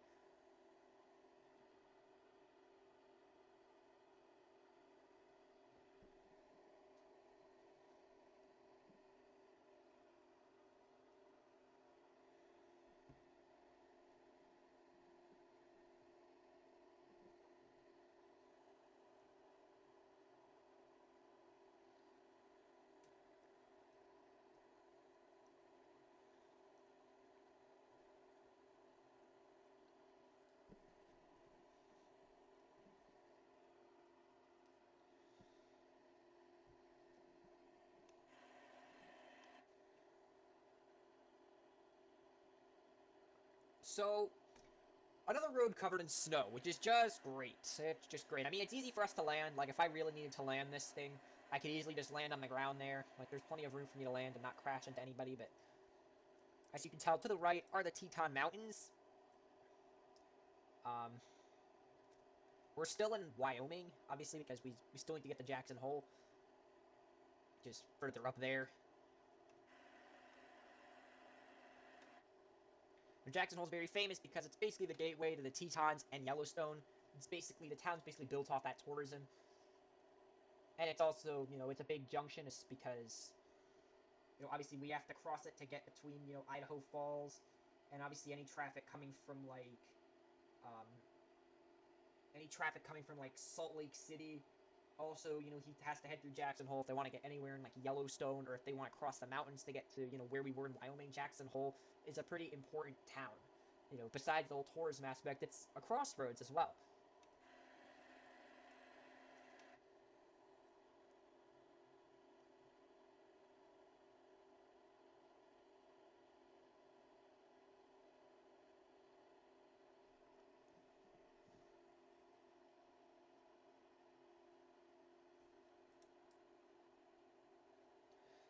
So if you couldn't tell, guys, Jackson Hole just appeared in front of us. This is the airport, obviously.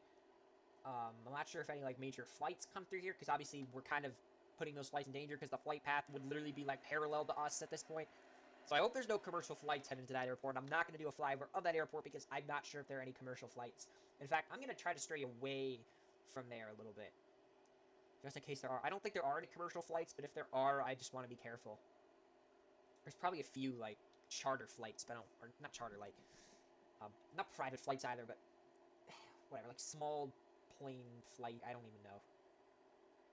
What's the, oh, it's K-Jack. Oh yeah, because Jacksonville couldn't get KJAC because Jackson.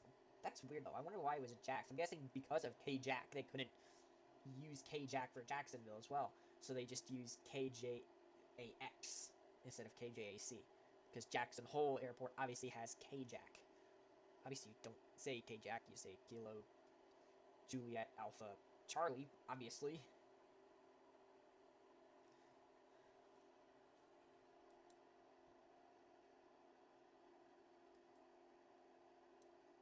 Don't be freezing up on me, plane. Please don't be. The outside air temperature is only 1 below. Yeah, that is a big runway. No way commercial planes don't land there. That runway could easily support a 737 or an A320 or something.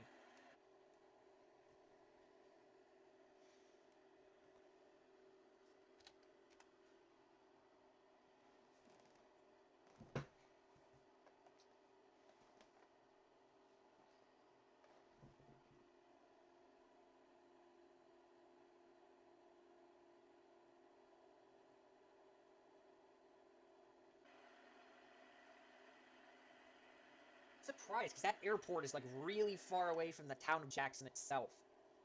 It's like almost a full, like, 45 minutes probably to drive this distance. Like, why would you put an airport so far away? Like, okay, maybe, I mean, maybe the land over there was too expensive and that land was cheap and stuff, but that is, like, why would you brand it as I mean, there's really nothing else to brand it as. Like, what are you gonna call it? Like, Teton Mountain Sidling Airport? Like, just call it Jackson Hole, I mean. Probably a lot easier of a name. Oh, crap. I think that's the... Oh, wait, that's the town right there. That's Jackson Hole. I mean, or Jackson, Wyoming. It's right there. I mean, obviously, I mean, we can't go any further. Like, the town just kind of is there, and then there's just a giant mountain in the way that hasn't rendered fully yet. That's like a lodge, or what the hell is that building? I don't even think that's... I think that just generated by mistake or something. Oh, God. Come on, plane.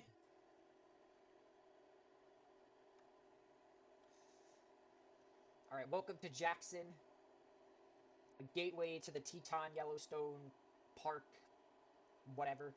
Now I'm gonna have to pay close attention because we get to Jackson and then we turn right. We go around the butte, which there's is that the butte? I don't even know what the butte is. Hold on.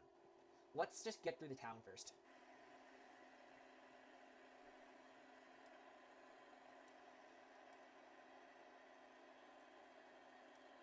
So it doesn't even look like you're, touristy town, but it is. It is very touristy. This town here. I'm guessing those are the extremely expensive houses. And this is the downtown here. I'm guessing this is the butte.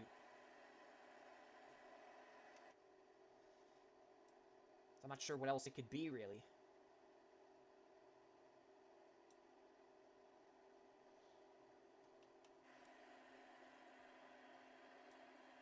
Hold on, so we pass over the butte, and then we turn right. So this is the road we gotta follow right here? Huh. Yeah, because then it turns to the left. Yep, so that must be the butte, and this is the road we gotta follow. Wait a second. Are we sure? Yeah, this is the road. But which road, then, do we follow? Oh, crap. I think it's just this one. Yeah, it's this one. It's this one. I don't even know where we're going at this point. We're 50 nautical miles away from our destination. We should be on Route 22. We gotta cross over the Snake River, which I think this is the Snake River right here, and then we gotta keep going straight. And that should take us into the valley, which we're gonna cross over these mountains here. I think that's it right there. Like, I think we just gotta... I want to be safe. And just keep going straight. This is really tough. Trying to find our way through, because now we're not following, like, major roads.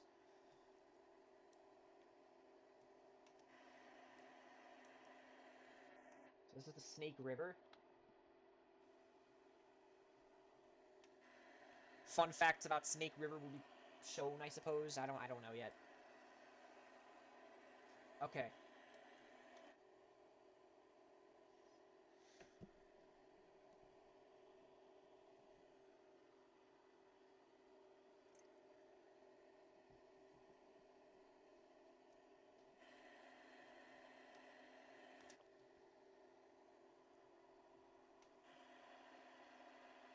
Oh god, where does the road go? Oh god. Let's get closer down, and then I'm just gonna have to follow the traffic. Okay, so it follows... Oh, it follows... What the... Oh my god, I don't even know where we're going anymore. Do we just... Okay, we're still following the road. We're still following the road. But I can't see the road. Like, I feel like we're in another ski area now. Like, is this safe for the road to be following this mess?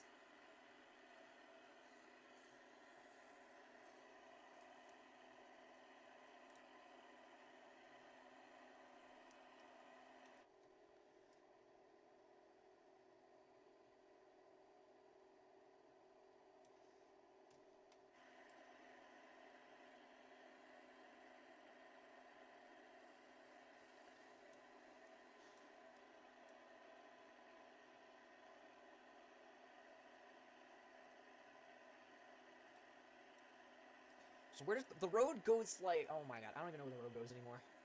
Like, I just want to get through these mountains, but I need to be safe about it, you know what I mean? Like, I want to get there, but I want to get there alive. And this is not safe whatsoever, so I think I gotta follow the road.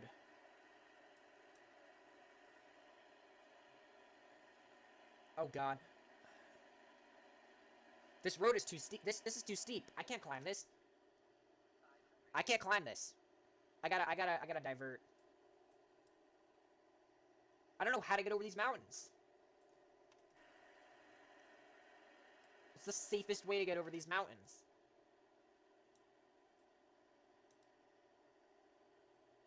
Like, is that the safest way? To just fly through this? I don't know. I really don't know. I'm gonna have to try my best, though, because that's really our only path to get through this mountain range. We're gonna still try to get some altitude here. These mountains are nothing compared to the ones we literally just climbed over, so... Or the ones we would have climbed over, so I'm feeling pretty confident we can get over this. We just gotta... I'm not very confident, actually, that we're gonna make it.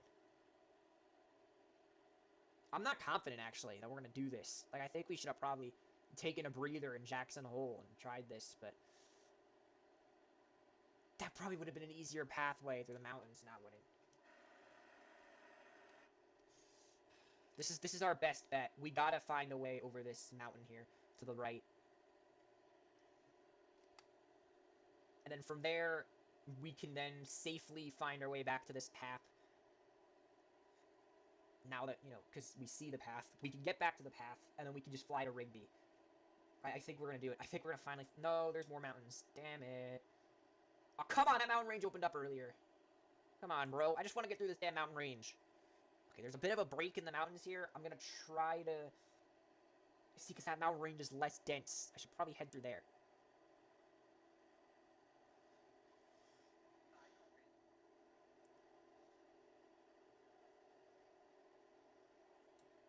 I don't need the roads anymore.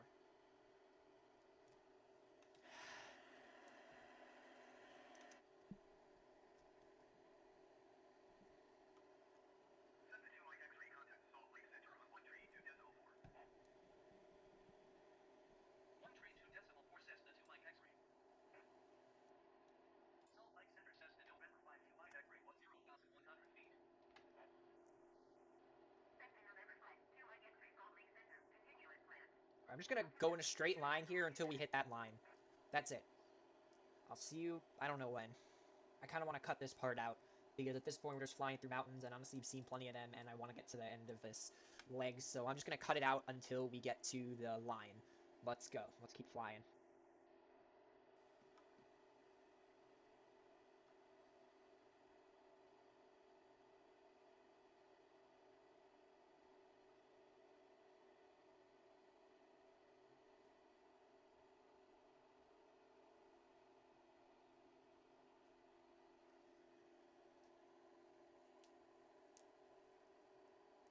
Alright, the path is almost in view. Oh god, what happened with the plane? Okay, the plane... Okay, so Skywest, Salt Lake City Center's, you know, obviously still going strong. We've been connected to it for the whole, for the whole leg so far. Obviously, we'll be connecting to, like, Boise or Portland by the time we get to Council, but so far we're doing very good.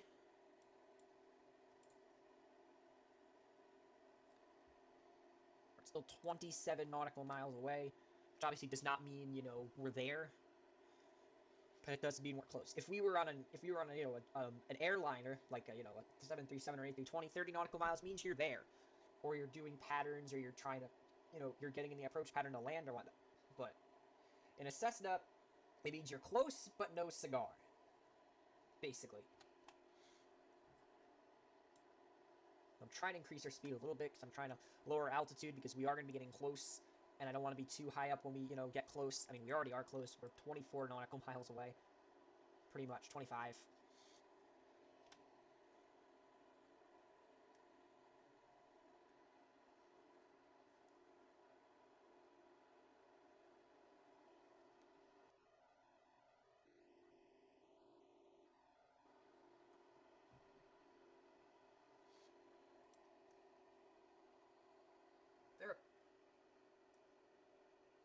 that almost looks like a truck, but I don't even know what that is. Anyway, we're 16 nautical miles away from the halfway point where we're going to land, recuperate in a day or in 1 to 3 days. I'm going to take off again from Rigby and continue our flight to Council, and then I also, in that time between, obviously me recording this, I have to decide, am I going to fly direct, because there's also more mountains coming up, or should I fly direct to a point, and then from that point try to get around the mountain, or try to scale it at a point where it's less dangerous? Do I instead try to scale them? Do I instead just try to scale the mountain once, and if that doesn't work later on, I can try to follow the roadway? Should I just... those are pretty much the only options, really. It's either follow a road or go direct. It's either... No, actually, there's 3 options. Go direct, follow the roads, or just YOLO it and try to find the lowest point in the mountains. The least riskiest of that is, of course, to follow the roadways, because, as you can be told, the roadways pretty much got us through that giant-ass mountain range and the Tetons as well, and took us into this beautiful Idaho valley between the 2 mountain ranges, which is where we're going to be landing in Rigby. We're pretty close to Idaho Falls, which is pretty much the closest major city, and we're pretty close to Salt Lake City as well. Salt Lake City is probably like a 2 to 3 hour drive south from here. But we're almost on the ground. We're 13 nautical miles, a good 6-minute flight away. I'm going to get us aligned on our path, and we're going to continue on our way to Rigby, which is where we will be landing. And obviously, it's not the end of the leg. There's still an entire rest of the leg to go, but I'm starting to like doing these in like spurts because it's a lot easier, and it's not as hard to, it's easier because I can record them whenever instead of having to block off 3 to 4 hours of my day to just fly. This is actually more relaxing. I'm thinking of doing the final leg in 2 spurts too, or either that or I'm going to do it in 1 go, but I still need to see how that's going to go. So far, I don't have a plan, because obviously I still need to edit this, and then I can do that, and now I really need to go to the bathroom, so it's a good thing. I could just go, but it's like 10 minutes, I can hold it. It's not like, if I was flying for the next, 3 hours or something, I would have definitely already gone, or if it was, an hour and a half, probably would go. Stop the simulation, but it's not really that bad, so I'll just wait it out here. We're about to land anyway. We're just landing, getting on the taxiway, and that's it. Now, I know we don't have enough fuel to make it the rest of the way, even if we wanted to, and I don't have the endurance either, so...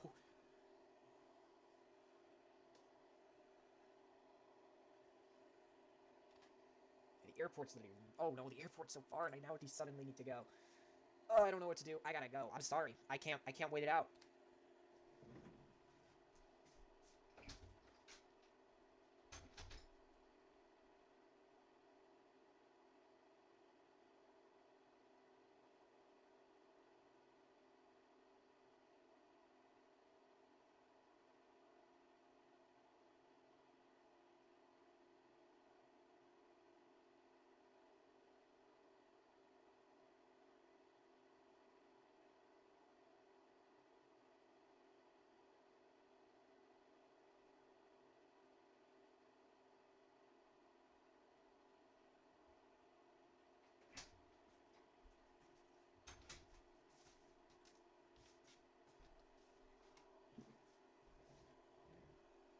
Yeah, I can't believe I couldn't wait that out. I've waited even longer. Like, one time on a bus trip for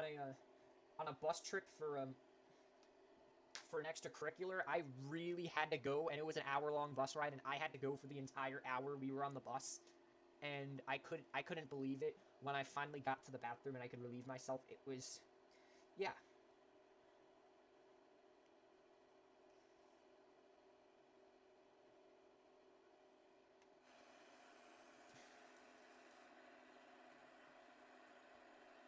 Thankfully, we weren't in a plane. Thankfully, we weren't literally in a plane, because otherwise we would have been screwed over. Hey, wind turbines. Love to see them out here. You don't see many of these wind turbines in the east. You see them out west, though. I think this is Interstate 15. No, wait. Yo, this might... I'm not sure. I'm actually sure. That's definitely not it. So I don't think this is it. Nah, this can't be it. I don't know what this is. That's like some sort of canal. We're there. We're almost there. 5 nautical miles. I don't even know which way the runway faces. Which way is the runway? Which way should we land?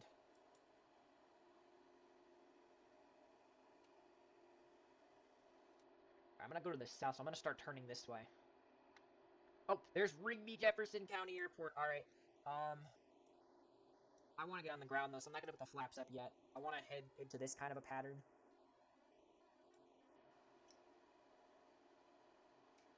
I just realized that if I click this button, it allows me to pan in on exactly where the airport is. On this joy button on my joystick, which is pretty cool.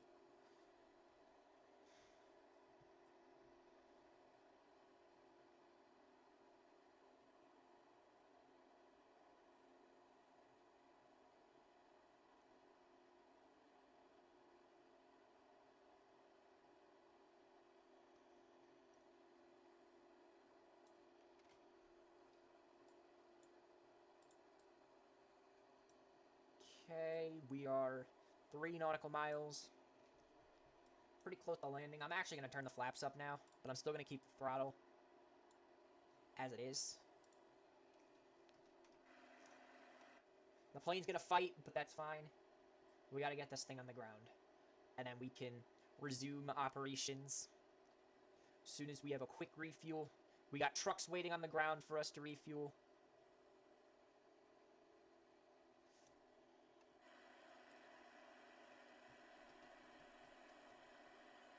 Welcome to Rigby, Idaho. This is US 20, I believe.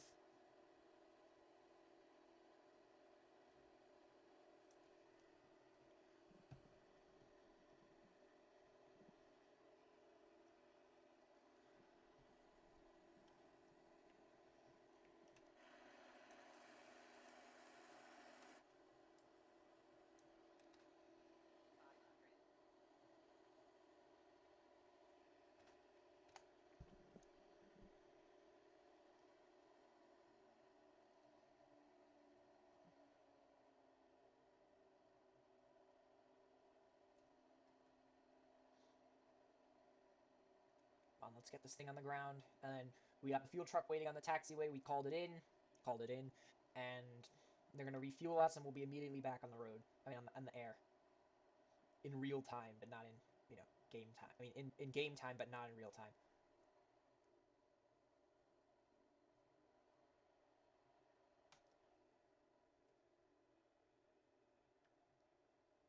Ooh, not impressive.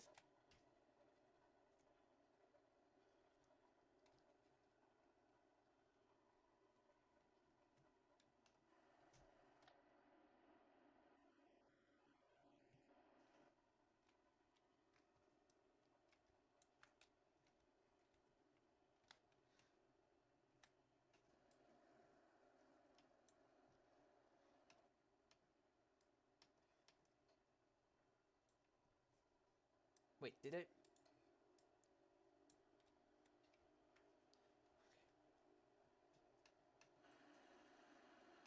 All right, welcome to Rigby, Idaho. We finally made it to Idaho, but this is not the final destination of the leg. This is not this is a very quick refueling stop, especially after that long, out of the way route we had to take through the mountains, through the Rocky Mountains, that is.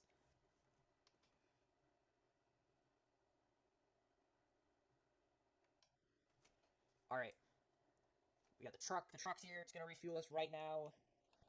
Thank you guys. Well, I can't say because the leg's not over yet. I have to pull up the flaps though. This leg is not over yet. We are headed to Council, Idaho right after this, and then we'll continue our flight to Council, Idaho. More information on that flight will be done when we're, actually, about to execute that. But anyways, that's going to be it for this portion of the leg. The rest of the penultimate leg will continue after this, and at exactly 9:27:43, we will be taking off out of Rigby Jefferson County Airport, ready to take on the rest of the flight. Let's do this. Alright everyone, what's going on? It's Finn Rummy Flights, and I mentioned that at exactly 9:27:43, we were going to take off out of Rigby Airport and head on our way to Council, Idaho, and I'm keeping our promise. So if you don't remember, we stopped at a midpoint of Rigby, Idaho, because I didn't want to be recording for 4 hours straight, and we're going to be taking a big risk today. We're just going to be trying to fly in a straight line. Hopefully we won't hit any mountains or whatnot, because we are supposed to get pretty close to Idaho's highest point, which is not very epic, but we're going to hope everything goes well. We got a little bit of time to prepare, so hopefully we'll gain some altitude. We're already at 4,800 feet, so, I mean, I mean, we'll hopefully gain the altitude we need to. Final stop is Council, Idaho, and I have some fun facts about there. But let's get in the air. All right, this was just a stop to get fuel and all that stuff. All right, let's go.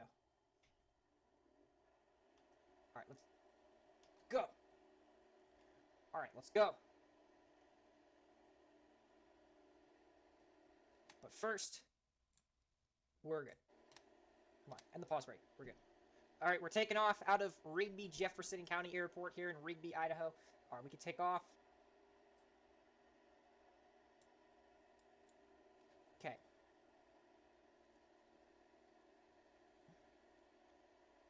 Climb angle too low, that's fine. We got a while to catch up here. All right. So, welcome back to the skies.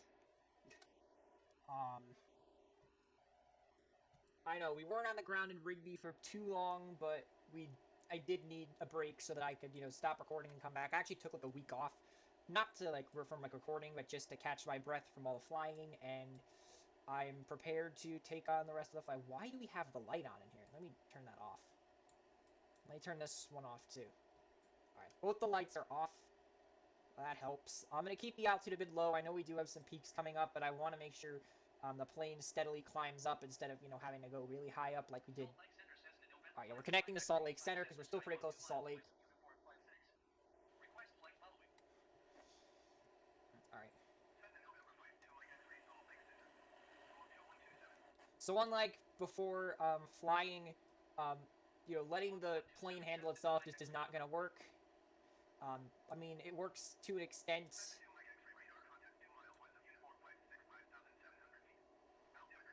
We've been flying quite a bit of time here. We are trying to get through the mountains of Idaho and Wyoming, which seems to be the most treacherous part of the flight. I feel like the last leg isn't going to be terribly hard to traverse.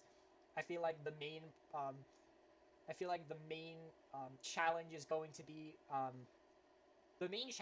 to be Mount Hood, because we're going to get pretty close to it, so I might have to divert. However, I don't think it's going to be too big of a deal, because keep in mind, Mount Hood has plenty of roads going around it, and I have been past Mount Hood in real life, so I pretty much know how to get around it. So it's not going to be terribly hard to get around Mount Hood. However, I don't want to be too safe, because there could be other hazards we have to watch out for. Especially, like, we can't just give up, because remember, we got a while to go, and we got a lot of distance to cover before we actually get there. Now, the remainder of our penultimate, or second to last leg, we still have a remainder of 200 nautical miles to go, and right now, we're estimating it at about oh, hold on. Not good, right? Right now it's saying over 2 hours. Hopefully we can increase that, but as you can tell, we got mountains coming up, and y'all know what happens when mountains come up. Things get weird. Like, I nearly screwed up, at the beginning of the leg when we were flying through the Tetons. I had to let the wheels touch the surface of the mountain so that I could gain some momentum and get up the mountain. Otherwise, we would have just stalled and crashed. I know in real life, I would have just...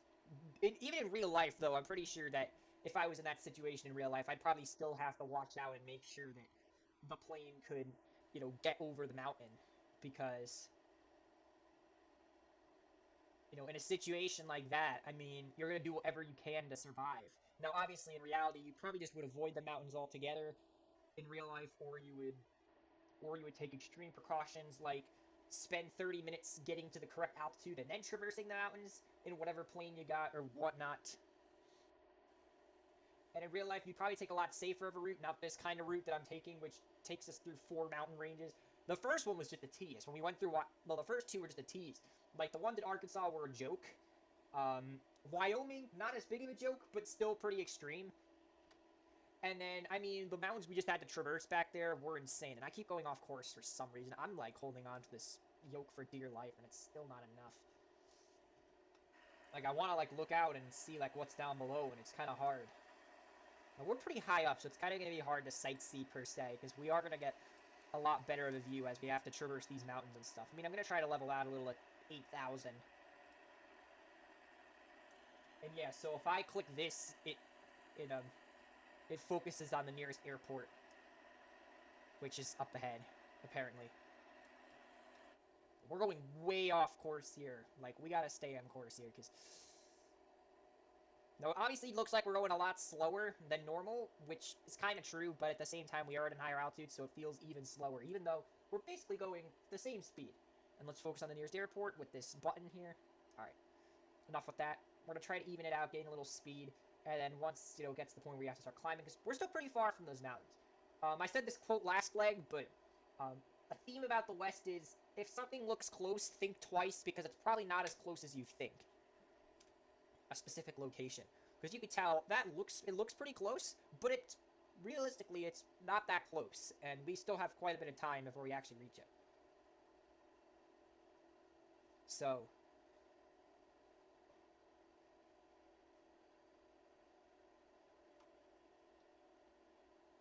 we have some time to gain some speed and not, you know, worry about climbing too much, especially since this is nothing compared to what we're gonna have to deal with.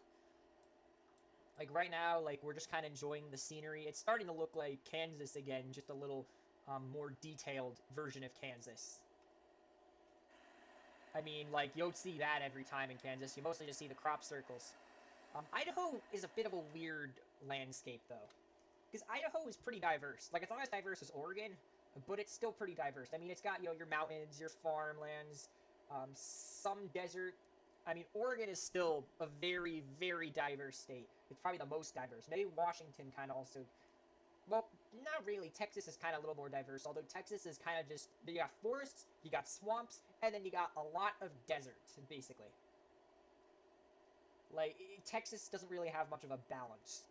Oregon is kind of like that, except Oregon has beaches, forests, okay, it has beaches, forests, gorges, deserts, mountains. It's got at least one or two extras in there besides Texas, because Texas doesn't really have too many mountains. It has some down closer to Mexico, but otherwise, Texas is not really big for its mountains. Texas is pretty flat. Alright, so we're at 9,000 feet. I am going to level out for a little bit while we try to keep going towards the trajectory of that mountain. Okay, Sky West. We don't need IFR, though, because we're good. Alright, so I mean, it's kind of... I mean, the landscape is interesting. It's just not that... It's kind of just repetitive, though. Like, it looks cool, but it's repetitive. There's something really cool to see. So there's going to be a lot of skipping in this second part of the penultimate leg.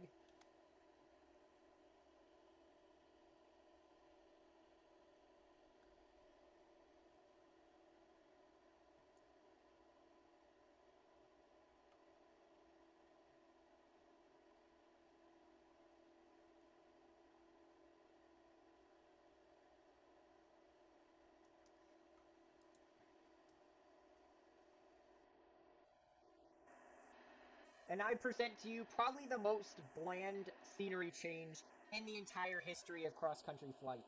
Like, there's nothing out there whatsoever. Absolutely dead-ass nothing. It's just vast nothing. It eventually leads to some sort of city or some town or whatnot, but it's so empty.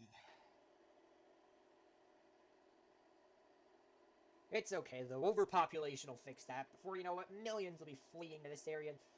Construction workers won't know what to do with themselves. They'll be building new interstates straight through this area, and they'll find a way to make it livable. Within the next 100 years, at least. It's not going to happen anytime soon, but don't be... don't be, don't be surprised if this area of the world becomes... inhabitable. Yeah, inhabitable. You know, soon, because, I mean... We're going to get to that point where people are going to, you know, need to move away. Cities are going to become overcrowded, and people are going to need to move out here because you're not going to have any room out there anymore.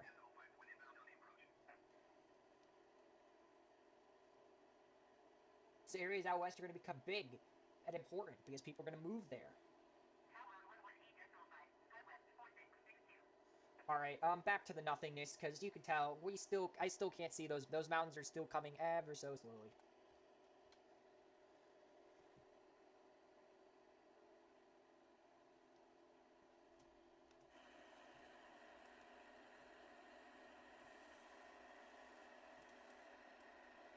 Wow, just wow, this is interesting view. So there's another Jefferson County airport.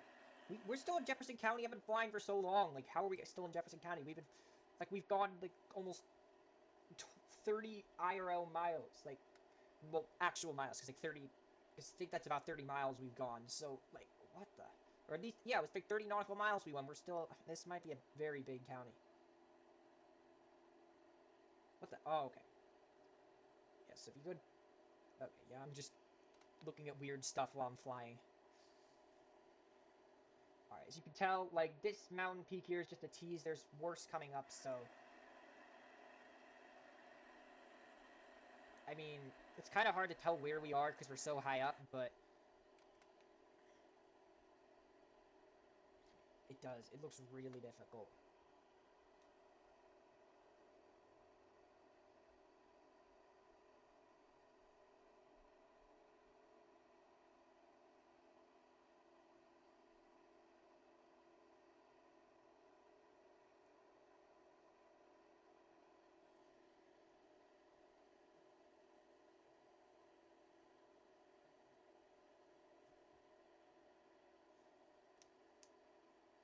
What just happened? Oh my. Okay, that's what happened. Yeah, I was like, why is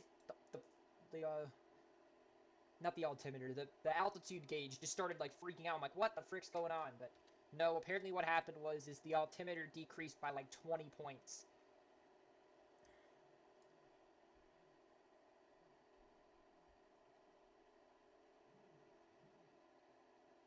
Yeah, let's fly in this plane. Let's do this. Why am I saying that? I mean, I know we're flying the plane, like, well, so what? We finally got to 100 knots airspeed, but our true airspeed's 125, which is why it's gauging it at 120 knots per hour, or 120 nautical miles an hour, which is why it's... But it's still, like... Oh, yeah, because it's, like, we're over, because... But I don't even know what I'm saying anymore. I'm just trying to fly here. It's kind of boring, but we are making progress. I mean, we've already gone about 30 nautical miles at this point, which is good. We're exactly 30 right now. 30 knot.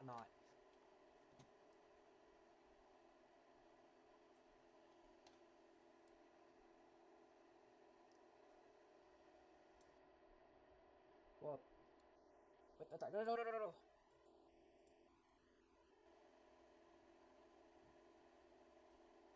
Nah, that didn't work. Disengage. I don't need it. I don't need it.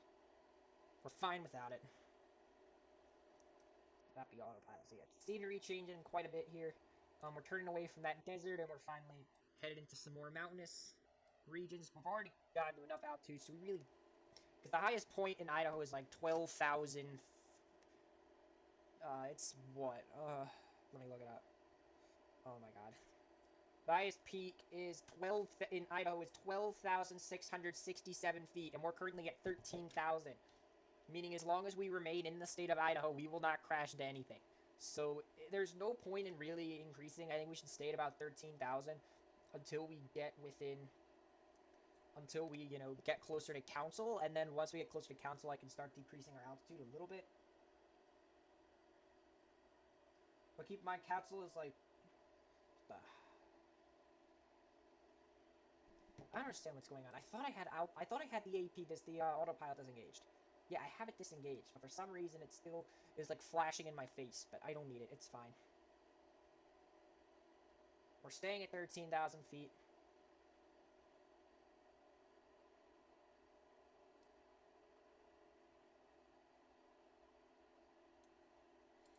There's no alerts. Oh, that's the nearest airports. We don't need those, though, because we already know where we're going. There's quite a bit of turbulence here, I think. That is quite a bit of turbulence, actually. Wow. Wow. That's quite a bit of turbulence.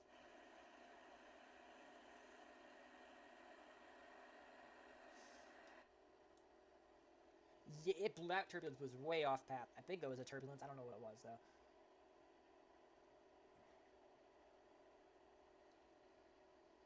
Oh, it is turbulence. There's no way. This plane's freaking out.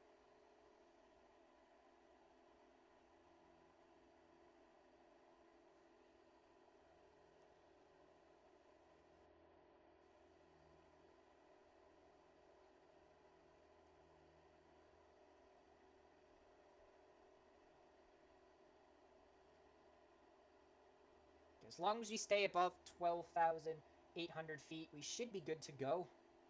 We shouldn't have to worry about anything whatsoever. I don't know why we couldn't just go around the mountains, but then again, it's kind of hard to go around the mountains at this point, considering there's so many like valleys and ridges and valleys and mountains everywhere. It's kind of hard to avoid the mountains.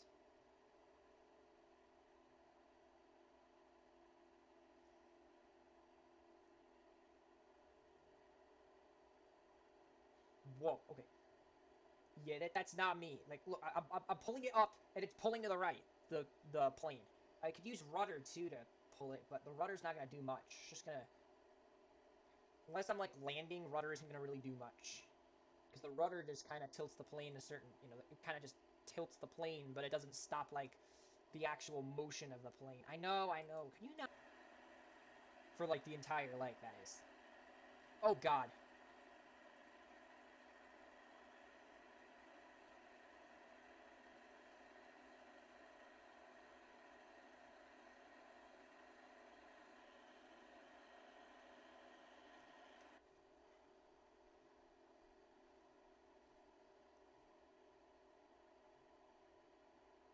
How much fuel we got? 63%. We're going to do fine.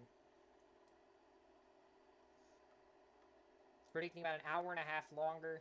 So we should get the council in-game at about 11:30. We'll be in the air for the final leg around 12-ish. And we'll probably get to Oregon around 3 or 4 in the afternoon. Probably more like 3. I don't know about 4. 4 might... I don't think it's going to be... I think it'll be about 3. Maybe 3:30. I don't think it's going to be 4 when we get to Oregon.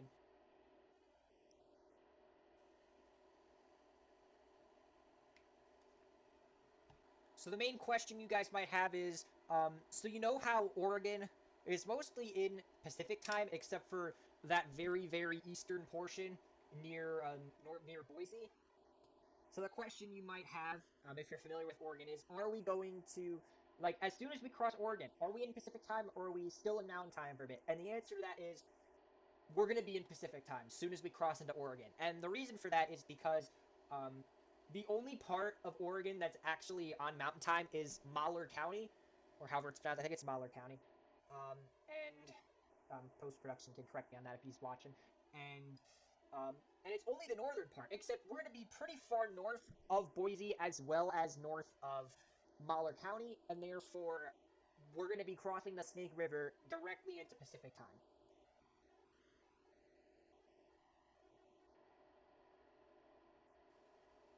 So we're going to be entering Pacific time pretty early on into the final leg, or as I should say, the series finale. It's not really a series finale because, I mean, it's going to be a movie.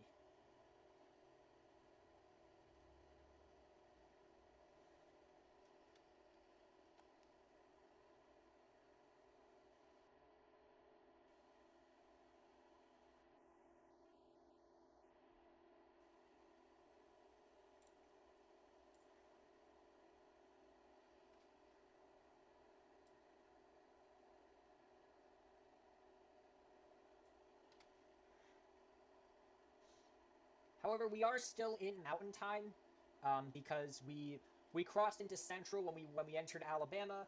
We crossed into the Mountain time zone when I forget where. I think it was partly through Nebraska. We crossed into not Central, Mountain time. Yeah, Mountain time was when we like crossed right in, or not when we were like in Nebraska for that tiny portion.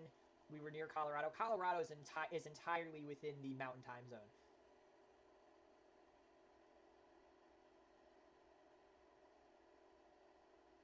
As well as Utah and Idaho. Idaho is also completely in the Mountain time zone. Oregon is part. Washington is completely in Pacific. California is completely in Pacific. Nevada is completely in Pacific as well.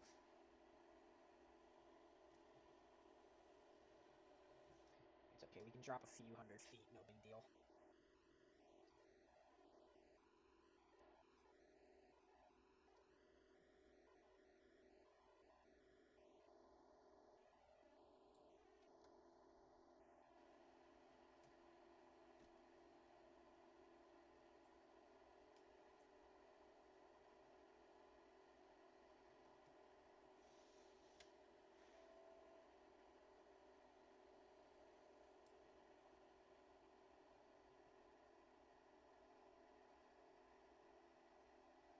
Trees. Let's go. Now, there's only like a few types of trees that can actually live in these really high altitudes. Because most trees because the oxygen's so thin that trees can't get enough of it, or wait a second. Trees don't breathe oxygen; they breathe out oxygen. We breathe in oxygen. We breathe out carbon dioxide, and trees breathe in carbon dioxide through photosynthesis. They produce water and with a byproduct of oxygen.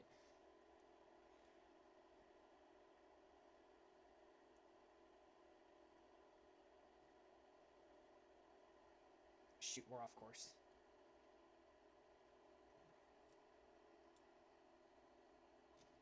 I can't even tell if we're making progress or not just because of all the turns and that number feels like it's going down really fast, and I accidentally turned on the autopilot, so that thing keeps beeping every time we go outside the range of 200, or every time we're more than 2,000 feet away from 13,100 feet, that thing goes off. Like if I go down to 12.8. Yep. I know we're above 74 knots. That's what I want. I want to get there. I want to get to council. Like, I'm in no rush to get to council, but like, I don't want to be spending 3 hours in the air. Like, I want to take the time, because I mean, we're almost done with the flight. Like, I have to edit this leg, then I have to record the next leg, edit that, post that, then I have to edit the whole movie, and then I'm probably gonna just put all the other videos on enlisted, so that I can just link them with within the whole thing. So I'm probably gonna have to download the legs off YouTube to make the movie, because my PC's like just crammed with videos that I refuse to delete. So in order to make the movie, I have to take all the videos off YouTube. I'm gonna have to first probably I'm gonna have to uninstall all my Steam games because I need room for the videos. And then I'm gonna put all the videos, plug them into my recording software. Just basically mush them together. Go on Spotify, collect like 18 hours of music, or at least collect like, I don't know, 2, 3, maybe even 5 hours of music. Put it on a loop, and just play it. And just put it at a really low volume over top my voice and over the sound of the plane engines to make sure it sounds good. Then I have to export that file. Make sure there's enough room for that file to export, which in that case, I'm going to probably have to uninstall stuff like GTA 5 or some other program to make sure I can do that. Upload that to YouTube, premiere it, then I can delete all the videos. It's ridiculous what I'm going to have to do. What I'm probably going to have to do is email the files to myself, so that just in case, like, YouTube goes down or whatnot, and I need to, like, salvage the files, at some point 30 years down the road, I can easily do that. Like, I'll be here in my 50s, just, like, going on and making sure everything's good. Probably not. I don't care. I'm not going to care when I'm 50 about some random crap I recorded when I was 17 years old, but I don't know. I might just want to see what I was like in the past. It's kind of what I like about this, though, is, I keep looking back, at especially videos I did, like, 5 years ago, just to see how much I've progressed and all that, and it's a lot better than, like, I mean, I understand some people like to do stuff like journaling to signal that passage of, like, thoughts and all that stuff, but in reality, a video is really the only true way to grasp it, because you can really interpret, like, how you were and what you did and all that stuff, and it's really the truest form of yourself, is, what you hear. Obviously, you may think of yourself differently compared to what you, listen to, but whatever it is. And I just realized it's 3,000, not 2,000 that you go within. So my mistake, but oh my god, all these mountains are amazing. I mean, like I said, Wyoming was good, but Idaho is a step up, mate. Wyoming and Idaho have been mainly Idaho, because, I mean, we've been seeing these more in Idaho than in Wyoming. Like, holy crap. Like, I thought Wyoming was good. And there's turbulence. We're about to hear bop. I know. I'm trying, but this plane refuses. I'm guessing that's Bora Bora. Or, not Bora Bora. That's a you should say. I keep, like, going up and down. It's kind of like a little dance. Jeez, these mountains are freaking enormous. I'm doing, like, the fisheye, so that's, kind of easier. I don't have to rotate the entire mouse. Oh, crap! We're, like, really losing speed here. Or not speed, really losing altitude here. That's not good. I need as much altitude. I need to gain some more altitude. It's actually pretty easy because the payload is so light with just me and the plane. Like, I don't have a co-pilot or anything, so I'm kind of just soloing it, and I love when it comes to piling, just how synchronized both yokes are on my side and the co-pilot's side.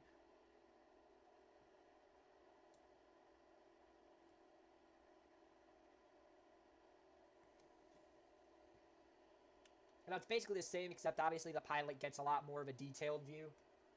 Hold on. That's some serious turbulence that we're hitting right now. Trying to get through here.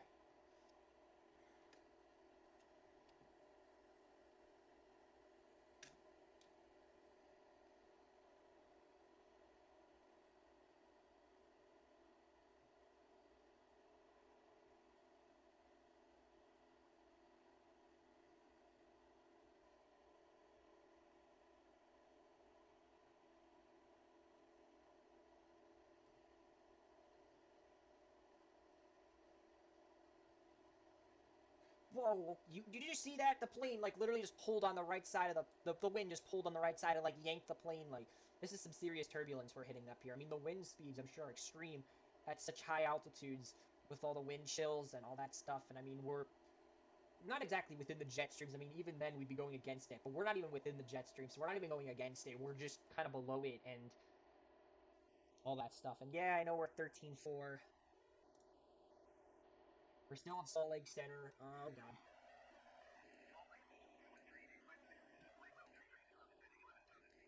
We can descend a little bit. Speaking of descending. Oh my god. Yeah.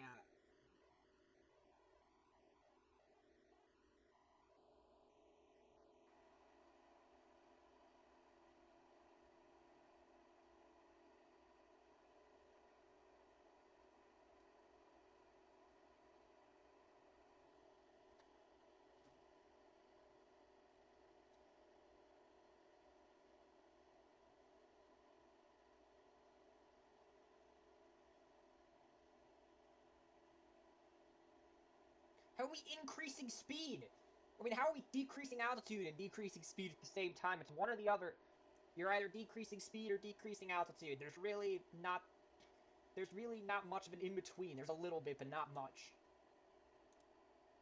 Those are some steep boys. Like, they're really, like, that's a narrow ridge between those mountains. I mean, I'm sure that's with most mountains, but, like, I mean, I'm just mentioning it's not like a volcano or anything, which has, like, a really wide ridge. You know, these ridges on the mountaintops are... Okay, I know we're within... Come on, plane. We gotta decrease a little bit of altitude here, because the agreed altitude was about 12.9, 1300-ish. 13.2 is pushing it, plus means that we're not, you know, going fast enough.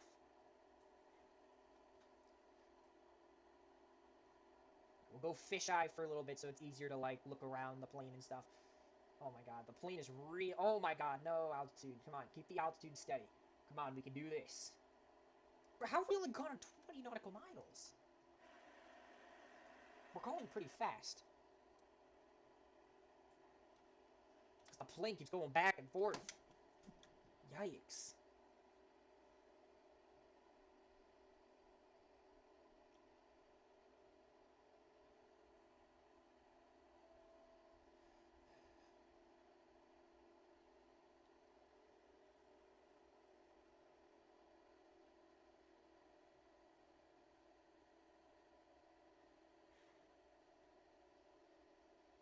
Frick, frick, frick. What the hell just happened to the plane? Oh god. Oh god, the plane's stalling. Oh crap. No, no, no, no, no, no. Okay, I think we're good. Alright, the plane just stalled, but I think we're good. We're just gonna need to make sure we stay at about 12.5.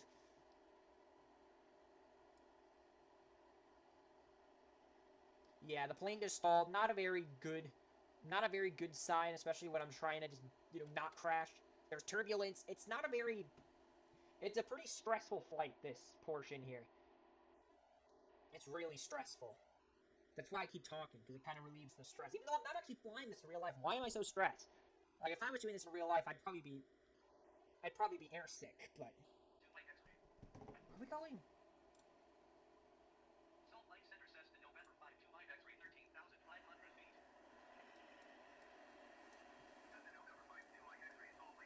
Okay, we can go more fisheye now. More of a fisheye lens here.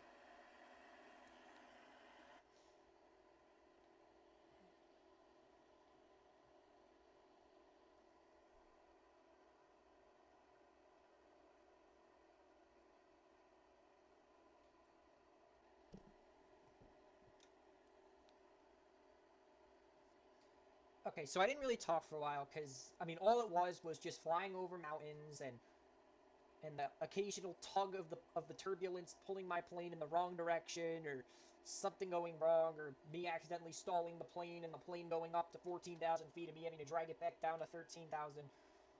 It's really all it's been for the past like 5 minutes, so I just decided not to talk. It's really not worth it.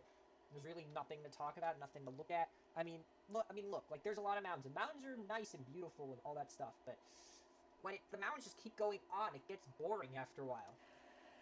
Like, no wonder people who live here just don't really care about, our area of the country they live in, because you see so many of them. It's just like, yeah, another mountain, cool, yeah, cool. Whereas, people from out west come to the forests of the northeast and the southeast. They're like, holy crap, trees! We never get to see these. Wow, the source of life. Wow. I was specifically talking about people from Idaho because people in Oregon have trees, most of them at least, especially people like Portland and Eugene and Salem, Albany, Medford. Like, they have trees. I'm mainly talking about people from, like, Idaho, specifically this area of... Who lives in this part of Idaho? Nobody does. It's completely barren. People live out there. But, yeah, it's completely understandable, because it's like, holy crap, a real tree! Not some tree that they planted in the middle of the parking lot just to make the parking lot look better. An actual tree that's probably been here for at least 100 years. That's when it's real for these people that live out here. And never mind, it is 2,000. My mistake. It is 2,000 feet when it goes off, because it... Oh, God. What the hell happened? Oh, no. Okay, there we go. Okay, well, that's actually kind of a better view. The only problem, though, is that... Yeah, the only problem is that it's kind of blinding. I mean, I wish I would have realized I had... Oh, shoot, we're dropping too far down. We're at, like, 12.5. I need to get back to at least 12.7. I know we don't really need to, but we're going to be safe.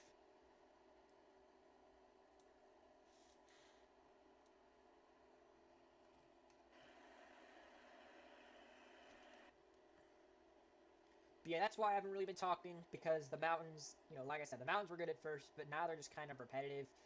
I'm kind of getting tired of them, honestly, if we're going to be real. Like I said, I'm guessing this is why people out west are kind of bored of mountains. Like, they don't really think twice about the mountains. Whereas, when us Easterners come and see the mountains, we're like, holy crap, those look awesome. But in reality, it's just mountains, man. It's just mountains.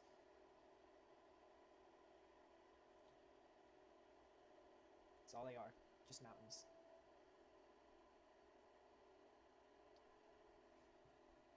Alright, we got...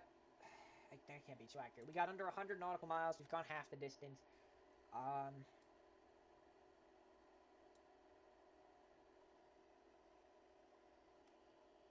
We'll make sure we're on track. I'm gonna stop talking for a bit, because there's really nothing to talk about. Seriously, there's nothing. So, I digress.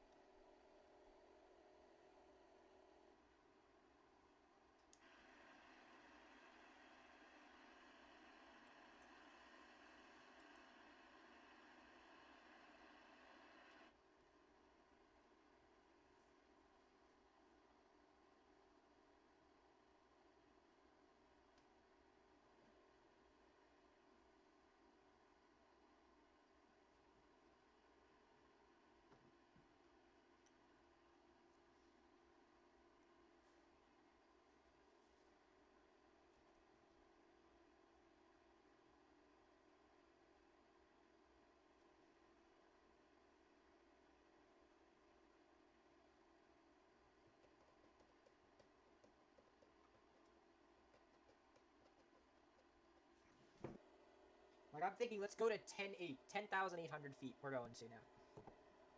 Because, in reality, I don't think we're really going to be hitting too many high peaks here, and honestly, the plane could benefit from some lower altitudes and some faster airspeed.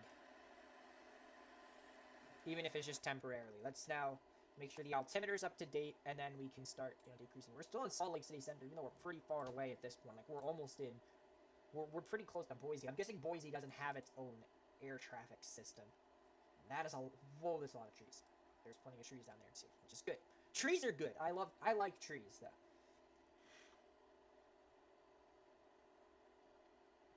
Alright, we're going down to 10,000 feet. How are we still increasing altitude? See, I'm gonna have to push the plane to go down. Oh my god, I'm like pushing down, the plane still won't go down. Going to 10.8. It'll be easy enough to gain a little bit of altitude anyway. Oh my god, the plane just refuses to decrease the altitude whatsoever.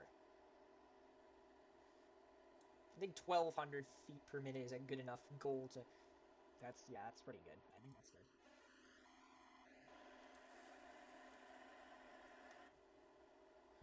But it's not enough. Now keep in mind though, Adams County, Idaho is a pretty... is not very mountainous whatsoever. It's within a valley, so there's a point as to why it's only 9,000 feet. But I think we'll be good decreasing to that altitude.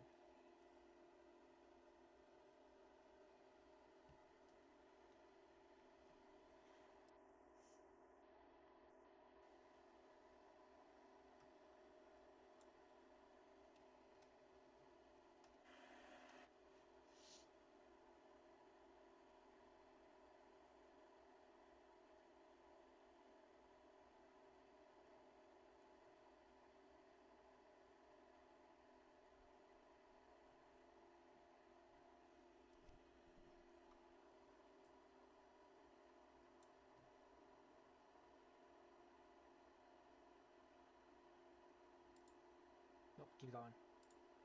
No. There we go. Now it'll beep at 10.8 instead of at 12.7. So, like, if I were to go to 10.6, for example, or 10.5, or to drop below 10.6. Let me drop below 10.6, for example. Come on, boy. I mean, girl. This is a girl. Yeah, I think it's a girl. I'm not sure. Yep, and it beeps, and then it lets me know, look, man, like, you gotta increase the altitude of your plane there, sonny boy.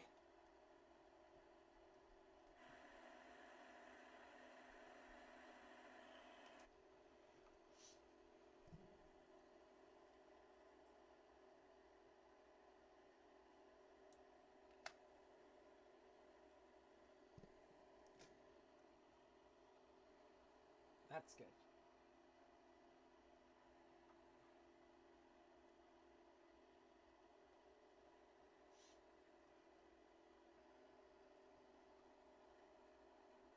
So the deal is, once we hit 35 nautical miles, I'm going to decrease our altitude to about 8,600 feet.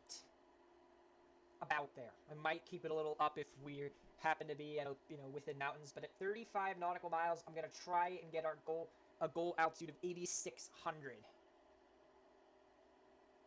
Or, okay, how about 85? 85. Never mind, 8,500. Which will be a decrease of about, it'll be a decrease of 2,300 feet, but I think we'll be good.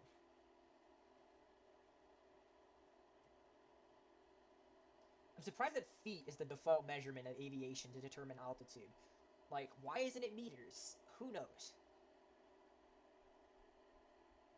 Oh, I don't want that buzzer go boop. Or what? No, it's more like a. It's more like that.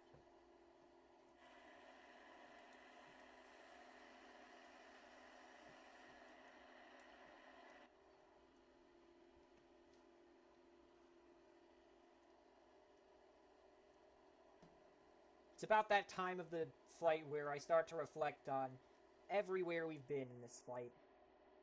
Every single mile we've flown. Every single nautical mile, I should say. Every single nautical mile we've flown. Every dip, bend, twist, turn, airport, bend, mountain, farm, ridge, lake, river that we've passed over has led to this very point in time. It's amazing, really. Oh god, we're at 11. I'm trying to stay at the specific altitudes here. Speaking of that, there's a creek down there. You can barely see it because it's covered in snow, but there it is. Oh god. Alright,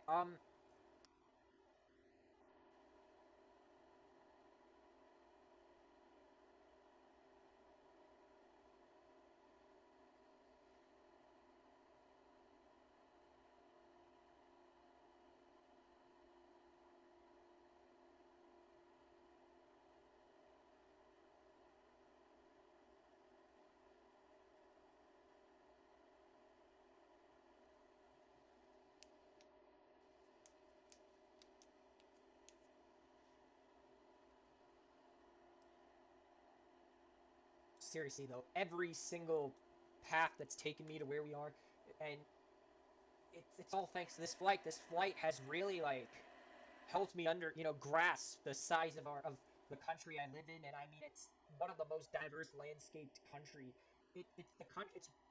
This country, the U.S. has one of the most diverse landscapes in the entire world.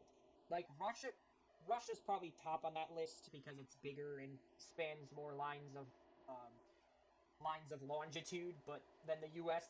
only spans about 50, whereas Russia spans like more than like 70, I think almost 100. But it really just goes to show you, how much, when you travel across the landscapes and you see everything changing extremely slowly, yet definitely, and you just kind of realize that, we're all so minuscule compared to the remainder of all the mountains in the world and all the roads and landscapes and rivers. Like, we're so insignificantly small and insignificant that it's not even funny. And I mean, that's really all. I mean, it's such an amazing feat. I mean, it's not really an accomplishment. I mean, it is an accomplishment. It'd be more of an accomplishment if it was in real life, or at least if I were to cross the country in real life, which I still have yet to do by car. I have done it by plane several times, but I have flown from coast to coast, like JFK to LA. I think I did that once, and I've flown to, and I flew to and from. It was JFK to LA and back, or New York to Los Angeles, and I also flew from New York to Portland, which is essentially coast to coast. I've also flown to Salt Lake City because my family liked to go there. I went there like, I think I went there 3 times. I went there thrice. 3 times I've flown there. It's always been pretty cool, and I mean, I wouldn't classify Salt Lake City in the 3 times I flew there across the country, even though it pretty much is, because I mean, at that point you're really only like a 12 to 15 hour drive from the Pacific Coast compared to, if from Chicago you're like 36-hour drive nonstop. But even then, it's still so weird how everything adds up. It's so awe-inspiring, and it's kind of inspirational. It kind of goes to show you, and it shows you, like, maybe, if you fly over somewhere cool, you maybe want to head and see that place in real life. I mean, I can do that. And it goes to show, like, which parts of the country I want to see, which parts of the country I might want to ignore. Like Alabama and Arkansas, because I looked up the history of some of the towns we flew over, and it was not okie dokie compared to the other history, which is kind of just, like, mildly awful compared to, like, the Jonesboro lynchings and all the other crap that went down in Jonesboro, Arkansas.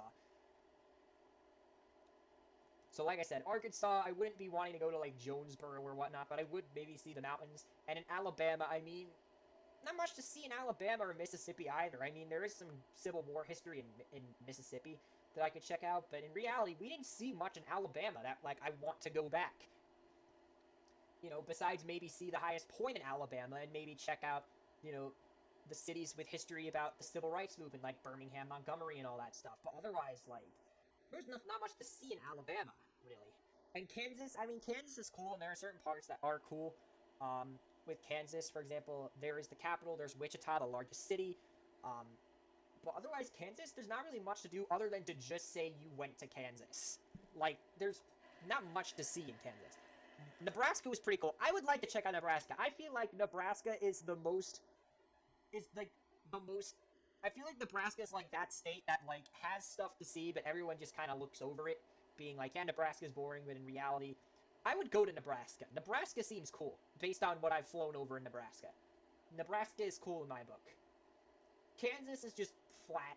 Nothing really to see there. Arkansas, and Alabama, I mean, besides civil rights movement history, not much to see in Alabama either. But Wyoming, I would totally go see Wyoming. See the Tetons, Jackson, Idaho. I mean, there's a lot of good mountains to see, and I mean, the problem though with these mountains is that there's not really anything to see. Keep in mind, we've literally been flying over non-stop mountains for the past, like, hour. Like, imagine like walking the entire distance of mountains we flew over. Like, it'd probably take months. And we're flying over it in the matter of, like, maybe 50 minutes. But now I know which. And like I said, I still want to see the mountains of Wyoming, because the Wyoming mountains seem a bit milder, but the mountains of Idaho just seem crazy. Like, really insane.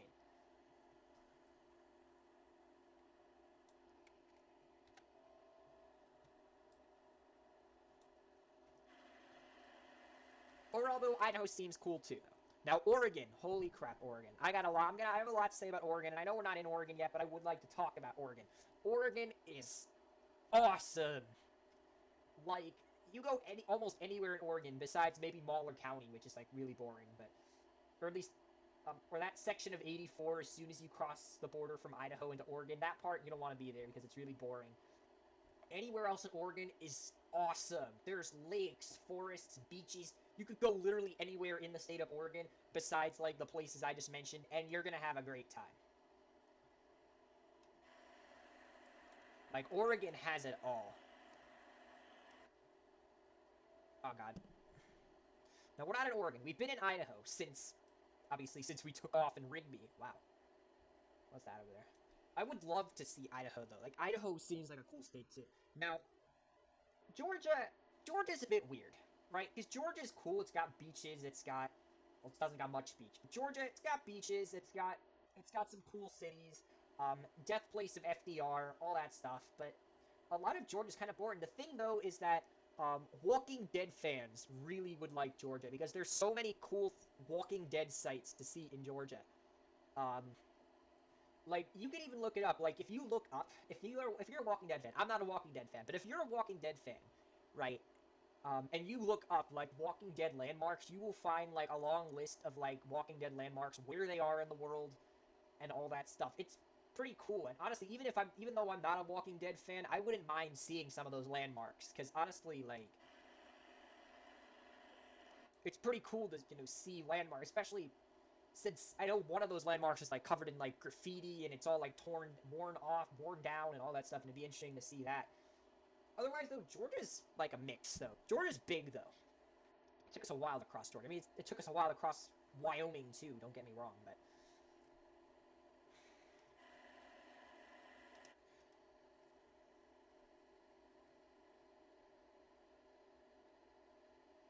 I'm just glad we didn't have to fly through Texas. Holy crap, that would have taken years to cross that state. Probably would have gotten to Texas in the evening, landed in, like, the western part of Texas, then we would have spent the entire day flying through the remainder of the state, maybe getting to, like, Las Cruces, or somewhere near there. Thankfully, we didn't have to fly across the state. We got to fly over, like, Missouri. We saw Springfield. I would go see Springfield, Missouri, though. It seems like an interesting area with some good history. I'm not sure what kind of history. Now, you want to get into Western history, like, especially history around here, that's going to be a bit riskier. Also, we're at 33 nautical miles, so I'm going to start decreasing our altitude. And just making sure everything's clear for landing.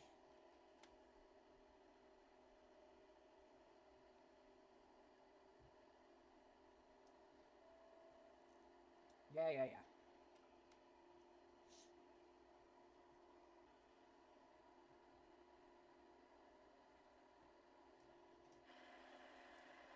Quite a lot of trees here. Anyway, I'm back with a fun fact about the town of Council, and that is that bestlife.com ranked the town of Council, Idaho as the most boring town of the entire state. Now, I have some beef with Best Life, because my home state of Connecticut, they ranked Essex as the most boring town in Connecticut, and I have to disagree with that. As someone who's lived in the state for 17 years, I have to or almost 18 years, I have to disagree with you on that because, so I'm going to tell you why Essex is not boring. So for example, Essex has something known as the Essex Steam Train. It's a really famous kiddie attraction in Connecticut. It's on the eastern side of the state. Plus, the town of Essex, Connecticut is in really close proximity to a lot of beaches, specifically like Westbrook, Old Saybrook, even pretty close to, it's even close to New London and Fairfield and Guilford and all that, so you can't really call Essex, Connecticut the most boring town, which is why I kind of have to dispute with Council being the most boring city or town in Idaho, as well as Best Life's credibility whatsoever. And they also ranked Lewes, Delaware, L-E-W-E-S, Delaware, as the most boring state. or most boring town in Delaware. And I have to disagree with you there because Lewis, Delaware has what is it, Fort something? It's got a really cool fort, um, and it's also got the ferry to New Jersey. So I have to disagree with you there. But anyways, trees and mountains. It's an amazing view coming into our landing, and I don't care about the altitude anymore because we are coming into a pretty deep valley here. And in terms of other towns that they rank that I'd want to dispute, they rank the town of Quartzsite, Arizona as the most boring town, even though Quartzsite, Arizona also hosts um, one of the largest RV shows in the country. So I'd have to dispute with Quartzsite also. I keep looking through. Fort Oglethorpe is a major suburb. Fort Oglethorpe, Georgia is a major suburb of Chattanooga, which is why I also have to disagree with you on that. I'm still looking, though, for towns that seem boring. Barnstable, Massachusetts. Bro, Barnstable, if you don't know, is a town in Cape Cod, Massachusetts. Um, it's famous for having the ferry, the high-speed ferry to Nantucket Island. Disputing with that too. I've been to Barnstable. In Massachusetts. It's not boring. There's plenty to do there. Mendota Heights, Minnesota. Mendota Heights is a suburb of Minneapolis, if I'm not mistaken. So disputation there as well. I'm still looking through the list here, trying to see. I have so much beef. Audubon Park, New Jersey. I'm not sure about that. Bayville, New York. It's a lake town. You're saying it's boring. No lake towns are boring. Lake towns are cool. Maybe that's not that true, but whatever. I don't know. Oh, that's not the airport we're landing at. I'm looking here. Port Townsend, Washington. Literally the site of the ferry that goes to the mainland, and it's a main route for people who live on the western edge of Washington state to get anywhere else. First of all, I think what Best Life did is it probably took towns with a certain population, and then it took those towns with a specific population, and essentially what they did was that, oh god, don't tell me I just decreased all the altitude and we have to go up another hill. No. Yeah, I think that's what's gonna, frick. It's fine though. I'll make sure we gain a little bit more altitude. Crap, I didn't know that. It's fine though.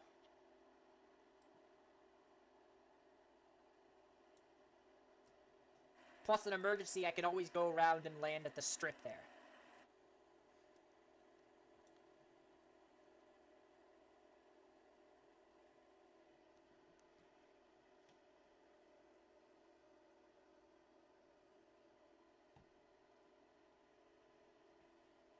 Oh, we gotta cross the lake, and then I'm not sure where we go from there. No, I think that's it right there.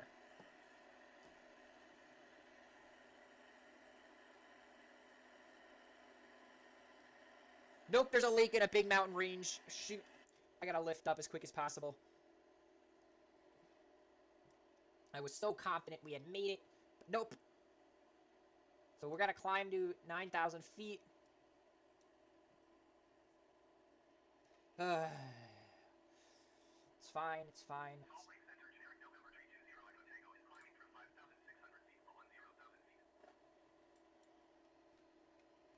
Alright.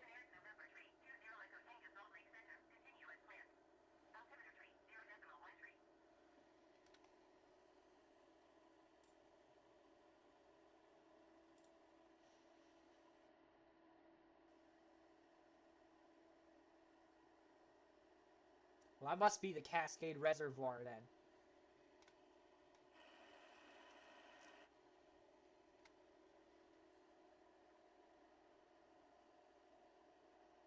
I was so confident we were landing here, but nope. We still got another mountain to climb here.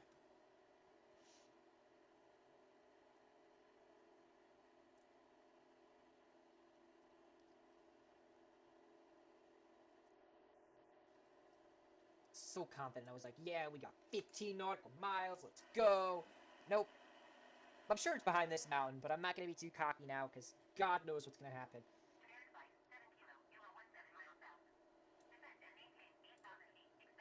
I love hearing about all the planes who are like stressfully trying to land at commercial airports. while I'm just trying to worry about making sure I get around a mountain. It's so weird though, because I don't know what to say there. I'm just trying to get the council, which bestlife.com says the most boring town, but like I said, I don't know how that's, I don't know how good that source is, especially since I disagree with like 10 of those arguments.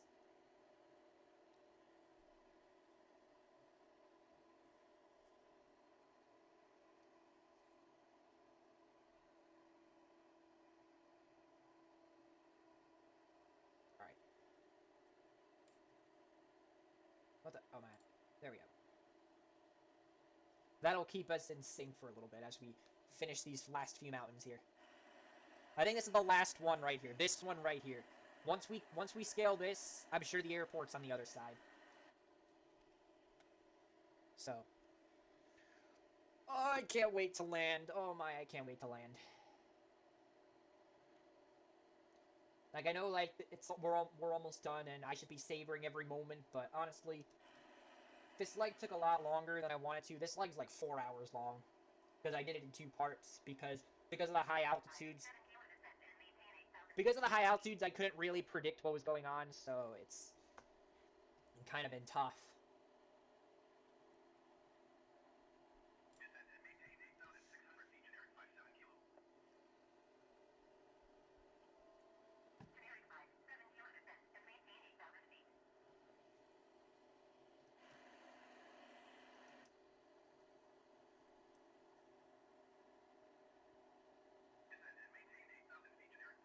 One more look at the time. It's 11:24, so my prediction of us landing around 11:30 was pretty good guess. I don't know how close to 11:30 it'll be, but it seems reasonable. I don't want to look at the time anymore because it's gonna stress me out if I keep looking at the time. It says 5 minutes, but let's be sure, of course.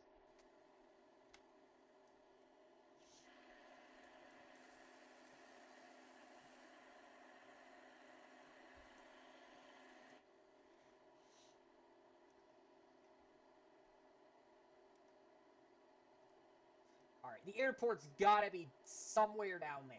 If it's not down there, then I don't know where the hell it is. It's gotta be down near this river here. I know. I'm decreasing altitude again because there's no way it's not down here. Like, we're so close at this point, it's gotta be down there somewhere. It's probably like over there. I don't want to be too sure though. I'm gonna take one last look outside and then we're gonna start prepping for landing. It is a pretty good view though, as we land here in Council. Alright, like I said, with that I'm gonna update the altimeter and the heading master 65, or I should say heading master 69. Although our heading currently is 281. Apparently it is. Where the hell is this airport? It's gotta be down here. We're like 7 nautical miles away. It's gotta be down here. And we made it with, with spare fuel and everything. Alright, I need to start, like... Oh, I think it's, like... Is it, like, that thing down there? I don't even know. Let's just focus on flying for a bit. Once it pops up on the map, we'll be able to... I think that's it right there. Yep, that's it. Alright, which runway do we want to land on, then? I say we land on the...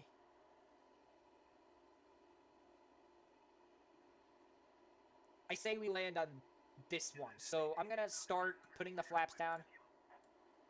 Not fully, but that seems about good. Just so the plane fights a little bit with airspeed and stuff.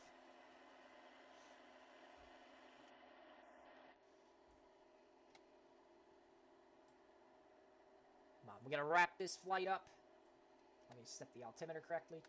Right, I'm gonna go wide for this approach just because I want to play it safe, especially with this really steep glide slope we have to achieve here. And I don't even know the elevation of the airfield that we're landing at over there, so I better keep going because we really need to drastically decrease our altitude here. I have the flaps down. I have the flaps down or up. They are... I don't even know. I think they're down. I think that's what it's... Yeah, I think it's down. We're in a pretty steep down claim, whatever this is. I don't even know. Like I said, I want to keep this steep. I'm going to stay Over here, we're in the town of Council now. We're coming up on US 95, which kind of goes alongside the road here, or by the airfield. I'm going to start making my downwind here. Here's what I'm going to do. I'm gonna go to about 80% throttle here, just to control our airspeed, because we are going quite a bit fast. I'm gonna bring it down a little more, though. Yeah, that seems good. What are we at? We're at 73%. That seems reasonable.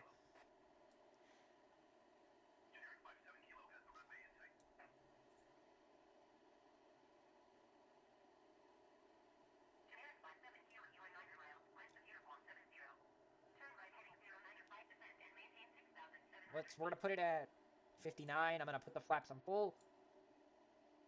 I'm gonna go to nearest airport, Council. Select the runway. Well, obviously we're going south, so it's 18.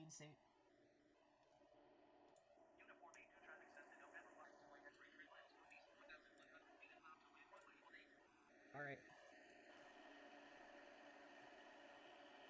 Uniform 82 traffic Cessna November flight 28 X-ray is on final runway 18 to land. It's a pretty good landing. All right, I'm taking one last look, and now we actually have to start landing the thing.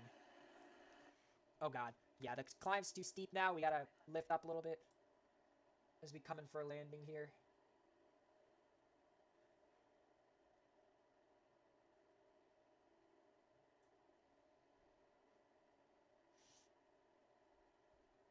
Flaps are all the way down. Well, you know, as you can see, the town of Council to the left here. So I'm gonna make sure lights are on, which they have been though. I'm gonna turn those lights on. I don't really know what else to do besides like land the damn thing.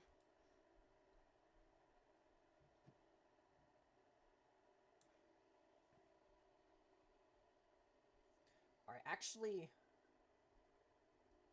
wait. There's no guide, so I just gotta land it. All right. Well, let's just land it wherever. I mean, we're going slow enough.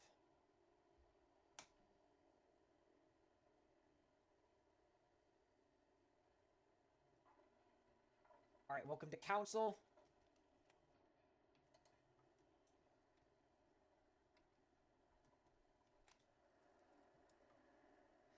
All right, yeah, we overshot the hangar quite a bit here, so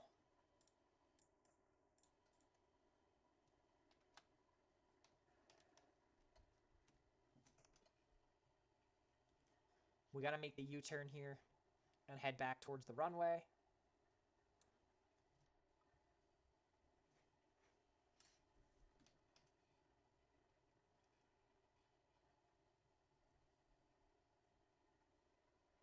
All right, we can go a little bit faster with the whole.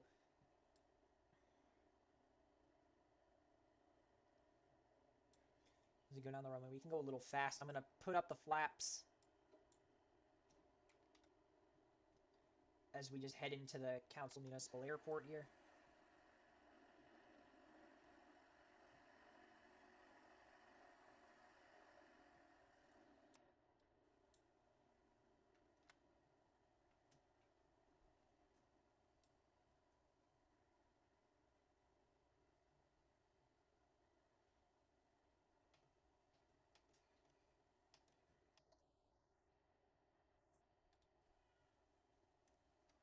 Okay.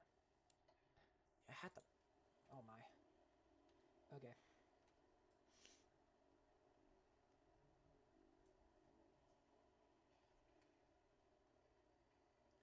Okay. Welcome, everybody. Alright. Can't believe this is the second to last park. I could probably just. Oh, what?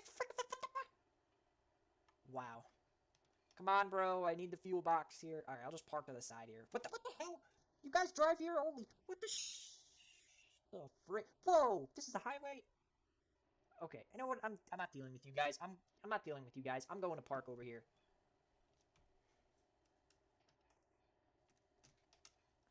There we go. Alright. What the? There we go. Alright. Garmin's going off.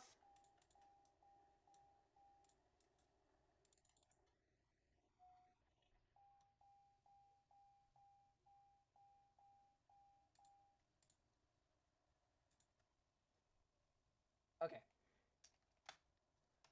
Well, that was the penultimate leg of cross-country flight between, oh my god, I don't even remember where we started. Lander, Wyoming, and Council, Idaho.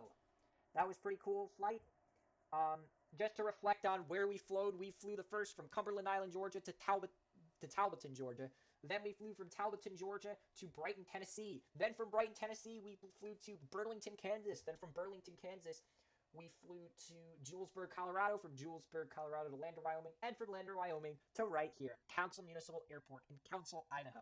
Welcome, everybody. Hope you enjoyed the flight. This was the penultimate leg, down and dusted. Next, we will be headed on the final leg to Nehalem Bay, Oregon. We're going to be in Oregon next, and I'm very excited because I love Oregon. And so I'm excited to edit this leg so I can finally record the last leg by the end of the month and get this out to you and get the whole movie out. I'm so excited. But we got to channel it. That was it. Hope you guys enjoyed this leg. And welcome to Council, apparently the most boring town in the state. Doubt it, because Best Life doesn't seem credible, but who knows. Anyways, thank you guys. If you guys are watching the full, if you guys are just watching this leg separately, thank you all for watching. Have a good day. For those of you watching the movie, get ready, everyone, for the very final leg of cross-country flight. Is coming on. I'm going to count down from 10. 10, 9, 8, 7, 6, 5, 4, 3, 2, 1, now. Alright, everybody. What's going on? It's Finrummy Flights.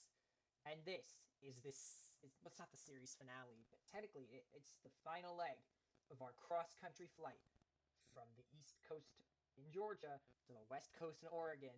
We've crossed several states: Georgia, Alabama, Mississippi, Tennessee, Missouri. Well, Arkansas first, then it was Missouri, then Kansas, Nebraska, Colorado, then Nebraska again, then Wyoming, then Idaho. And now, we are in Idaho. We are in Council, Idaho, in the western part of the state. And we are flying to Nehalem Bay, or Manzanita, Oregon, just north of Tillamook. And it's been such a wild ride to get to this point. And honestly, I would drag on about this, but for the past, 3 legs, I've been dragging on about this. And I don't really like to rush into things, especially since this is the end, but I also don't want to keep you guys waiting. So we're here, we're in Council, Idaho. We're obviously recording. We're going to fire up the Garmins. And we're going to hit the skies for the cross-country flight one last time. Alright, the Garmins are on, so we are flying from Uniform 82 to whatever the airport does. Yeah, 3 Sierra 7. Alright. I'm going to turn on all the lights. We're going to get going. I got cabin power outlets, pitot heat, because we might have to deal with some mountains, some flaps to aid in landing and stuff, a little bit of hot air, some cabin flow, air. That should be fine. I'm going to start the engines, or actually we're going to back up. So we're going to be taking off out of this runway, so we have less of a turn, meaning we have to go to the right, which means we have to take off out of that runway and go that way, meaning we have to push back and head to the left. So I'm going to get our pushback guy here, or pushback gal, I should say. It is, yeah, the pushback gal, because it is a female, at least I think. Who knows? In this day and age.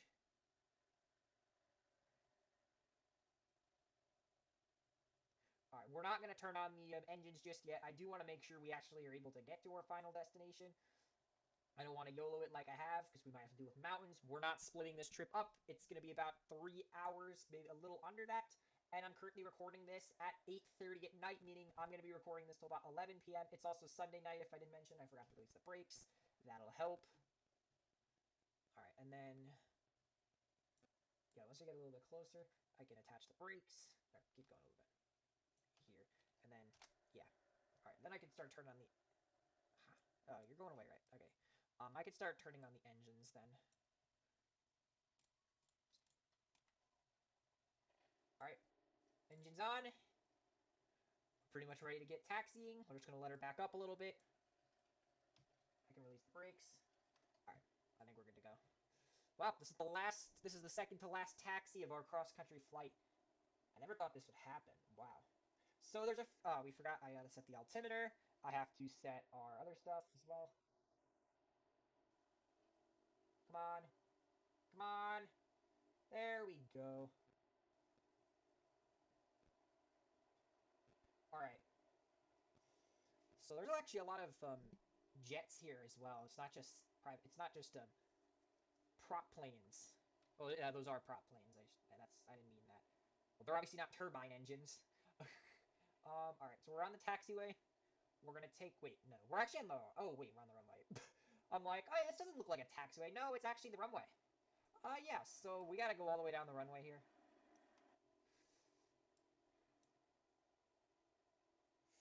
Alright, it's just afternoon here in Idaho, although we are going to be getting some time back because we are doing a time change. We're crossing into Oregon, meaning we're going to be entering the Pacific time zone. So that's going to be the last time zone change of the flight. The first time we time zone changed was in leg 2. We time zone changed again in leg 4. Alright, doesn't matter. There's going to be no traffic. Let's just get ourselves in the air for one final takeoff. For the final takeoff of the cross-country flight. Because leg 2 was to Missouri, or no, to Tennessee. Leg 3 was to, leg 4 was the mountain time zone, and this is leg 7. All right.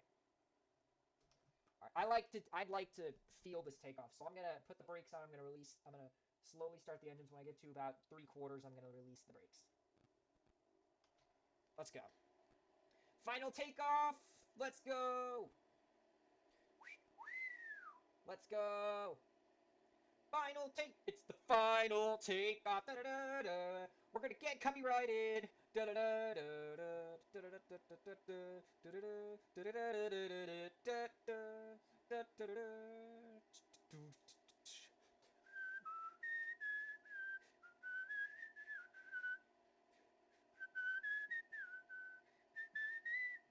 Alright, enough of that. So we're crossing over the Weiser River here, or the Weiser River. It's a W-E-I-S-E-R. It's basically like, I know someone with basically that last name, except with one extra letter in it. Just for comparison. Obviously, post-production's gonna be putting it in. Post-production. I hope he doesn't have too much to do. Alright, this is gonna be tough, because normally when I have mountains like this, it's really hard to climb at first shot. But I think we'll be good. Mountains over here don't really get higher than about 5,000, 6,000 feet. And by the time we cross the Snake River into Oregon, there's going to be minimal mountains to deal with. It's going to kind of be like this, which I don't mind. A little bit of a change in scenery never hurts nobody.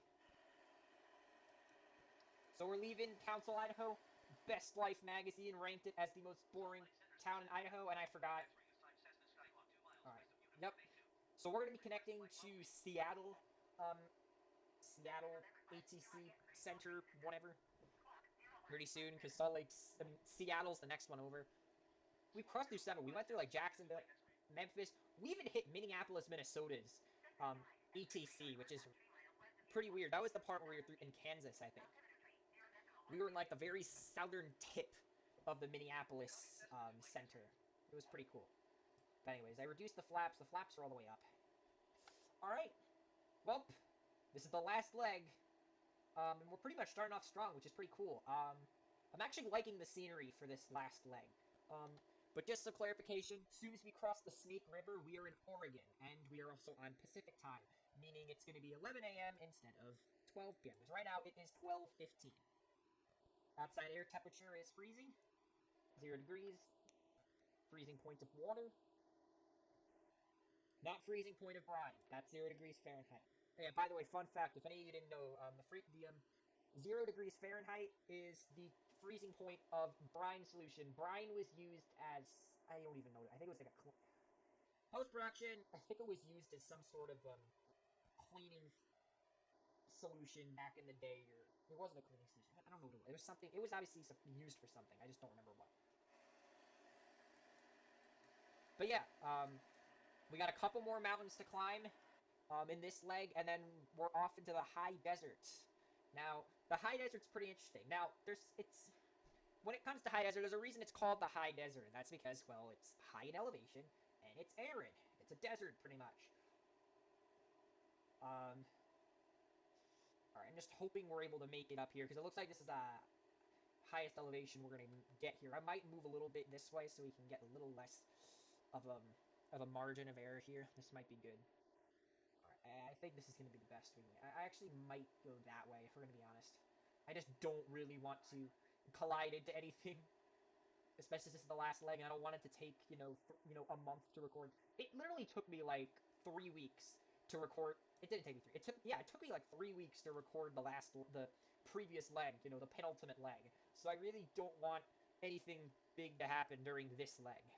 So I want to steer clear of any mountains that could potentially end our journey, and we want to make sure we stay safe, because this is really the last major mountains. I mean, I know we're going to have to deal with Mount Hood, although we're not really going to be flying directly over it, so it's not going to be too big of a deal. I'm not worried about that. I'm worried about this because we still haven't established a good cruising speed and a good cruising momentum, so it's kind of hard to maneuver through mountains at the very beginning of a flight.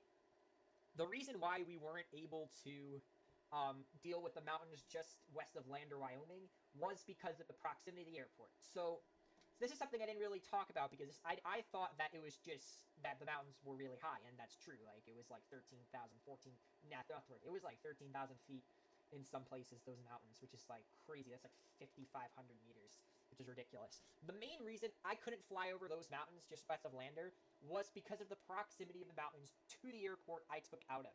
The problem is the elevation of Lander Airport compared to the elevation of the mountains was too extreme. Lander, Wyoming was at about 4,000 feet MSL, I believe. It's okay. Lander, Wyoming is not very long of a name. Alright, no, actually it's 5,300 feet. But to go from 5,300 feet to 13,300 feet was a bit ridiculous, actually. That's 8,000 foot increase, which is completely ridiculous. We weren't going to be able to do that, which is why I had to divert. We went along. We passed by Sacagawea's supposed grave site. We passed by a monument dedicated to the people who helped build the Transcontinental Railroad. Apparently lumberjacks helped with that. We passed Grand Tetons, the Yellowstone Ranger Station, Jackson, Wyoming. And we eventually made it out of the Tetons, which is good because Tetons are freaking ridiculous. And yeah, we finally made it to Council. Now we're getting into some weird territory here, because Western Idaho is drastically different compared to Eastern Idaho. Western Idaho is a lot more tree-infested because it's closer to western Montana and the forests around that area. So it's got a lot more trees, and it's got a lot more aridness and more desert compared to the remainder. Now, that's also because it's between the Tetons and the mountains on the opposite end of Oregon. Like, I'm talking Mount Hood, Columbia Gorge, and the mountain range in between Portland and the Oregon coast. Which, it's a desertification event. When the moisture when moisture, bounces off mountains, it doesn't make it to the other end of the mountain range, and therefore, the outer ends of each mountain range always end up desertified, or whatever the word is, and the parts in between are all desert because of that rain shadow effect. That's what it's called, rain shadow effect. It sounds like rain shadow effect. Rain shadow. I'm not saying Raid Shadow Legends. I don't know why I'm mentioning Raid Shadow Legends. I really don't know why. But I think we're pretty much out of Idaho. I mean, I think that's the Snake River down below. I mean, it's a pretty wide valley. And this is a nice change in scenery. I really like it a lot. That's not the Snake River. Nah, that's not it yet. We got quite a bit of time, though.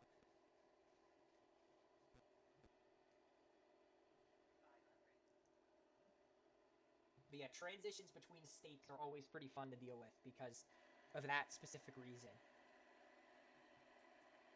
Because these are not the same types of mountains that we dealt with throughout the entirety of central Idaho and even, eastern Idaho. These mountains are more unique.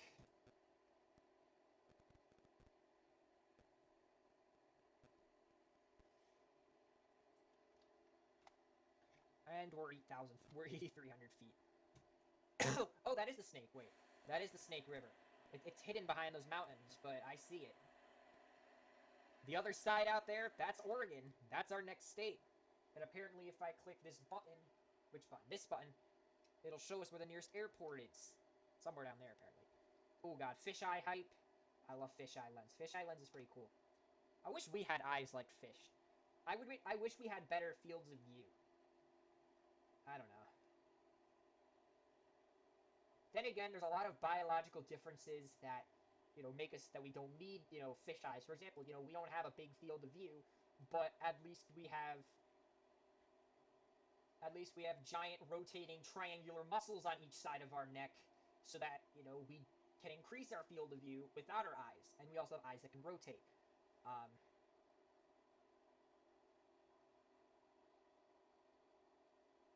There are still a lot of biological differences because we have fish eyes. We wouldn't need extremely flexible necks or extremely flexible torsos, because if we had good enough eyes, it'd be a lot easier in certain things. You know what I mean? All right, but this is the Snake River. We're almost in Oregon, my guys. The Snake River is a pretty cool river. So basically, what happened is Lewis and Clark.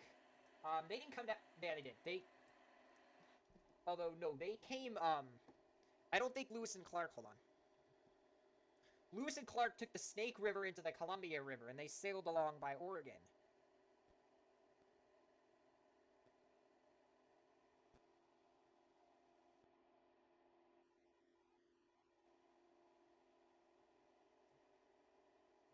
But I'm not sure if they sailed this specific portion of the Snake River. And there's a dam there, too, which kind of sucks, because you can't really go across the Snake River in that case.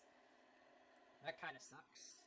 But it's fine, I suppose. We haven't done the time change yet, but I'm assuming that time is going to change pretty soon. As soon as we cross the Snake River, that is. Well, welcome to Oregon. Yeah, we're halfway across the river. I can safely say we're in Oregon. I think we can. I think this is Oregon. Like, is it? Oh my god, stay on course, stay on course.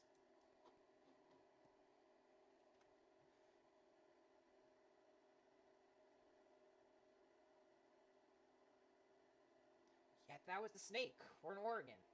But the time didn't change yet. It's kind of weird. It's gonna update eventually. It's not yet.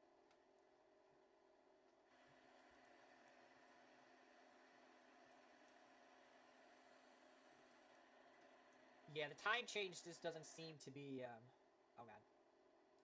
Exact science, but like I said, it's gonna get us. It's gonna get there eventually. Don't worry about it. But yeah, so we're in Oregon. We are officially in Oregon. The time didn't change, but we're in Oregon. Um, we still have 140 something minutes before we get to our destination, which means we have plenty of time to enjoy the scenery. This leg, since it's the last leg, I'm going to be editing a lot less of it, just because I do want this last portion to kind of be very grand.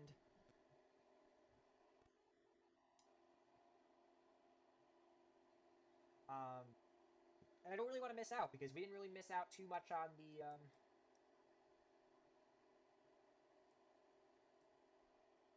first leg, so I don't really want to cut much out. Although the first leg surprisingly took me a while, and that's probably because it was just my first leg. I didn't really have much experience. But now that I have more experience, I'm able to figure this out easier. So. And I know when to edit, I know when to crop certain parts out. Everything works out.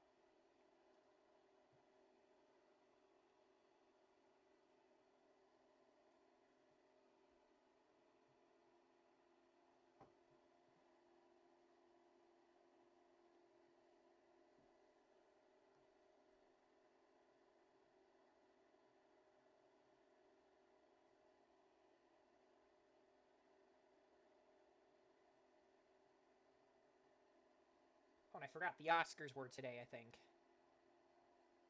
Huh. I forgot about that. What is... It's something about Earth Day. Yeah, I'm recording this around Earth Day. So...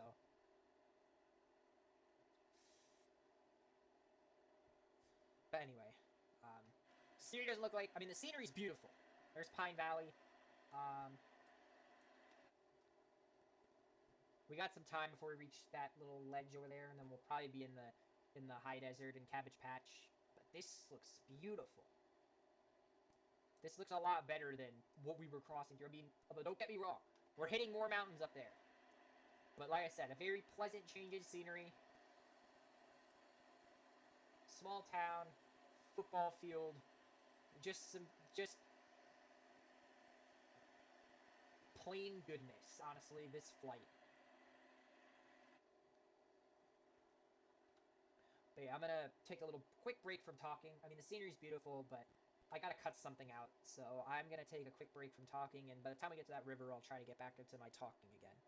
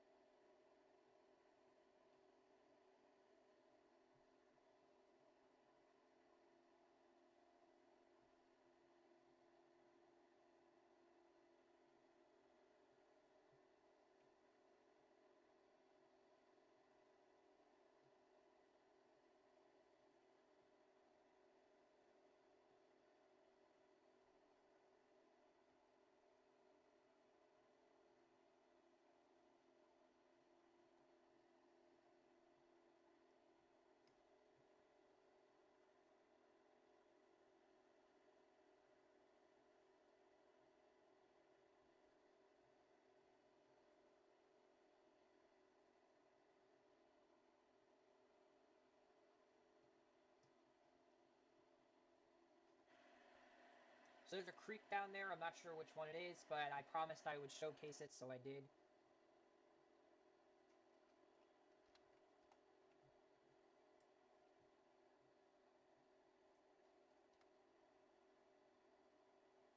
And yeah.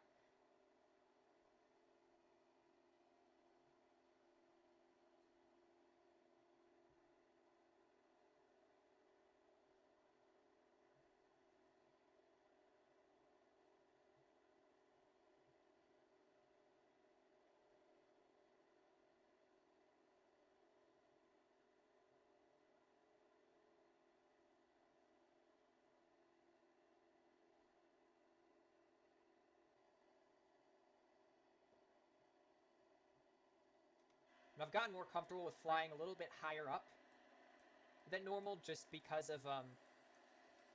all the mountains I've had to stray, further away from like the ground. I definitely am getting a little bit more comfortable with flying a bit higher up, but definitely once we get closer to our destination, we're going to have to reduce our altitude dramatically. And when we're going through Portland, I'm gonna want to keep our altitude kind of low as well, just so that we can watch Portland, because we're gonna be flying through Mount Hood, Columbia Gorge, and Portland, Oregon, including the suburbs of Troutdale, Hillsboro, and Beaverton, I believe. I'm not sure though.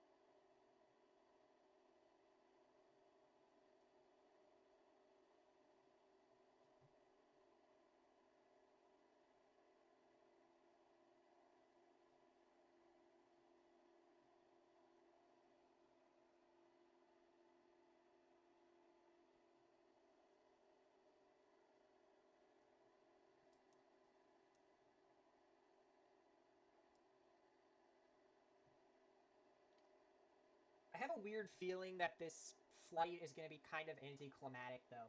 Just because, I mean, it's not necessarily a boring flight. It's actually a pretty cool flight, but this part of the flight, I think, is just going to be anticlimactic. I mean, I think it'll get more exciting once we get closer to Portland, but so far, it's getting kind of boring.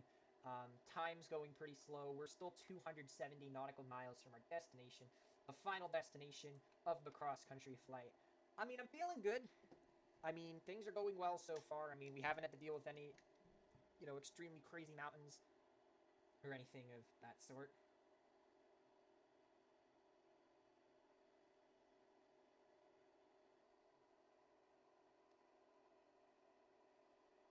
Ah. There it is. There's Interstate 84. There's Cabbage Patch. That's gotta be it. Oh, Cabbage Patch is up there. That's gotta be Interstate 84, right? Yeah, I think that is. Yeah, because then it kind of curves around. I think the Columbia River's somewhere over there. But we're not going to be getting close to it for a little bit. Honestly, most of my annotations are either going to be mistakes I make during my rants and what else? Just probably Portland and maybe the mountains we passed by at the end. Yeah, that's got to be 84.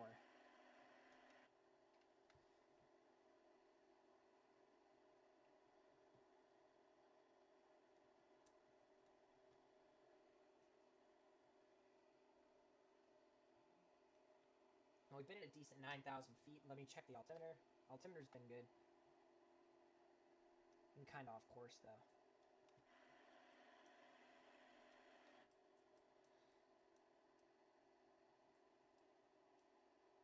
'84. We're not close enough to see it very closely, but it is there. Nonetheless, there's no exits, though, for miles, I can tell. I think there's an exit there. Or is that even, I can't even tell. Is that an exit or is that a rest area? I can't tell. Post-production! That's an exit, I think. I have no clue. Let's just get back on course.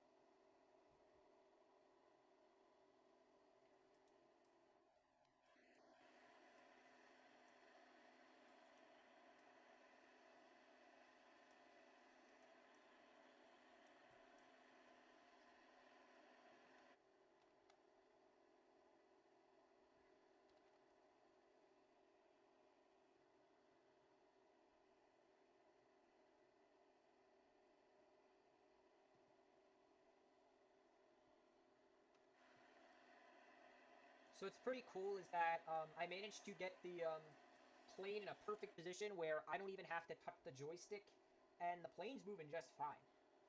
Like I'm not even touching my joystick whatsoever, and I'm not even gonna touch anything because the plane is moving perfectly fine right now, and it's not anymore.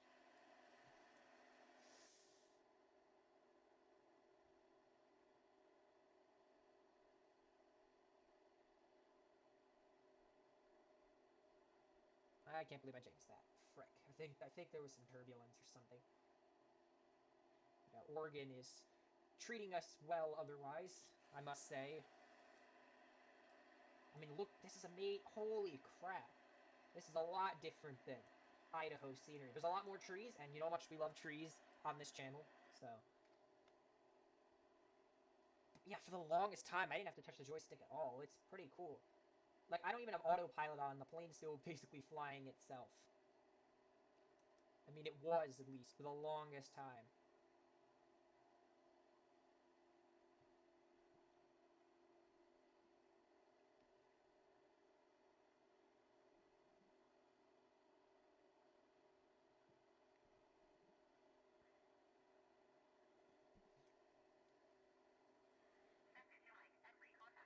Seattle! We're connected to Seattle Center. Let's go. I can't believe this is the last handoff for the entire trip. It's very emotional. Seattle Center says the November flight to Mike X-ray 9,000 feet. Yep, there's wind now, which means...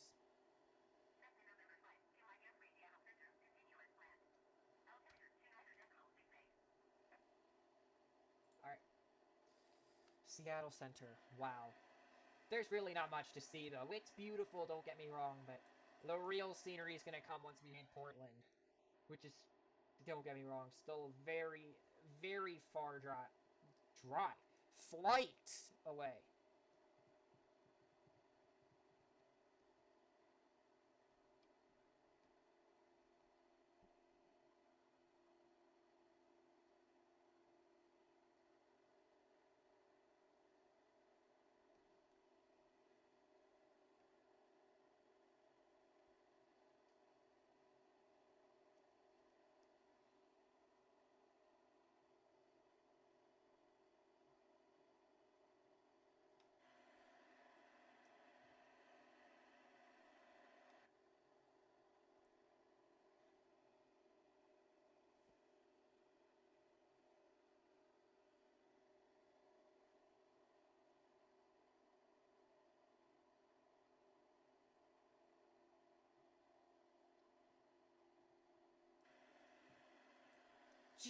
scenery not changed in the last 10 minutes?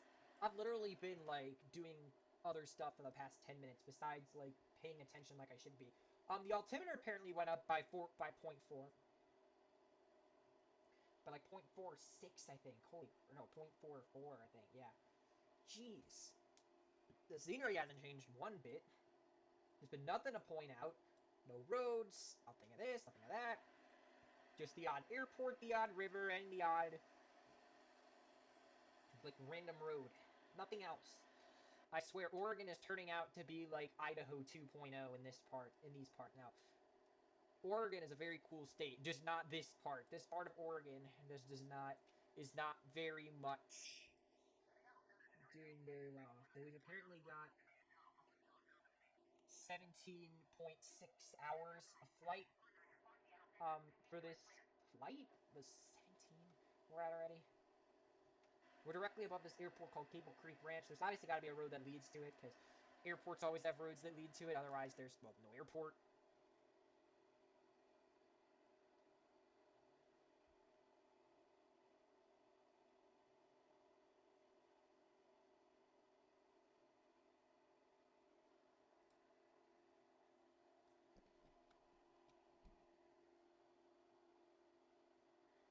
But, like, for example, the flight between Council and the coast with Oregon. Now, if you were to drive that distance, it's 8 hours and 39 minutes. However, from Portland, it's 2 hours of a drive, meaning that, like, the last 3/4 of the flight is Portland. Everything else is what we're dealing with right now. Oh, look, there's a town. Wow, haven't seen one of those in, like, hours. The last town we saw was freaking that town we saw before I went into the 10-minute daze I was just in. The frick? Thank God it's a sunny day. Starts downpouring. Frick. It's not gonna do that, though. The weather's always steady, though.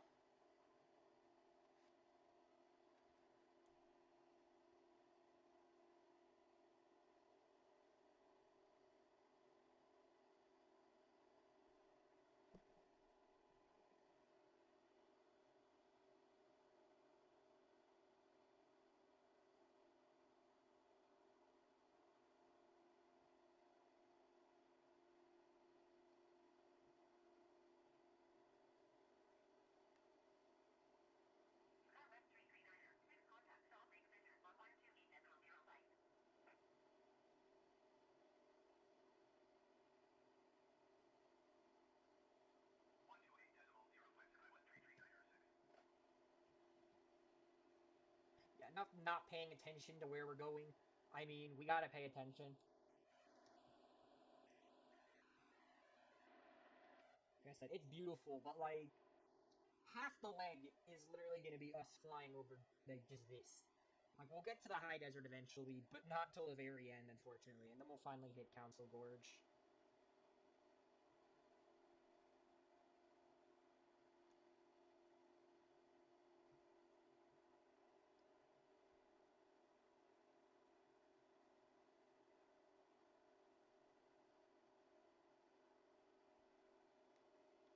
Mount Hood is very easy to spot, too, so it won't be too difficult to spot that once we get there, but right now, it's just a lot of this.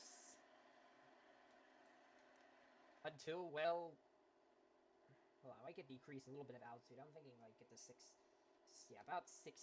I think we could decrease to there. Like, I'm just not comfortable with flying this high up if we're not... Oh, God, there's a mountain. But, like I said, rule of flying out west. If something looks close... I mean, things look further than they appear. Like, that looks like, you know, we'd be there in, like, you know, 5 minutes. But in reality, it's probably going to take, like, 20 minutes to get over there. So I'm not worried. Alright, you know what? We'll go to about 7,500.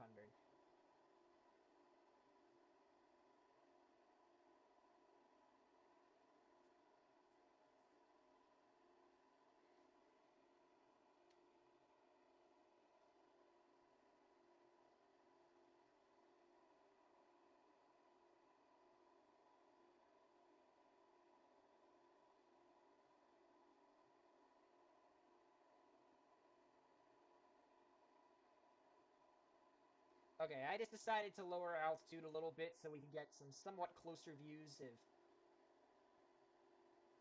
of of the landscape below, but that does mean that if we're going to be flying at lower altitudes, I have to keep holding onto the joystick. Now, I don't want to go too drastically low, but I did want to drop just a little bit, just so we could get a little bit better of a view. And just so that we get the feeling that we're...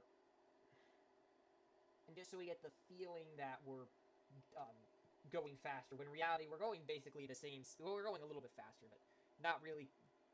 we're not going, like 50 kilometers an hour faster. We're just going probably about... we're going about 10.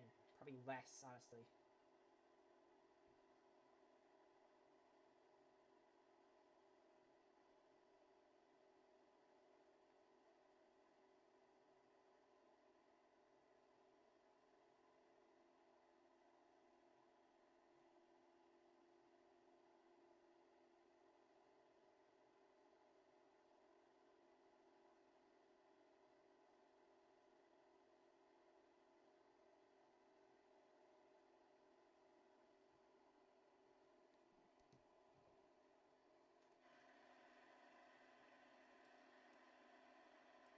We're definitely getting a better overview of how fast we're really going over these trees, though. Like, obviously, it doesn't look that fast from up here, but in reality, if you notice, like, how... Well, I'll go in the cabin, or I'll go, like, inside the plane. If you, like, look down and just notice, like, how many of those trees we're flying over, like, per second, then keep in mind, like, those trees are a lot bigger than they look. Like, they obviously look minuscule up here, when in reality, they are a little bit bigger than that. You'll notice we are going pretty fast. We're actually going slower than we were. We were going 125 true airspeed. Now we're going about 121.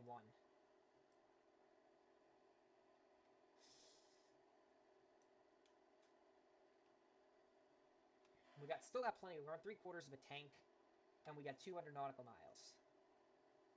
So pretty good what we're doing here. Don't tell me that's Mount Hood. If that's Mount Hood, I'll be shocked. That mountain out there still looks like a decent, like, 30 to 40 minute flight. Oh, I'm not kidding you about that. Like, it looks that far.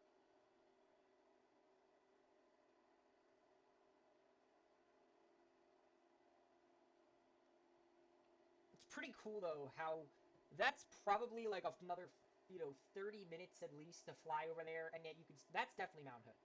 That's definitely Mount Hood, which is ridiculous how you can see it from this far away. That's like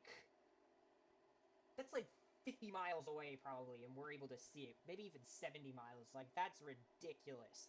Like, it doesn't even show up on the topographic map here, but it shows up there. Like, it's pretty cool. Not NGL. It's pretty cool. Alright. I mean, there's nothing really else to point out. We're almost in the high desert. I can see it already.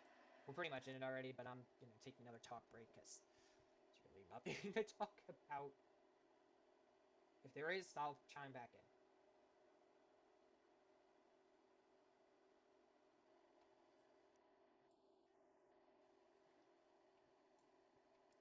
Okay, well, there was finally a scenery change. I mean, the scenery didn't really change, as much, like, compared to what we saw at the beginning of the leg, but comparatively, it is a scenery change, and I like to point that crap out. We're in the high desert, which basically all that high desert means is that, it's desert, but it's high, basically. That's all it means. I mean, desert, it could be up to 5,000-6,000 feet in elevation. Pretty much as high as certain mountains. I mean, this down below is like 4,000 or 5,000 feet above sea level. I mean, obviously we're like 3,000 or 4,000 feet above the land. I mean, I don't know exactly how far we are above, land. I wish there was like some sort of gauge that could tell you that, but unfortunately not. We got about 90 minutes to go. In real life time is 9:45 p.m., meaning I'll be done around 11:15. In real time, game time is 12:21, so at game time we'll be landing just before 2 o'clock. That's pretty cool. And I can't believe we can see Mount Hood from out here. That is crazy. You can even see Mount Jefferson over there. It's insane how the visibility is.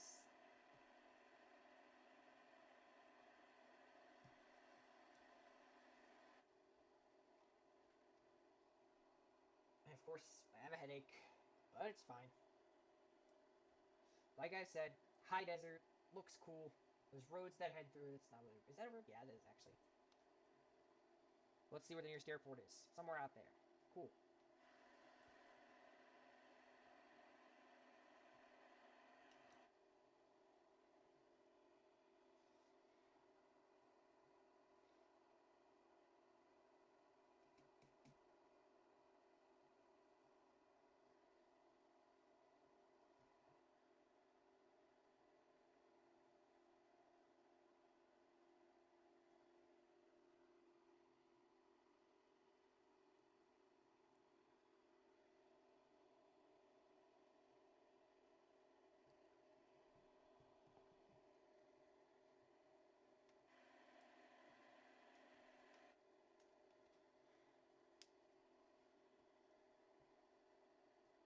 I'm still in shock at how far Mount Hood literally is, but like I said, we'll get there eventually. And we're not flying directly. Our flight path doesn't take us directly over Mount Hood.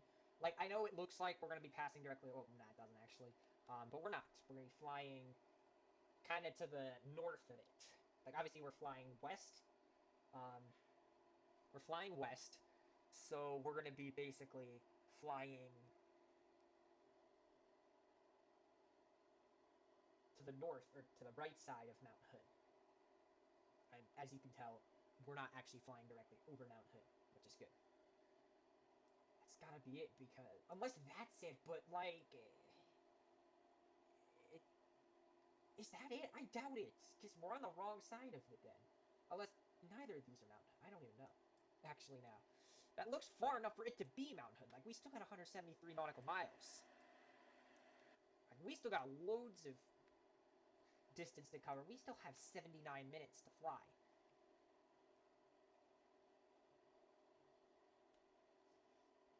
I don't know, like...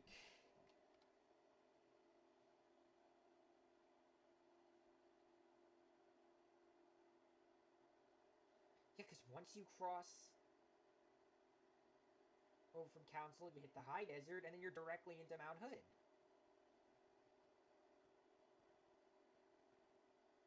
There's some mountains beforehand, and then, yeah, you're basically in Mount Hood. So we passed Umatilla.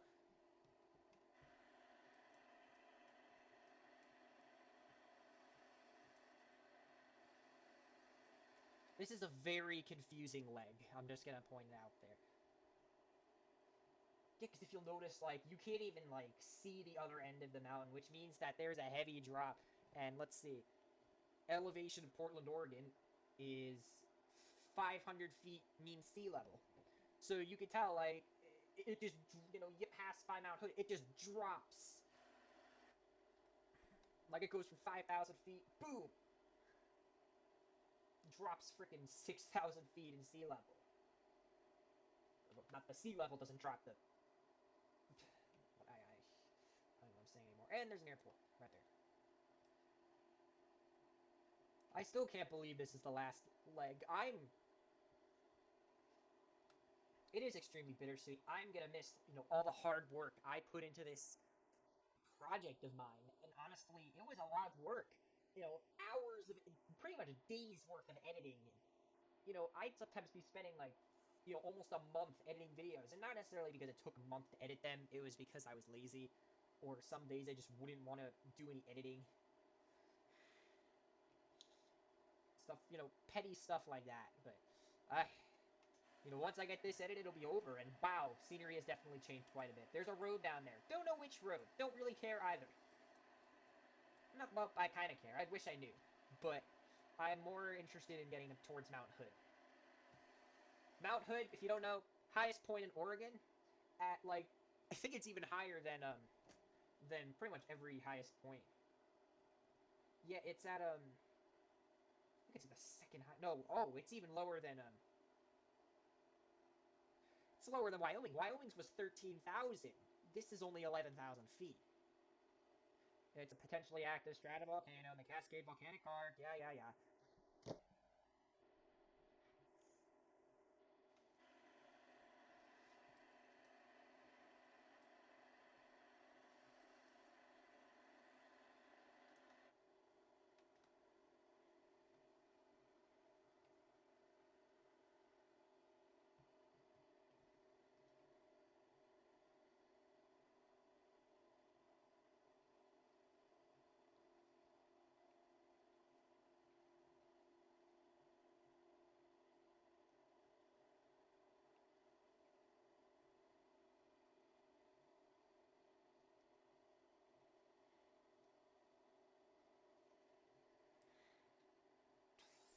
frickin' hell, Oregon is such a big state. Oh my god, Oregon is a big state. Like when I went to Oregon it wasn't even last year. I went in 2019. I'm recording this in 2021. Oh my god, it's been so long since I went to Oregon. So long before COVID. So long before you didn't, have to worry about whether it was, whether it was, you know, safe, whether you could travel on a plane without risk of spreading or catching a very deadly virus. I mean, there were obviously viruses. There was plenty of diseases back, that obviously got whole planes infected. You know how, the famous fable, like, you get on a plane and, you get off a plane 3 days later, you catch some sort of sickness, you get bronchitis or the flu or some crap. It's always happened. It's just now. Now people are just completely woke about viruses. And the thing about viruses, though, is viruses aren't technically alive. Like, I remember before, like, COVID, like, back when I was probably, like, middle school, like, I didn't even know, like, how viruses work. Like, I knew what viruses were. Viruses were, like, these weirdly shaped things, and I didn't even know how they, like, got from host to host. Like, I just thought that they, like, somehow, like, phased through the air somehow, but that's literally how I thought viruses traveled back in the day. Like, I just thought that somehow, like, I just thought somehow, like, you got infected with a virus, and then it somehow, like, just, like, floated over to someone. Because, like, I knew, obviously, viruses, were airborne. I just didn't know how viruses got from person to person. Now, obviously, we all know how pretty much everyone on Earth knows how viruses travel now because of the coronavirus. But first, before I talk about that, wind turbines. Love those. Wish we had more out east. I seriously wish we had more in, like, the east and the Midwest. Although Midwest does have a few, but not as much as out west. The West Coast is cool, though, I gotta say. I love wind turbines so much.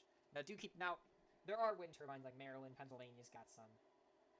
But anyways, yeah, so because of coronavirus, pretty much everyone on Earth knows how viruses really travel. Basically, viruses need host cells. Um, Basically what happens is a virus, and I'm not talking about computer virus, I'm talking about just a normal virus, like an actual virus, like a physical virus. Well, it's not really a live virus. A virus is just kind of an organism that but it's not technically alive.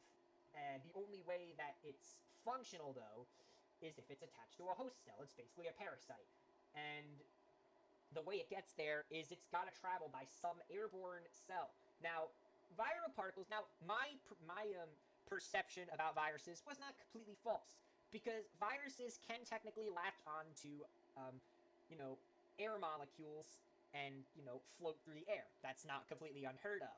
However, the problem with air molecules is that they're not very dense, and therefore, because viruses are more dense than air molecules, it's easy for those viral molecules. Or no, wait, no, air molecules are actually less dense. Or no, wait, what am I even talking about? No, it's easier for a virus to travel through the air than it is to travel through moisture. So in really dry air, the air is not as moist, and therefore it's easy for viruses to get through because the air is not as dense, and therefore the virus is easily able to.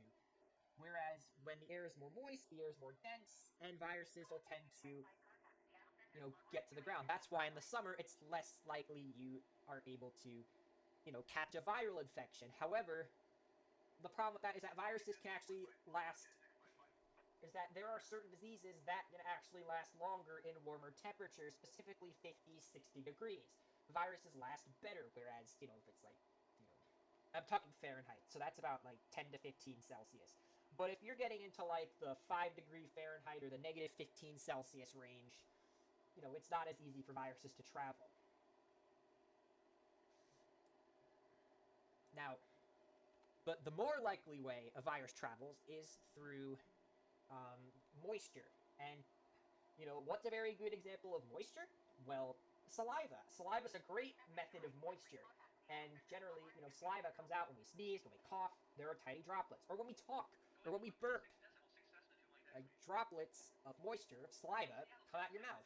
And if those droplets of saliva have been infected by, coronavirus particles, or any virus, for as a matter of fact, they can transfer to somebody else's body. And if they happen to enter via the nose, the mouth, or they somehow manage to permeate the skin, they can infect you.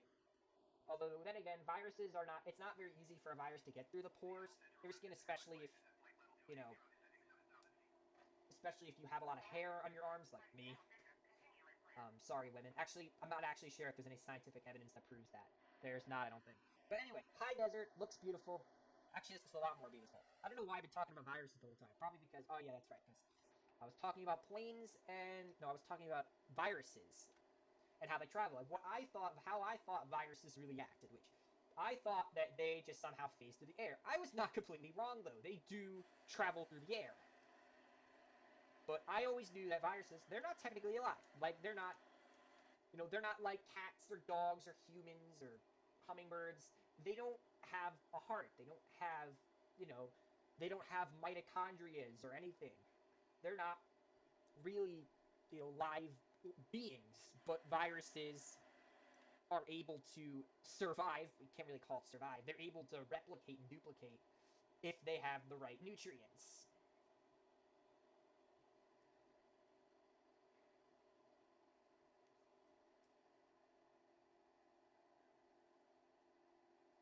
Look at how the sun is glistening off. That's really cool.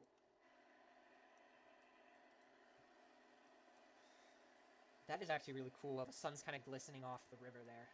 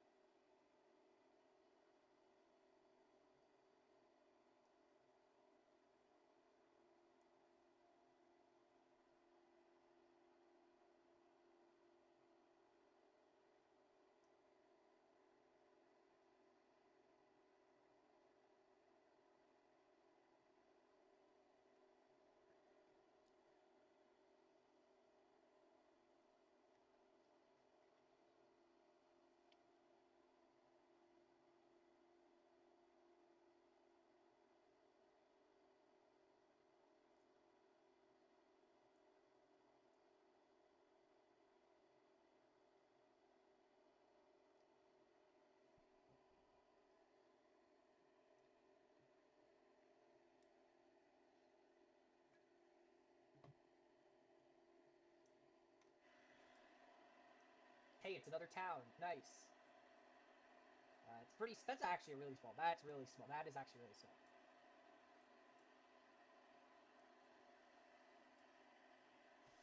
But yeah, another. I could see Mount Hood. His drawing's still so close. I remember when it was like really tiny. It finally appeared on the map. It's that just giant lump. As you can tell, we're not gonna. Oh shoot.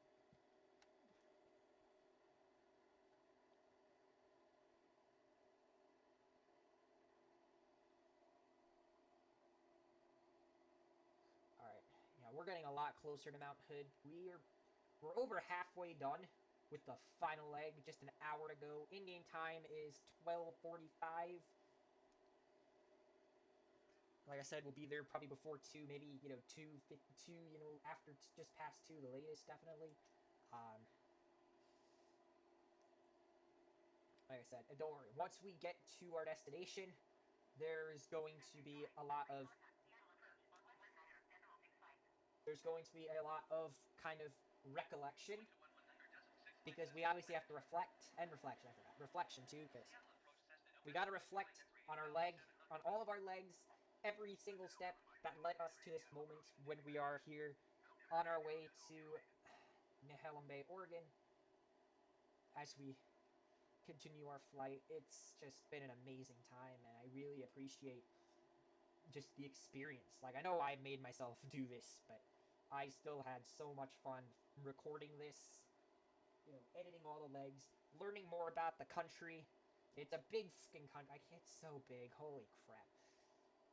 It took me 6 months to record all the legs. It took me over 6 months to record all the legs and then edit in all the information I learned about the sites we passed.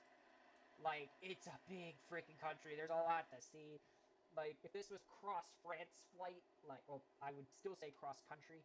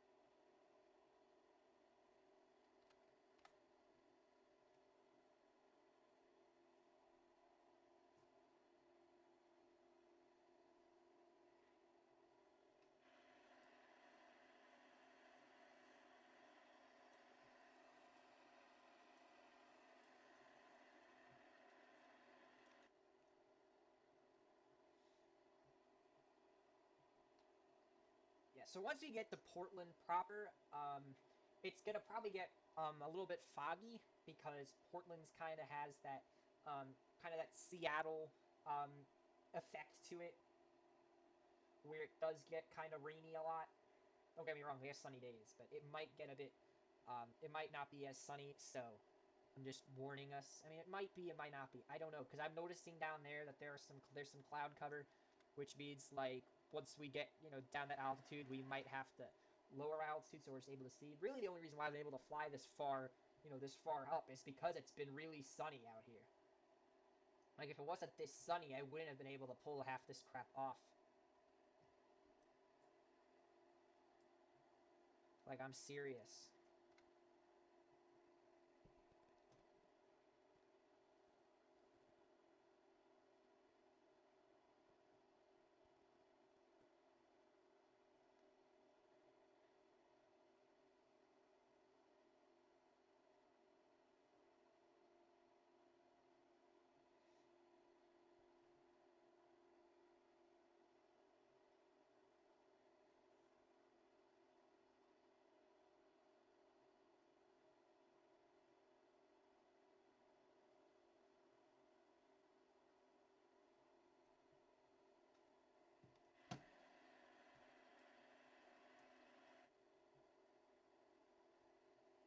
As we pass over Fargo Airport, I'd like to direct our attention to Mount Hood, which just keeps getting bigger. Thank God for depth perception, because we wouldn't get to do this kind of stuff, really. We wouldn't be able to perceive distance. We wouldn't even be able to invent the car. It would have been impossible to drive, because you would have no concept of depth or anything like that.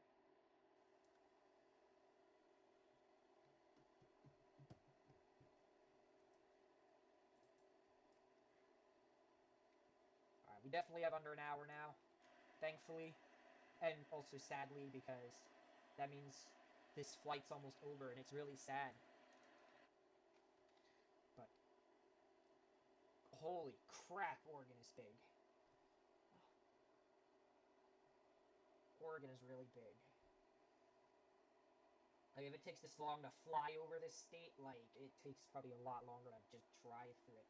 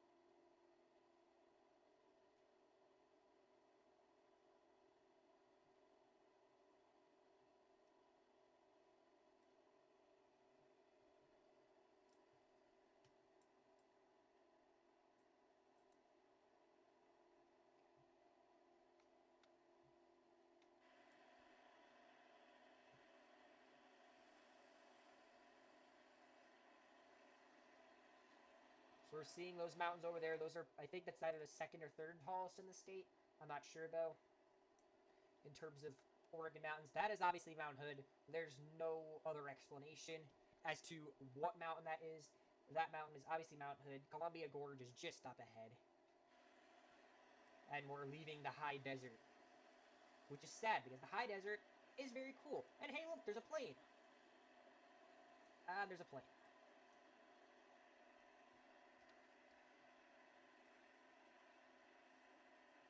And the plane disappeared. That's gonna pop up again, watch. Hey, there it is. And it's gone. Well, I could turn the camera angle, but you know what? We're gonna hop back in the cockpit. You can even see it from the cockpit, like... It's not that hard to miss, if we're being completely honest.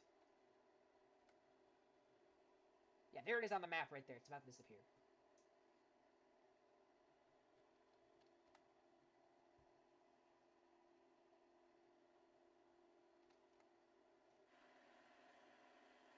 Yeah, I really like the approach to the Mount Hood area here. So basically what happens is, you know, obviously you leave the high desert, which is just back there.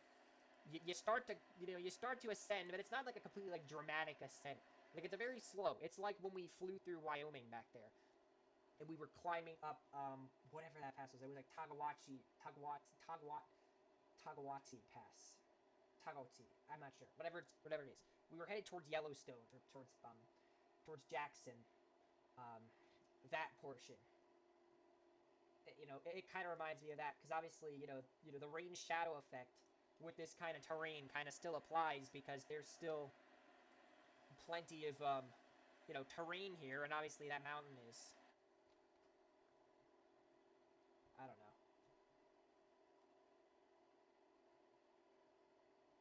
Jeez, Mount Hood. That is Mount Hood, everybody. That is Mount Hood. That, I don't know what that is. I think that's Mount... Wait, that might be Mount Rainier. Yeah, it looks like Mount Rainier. Because, yeah, Mount Rainier has the, That's definitely Mount Rainier. It's got the cut from when it, It's got that, that round cut when it, erupted, like, 130 years ago. Ah, lots of trees. There's gonna be more trees. There's gonna be redwood trees. As we approach Portland. Portland, Oregon. That name really rolls off the tongue, though, Portland, Oregon. Whoever says this state's name, like, you're just annoying, honestly. Like, we're just gonna be real here. If you pronounce it if you pronounce it like Gone instead of Oregon, like, it doesn't roll off the tongue. It's more fun to pronounce it Oregon. I'm sorry. It just is.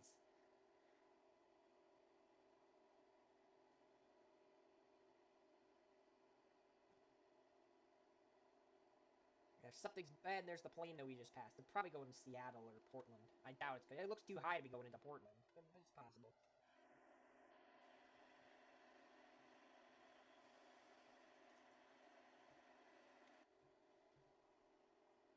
Goodbye, Mount Hood, and hello, Mount Rainier. We're not going to be heading into Washington State, though. But the Columbia River is going to be coming up on us pretty shortly. We're just headed back towards the flight path. It's almost 1 o'clock.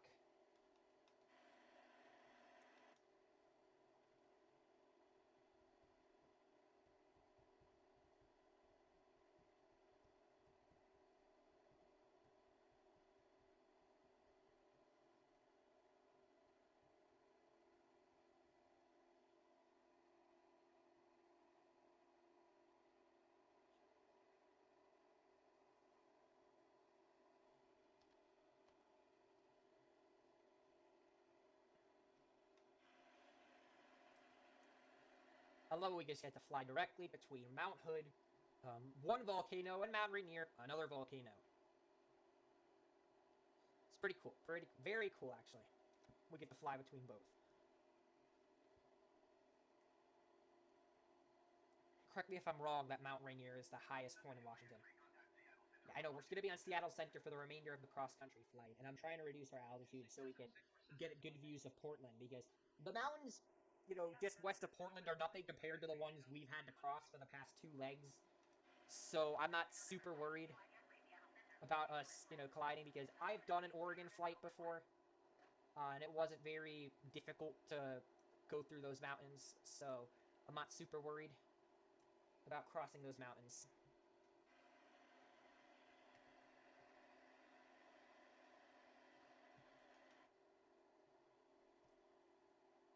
We'll get a better view of Mount Hood pretty soon, though. As you can tell, there's the Portland area there. You could obviously tell where Portland is on that topographic map.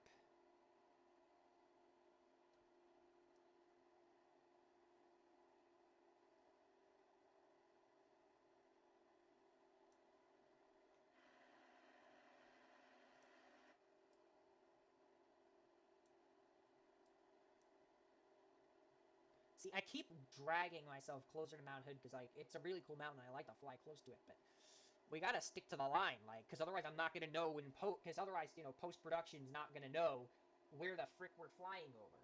I mean, not really. You'll be able to figure it out, but, like, I still want to, you know, be good for him, especially since we're gonna still get a better view for further away anyway. I mean, that's such a good view. Like, that's probably a thumbnail right there. That could be, well, thumbnail at least for that leg. I don't know what the thumbnail is going to be for the whole flight.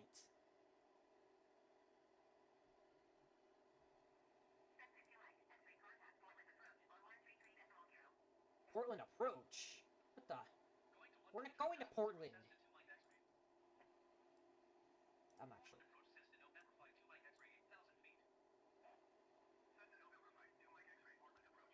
Yeah, thank you for just telling me to continue as planned.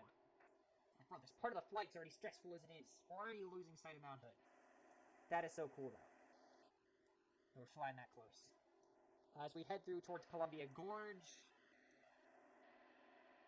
And we're not there yet. I don't even see the Columbia River yet.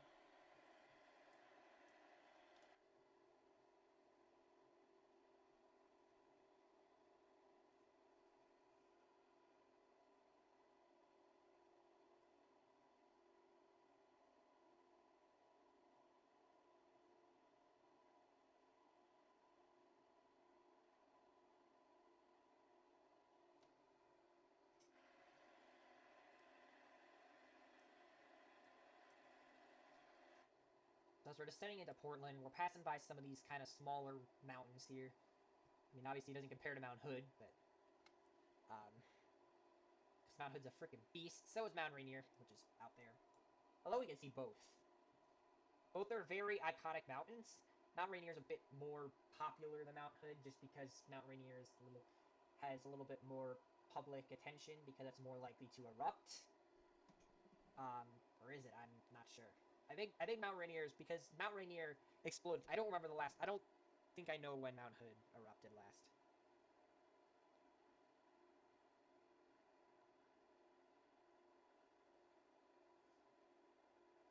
The last eruption was in 1865 for Mount Hood, and Mount Rainier was like 1890. So they both have erupted at similar times, meaning that, I mean, obviously Mount Hood has had more time to recover, more time to, I don't know.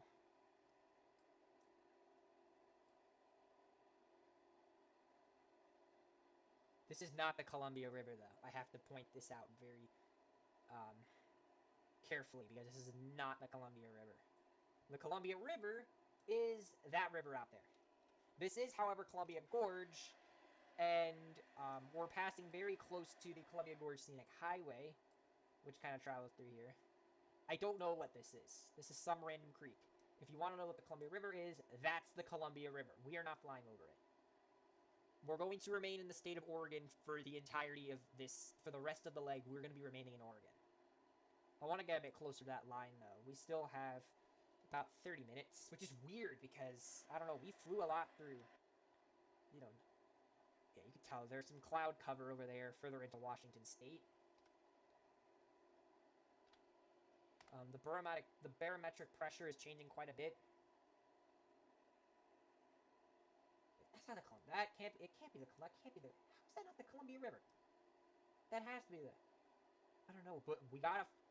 Like I said, we have to do as the plane guides.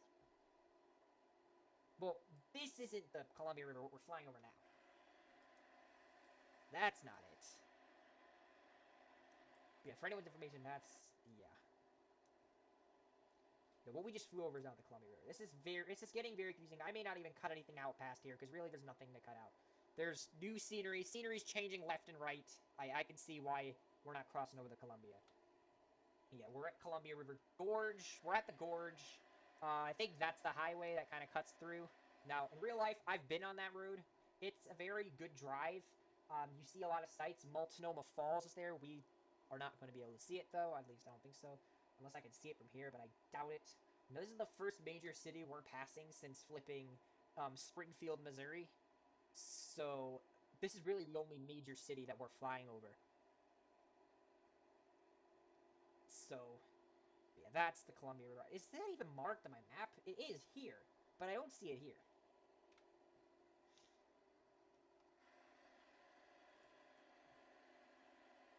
That's not even a road. I think that's just where the power lines go through.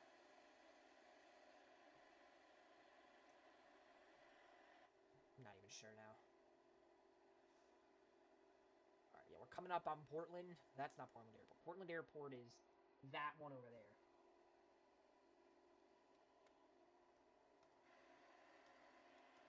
This is insane. Like, this last bit of the flight is going to be pretty chaotic. Actually, if that's Troutdale, what airport is that? Nope, that's not Troutdale. Troutdale is by the river, anyway.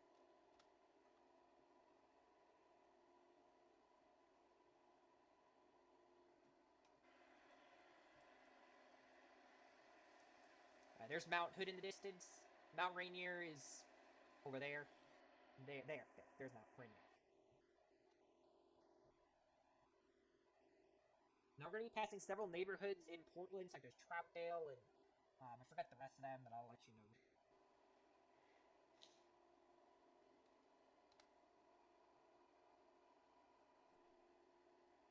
We'll be passing by the John Glenn Memorial Bridge leading into Vancouver, Washington. Yes, there's a Vancouver, Washington. Yeah, we won't be crossing the Columbia River at all. We'll be skimming it, but not crossing it.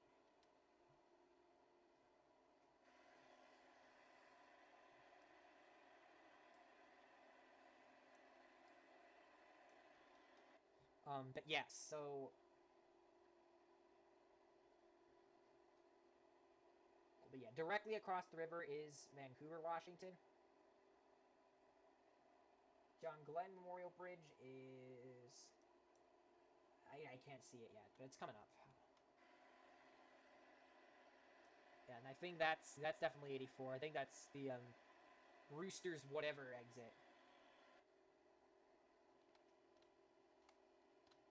Oh shoot, I didn't want that. Just B and D, B and D. That's it. Those are the buttons to click as you head into Portland.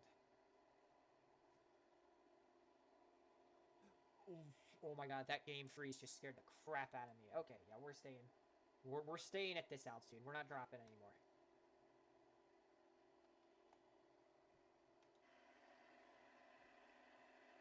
Like, obviously, at this point, if we crash, I'm just gonna, if not if we crash, if the game crashes, I'm just gonna take off out of Portland Airport at the exact time the game crashed, in game, and we're just gonna take it from there. But I still want it to be, a straight run. Like, I'm not too worried about the game crashing necessarily.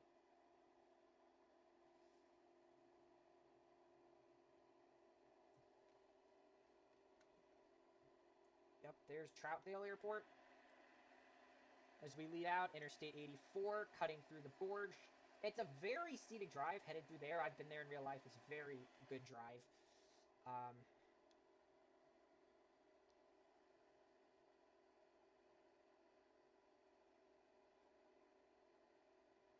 As we try to navigate the Portland area, it's going to be a bit tough because I'm going to want... Yeah, but there's 84.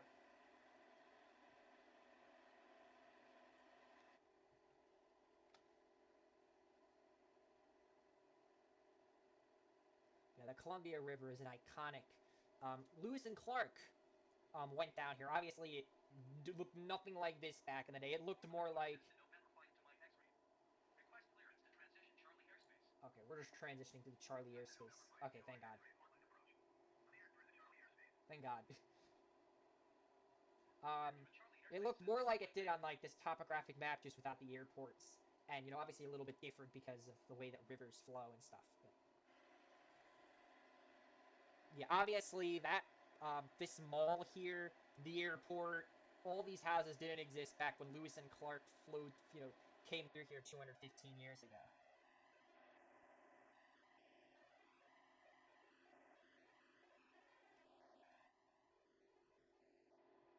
And we're pretty much about to fly straight over Portland International Airport.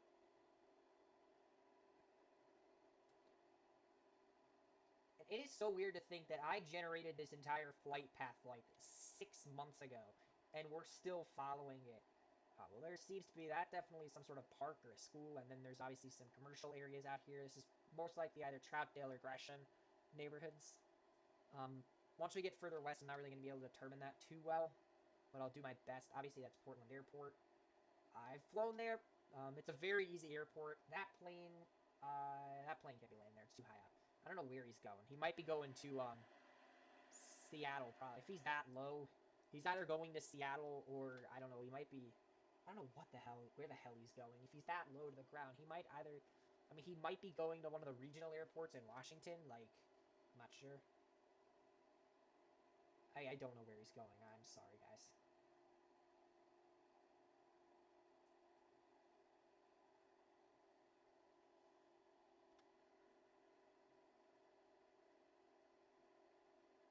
Oh, and there's the Willamette.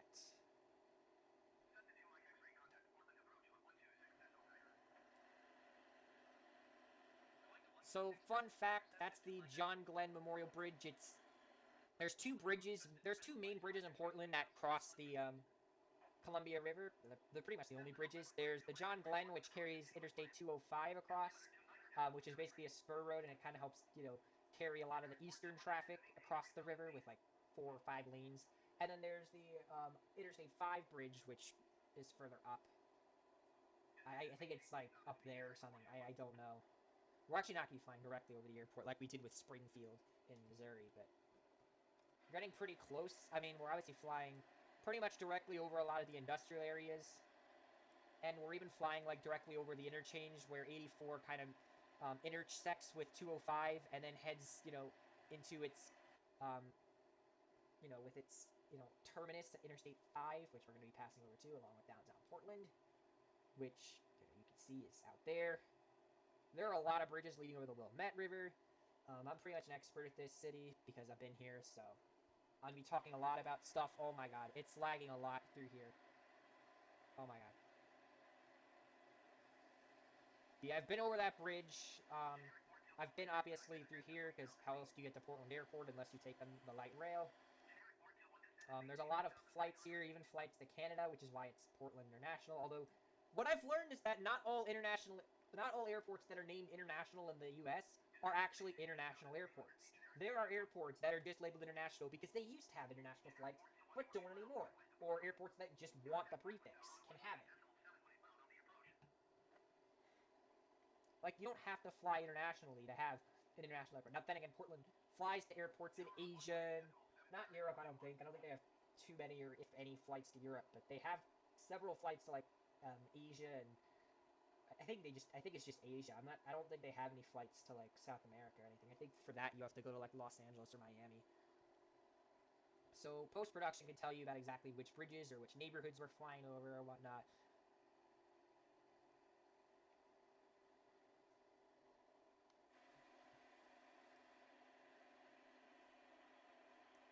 Oh, yeah, I forgot about that bridge. Is that a bridge? I can't even tell. Well, the plane's going over there. I don't know where the frick that plane is going. He might be going around, but I'm not sure. Like, he might be going downwind is what I mean. Yeah, this Charlie airspace is extremely hectic. And there's Portland. I'm barely even following the path. I just want to get through here. That's the Fremont Bridge. I can tell you that. There's like several bridges. Hawthorne. Marquam is like all the way out there. I don't even know where Marquam is. I think it's that one, but I could be wrong. I don't know. There's so many bridges.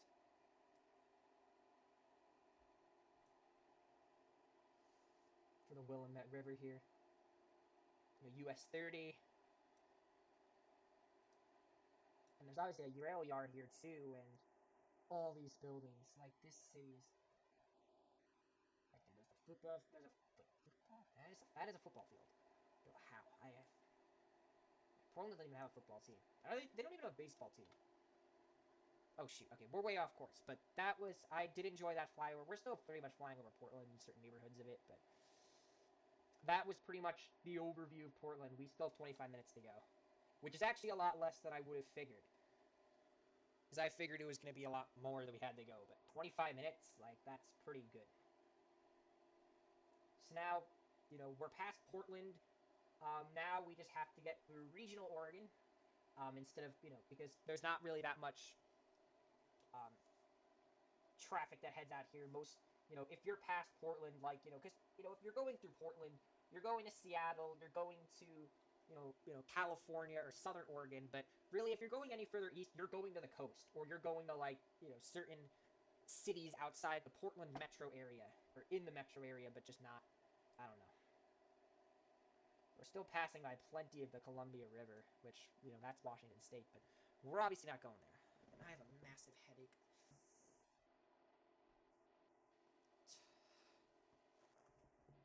But at least the plane's gonna make it. That's all that matters. The plane is gonna make it with plenty of room to spare. Yeah, we're still on Portland approach here. I don't know why we're on Portland. I thought it was gonna be Seattle. We got more Charlie airspace to transition through.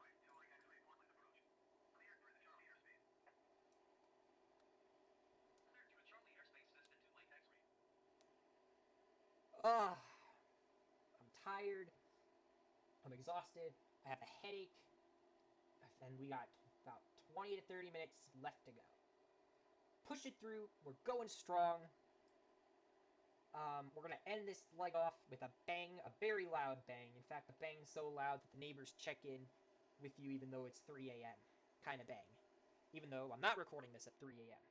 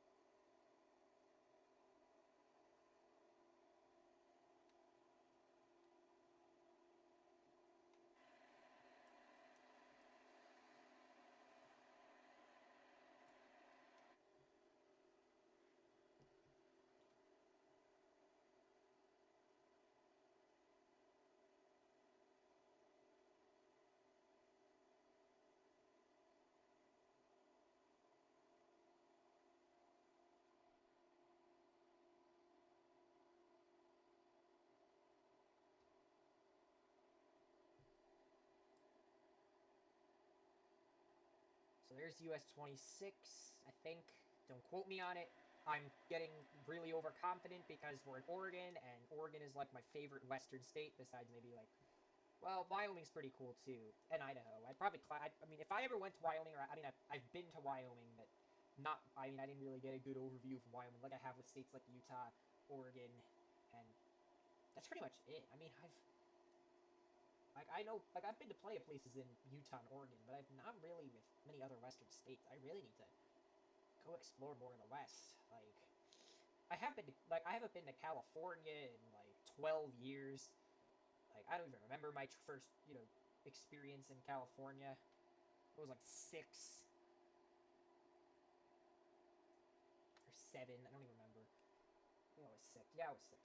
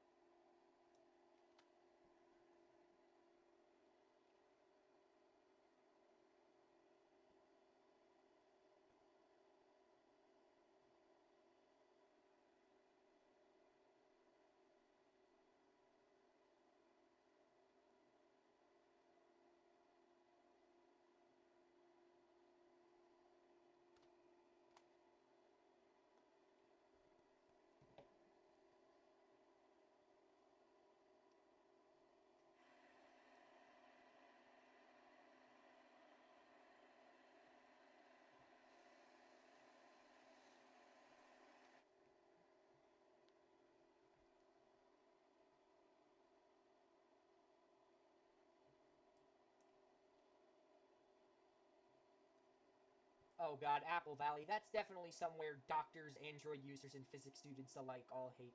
Ha, get it? Because Apple Day keeps Doctor away. Android users hate Apple, and physics students hate that the apple fell on Newton's head. Although that's technically a myth, sort of, that an apple fell on Newton's head. In reality, he probably like that kind of underestimates his intelligence because Newton was obviously a wise guy. His IQ is probably like at least 20, 30 points higher than mine. Probably more than that, if we're being honest. I just don't want to give away my IQ, which I don't even really know what it is. I have an idea. I don't know. Like my IQ, I don't. It's not really impressive, but it gets the job done. It gets me to do what I want to do. So I appreciate my intelligence as much as it is.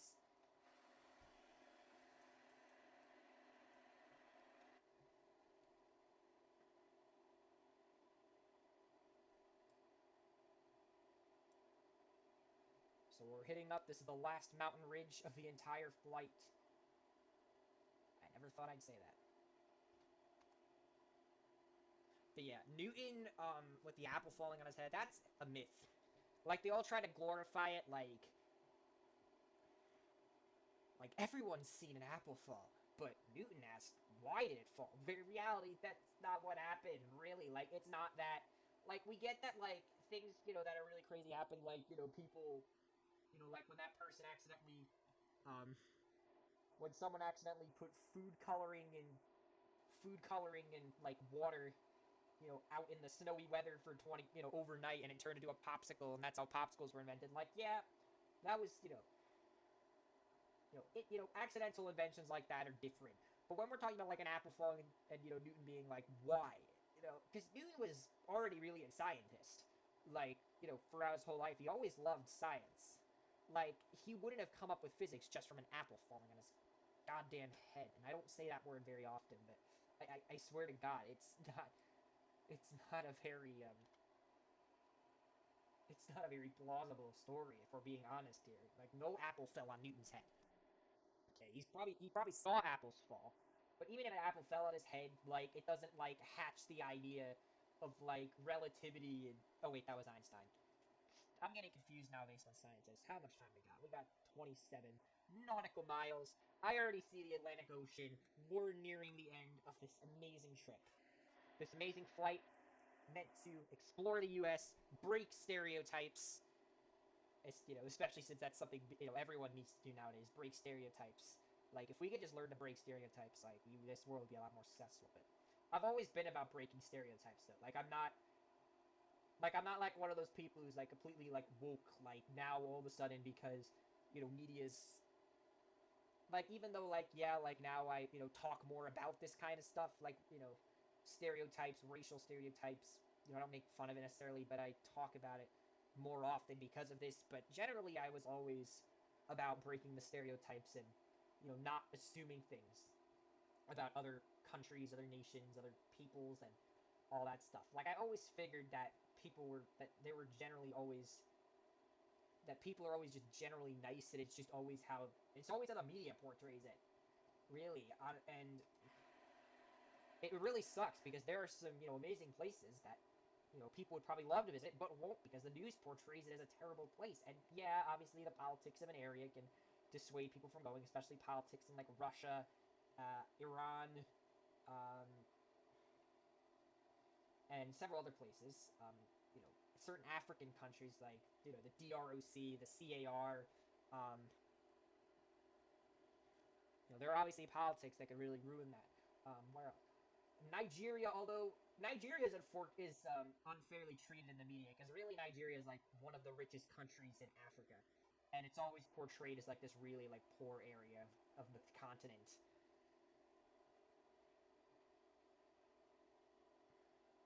Specifically because of poverty porn, which is when basically Africa is portrayed as really poor because Africa has a high concentration of poor areas. But Africa itself contributes a lot to the world economy because it's a big ass freaking continent. Like, it's enormous. Africa. And just to say that like the whole continent is poor is just awful. But that's all I mean when it comes to breaking stereotypes. Like, especially African stereotypes. Like, I'm always over that because like Africa is so unfairly like portrayed in the media as like poor, and like people can't afford. People don't have shoes.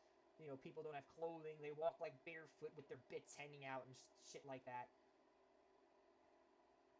Whereas in reality, that there is a reality, and a quarter of the African population is starving.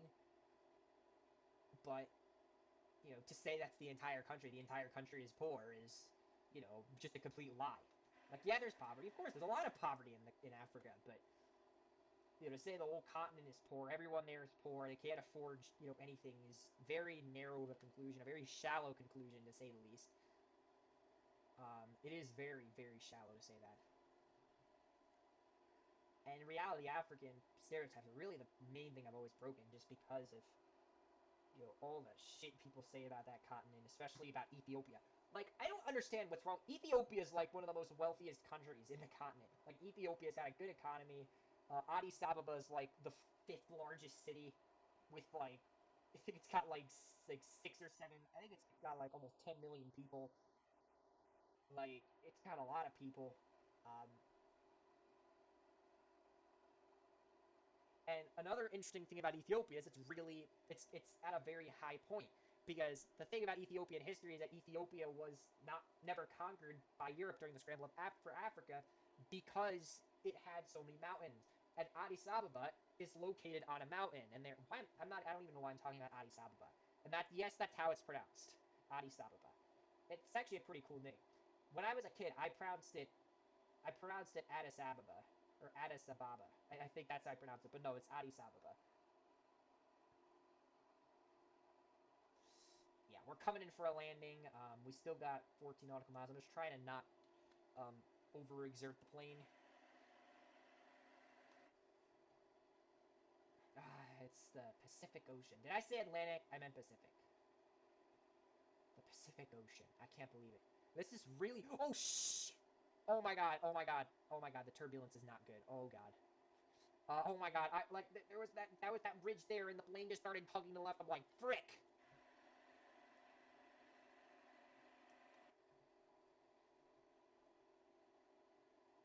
I even think I see the airport. I think that's it right there, but let's double check. No, it's over there. Well, let's at least get through this mountain range here. Because we're so close. Like, I don't want to rush, but like I said, I don't want to take my time either. Let's get this flight over with. Like, enough with the hissy fitting. I'm like, it's almost over. Boo-hoo. Yeah, boo-hoo. This flight was amazing. I loved every second of it. But we gotta end it off with a bang. Like I said, a big bang.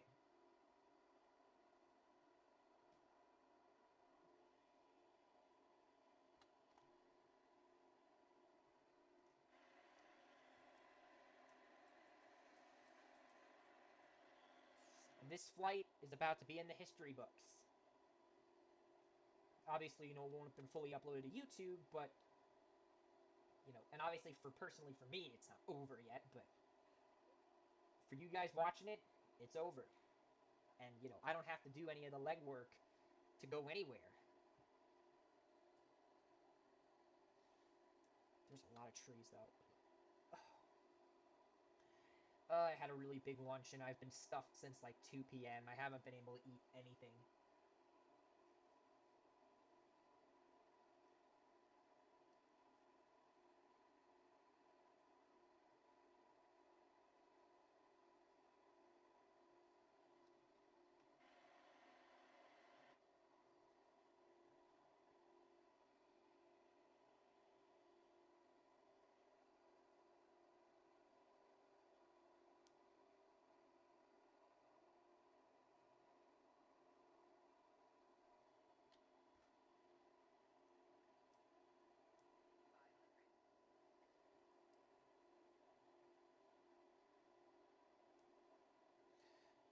.9 nautical miles. It's the happiest and saddest thing. All right, which runway should we land at?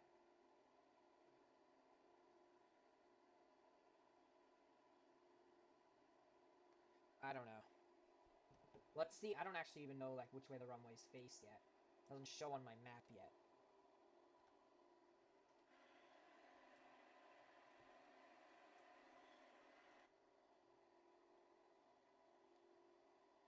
Oh, there it is. Nehalem Bay State Airport. All right, I'm gonna go to the left a little bit. Not too much though.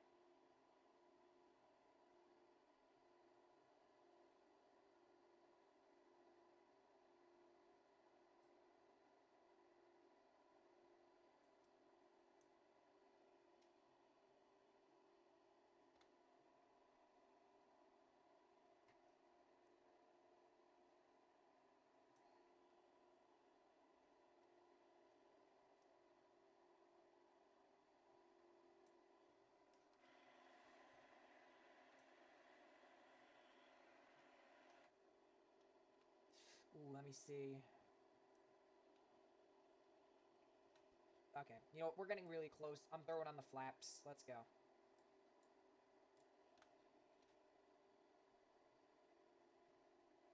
We're still gonna go at 100% with the engines, but obviously, well, we gotta start heading towards the airfield here. I'm gonna lower it a little bit though. Yeah, 94% power will be fine, I think. Ish.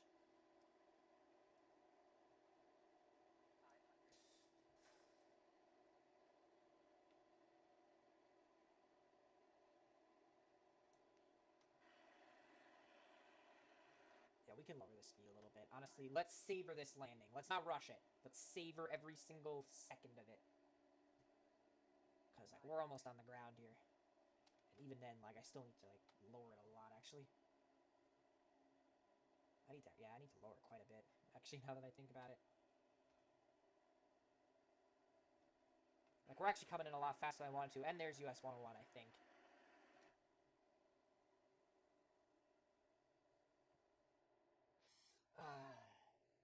I love the Oregon coast. I wish I could go, but I didn't get a chance to go the last time I was in Oregon. Tracy Air 7 traffic says the November flight 2 Mike X-ray 1 mile south 200 feet inbound to land runway 15. Oh, shit. I almost just stalled in landing here. But we're on full flaps. Yeah, we're on full flaps. Oh, shoot. I didn't realize we were actually coming in that fast. Oh, God, this is not good. Oh shoot, I'm actually coming in too low as well. This is not a good landing whatsoever. Ooh, that was a freaking bad landing.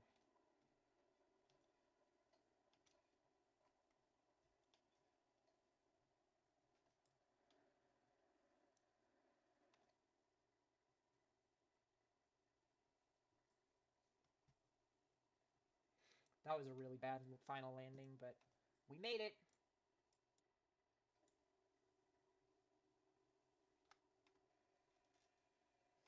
Wow, I can't believe we made it.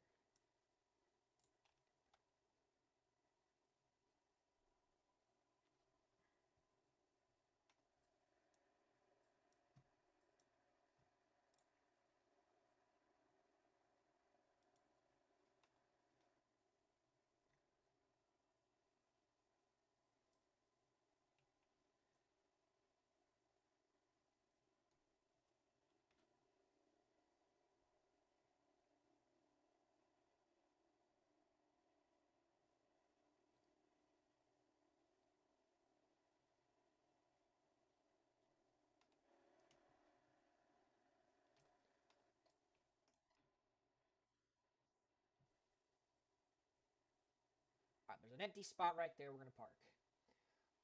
The final taxiway. I can't believe this. Remember, no alligator tears. Alright? Loved every second of the flight, but all great things must come to an end, unfortunately. And unfortunately, the guys here at Nehalem Bay, Oregon... Ooh, okay. I need to go a little bit wider here.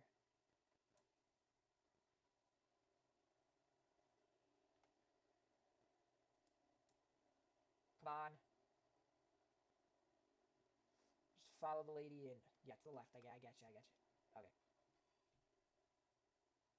Come on.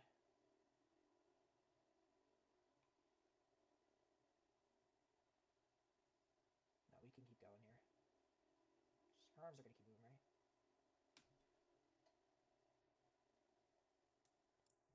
Okay.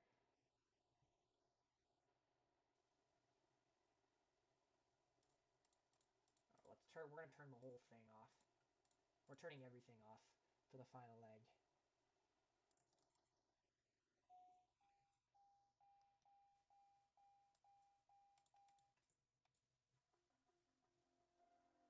And yeah, that was it.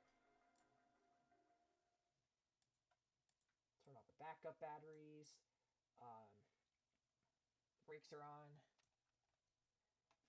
Wow. That was an epic cross-country flight. I am so proud of myself for pulling that off. We flew from Georgia to Oregon. And, as you know, that wasn't the most, that wasn't the shortest distance across the United States, but it was a very memorable distance. We saw a lot, and, I aged a lot from this too. Wow. But overall, was it worth it? Of damn course it was. It was very much worth it. Um, Definitely. There was a lot to be seen. A lot of flights. I don't want to go over it because I've said so much about the previous legs and all that crap. But yeah, honestly, there's nothing really much more to say. Thank you guys for watching the cross-country flight and every single leg. And there's nothing after this. We're done here. But thank you guys for checking out the whole thing. I'll see you guys in the next video. It might be a full flight. I haven't done one of those in months. But yeah, honestly, there's nothing really much more for me to say. So I'll leave you at that with a nice view of Nehalem Bay State Airport here in Oregon. Take care, everyone. Finn Rummy Flights, signing off.